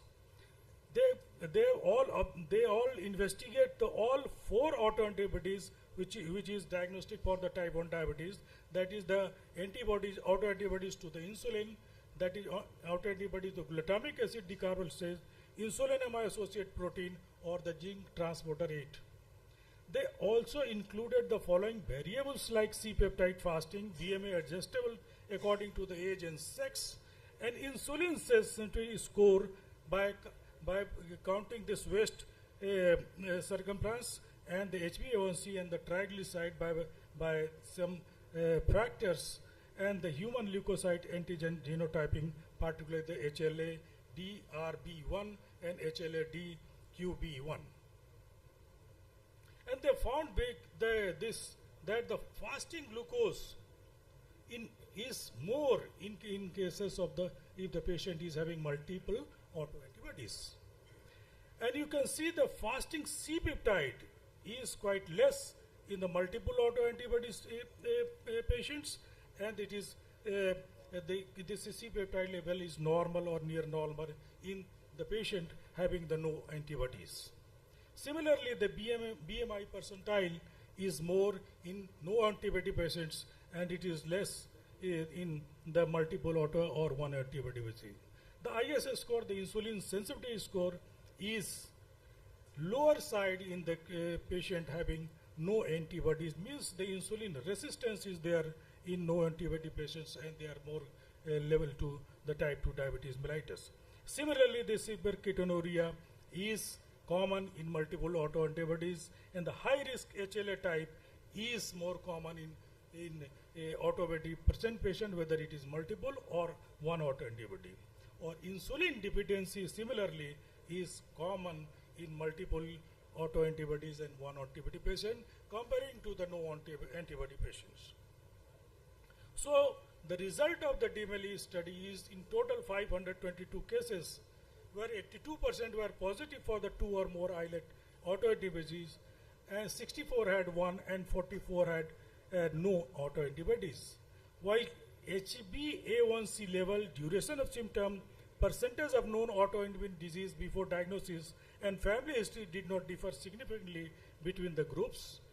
The significant different value between the groups were also observed for weight loss before diagnosis, ISS scores, frequency of severe ketonuria, high risk HLA genotyping, and insulin dependency, each lowest in the autoantibody negative groups. The strongest associations were observed for BMI percentile, weight loss before diagnosis, and the fasting C-peptides, and also the IS insulin sensitivity score. So they concluded that the DIMELI indicated that the patient with or without islet autoantibody differed with respect to the metabolic and genetic markers, but there were considerable overlap of phenotyping and autoantibody status could not be predicted by only this parameter alone. Thus, they suggested that the refined diabetes classification may require both immune and metabolic phenotyping. And phenotyping of type 2, just few words regarding the phenotyping of the type 2 diabetes. It is found that the less than 10% of children with clinical diagnosis of type 2 have positive islet cell autoantibodies. So you can subclassify into the two groups by one having the positive islet autoantibody and those who have the no islet autoantibodies. In positive islet autoantibodies, they have the higher risk of ketosis and the rapid progression of the insulin dependency and loss of beta cell functions, and the complications are more in the patient having the type 2 diabetes with the autoantibody positive patients. You all know that the type 2 diabetes is increasing in the young adults. Only thing to highlight in this group is the females are more prone to develop type 2 diabetes mellitus in young diabetic patient in comparison to the adult type 2 diabetes mellitus. In that particular group, the male are more common. So females are more common in young diabetic patients. Similarly, the insulin resistant and childhood obesity are major risk factor for causing this childhood diabetes mellitus. And the young diagnosed with type 2 are more prone to develop comorbid complications like hypertension, hyperlipidemia, other diabetic complication at the earlier age. And in today's study, we can see that this is the study where the patient has been grouped for the treatment of the diabetic patients. They divided into three groups. One is the metformin treatment with metformin, and another is the metformin plus lifestyle modification group, and other is the metformin plus rosiglitazone. It found that the patient having the rosiglitazone plus metformin are better controlled the diabetes and lesser complications. You all know the type 1 diabetes, which is characterized by the this autoantibodies, but in about 90% patients have the autoantibody. The incidence is also increasing, and in highlighting that India is second in the number of cases. In India, it is 10,900 annually, just lagging behind the USA, and the Brazil is the third. Means even in the percentage-wise, the Indian type 1 diabetes is less, but the number of type 1 diabetes is quite high. You all know that there is a C-peptide decreased, HLA-DR4 DQ3 and DR3 DQ testing is positive. We all know that gestational diabetes mellitus. We will not go detail, but we will have to focus on this MODI. MODI is an uncommonly missed in young Indian and diabetes, especially with those with a strong family history. These patients are often misdiagnosed as the lean type 2 diabetes mellitus or type 1 diabetes mellitus and treated with the insulin. The clinical feature of type 2, type 1 and MODI overlap considerably. The search study found that 8% of autoantibody negative and normal C-peptides have MODI mutation and estimates prevalence around 1.2%. Number of MODI has increased from the 6 to the 13, and it is well known that the many patients with MODI may present de novo without the history of the strong family history of diabetes. And if you need a high index of suspicion to diagnose the MODI, and if you correctly diagnose the MODI, the treatment may be changed. If the GCK MODI is diagnosed, no treatment is required, and HNF1 and HNF4A insulin sensitivity is there, and KGN or ABCD and DDM neonatal diabetes, insulin is not required, only the high dose of sulfonylurea is required. There is a fibrocalcific pancreatitis. It is common in our country. The classical clinical trial, just 1 minute, tropical calcification pancreatitis or abdominal pain, hysteria and diabetes. And the flat breast diabetes is also there. They are very ketone prone and needs initially insulin, but later on if the patient is maintained with the insulin or hyperglycemia decreases, they may go to the oral glycemic agent. Similarly, the mitochondrial diabetes, other type of diabetes, differences is already been discussed. And to conclude that the incidence and prevalence of diabetes in young are increasing not only in India but globally, early detection and differentiation are necessary to plan precise treatment.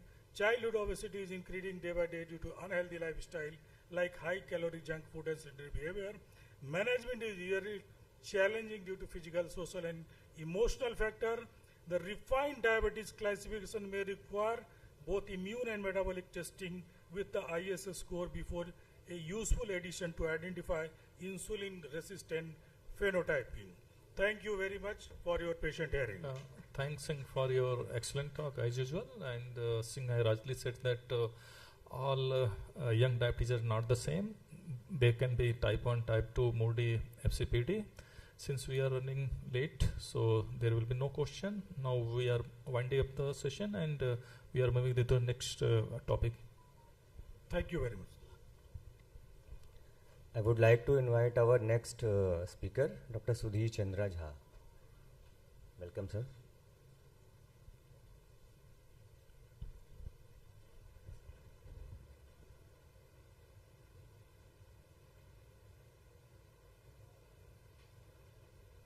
Respected A&I sir, all respected seniors and honorable colleagues,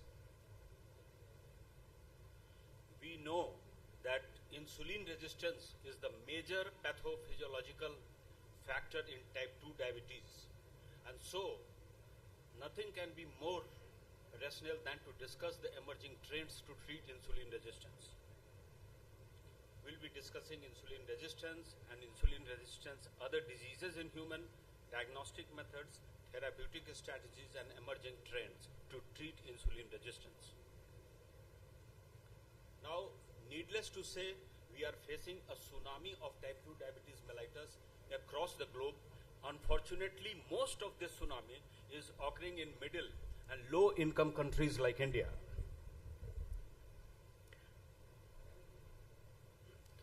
So, I need not explain this thing. When we are taking carbohydrate, pancreas secretes insulin and cells resist insulin, then insulin resistance occurs. A timeline of key discoveries in our understanding is a huge one, and in the interest of time, we'll pass it over.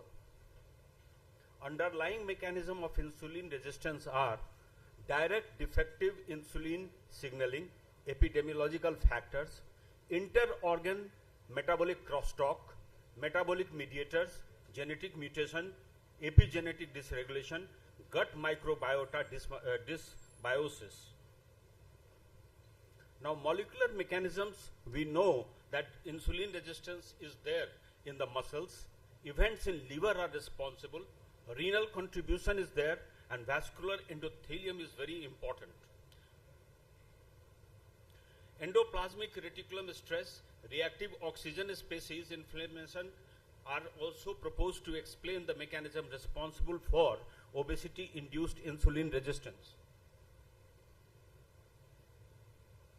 Now, insulin resistance is related to other diseases in human also. Now we understand that. This is atherosclerosis and hypertension, heart and pro-inflammatory adipocytokines leading to obesity, lipotoxicity, glucose intolerance, type 2 diabetes, and MAFLD, metabolic dysfunction associated fatty liver disease. Central nervous system, we know that impaired energy homeostasis, disturbed brain development, and Alzheimer's disease are as a result of this insulin resistance, and it is also known as type 3 diabetes. Cancer, breast, uterus, cervix, colon, esophagus, pancreas, kidney, prostate, and hyperfiltration in kidney and CKD can be also attributed to this. In the ladies, polycystic ovarian syndrome and other gynecological abnormalities can be attributed to this. Symptoms, we all know, and how we can evaluate the measurement methods of insulin resistance. We can do it by glucose tolerance, insulin tolerance tests. Of course, the gold standard is hyperinsulinemic euglycemic clamp, and in practice we are, but that is a very difficult thing to practice, and in reality mostly we are doing in the research studies by the HOMA method.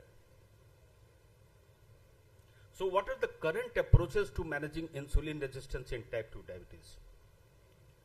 Now, lifestyle modification has long been, repeatedly we are emphasizing on this, and we know that calorie restriction is of paramount importance and carbohydrate restriction should be there. Exercise, what is new in this? Previously we had a nice lecture by Dr. Swain. The new thing is just aerobic exercise 150 minutes is not enough. It must be supplemented by resistance exercises. that is there. Secondly, it is the biggest sensitizer. It can, just if a person does aerobic exercise, there can be 40% increase in insulin sensitivity, and same is the feature with resistance exercise also, and when both are combined, there is 70% increase in insulin sensitivity. We possibly need to explain more to our patient. And there is another new thing which is coming up, HIIT, high intensity interval training, which is wonderful for the benefit of mitochondria and the cardiovascular conditioning. Weight management, we have got a lot of studies to suggest that even 5 to 10% reduction is going to create important metabolic improvements in the body. So combining a healthy diet with regular customized exercise is the most effective way to achieve and maintain a healthy weight. So clinical medications, all these medications in one way or other, they are improving the insulin resistance. And this slide is important because metformin, this shows how they do. Metformin reduces glucose production, increases glucose use, and thiazolidinediones, PPAR gamma agonists, they are increasing insulin sensitivity. On other drugs also, they are doing some important reduction in the insulin resistance. But the most important, of course, is metformin and thiazolidinediones. Metformin stimulates AMPK and it inhibits lipogenic enzymes, activates GLUT4. We know that GLUT4 is the carrier which carries glucose to the cell where it is metabolized. It decreases lipogenesis, increases fatty acid oxidation, increases basal glucose uptake, and it activates insulin signaling also. Metformin enhances insulin signaling in an insulin dependent and independent pathways both.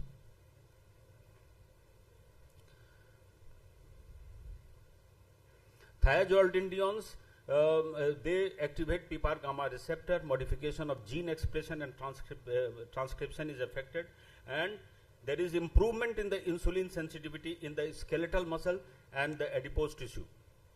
Metformin more does in the liver, and thiazolidinediones, they do mostly in the adipose tissues. Pioglitazone is such an important drug, it has been demonstrated to significantly improve the insulin sensitivity, reduce glycemic levels, have favorable effects on lipid profile. In patients with type 2 diabetes, it enhances glucose uptake in muscle and adipose tissue and decreases hepatic glucose production. Clinical trials have shown that PIO can reduce the risk of major cardiovascular events in patients with type 2 diabetes. It is also associated with side effects similar to that of thiazolidinediones, including weight gain, risk of edema, heart failure. The risk of bladder cancer remains controversial, while some studies suggesting a potential association. At one point of time, there was thing that it might be thrown into the dustbin of the history, but because of its wonderful insulin sensitizing effect, it has remained, and it is being promoted even by the leading diabetologists. Lobeglutazone claims to have a more favorable safety profile and protect insulin sensitizing defect, and compared to thiazolidinediones, lobeglutazone may offer advantages in terms of lower risk of weight gain and fluid retention. And clinical evidences are there, but long-term studies and post-marketing surveillance are needed to fully establish the thing. This slide is important because this has, as compared to pioglitazone, it has got comparable glycemic efficacy, and it has got less excretion in urine. So the chances of this malignancy is lesser as compared to pioglitazone. And as far as the effect on albuminuria is concerned, it reduces the amount of albuminuria as compared to pioglitazone. And the pleiotropic effects, improving lipid profile and improving non-alcoholic fatty liver disease is similar to that of pioglitazone. So what are the future directions in treating the insulin resistance in type 2 diabetes? Glucagon-like peptide receptor agonists, these agents mimic the action of GLP-1 hormone, which increases insulin secretion, decreases glucagon secretion, and slows gastric emptying. Newer GLP-1 receptor agonists are being developed with longer half-lives and improved delivery system. SGLT2 inhibitors, they have got the novel way of the extra insulin.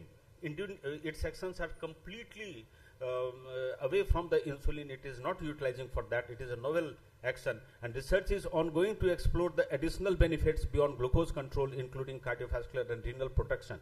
It is coming out to be beneficial in almost all clinical situations. So the future is quite exciting regarding this molecule also.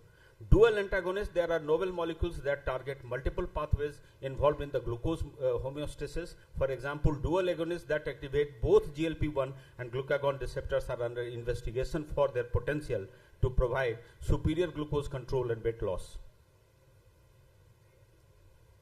Combining different classes of drug from different therapeutic classes can target multiple pathophysiological aspects of type 2 diabetes. We know the famous ominous octet theory of de Franjo, that multiple pathophysiological effects must be addressed. So potentially offering, when we combine good molecules together with complementary action, potentially offering superior blood glucose control, weight management and cardiovascular benefits. Clinical trials are ongoing to identify the most effective and safe combination. Then there is fixed dose combinations. We are lucky to be in an era where we have got the fixed dose combination and compliance of the patient is good, and DPP-4 inhibitor and GLP-1 receptor agonists, they have changed the paradigm of the treatment of diabetes. These products combine fixed dose combination 2 or more anti-diabetic agents in a single pill, aiming to improve adherence, reducing side effect and enhancing glycemic control. Research continues to develop new fixed dose combinations with complementary mechanism of action. Now there is important and exciting genetic predisposition and treatment response which we can take benefit in the future. The pharmacogenomics is, the research is increasingly focusing on how genetic variations can affect individual responses to diabetic medications. There are genetic markers which will show us that a particular molecule is going to be effective in this particular patient. So identifying genetic markers that can predict response to specific groups, drugs, can guide treatment choices, improving efficacy and minimizing side effects, and predicting disease progression. These genetic studies can be taken advantage of, and we can plan, identify individuals at high risk of rapid disease progression who may benefit from more aggressive treatment strategies from the day one, from the onset of the diagnosis. And today, friends, is the age of precision medicine. All patients are not alike. This approach involves tailoring medical treatment to the individual characteristic of each patient. It encompasses analyzing genetic, environmental, lifestyle factors to predict more accurately which treatment and prevention strategies for a particular disease will work best in which group of people. Integrated care models, personalized treatment plans may also include non-pharmacological strategies such as diet, exercise, because even diet has to be customized, exercise has to be customized from patient to patient, and behavioral modification is also very important, supported by digital health tools like AI. We had a wonderful talk on AI in the morning, and supported by digital health tools that for monitoring and coaching to manage type 2 diabetes more effectively. Thank you for the patient hearing.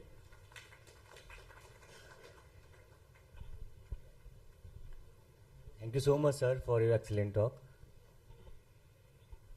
Sir, we are winding up. Thank you, sir. Thank you, sir.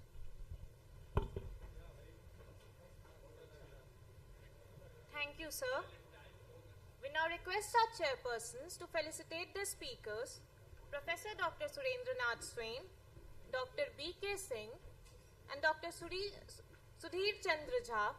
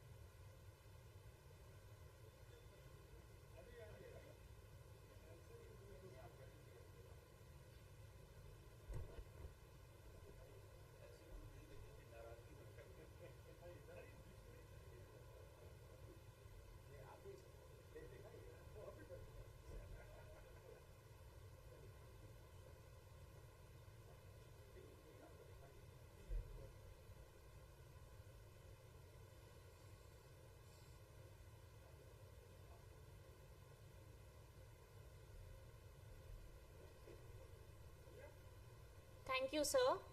We kindly request Dr. Shailendra K. Singh to also felicitate our chairperson, Dr. Akhilesh Mishra.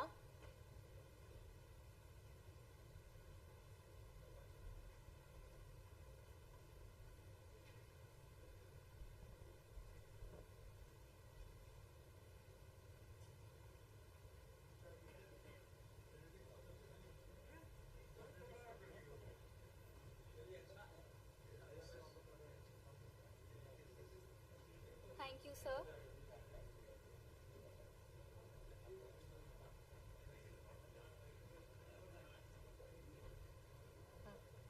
Further continuing this session, we request our chairpersons, Professor Dr. Surendranath Swain and Dr. Gyan Prakash, to kindly come on stage and introduce the next set of speakers.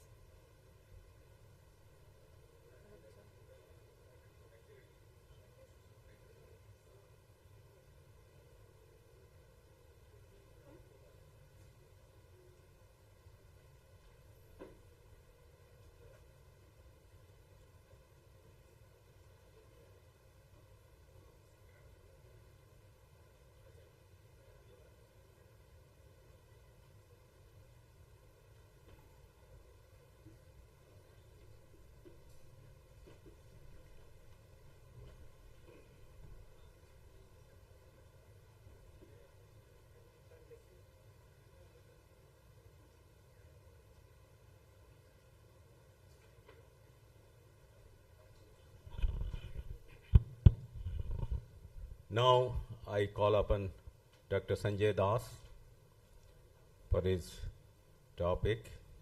What is the topic? Good evening, everyone. I thank Professor A.N. Ray and Professor Madhukar Rai for inviting me to this conference. I also thank Jayant and Dr. Virmani for introducing me to this society. My topic today is It is decoding current ADA and ACE guidelines for type 2 diabetes management. So this is a very vast topic where we practice. So this is through standards of care in diabetes, which is actually published every year since 1989. ADA publishes this since 1989, whereas ACE publishes it since 2009. ADA publishes it every year. ACE publishes it 2 or 3 times in a decade. So the next AAC guideline will be there. This AAC guideline, which is there in 2023, will expire in 2026. So if I say what is the focus of both AD and AAC guidelines, they mention that diabetes is actually a complex chronic condition requiring continuous medical care with multifactorial risk reduction strategies beyond glycemic management. This is not only management of glycemia, this is multifactorial. And we all know that most people with type 2 diabetes are obese or overweight. One very important focus area for all of us clinicians is that ongoing diabetes self-management education and support, which are very critical to empower people, preventing acute complications and reducing the risk of long-term complications. So what actually ADA and ESD consensus report says? It recommends a holistic and person-centric approach. There is no more diabetic patient. This is now people with diabetes or ABCD, adiposity-based chronic diseases. This is not obese or overweight person. This is ABCD. Similarly, this is not NAFLD. This is now MASLD. So they have just changed the language so that person suffering from diabetes feel more confident of getting treatment by all of us. So this is person-specific factor, and we all should look into whatever the risk factors are there, and the treatment should be risk factor centric and comorbidity centric, not only glycemia. So this is a very important cartoon. If you say the goals of care in all cases of type 2 diabetes is to prevent complications so that it optimizes quality of life. And we have to assess a person as far as the individual's priorities, current lifestyle and health behavior, whatever the comorbidities are, and what are the clinical characteristics, and what will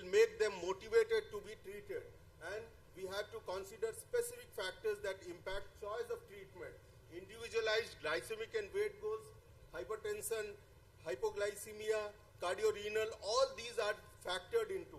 And most important for South Asian countries is the last point, which is access, cost, availability of medicines and lifestyle choices, what actually the person with diabetes can afford and what are their priorities. So we have to discuss with all things with our patients, and then we have to arrive at a decision of what particular drug we should give to the patient. And we have to agree on SMART goals, which is specific, measurable, achievable, realistic, and time limited. And we have to implement a plan, and we have to provide ongoing support. Very frequently we have to give them support, maybe twice a year or thrice a year. And we have to review the management plan so that all these comorbidities, all these complications are delayed or prevented. So how is this going to help? This is going to help because it helps to optimize health outcomes and health-related quality of life. So what I was alluding to in my previous slides, this would be person-specific. The language should be person-specific. Person with diabetes, or it should be free of stigmas. They should not feel bad that in society they are known as diabetic or fatty or obese, and they should not self-deprecate themselves that we are sorry that I am suffering from this disease, I cannot go to my office and all these things. And the language should be that fosters collaboration between people with diabetes and healthcare professionals. We have to assess as far as the ASCVD and heart failure history, then CKD, hypoglycemia risk, neuropathy, retinopathy, NFLD. We have to set the goals. We have to then accordingly we have to make treatment plans, lifestyle management, which all of these have been actually discussed by my previous speakers. Pharmacological therapy is very important. Risk, whatever the drugs we are giving, whether they are also taking care of the cardiovascular and kidney risk factors, that is also very important. If you focus in this cartoon, what I have made, I have summarized all these, whatever is mentioned here, I have actually summarized here. What is the summary? The summary is, for most of the people, but not all person with diabetes, the A1C goal should be less than 7 without causing significant hypos, and less stringent glycemic goals should be there, maybe 7 to 8 if they are having some complications or they are having frequent hypoglycemias, or if they are having limited life expectancy. So in such cases, we have to de-intensify diabetes medications for individuals for whom the harms and or burdens of treatment. The burden of treatment means in our country, like in our country, we have got low priority for our take care of our health, financial status, then our environment, potable water, all these problems are there. So what is actually the priority for a person with diabetes to be treated for? And in hypos, we have to de-intensify the drugs, and we have to stop using some of the drugs like sulfonyl ureas, meglitinides, which causes a lot of hypos. So basically, whatever is there, I have summarized here. So the important considerations in the glucose lowering management of type 2 diabetes is healthy lifestyle behavior, which actually have been discussed quite well by my previous speaker, and diabetes self-management, education and support. There are some points where we have to discuss with our patient. First, when we diagnose and we start treatment. Second, when we have to escalate the therapy. Third, when complications set up and we have to change the therapy.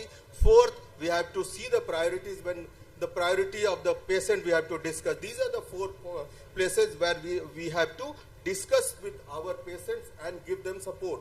And avoidance of therapeutic inertia. Both ADA and AAC says in 3 months' time you have to have the target goal. In 3 months' time, there should not be any therapeutic inertia. And social determinants of health, which I was telling, we have to see the background of the person, where he stays, what is his literacy level, what are his financial goals, how much he earns, and all these things are to be factored before we start actually the treatment. So this is also a very important slide which actually have been discussed by my previous speaker. What are the things? We have to, prolonged sitting is going to harm us. We have to frequently get up and walk for 1 or 2 minutes. Then sweating, high intensity exercise like strength exercises. Then we have to have adequate adequate sleep, which should not be more than 9 hours and should not be less than 6 hours. All these are going to help us reducing the glucose level, blood pressure level, A1C level, lipids level. All of these are going to actually help us. So this is our important slide. I will discuss all these. I'm not going. There are two you can see. One is goal, which is achievement and maintenance of glycemia and weight management. They are not having complications. Another is having some complications, which is cardiorenal risk reduction in high risk individuals with type 2 diabetes. So there are two ways which we have to treat. This is one algorithm, this is another algorithm. And for both of these, the healthy lifestyle behavior, diabetes self-management, education and support, and social determinants is very important. So important considerations in whatever I have told in the last slide. A person-centered shared decision making. Consider the effects on cardiovascular and renal comorbidities. Hypoglycemia risk should be assessed, impact on weight, cost and access, individual preferences, and the effectiveness of the drugs. We have to consider these. Early combination therapy should be instituted if it is required to prevent therapeutic inertia. We have to achieve in shortest time to attain the individualized treatment goals.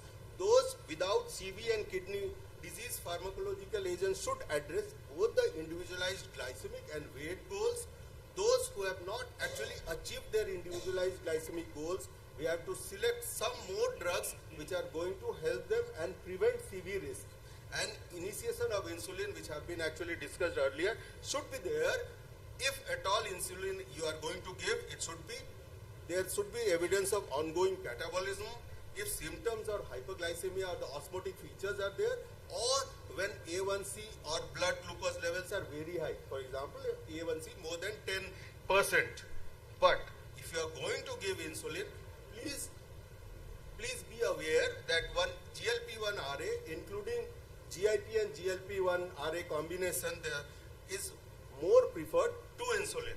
And if you are going to give insulin, you must start combined with one GLP-1 RA is recommended, because it lets you to have greater glycemic effectiveness as well as beneficial effect on weight and hypoglycemia risk will be reduced if you add with insulin GLP-1 RA. Glucose lowering agents should be continued, but please remember you have to stop sulfonylureas and meglitinides because they may cause hypos in such patients. Those with cost barriers, like in our country, all of us are using sulfonylureas, metformin. So many of us are actually using, most of our patients are on sulfonylureas and metformin. So those with cost-related barriers, consider use of lower cost medications like metformin, sulfonylureas, glitazones and human insulin. But please remember, they may cause hypoglycemia, weight gain, and they may be having cardiovascular and kidney effects. So now coming to CV safety and CV effect of these drugs. If the foundation is strong, lifestyle modification and diabetes education, if it is strong, then the 4 pillars will stand very solidly, and then there will be reduction in diabetes complications and the person will be very healthy. So what are the 4 pillars? Glycemic management, blood pressure management, lipid management, and agents with cardiovascular and kidney benefit, which we should try to give to all these patients. So diabetes mellitus and CVOTs, the important takeaways are, we all know that diabetes itself confers increased risk for ASCVD. So the management of glycemia, blood pressure and lipids, and the incorporation of specific therapy with CV and kidney outcome benefits are very important strategies to prevent and reduce the risk of diabetes related CV disease as well as kidney disease. Multiple large RCTs, all of them have reported statistically significant reduction in CV events in adults with type 2 diabetes who are treated either with GLP-1 RA or with SGLT2 inhibitor with A1C, irrespective of whatever the A1C level. Even if the A1C level is normal, if with CV risk or already having CV disease, if they are treated with GLP-1 RA or SGLT2 inhibitor, they get a lot of benefit. For these individuals, incorporating one of the SGLT2 inhibitor and or GLP-1 RAs with CV benefit is recommended, and we must start if the patient can afford. Adding both classes of drugs, this is another one, adding both classes of drugs will provide additional CV and kidney outcome benefit. In CVOTs, all of these drugs like EMPA, CANA, DAPA, LIRA, SEMA, and dulaglutide all have had beneficial effects on indices of CKD also. But please remember, individuals at low risk for ASCVD may benefit for GLP-1RA, low risk of ASCVD may benefit from GLP-1RA therapy to reduce their risk of future ASCVD events, although the evidence is lacking and we should not start in such patients. Important consideration in the glucose lowering management type 2. In adults with type, I'll take 2 more minutes because it was 20 minutes, so my slides are a little bit more. I'm rushing through, but I'll take, please allow me 2 more minutes. In adults with type 2 diabetes and established or high risk of ASCVD, heart failure or CKD, the treatment plan should include such drugs which reduce CV and kidney disease like SGLT2 inhibitor and GLP-1RA for glycemic management as well as comprehensive reduction of CV risk independent of A1C. Whatever the A1C, even if it is low, it is euglycemic, please remember we must start these. In adults with type 2 diabetes with heart failure, we should add an SGLT2 inhibitor is recommended. In adults with type 2 diabetes who have CKD, an SGLT2 inhibitor should be used for minimizing progression of CKD, reduction in CV events, and reduction in hospitalization for heart failure. However, the glycemic benefits of SGLT2 inhibitor are reduced when the eGFR is less than 45. So in such cases, instead of SGLT2 inhibitor, we must give GLP-1RA. So the cardiovascular benefit, whatever I have told, this is summarized in this slide. Now about CKD. You all know CKD attributed to diabetes, which is known as DKD in adults, occurs in 20 to 40% of people with diabetes, and it's a risk factor for CV mortality, and screening can be done by urine for microbial examination, and the primary prevention of CKD is by controlling blood pressure and blood sugar. So, novel drug therapy in DKD I have already mentioned. These are the 2 drugs, which is SGLT2 inhibitor and GLP-1RA. There are some more drugs. GLP-1RA use in semaglutide, one more trial is going on, which is FLOW.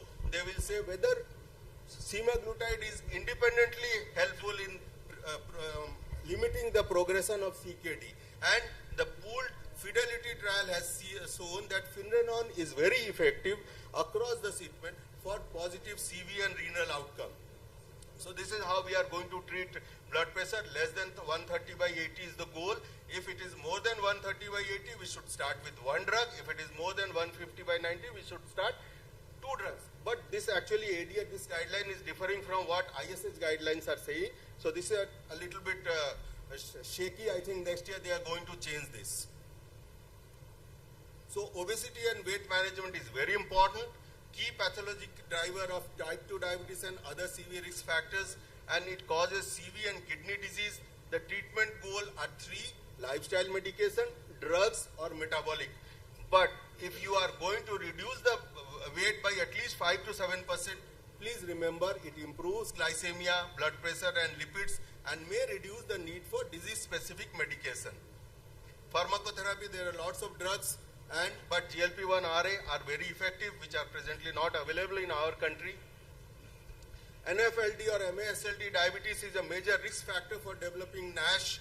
Metabolic dysfunction associated steatotic liver disease has replaced the term NFLD, which I was alluding to the reason for that, and the treatment is lifestyle modification and glitazones.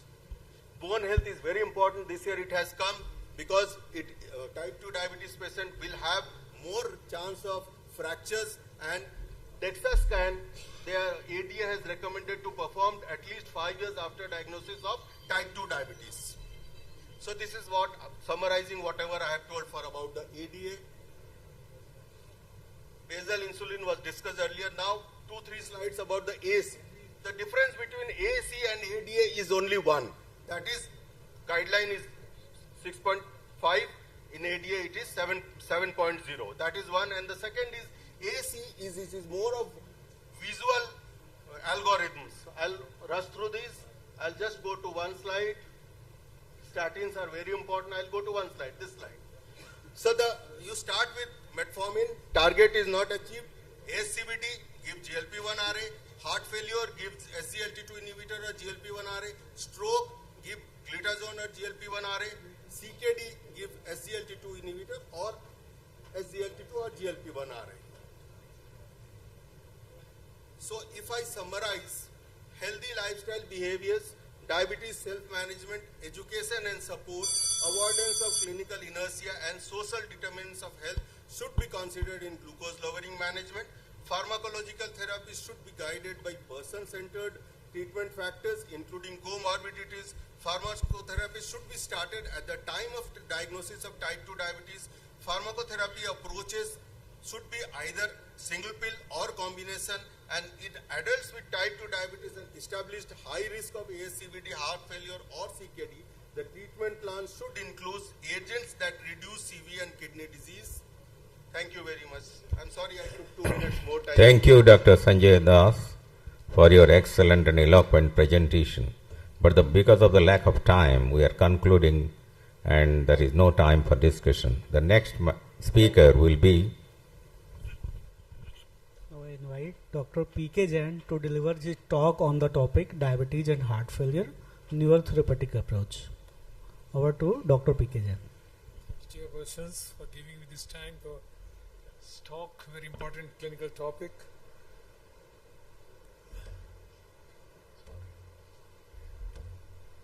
How to,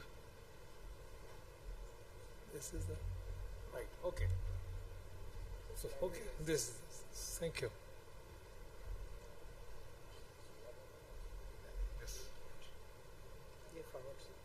Forward. Okay. Thank you. So, diabetes is associated with multiple cardiorenal related comorbidities and outcomes. Diabetes affects around 30 million people, and around 88% people were overweight or obese. 74% had BP, more than 140/90. 44% patient had end-stage renal disease, and 50% of patients of diabetes are at risk of developing heart failure. Diabetes plays a central role in cardiovascular and renal disease. It affects the pump, it causes heart failure, it affects plumbing, then it affects atherosclerotic cardiovascular disease, and if it affects filter, then it causes definitely renal disease. Heart failure is an early, highly prevalent, often undiagnosed complication in diabetes patients. Between 25 and 40% of patients with diabetes have heart failure. 68% of patients who had type 2 diabetes for 5 years showed signs of asymptomatic LV dysfunction. Previously unknown heart failure was detected in 28% of patients with type 2 diabetes aged more than 60 years during cardiac screening, which included 23% with heart failure, preserved ejection fraction, and 5% with reduced ejection fraction. The burden of heart failure in India, it is rapidly increasing globally, projected that by 2030 the number of heart failure patients would rise by 25%. The mortality rate is around 50% at 5 years from the initial diagnosis of heart failure. Recent estimates about incidence of heart failure in India vary widely from 1.3 to 23 million. Burden of heart failure categorized based on EF value, international congestive heart failure, Indian patient data, 53% of reduced ejection fraction. And Trivandrum heart failure history, it says that around 26% patients had preserved ejection fraction heart failure. Basically, heart failure is caused by impairment of ventricular filling or ejection of blood. Impairment of left ventricular filling means diastole, the LV wall relax, allowing for filling of the LV cavity. Without proper LV relaxation, the volume of blood filling the cavity is reduced, thus reducing the stroke volume. The volume of blood is ejected with each contraction. While in impaired ejection of blood due to LV wall damage, the LV may have reduced ability to pump or eject blood. The type 2 diabetes patients are at greater risk of developing heart failure and being hospitalized due to heart failure. patients with type 2 diabetes are 2.5 more times likely to develop heart failure than people without diabetes. The prevalence of heart failure in US patients with type 2 diabetes is estimated to be as high as 22%. Risk of hospitalization from heart failure was around 33% higher in patients with diabetes as compared to normal population without diabetes. Even with optimal glycemic management, patients with type 2 diabetes and heart failure have a high risk of morbidity and morbidity. Major risk factors for heart failure are associated with diabetes like obesity, advanced age, chronic kidney disease, coronary heart disease, dyslipidemia, and hypertension. Heart failure is the second most common initially severe event in patients with type 2 diabetes.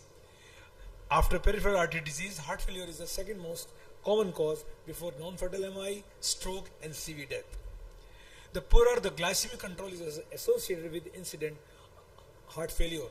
As the SbA1c increases, the rates of heart failure hospitalization and or death per 1,000 per person increases.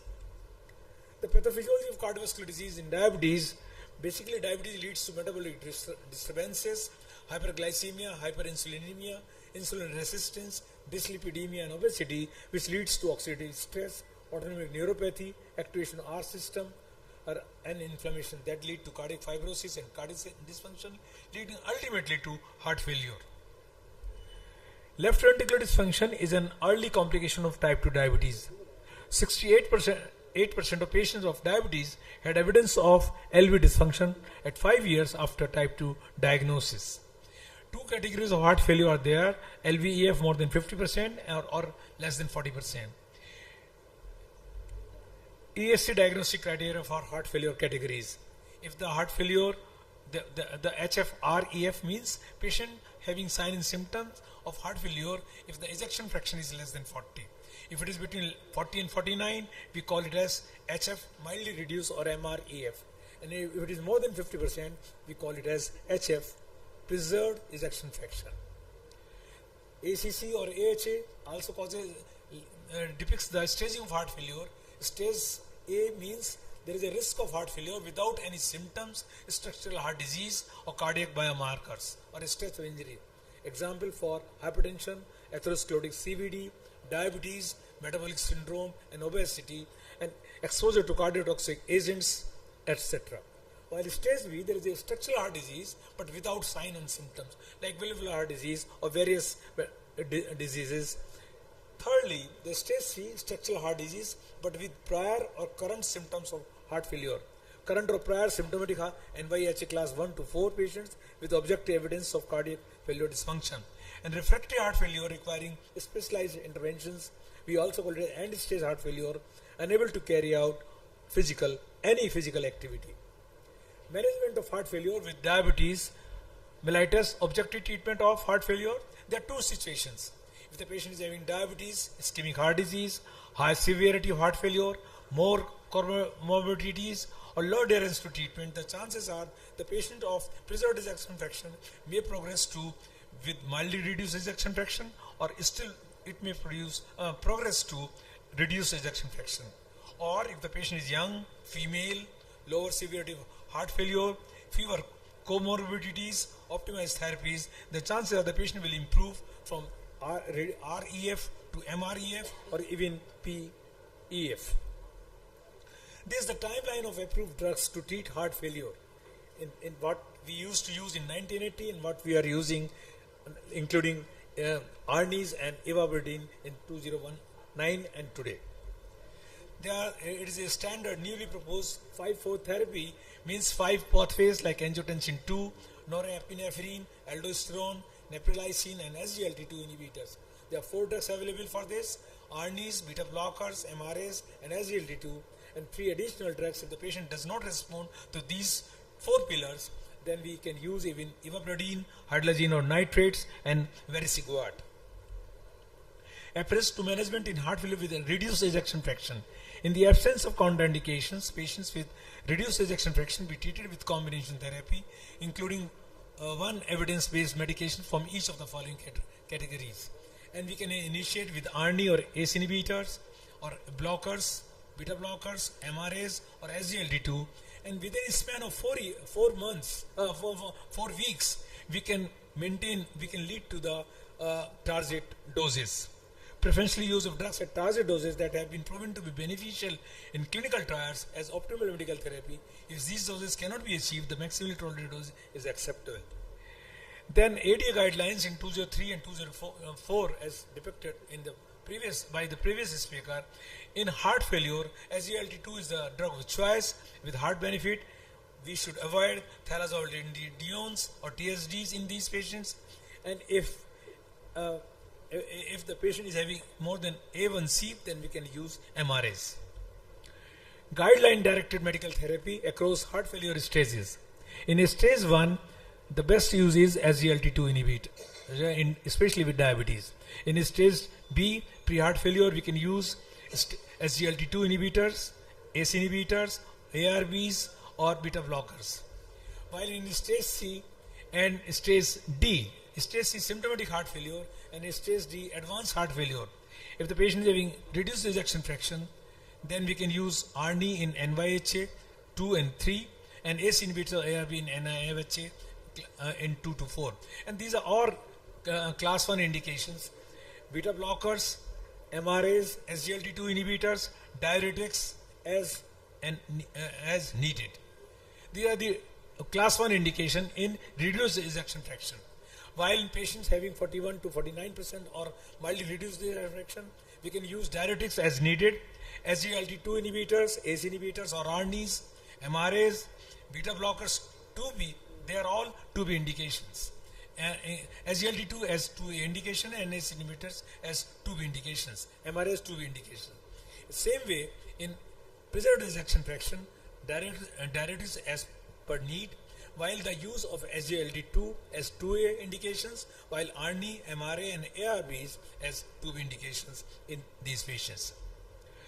Nowadays, there is a rapid sequencing of these drugs, and we can use from initiation to the maximum dose or target doses within a span of 4 weeks. And in step 1, we can use beta blockers and SGLT2 inhibitors. Then in step 2, after 2 weeks, angiotensin, we can add angiotensin receptor neprilysin inhibitors or ARNIs. And in step 3, mineralocorticoid receptor antagonists. Or if the blood pressure is lower than 100 or 90, then instead of using angiotensin receptor neprilysin inhibitor, we can use mineralocorticoid receptor antagonist. All 3 steps achieved within 4 weeks of titration to target doses thereafter. There are the combined effects of ARNI and SGLT2 inhibitors in diabetic patients with the HFrEF, and it was a Chinese trial they did in more than 6,000 patients, and they saw if we use a combination of ARNI and SGLT2 inhibitors, it is better as compared to alone if we use ARNIs or the SGLT2 inhibitors. Then in CVOTs, SGLT2 inhibitors have demonstrated multiple cardiorenal benefits in patients with type 2 diabetes and high CV risk. The EMPA-RES outcome trial, where they use empagliflozin, the hospitalization for heart failure patients were reduced, CV death were reduced, and kidney outcome improved by 39%. While in CANVAS program, empagliflozin, there was reduction in heart failure hospitalization by 33%, but the CV death was only reduced in 13%. The kidney outcome was also good in canagliflozin trial. While in DECLARE trial, where the dapagliflozin was used, they saw the reduction in heart failure hospitalization patients, and as well as there was good kidney outcome, but they do not see much difference in CV deaths. While in ertigliflozin trial or VERTIS trial, they saw there was definitely reduction in hospitalization for heart failure, but they didn't find good evidence of this use in CV death and kidney control. Then aldosterone antagonists, they have enhanced activity of aldosterone signaling has been seen in diabetes-induced heart failure. And treatment with spironolactone or epinephrine, which we use very commonly, has shown decreased collagen accumulation, heart and improvement ejection fraction. while aldosterone antagonists have also shown promising effects by reducing apoptosis and improving diastolic function in murine models of diabetic cardiomyopathy. Beta blockers, they have shown significantly reduced total mortality at 1 year compared with placebo, while beta blockers also reduce hospitalization for heart failure with an absolute benefit of 4 fewer hospitalization in the first year per 100 patients. Secondary pharmacological therapies for heart failure with reduced infection in adults. They are the 3 drugs which we use: ivabradine, vericiguat, and digoxin. Ivabradine we use as additional therapy for persistent symptoms, most appropriate for patients in sinus rhythm with the heart rate is more than 70 per minute, despite the use of maximal beta blocker therapy. And the maximum dose we can use 7.5 milligram twice a day, 2 weeks as tolerated. Then vericiguat is a nitric oxide drug. It's a soluble once daily dose which increases CGMP. And this drug causes its benefit to include reversal or prevention of LV hypertrophy and fibrosis. While there is one more newer drug, omecamtiv mecarbil. This drug addresses neurohormonal effects, the main impetus behind the pathogenesis of reduced ejection fraction being the initial decline in systolic function. Results from clinical studies showed that short-term intravenous admission of OM improved cardiac performance. Role of cardiac defibrillator, the best use as per the ESC guidelines, 1A recommendation, patients with having ischemic heart failure pathogenesis. Then role of CRT. In addition to ICD, CRT further improves mortality and reduces hospitalization for heart failure in patients with reduced ejection fraction and electrical dyssynchrony as evidenced by the presence of LBB, particularly those with QRS duration more than 150 milliseconds. Then one more drug, neuroglulins. They cause locally in the heart and nervous system by protecting against ROS production. And the clinical trials have shown that the administration of these drugs causes safe and effective in the enhancement of cardiovascular hemodynamics and left ventricular function in heart failure patients. Just to summarize, type 2 diabetes associated with multiple cardio-related comorbidities outcomes. Patients with type 2 diabetes are at greater risk of developing heart failure and being hospitalized due to heart failure. Currently, 4 pillars of heart failure in type 2 diabetes are beta blockers, aldosterone antagonists, ARNI and SGLT2 inhibitors.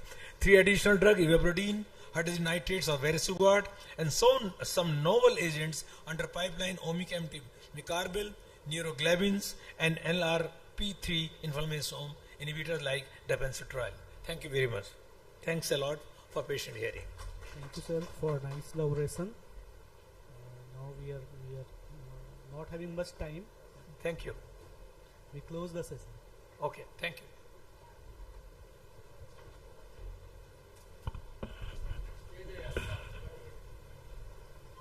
Thank you, sir.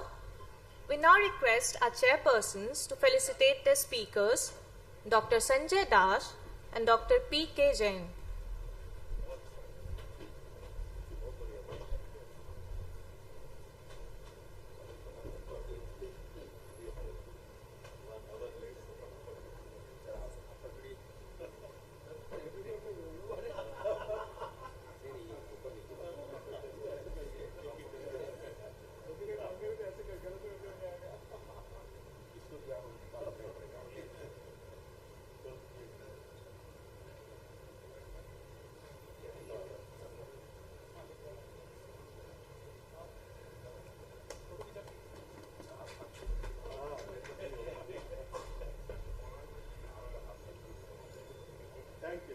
Thank you, sir.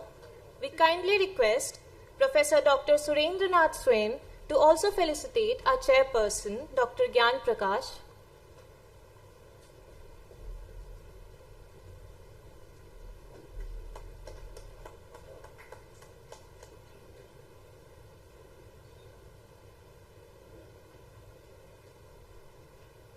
Thank you, sir.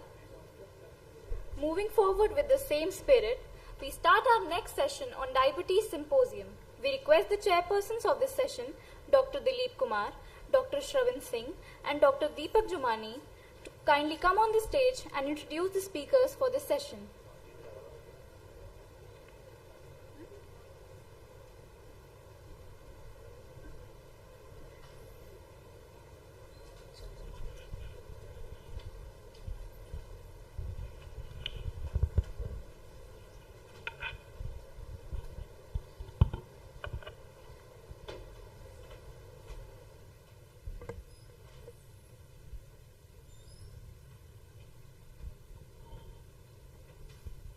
Good evening, my friends.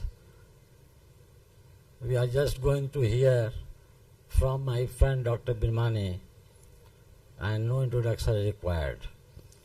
The topic of the day by Dr. Birmani: is this the end of an era, evidence-based medicine? We all know this is the era of evidence-based medicine, and we all rely on the evidence-based medicine. But Dr. Birmani is going to speak. I don't know what he will speak, but I expect that he is going to be a person who is going to speak against. We all know this era of medicine is totally based on the evidence, and lot of data and lot of things are produced.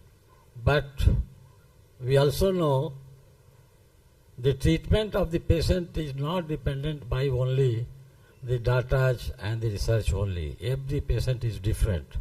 Let us have a talk by Dr. Birmani, and I will thank Professor N. Roy, Dr. Professor Madhukar Rai, and Organizing Secretary Dr. Siddiqui for inviting me and sharing this session. Thank you. Please, Dr. Birmani, please. Good evening to all of you. We have been sitting here since morning talking all evidence. I thought I'll make the mood a bit light. So the topic I have chosen, of course in consultation with Dr. Madhukar Rai, is this the end of era of evidence-based medicine? And I'm sure all of you have been following evidence-based medicine for the last 3 or 4 decades, including me. I have also following, and I still follow it. How many of you think this is the end of era? Please, those who are say yes, raise your hands. Nobody. No, raise your hands. So there are some people who think this is not the end of era. Okay, but I am going to say yes, this is the end of the era of evidence-based medicine. And all the other colleagues who are sitting here are looking at me like this and thinking, look at this stupid fellow, what nonsense is going to talk about. There are people like me who don't think also exist. Well, let me put a disclaimer first. My salute to all those who are doing original and genuine research in medicine and giving us true evidence.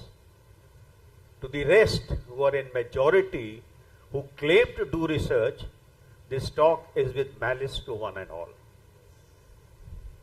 It was in 1990 that evidence-based medicine was snatched from what was earlier experience-based medicine that we had been brought up since 70s, early 70s.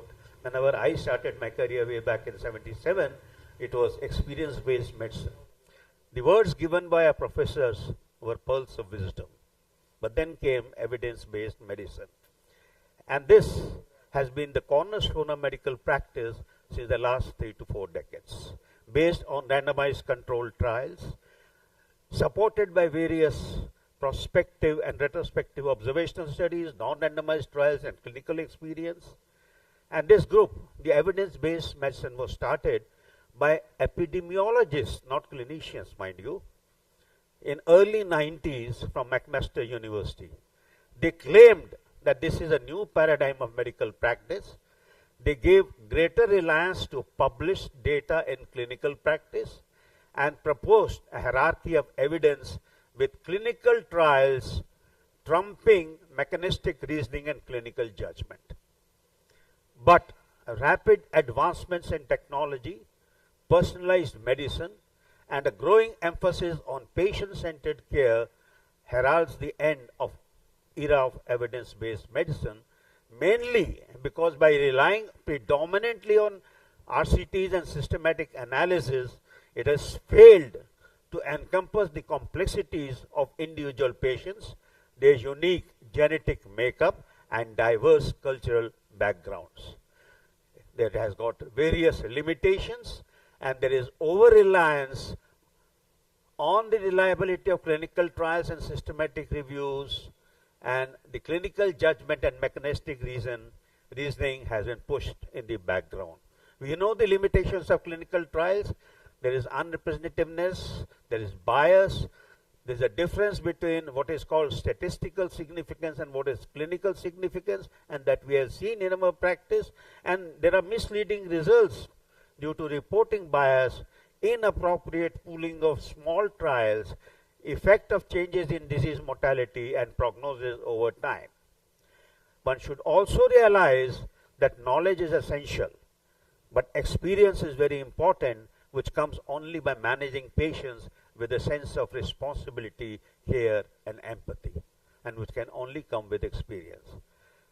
There are various adverse effects on clinical practice because there is bias of easily measurable risk, there is bias of commissioned research, there is bias on the topics of research is done. Look at the number of papers that research and papers being published on the newer anti-obesity drugs or devices because there is money in it, but hardly any research on the common diseases like PGO or malaria or something like that.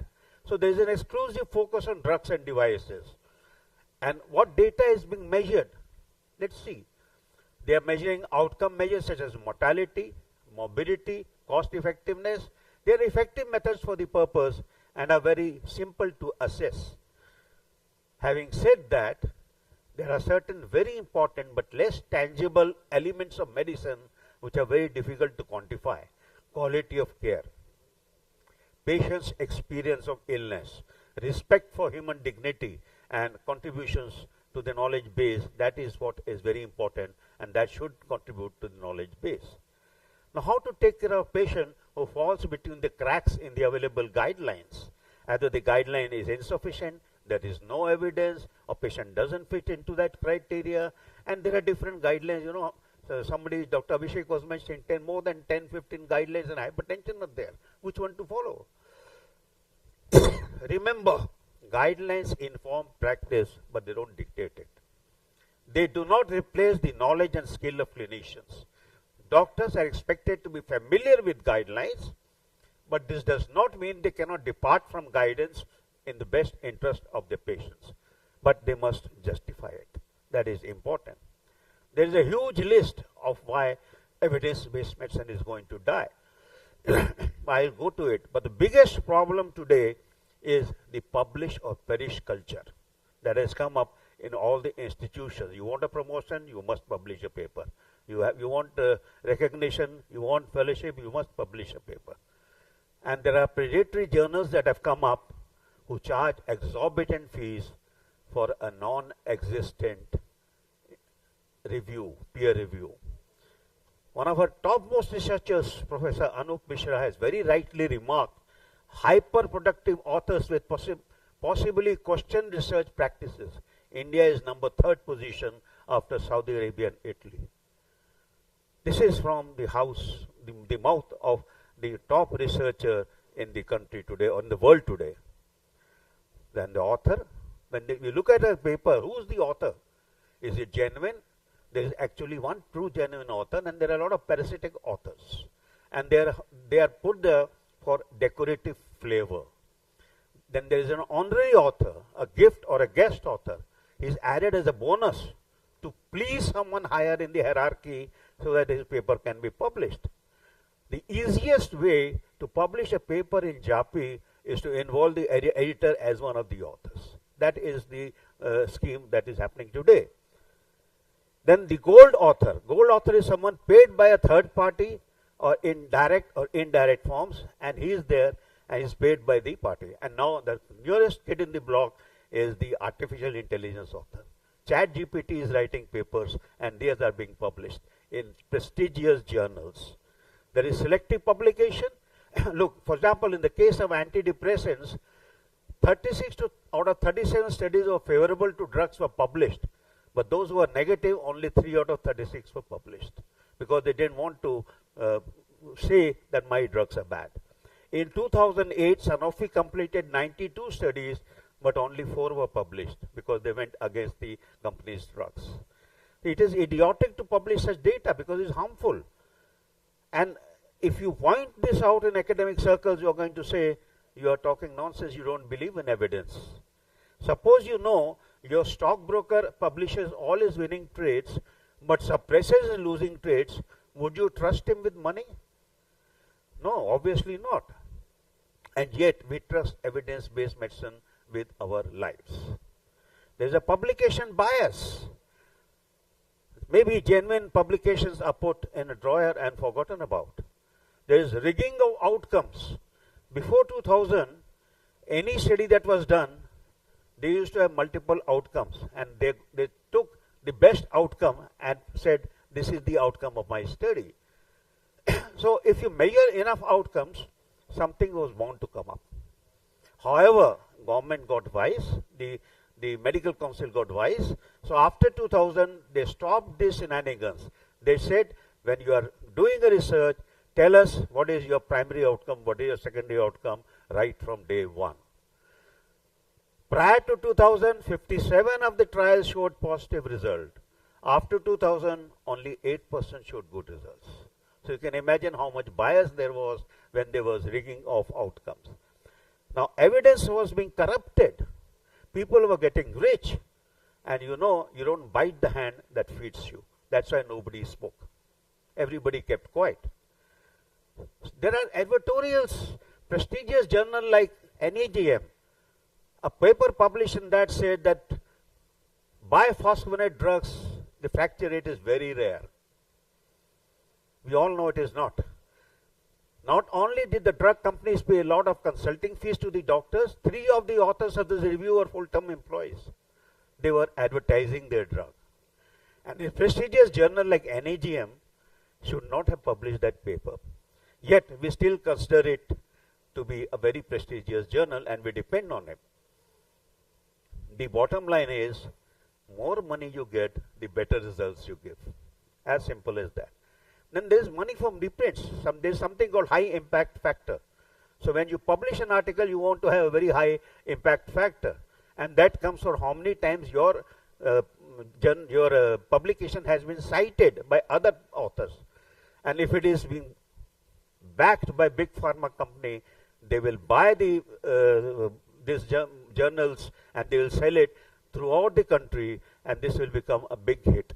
And that is called money from reprints. And you know how much money is being given to for this? The NAGM publisher, Massachusetts, gets 23% of the income, Lancet 41%, American Medical Association 53%. This is the money given to them for reprints. No wonder these journals are ready to be sold to those practicing doctors down the line. Who needs journalistic ethics when there's a Mercedes in the driveway? More money, baby, more money. That is the motto. Bribery of journal editors. Can you believe it? All of you think that all the editors who are publishing these are excellent. But this is a study in BMJ, published in BMJ.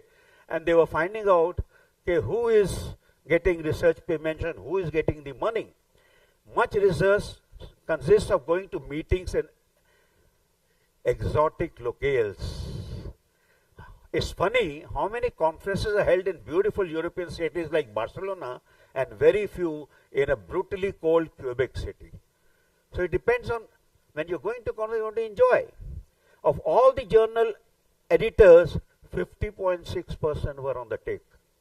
The average monthly payment, the average payment in 2000 was more than $27,000, and this was not included, more than $37 for so-called research payments.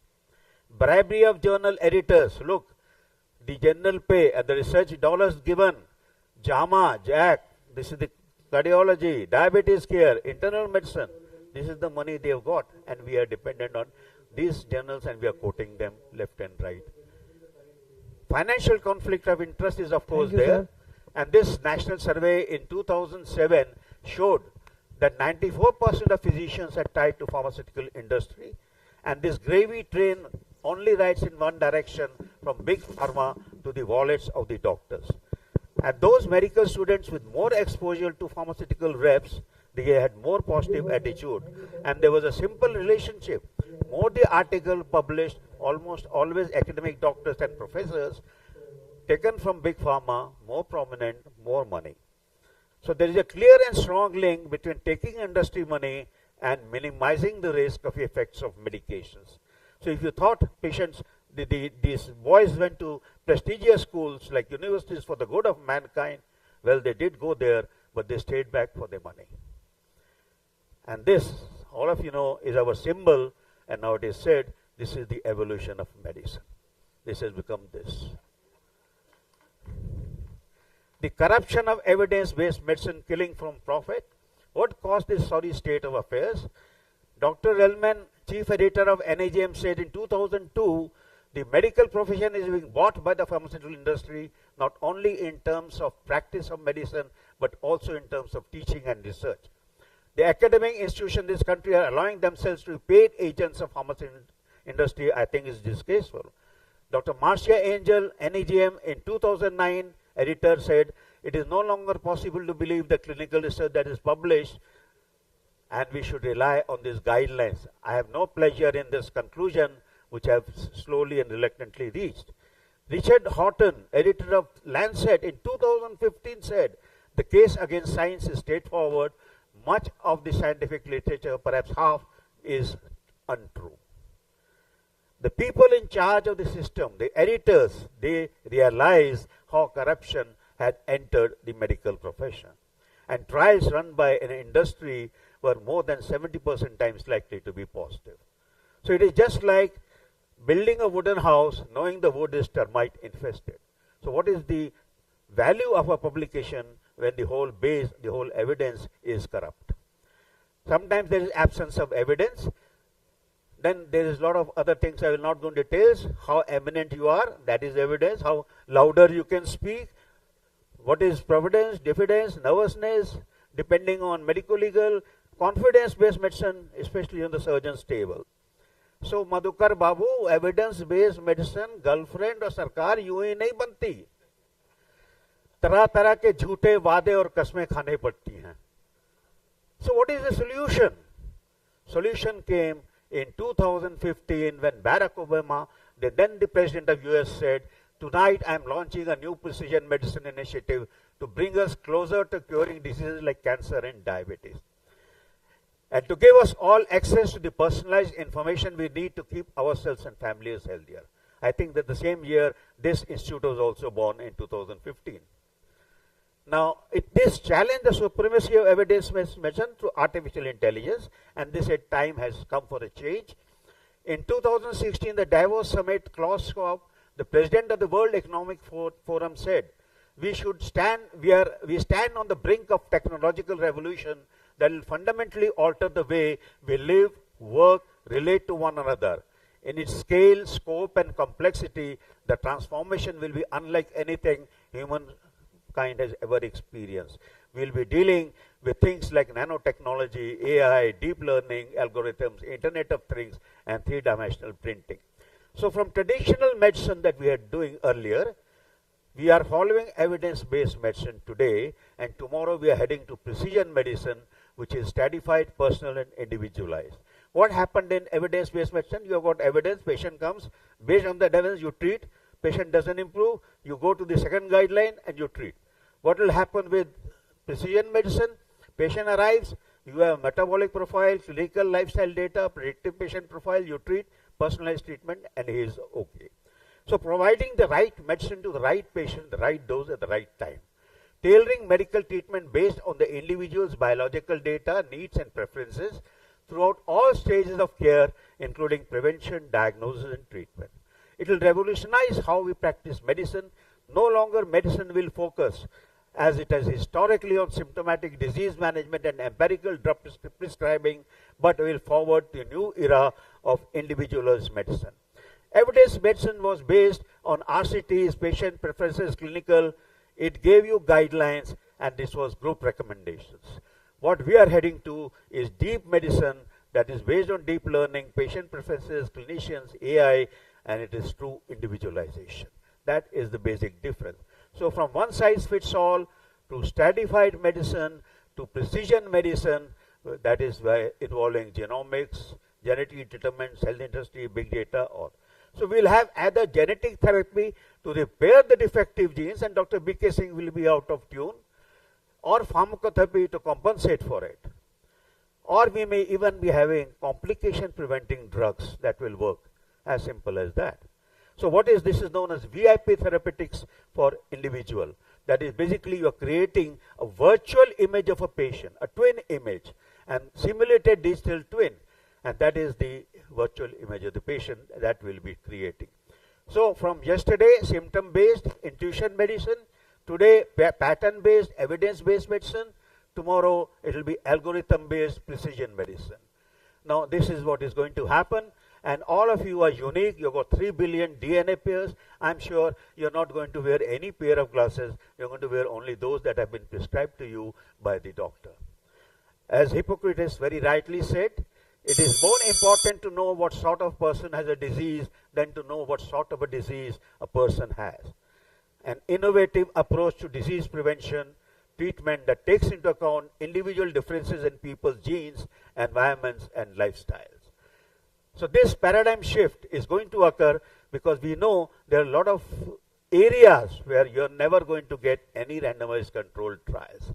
And the process of medical diagnostic or therapeutic decision making could and would be possible thanks to specific machine learning algorithms. And this is basically the transition from EBM paradigm to the deep medicine concept coined by Eric Topol. So let me pay a tribute to evidence-based medicine, where, trust me, I'm a doctor takes a back seat, and it says, show me the data. Let me make sure it's proper. In a world of snake oils and miracle cures, you have been the reliable compass guiding us throughout the fog of medical myths. No wonder we have all been following evidence-based medicine. But today, the time has come to the era of precision medicine, the forefront of healthcare's evolution, where individual uniqueness isn't just celebrated, is the cornerstone. Treatments will be tailored, diseases dissected with personal precision, genetic codes become the roadmap to your well-being. It's all about innovation and individualization. Like my friend Dr. K.K. Lohani told me that this is the best-selling bicycle in Bihar. So, friends, cheers to a future where one size fits all will be a relic of the past. And welcome to the new era. Thank you.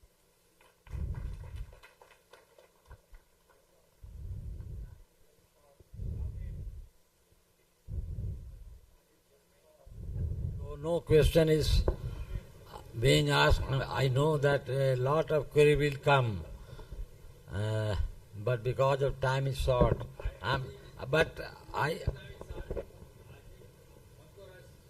yes, something from Dr. Professor Madhukar Rai. It will be welcome. Few words from your side, please. Everybody's dilemma. With looking at the diverging curves of 36% relative risk reduction with a 2% absolute risk reduction, and giving it a very, very significant data. And then the small number of patient twist here and there, the whole statistics will change. So that's the thing, it is there, and truly speaking, a doctor experience in teaching. And the most important thing is we are following ADA, we are following European Society. Where is our genes there? Where are our individuals there? And we are taking up their guidelines in totality. We are entirely different nation. We have got our own set of problem, our own set of genetics, our own sets of proteomics, metabolomics, which needs to be addressed. And those are to be specifically. That's why I every time question on every forum that we know everything from triumvirate, we have moved down to octet and number of other things, but the diabetes, which used to occur at 60 years, now it is occurring at 25 years. And this is what we have progressed by evidence-based medicine. So we have to look pragmatically into our problems, try to look into the biology, try to look into the genes, and develop individualized therapy. Thank you, sir. I hope I mean, I hope, sir, because genetics is not as easy, proteomics is not that easy, and what problem will come is the algorithm which is being written by doctors or the experts for that AI or augmented intelligence could also be corrupted. That's the biggest problem. So validation will have to be done. Validation has to be very rigorous. So everywhere. A lot of drawbacks of the ethics, government regulations, a lot of things are going to come up. And I hope this was a wonderful topic of discussion, but unfortunately, we are running like dangerously short of time. And Dr. Virmani, as usual, if he continues to speak anything, it's a treat to the ears.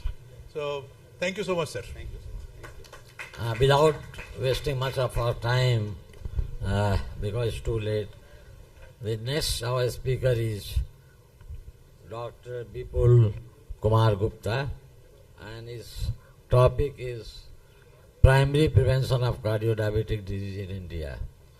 Please hand over to Thank you, chairpersons. Thank you, Dr. Madhukar Rai and Dr. Siddiqui for inviting me, and Dr. A.N. Rai for giving me this platform of CCDSI to talk after Dr. Virmani.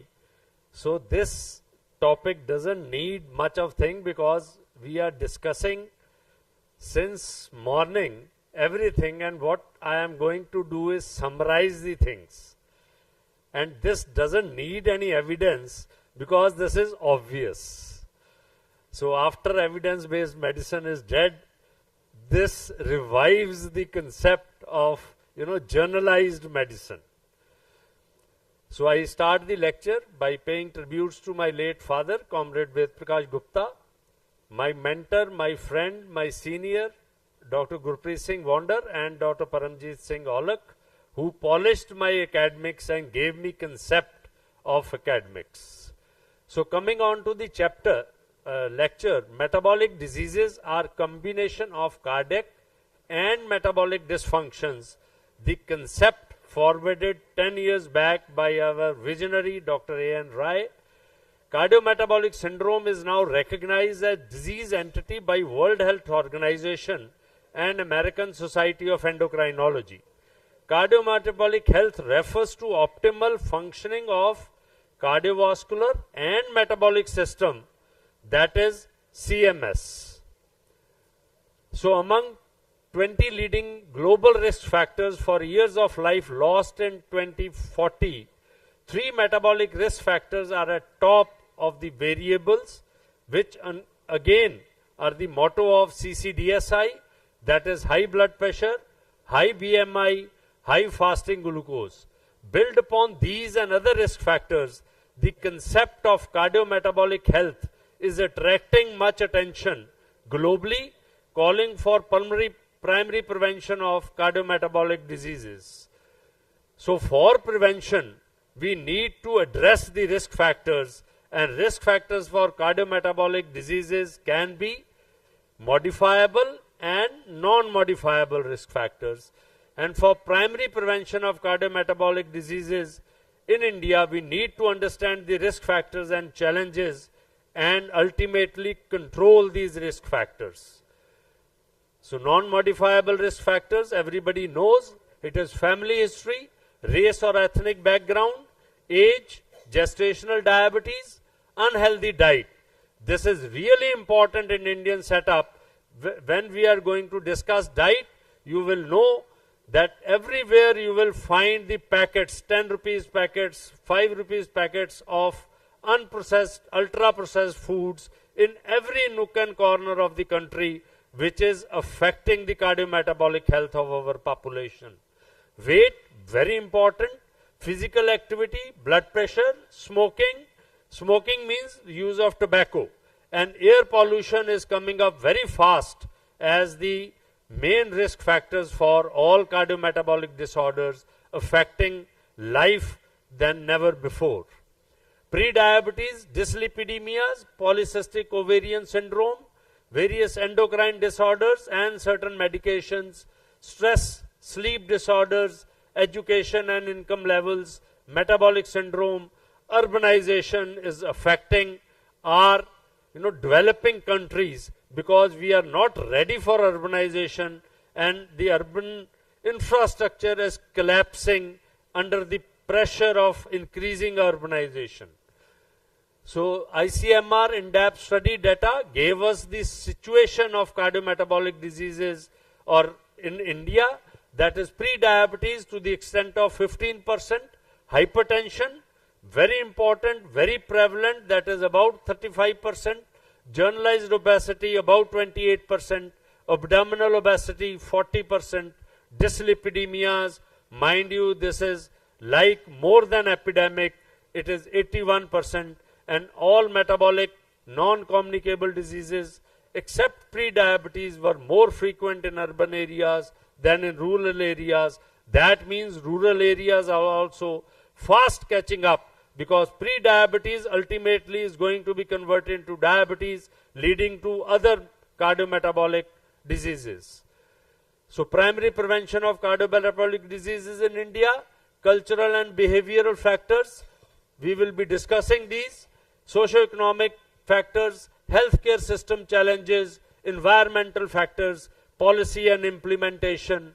And if we discuss cultural and behavioral factors, dietary habit, physical inactivity, tobacco use and alcohol use come to the forefront for managing cardiometabolic risk factors.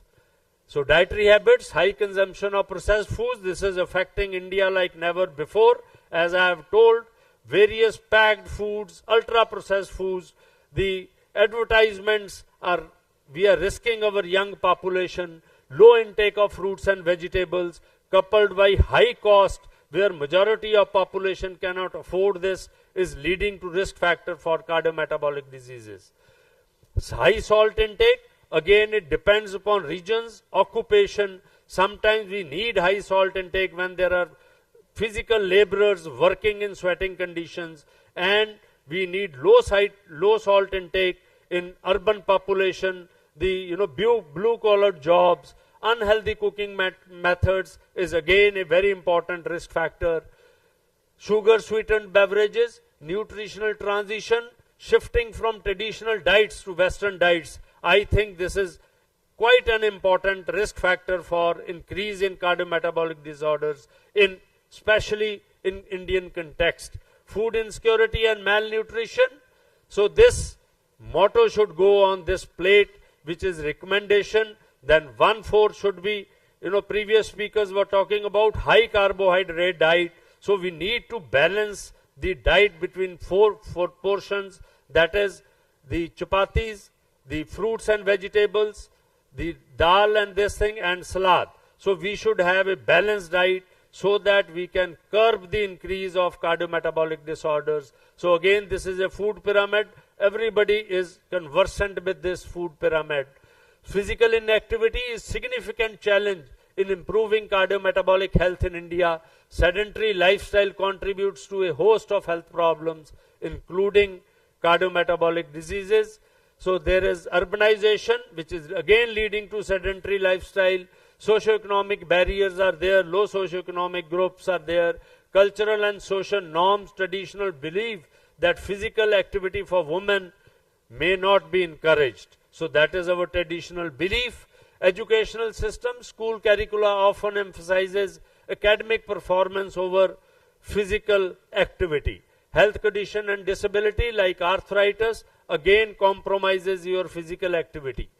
Cultural acceptance of tobacco is again very important. So it has got regional bias also, where you will find everybody is taking tobacco in any form, whether it is smoked or it is chewable tobacco. And this is an important risk factor in Indian setup for increase in cardiometabolic diseases. So lack of awareness, targeted marketing, again under the influence of money power, targeting marketing for the youth and the poor is a detrimental factor. Limited healthcare infrastructure, stigma and discrimination are another adding factors to tobacco use and alcohol. Socioeconomic factors, addressing socioeconomic disparities in prevention of cardiometabolic diseases is very crucial, where healthcare access is really important, and more important is health literacy. So education, education, education should be our motto, even if we find that it is not affecting much of the population. Still, we not fear to educate people whenever we find time. So community-based intervention, engaging the local community is essential. Advocating policies to address socioeconomic inequalities has got great impact on reducing the risk factors for cardiometabolic diseases. So collaborative partnership is important with diverse stakeholders. We should involve every part of society in this endeavor to reduce the risk of cardiometabolic disorders. So this slide is great. Rich man runs to digest his food and poor man runs for his daily food to earn. So this is a diverse country. So again, Dr. Varmani's thing is going to come. So we should have different propositions for different groups to decrease cardiometabolic disorders. Healthcare system, limited healthcare infrastructure in India poses a great significant challenge for prevention of cardiometabolic disorders because of lack of access, and rural areas often face short of healthcare facilities. Healthcare personnel are short in numbers. Diagnostic facilities again are limited, and medication availability and affordability, even after diagnosis of any disease, we confront with this issue of limited accessibility and affordability of medicines. Specialized care often lacks specialized healthcare system, especially for poor and deprived section of society. So healthcare financing, out-of-pocket healthcare expenditure is increasing. With several insurance schemes, the out-of-the-pocket healthcare expense has not come down to the level which we expect, because we need to strengthen our public healthcare system. Only then out-of-pocket expenses are going to decrease. Environmental factors, as I have said, air pollution. India is facing severe air pollution levels, and particularly in urban areas, and it has come as a great factor as a risk factor for all cardiometabolic diseases, and contribute to burden of waterborne diseases, may also affect the cardiometabolic health indirectly. So built environment, food environment are also contributing. Climate change affects agriculture productivity.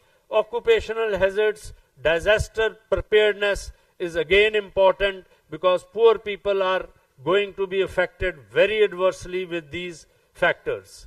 Policy and implementation, I think this is of prime importance. Until and unless there is a policy and will to implement that policy, nothing much is going to change.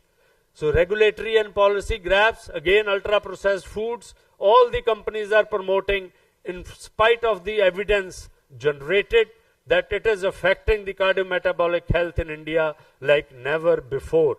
And penetration, you go to any village, go to any small khokha, you will find several of the packets lined up to be increasing our cardiometabolic disorders. So preventing and managing cardiometabolic diseases in India involves tackling a complex interplay of cultural, behavioral factors, socio-economic factors, healthcare system challenges, environmental factors, and most importantly, I have again stressed policy and implementation. So my dear friends, my take-home message to you is burden of cardiometabolic diseases risk factor is significant and increasing in India. Various cultural, socio-economic, systematic changes in critical for prevention of cardiometabolic diseases. Addressing these issues require a multifaceted approach involving public health interventions. Again, without strengthening public health in India, nothing much can be done, because 80% of the population is going to avail these facilities.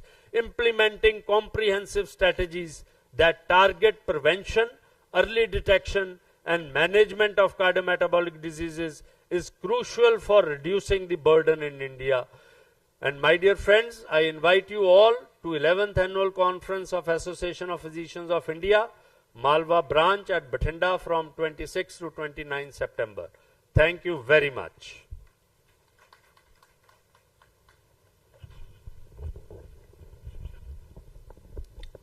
So wonderful talk, Dr. Vipul Gupta. But due to shortage of time, we are not asking any audience to have any interaction. Thank you, please.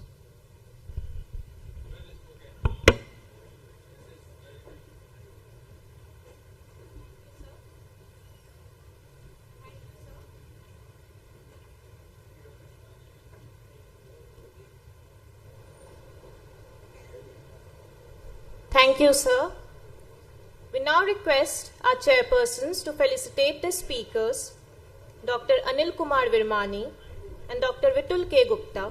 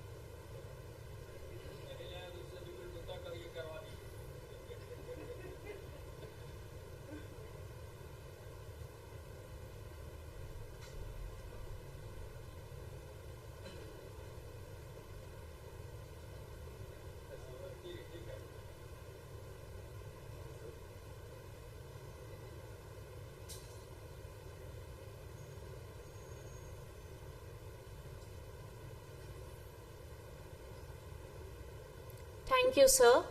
We kindly request Dr. Dilip Kumar to also felicitate our chairperson, Dr. Shavin Singh.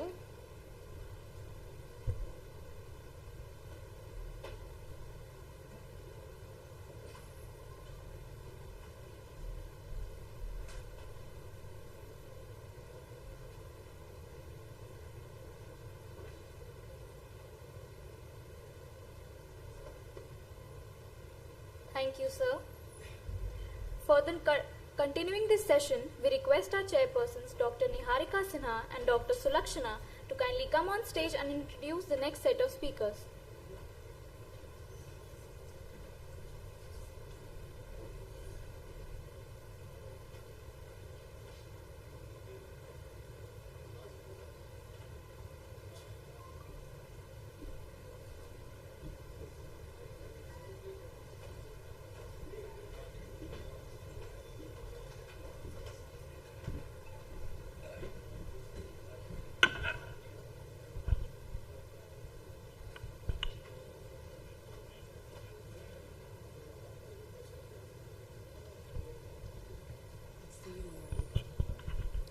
Good evening, all of you. The topic of this session is very interesting. Musculoskeletal and dermatological manifestation in diabetes. To elaborate it more, I would like to invite Dr. Umesh Khan.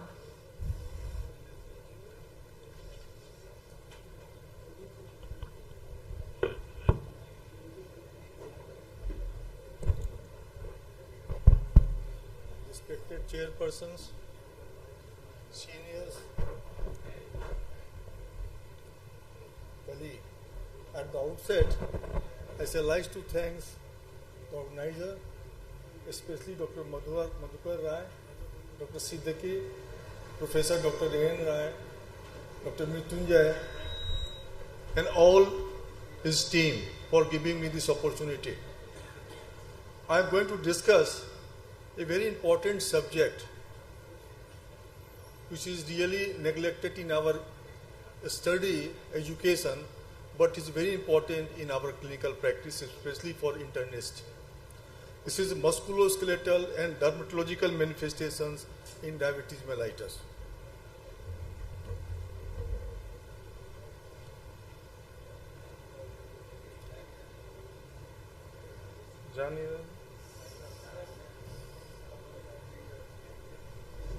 I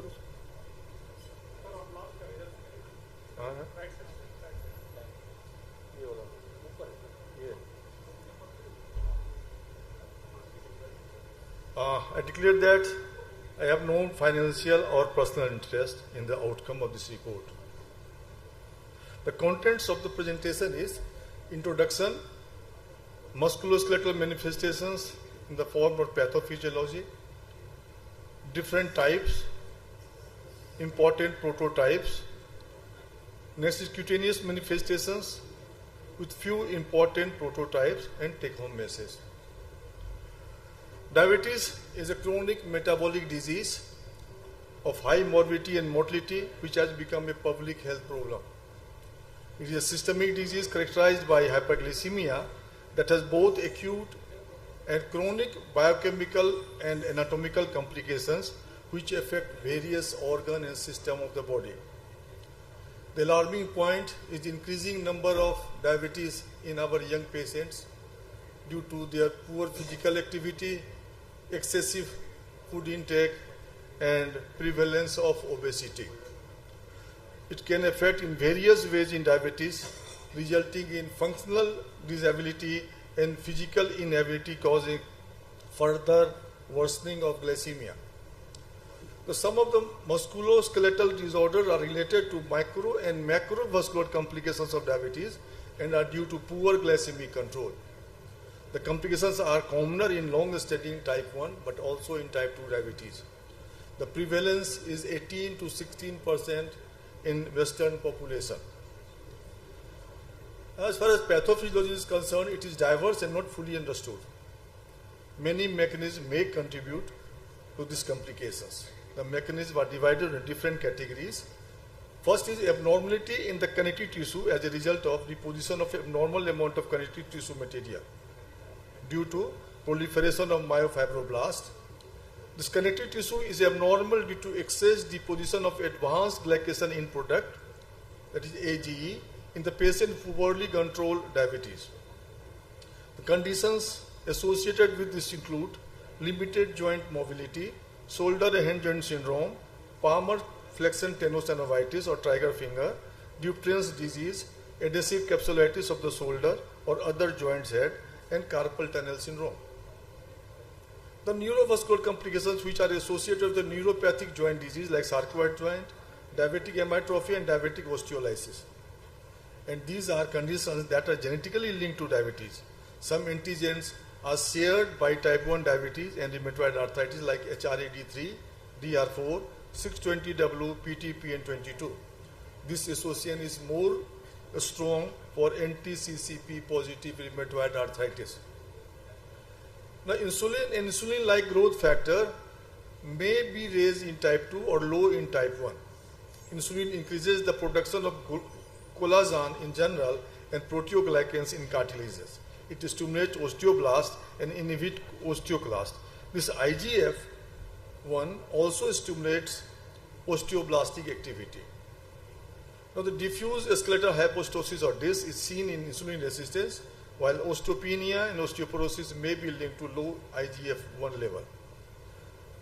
Next is general and central obesity are associated with the gout, skeletal hypostosis, and osteoarthritis. The metabolic syndrome is associated with increased level of IGF-1. These are the different conditions in upper extremity, lower extremity, spine, and as a total like osteopenia and sarcopenia. I'm not going to discuss in detail. The few prototypes which are important, I will discuss due short of time. First is adhesive capsulitis of frozen shoulders. Very common. There is painful restricted shoulder movement with a normal radiograph. Prevalence is 10 to 20%, and 2 to 4 more common in women than men, and most frequent between the 40 to 60 years of age. Usually it is idiopathic, but may be secondary to diabetes, post-traumatic, post-CVA, post-MI, or certain autoimmune diseases. The symptoms vary in different stages. As in first stage, there is a painful shoulder movement, minimal restriction in the motion, and at last there is minimum pain and progressive normalization of glenohumeral joint motion. There are certain cases where the problem lasts for very longer time. In first and second stage, the treatment is physical modalities or acupuncture, anti-inflammatory and analgesic, intra-articular or subacromial injections, activity modification, postural training and therapeutic exercises. In third and fourth stage, advanced exercises, capsular hydrodilation and manipulation under anesthesia and arthroscopic lysis in refractory cases. Shoulders, next is shoulder calcific tendinitis. Pain is often aggravated by elevation of the arm above shoulder level or by lying on shoulder. Usually calcific deposit visible on X-ray and ultrasound. Treatment is restricted calcium intake, extracorporeal shock wave therapy, NSAID, physical modalities, injection, needling and lavage, corticosteroid injection and surgery in resistant cases. Now the ductus contraction, fibrosis in and around the palmar aponeurosis with a nodal formation and contracture of the palmar fascia leading to flexion contracture of the digit, especially metacarpophalangeal and proximal interphalangeal joint. Mostly fourth and fifth finger is involved. In diabetic, usually it is bilaterally symmetrical. And associated with age, sex, duration of the disease, diabetes, racial and genetic factors, chronic liver disease, approximately 16 to 42% of adults with diabetes with poor glycemic control. The risk factor again, repeated handling of task or vibration, other localized fibrosis, cigarette smoking, alcohol consumption and use of anticonvulsant. Alarming is sometimes it is also present in certain malignant diseases. The treatment is conventional and non-invasive treatment. Again, physical modalities, splint, continuous passive traction, adaptive equipment, and procedure like fasciotomy with closed needle and collagen injection in the form of Clostridium histolyticum, a steroid injection locally. Now the trigger finger or flexion tenosynovitis, nodal formation, pain and locking phenomena. You can see the patient complains of that. So, Dr. Sahab, हाथ मुड़ते तो मुड़ता ही नहीं है, especially at the terminal disease. It may be in the flexor or extensor position, and 20% adults suffer from, diabetic patients suffer from this. There is a clinical audible crepitus on finger movement, also locking in flexor or extension of movement. Rest from provocative activity, local steroid injection, splint or body tapping, wearing padded gloves, physical modalities, NSAID or surgery in effective cases. These are the treatment. And diabetic chiroarthropathy. Chiro means hand. There is a painless stiffening of the joint due to thickening and waxiness of the dorsal surface of the finger like a scleroderma. The prevalence of diabetes is 8 to 58%, and again associated with age, duration of diabetes, glycemic level, smoking, and as in microvascular complication. It is commonly associated with the risk of retinopathy and nephropathy. Clinical sign, first is prayer sign, and second is tabletop sign. Treatment is good glycemic control again, physical modalities, passive palmar stretching, cessation of smoking, and medications like penicillamine and aminoguanidine. This drug was used earlier as a treatment of nephropathy, but later on it is used in this condition. Complex regional pain syndrome, it is not common, so we'll bypass it. Now, avascular necrosis of femoral head. It can involve any joint, but mostly femoral head, caused by various conditions including trauma, high dose of corticosteroid, alcohol use, diabetic and SLE. Similar, the symptoms are similar as in osteoarthritis. And physical findings are largely non-specific. In earlier stage, plain film may be X-ray may be normal, or the MRA may be diagnostic. In severe cases, there may be collapse and osteoarthritis changes. The diabetic sclerodactyly, also known as scleroderma diabeticorum or type T scleroderma, is characterized by thick, tight, waxy skin associated with microvascular complication, poor glycemic control. The distribution of skin involvement differ from scleroderma by affecting neck, back, interscapulary region, face and chest. Renal phenomena is absent and ANA is absent. Treatment is good glycemic control. The neurovascular complications like sarcoid joints, this may be associated with micro and macrovascular complications, disease. It includes neuropathic arthropathy, also known as sarcoid joint or diabetic osteoarthropathy. It causes severe destruction of the joint, particularly in the feet. It occurs as a result of loss of sensation in involved joint due to peripheral diabetic neuropathy or macroneuropathy. The loss of sensation leads to inadvertent and often unnoticed repeated microtrauma of the affected joint, which leads to degenerative changes. Accentuated autoneuropathy causes hyperemia, thus stimulating osteoclast and resulting in increased bone resorption, osteonecrosis, and joint disease, joint damage. The condition is quite rare, affecting less than 1% of diabetes. It is seen in both type 1 and type 2 diabetes. Diagnosis based on radiographic findings showing destructive changes. The treatment is generally conservative and often unsatisfactory, and we have to take care properly to save the limbs. Treatment involves splinting, bracing of the bracing to protect the area from weight bearing to avoid further damage, and good glycemic control. Low intensity ultrasound or magnetic field to stimulate bone growth could be helpful. Antibiotic when skin ulcer or infection is there. Diabetic hematrophy or lumbosacral radioplexer neuropathy or femoral neuropathy is neuropathy caused by ischemia secondary to inflammatory microvasculopathy. It affects thigh, hip, buttock, leg, and ultimately spread to whole body. It causes painful muscle wasting and weakness, can be managed with glycemic control and physiotherapy, and anti-inflammatory and immunosuppressive therapy agents are beneficial in most of the cases. This is carpal tunnel syndrome, is again important. This type of intermittent neuropathy, and it's seen in 15 to 25% of diabetic patients, and 75% patients with CTS develops chiroarthropathy. Prevalence increases with disease duration, and median nerve enteropathy is most common. It's different from diabetic neuropathy, female more than male, and painful especially at night. Clinically, Tinel sign is present and phenylcycline is also present. The treatment is spleen and surgery, beta and steroid. Now, diffuse idiopathic skeletal hypostosis. These are not very common, but it is seen as a diffuse idiopathic skeletal hypostosis is seen in about 25% of diabetes patients and characterized by excessive bone growth and calcification of the paraspinal ligament due to hypostosis effect of hyperinsulinemia, osteoblast stimulation and osteoclast inhibition. The disease is most common in thoracic spine, cervical spine, and finally lumbar spine. In patients with type 2 diabetes, metabolic syndrome increases level of insulin-like growth factor and stimulates bone growth. Next. Now, the skin manifestations. 30 to 70% of the patients with diabetes, both type 1 and 2, will present with cutaneous complications of diabetes at some point during their lifetime. They vary in severity and can be benign, deforming, even life-threatening. Manifestations may be divided into different groups.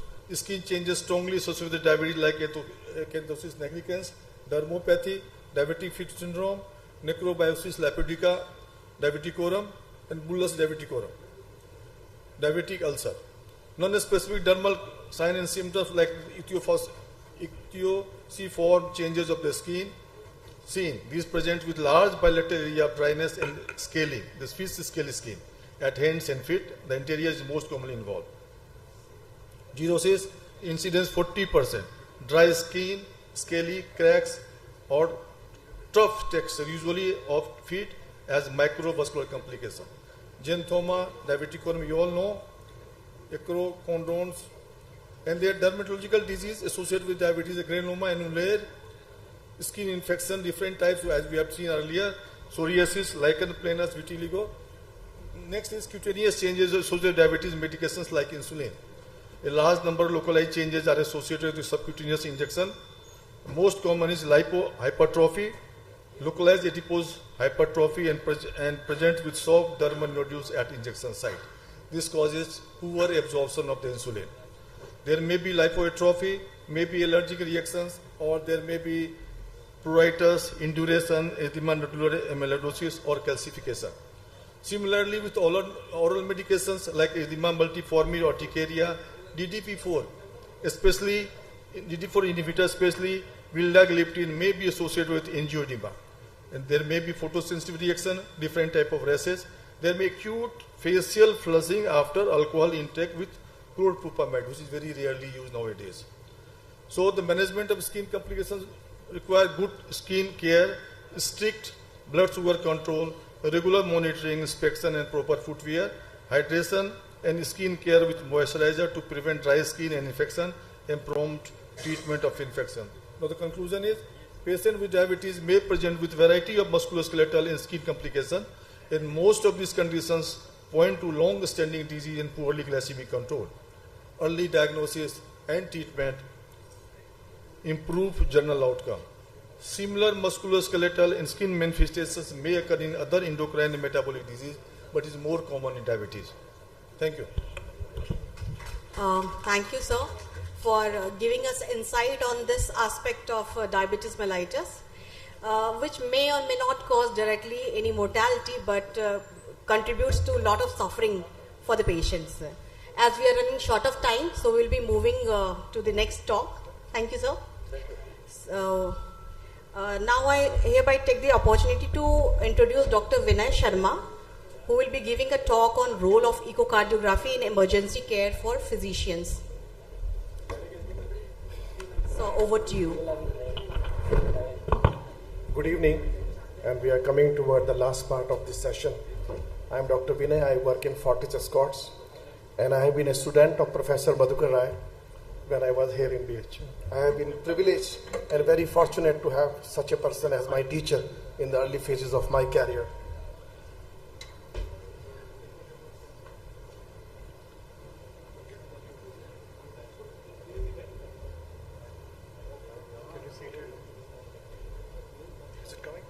HDMI port लगा ना? कहाँ लगा?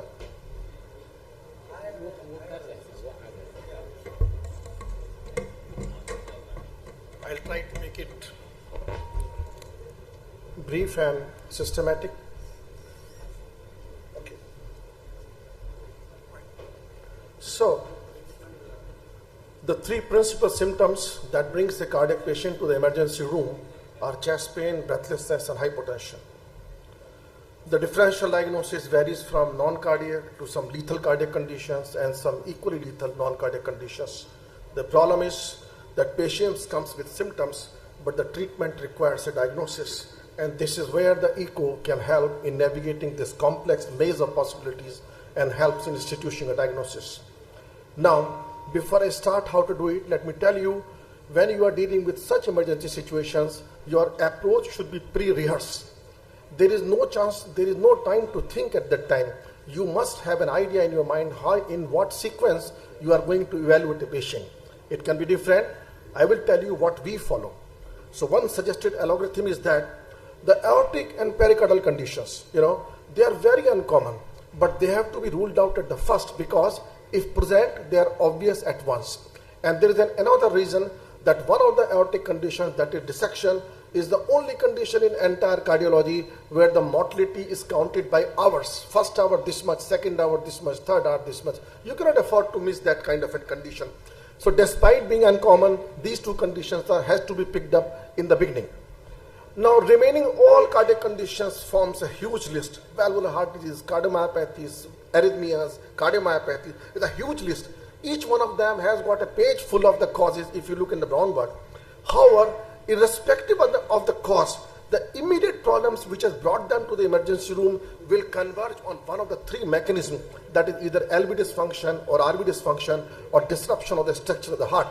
And this is where we have to focus the initial treatment. Underlying cause can be treated later on. Immediate problem is these issues. And if none of them in a patient who is hemodynamically unstable, this brings into picture many non-cardiac conditions which are typically encountered in ICU and post-op settings, like hypovolemic shock, which can be because of internal or external fluid loss, which you can see in the post-op condition. It can be distributive shock, for example, in sepsis, anaphylaxis. I still remember once we were called to the renal transplant unit, where post-transplant the patient was having a fall in the pressures. They were not knowing whether it is because of the loss of the blood or it is because the nurse has given a medicine and after that patient develop a reaction. So, this is the situation which you will be encountering even if you are not a cardiologist. So starting with the first one, that is aortic and pericardial conditions. This kind of large tamponading effusions are never a diagnostic problem. You can see a huge pericardial effusion, a heart swinging inside, and collapse on the RA and RV. It is never a diagnostic problem. Anybody who has done even basic echos will pick up this condition as the cause of instability in the portion. The problem is that not all tamponading effusions are that large. Even relatively small effusions can be tamponading if they're acute, because the pericardial pressure volume relation is non-linear exponential. So, if the pericardium is not prepared and planned, addition of a small volume will cause a marked rise in the pressures and tamponade. I am showing a real-time case. This you can see there is severe concentric LVH, severe aortic stenosis. This patient we took up in the cath lab for transaortic valve replacement. And as a part of the procedure, we have to put the TPI lead, and the moment we put a TPI lead, the patient deteriorated dramatically and BP started falling very, very quickly. Now, just because, see, in the second mate, where the hand is, a very small layer of fluid can be seen. If you are not aware, I'm telling you, this will be dismissed as non-consequential. But we have seen the earlier echo, this was a new onset, so we know what was happening, and immediately a transesophageal probe was put, and we confirmed the presence of a small pericardial effusion anterior to the right atrium. But the problem was that it is so small. Can it be causing tamponade? That is the question to be answered, because on that will depend the treatment. And yes, answer is yes. When we drain this tamponade, just 90 ml of the drainage, you can see in the second image the effusion is gone. Just 90 ml and patient was tamponading. We drain 90 ml, patient is stabilized. Of course deteriorated again, because once the pressure is gone, they start bleeding again. This patient was taken to the operation theatre, and we found a small rent in the RV where the pacing lead has perforated the RV free wall. So this is one example which shows you that acute pericardial effusions can be difficult to pick, but very important to pick. Some problem in the sound. Okay. And before we come to the next, one last thing, aortic pathologies. They are very uncommon, but they are very easy to diagnose if you have seen them, especially the second. The second and third image are transthoracic and transesophageal images of a dissection of aorta. Anybody who has seen a dissection flap will look at it and will instantly recognize that this patient has got a dissection. It is like a serpent sitting on the head. You know, the mortality is being counted by hours. This patient actually died. Even just 5 minutes after doing the echo, I have seen this patient dying from the image which I have taken. So, once these acute pathologies are not there, then we come to a very common cause, that is LV pump failure. These are the images of a normal heart. So anybody who is familiar with the normal heart will instantly pick up the LV dysfunction. If you are familiar with the normal, you will pick the dysfunction instantly. But the question to be answered is that what has caused this LV dysfunction? Is it coronary versus non-coronary cause? That is the fundamental distinction which we have to make. So, if there is a clinical setting, patient has got risk factors, patient has got chest pain, the ECG showing changes, and regional wall motion like in this patient, which they are there, the diagnosis is very, very easy to make. But the problem is, moment you make a diagnosis of acute coronary syndrome, instantly you face the next question, and that is whether it is LV dysfunction alone or it is a mechanical complication of MI. These mechanical complications like RVMI, ventricular septal ruptures, mitral regurgitation, pseudoaneurysm, they may be very easily missed unless you have looked for them. And believe me, looking for them, each of them is sometime going to test your skills of the echo to the extreme. I'll show you in the end. Now, once you find that this patient do not have a coronary cause, that brings us to another vast category of causes where there is an end-stage disease, end-stage LV dysfunction. It may be because of a whole list of causes, valvular heart disease, cardiomyopathies, myocarditis, but the point is that they have got LV dysfunction. Now, a word about the valvular heart disease. When you are dealing with end-stage LV dysfunction, be very careful with aortic stenosis. It is very easy to miss in a patient who has got failure. The gradient drops dramatically. I have seen the patient with critical aortic stenosis having a gradient of 10, 12 and 13 millimeter of mercury. So be very, very careful, and there the thing which is going to help you is the appearance, 2D appearance of the valve like a calcific mass. Then the shock because of AR, again, it is important to recognize because it is very theoretically there are ways to treat it medically, but usually doesn't succeed. Shock resulting from MS can definitely respond to the treatment if you can slow down the heart rate. decrease and increase the diastolic, decrease the diastolic filling period, and so it can improve. But where the treatment can really help you is those patients who have got mitral regurgitation. Even acute MR will respond to the treatment. And finally, about the LV, we come the third category of causes, that is acute structural disruption. Example one is, never miss looking for a right ventricular myocardial infarction in an unstable patient with inferior wall MI, especially if there is a history of sudden fall in BP with sublingual nitrate. Very important history, because patients with RVMI, they are dependent on the preload to maintain the forward output. It is so very common that patient has chest pain, went out, somebody gives sublingual nitrate, and patient collapses. That is the first clue that this patient has got an RVMI. Important to recognize, because line of treatment is entirely different from any other shock. You have to give fluid to this patient. The second is ventricular septal ruptures. Ventricular septal ruptures sometimes can be seen with, simply you put the probe and you can see the VSR. But sometimes you have to create really off-axis views to look for a VSR. And one thing which we often forget, here the clinically, our teachers used to teach us that put the stat, for God's sake, put the stat next morning.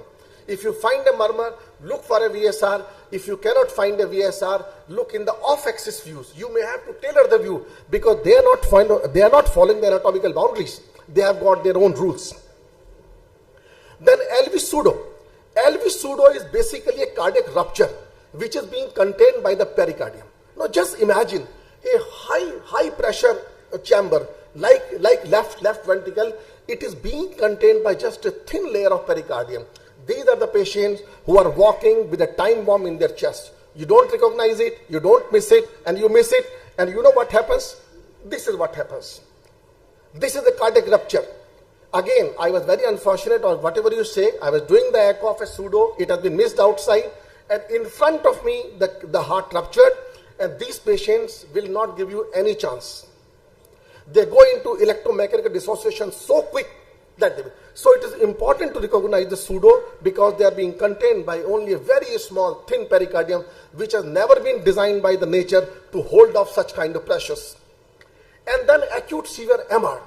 Believe me, if you acute severe MR, severity will be very easily missed, because if you are relying just on the JAT area. Normally what the people do, they will do an echo, they will put the color flow, they will look at the area of the JAT, and that helps in deciding the severity of MR. But in acute MR, because the LA is not very enlarged, LA never had the time to enlarge. So what actually happens, the pressure inside the LA increases dramatically. It is like a tsunami of the pressure hitting right back up to the lungs. And these patients go very rapidly on the ventilator. This patient has got a papillary muscle rupture. It is the severest possible MR. Severest possible degree of MR is papillary head has ruptured. But still you see the MR JAT is so small. If you go by the MR, you will miss the severest possible degree of MR in this patient. This patient went on a ventilator and survived. He had an MVR. So next we come to the RV. I have got time, okay. Look at this. He has got a dilated RV and a dilated RA with increased PA pressures, okay. And there is some degree of RV systolic dysfunction. But what is important in this image, look here. His LV is contracting normally and there is no mitral stenosis. The two commonest causes of the increased pressure on the right side of the heart. When you encounter such a scenario in an acute setting in a sick patient, especially with a setting which is conducive to DVT, it should set the alarm bell ringing for the presence of a pulmonary embolism, because the cause of now has to be in the lungs. There are 4 possible scenarios in a patient suspecting of having a thromboembolism. 1, chest accident ECG can give you some clues, but more likely they will be normal. In fact, we used to be taught that the absence of clue on an X-ray in itself is a clue to the presence of embolism. If you are lucky enough, this may happen. You can find a thrombus in the pulmonary artery, but life is never that easy. It happens very rarely. These are the images which you see once and you keep it showing in the conferences, but you never see this. But usually you don't see this kind of a thrombus in the pulmonary artery. So what happens next is that you look for the evidence of a DVT, the source of the embolism in the legs. And here, what I will teach you, books don't write it, but I have seen it happening very rapidly, that you have to look for a thrombus in the popliteal vein. Because what has happened, the upper part of the thrombus, which was there in the thigh veins, it has broken and gone to the lungs. They will be absolutely patent. And you have to look, like in this patient, it will be the popliteal vein which will be thrombosed. If you don't look popliteal, you will miss the source. Many times you don't find any evidence on the ultrasound, and then of course you have to go to CT, 100% sensitive and specific. And another advantage is that you can go for the triple test. You can simultaneously look for the coronaries. You can simultaneously look for the aortic dissection also. So all these three things can be evaluated in a single go. And then we come to the last part. If you find that the LV is normal, if you find RV is normal, there is no pericardial disease, and patient is still hemodynamically unstable, this is where the boundaries of cardiology and physicians will overlap. It will be more, any physician will tell you that this is one condition which they encounter very commonly, because now the possibilities are either it can be because of loss of volume, that can be because of internal or external fluid or the blood or the blood loss, or it can be distributive shock because of sepsis and anaphylaxis. Just 3 more slides. The approach is a 3-step approach. The step 1 of this 3, you measure the LVOT VTI. This LVOT VTI is a surrogate for the cardiac output, very, very good surrogate, and very easy to measure also. And you can immediately know whether the forward output is maintained or not. So the step 2 is echo will give you about the volume status. It is the kissing walls of the LV versus a dilated LA with a bulging atrial septum. These are the 2 opposite ends of the volume status. And finally you come to the IVC. IVC give information about the likely CVP, central venous pressure. CVP is nothing, but it is just a marker of the volume status, and it is going to more likely, it will also be telling you about the likely response to the fluid therapy. So basically, step 1, you measure the IVC. You are looking for that group which were lying somewhere between 10 to 20, and you divide it into 3 parts based on the respiratory variation, more than 50, less than 50, or fixed. 50 is the arbitrary one. Basically, you look at it and you know whether it is varying with respiration or not. And that will give you an idea about the likely CVP or the likely volume status. More important, it is going to tell you the likely response to the fluid therapy. If you find that the IVC error is more than 15 mm, and still the variations are good, these patients are likely to respond to the fluid therapy. If it is fixed, it is very unlikely. And if you look at the third column, if the size is more than 25 mm, then fluid therapy is just not like this patient needs something else. They will need some other kind of treatment. Fluids are not going to help. And this is one example. Then I will finish it. It is a 73-year-old male patient undergoing cholecystectomy for acute cholecystitis. Now he is already a known patient of DCM with severe LV dysfunction. For LV dysfunction, he was on diuretics. He is diabetic also. Post-op, his BP starts falling. Now the possibilities are, it can be shock because patient was already in LV dysfunction.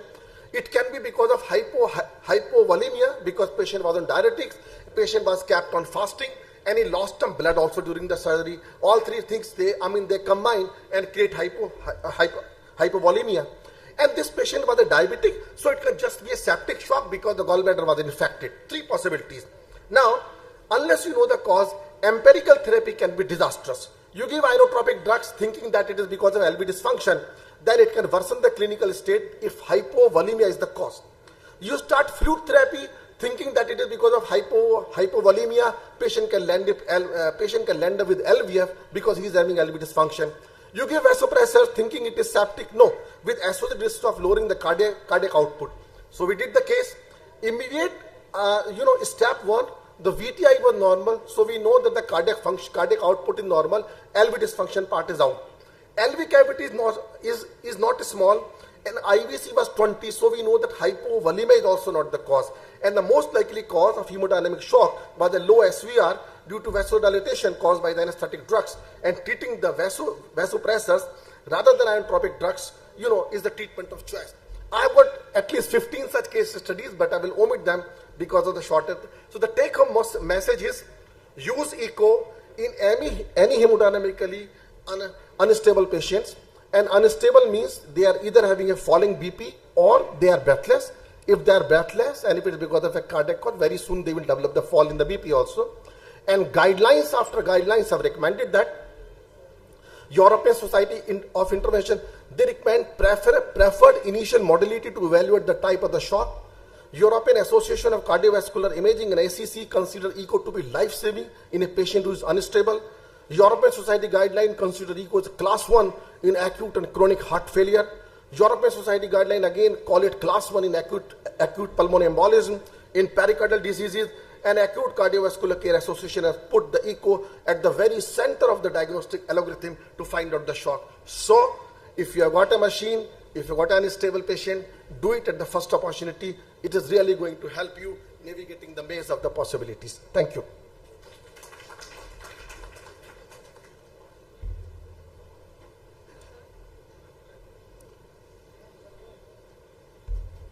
Thank you, sir, for excellent talk.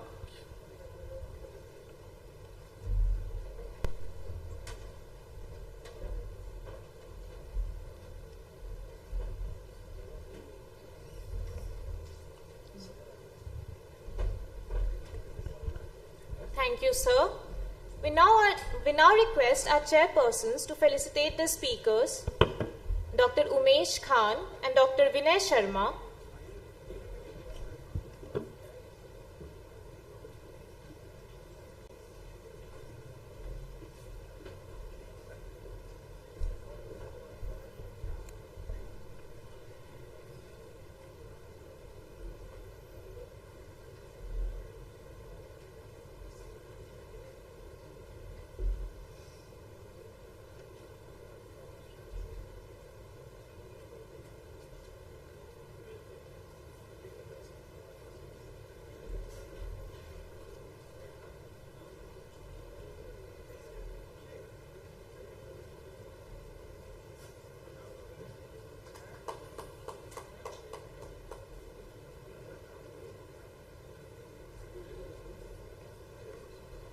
Thank you, ma'am and sir.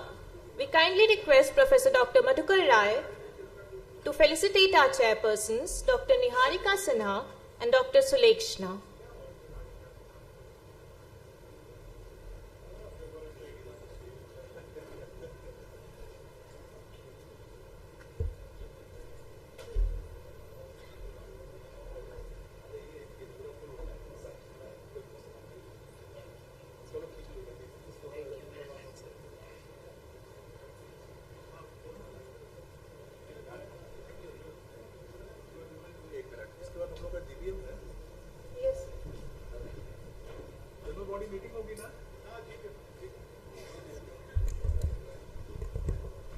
Thank you, friends. We have come to this end of the marathon inning, and I wish I had more time because every lecture was excellent. From morning till evening, we started with a VT versus supraventricular tachycardia, ended with a wonderful presentation on echocardiogram. Throughout the day, we discussed evidence-based medicine, which was blasted very efficiently by Dr. Birmani, and he started looking for some newer things. And basically, when we were med students, we were told that look at the pathophysiology of the disease, try to correct the pathophysiology, and you are the best person. And if every individual has got a pathophysiological defect, it needs to be corrected, and that is what the disease is corrected. Friends, tomorrow we will again assemble here for another marathon inning, but of course it will be curtailed by mid-noon. And I really appreciate all of your patience and coming over here, delivering your best. After this, we will have a small general body meeting, and followed by that, we will have a gala dinner. It is just adjacent.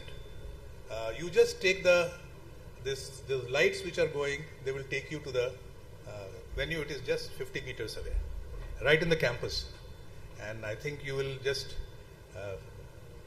enjoy there, have good food, have some drinks. And so, वहाँ general body meeting यहाँ हो जाएगी ना, chair रख दे, हाँ, you just pull up, एक chair रखवा दीजिए यहाँ पर, 3 चेयर रखवा दीजिए, हो जाएगा, ये चेयर रखवा दीजिए, है ना, भाई कोई है चेयर रखवाने वाला तो हम ही रख दें।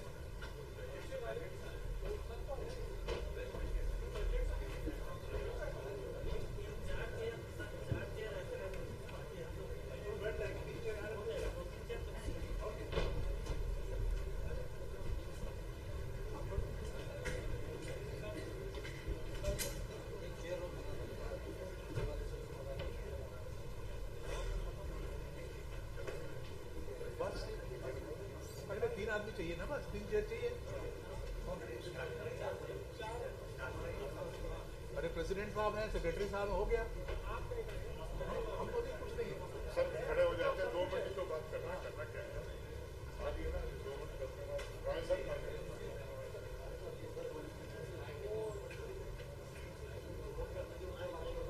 यार कॉर्डलेस माइक दे दो, कॉर्डलेस।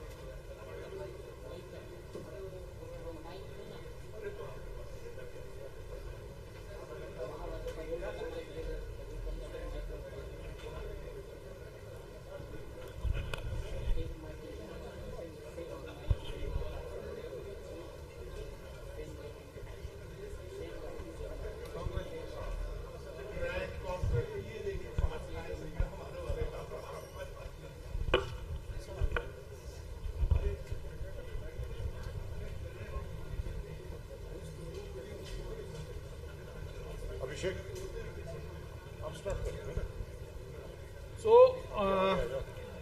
welcome to all. बीच में ज्वाइन कर लेंगे ना, सुनो अभिषेक, बीच में ज्वाइन कर लेंगे। Let us finish this. आप आओ ना इधर।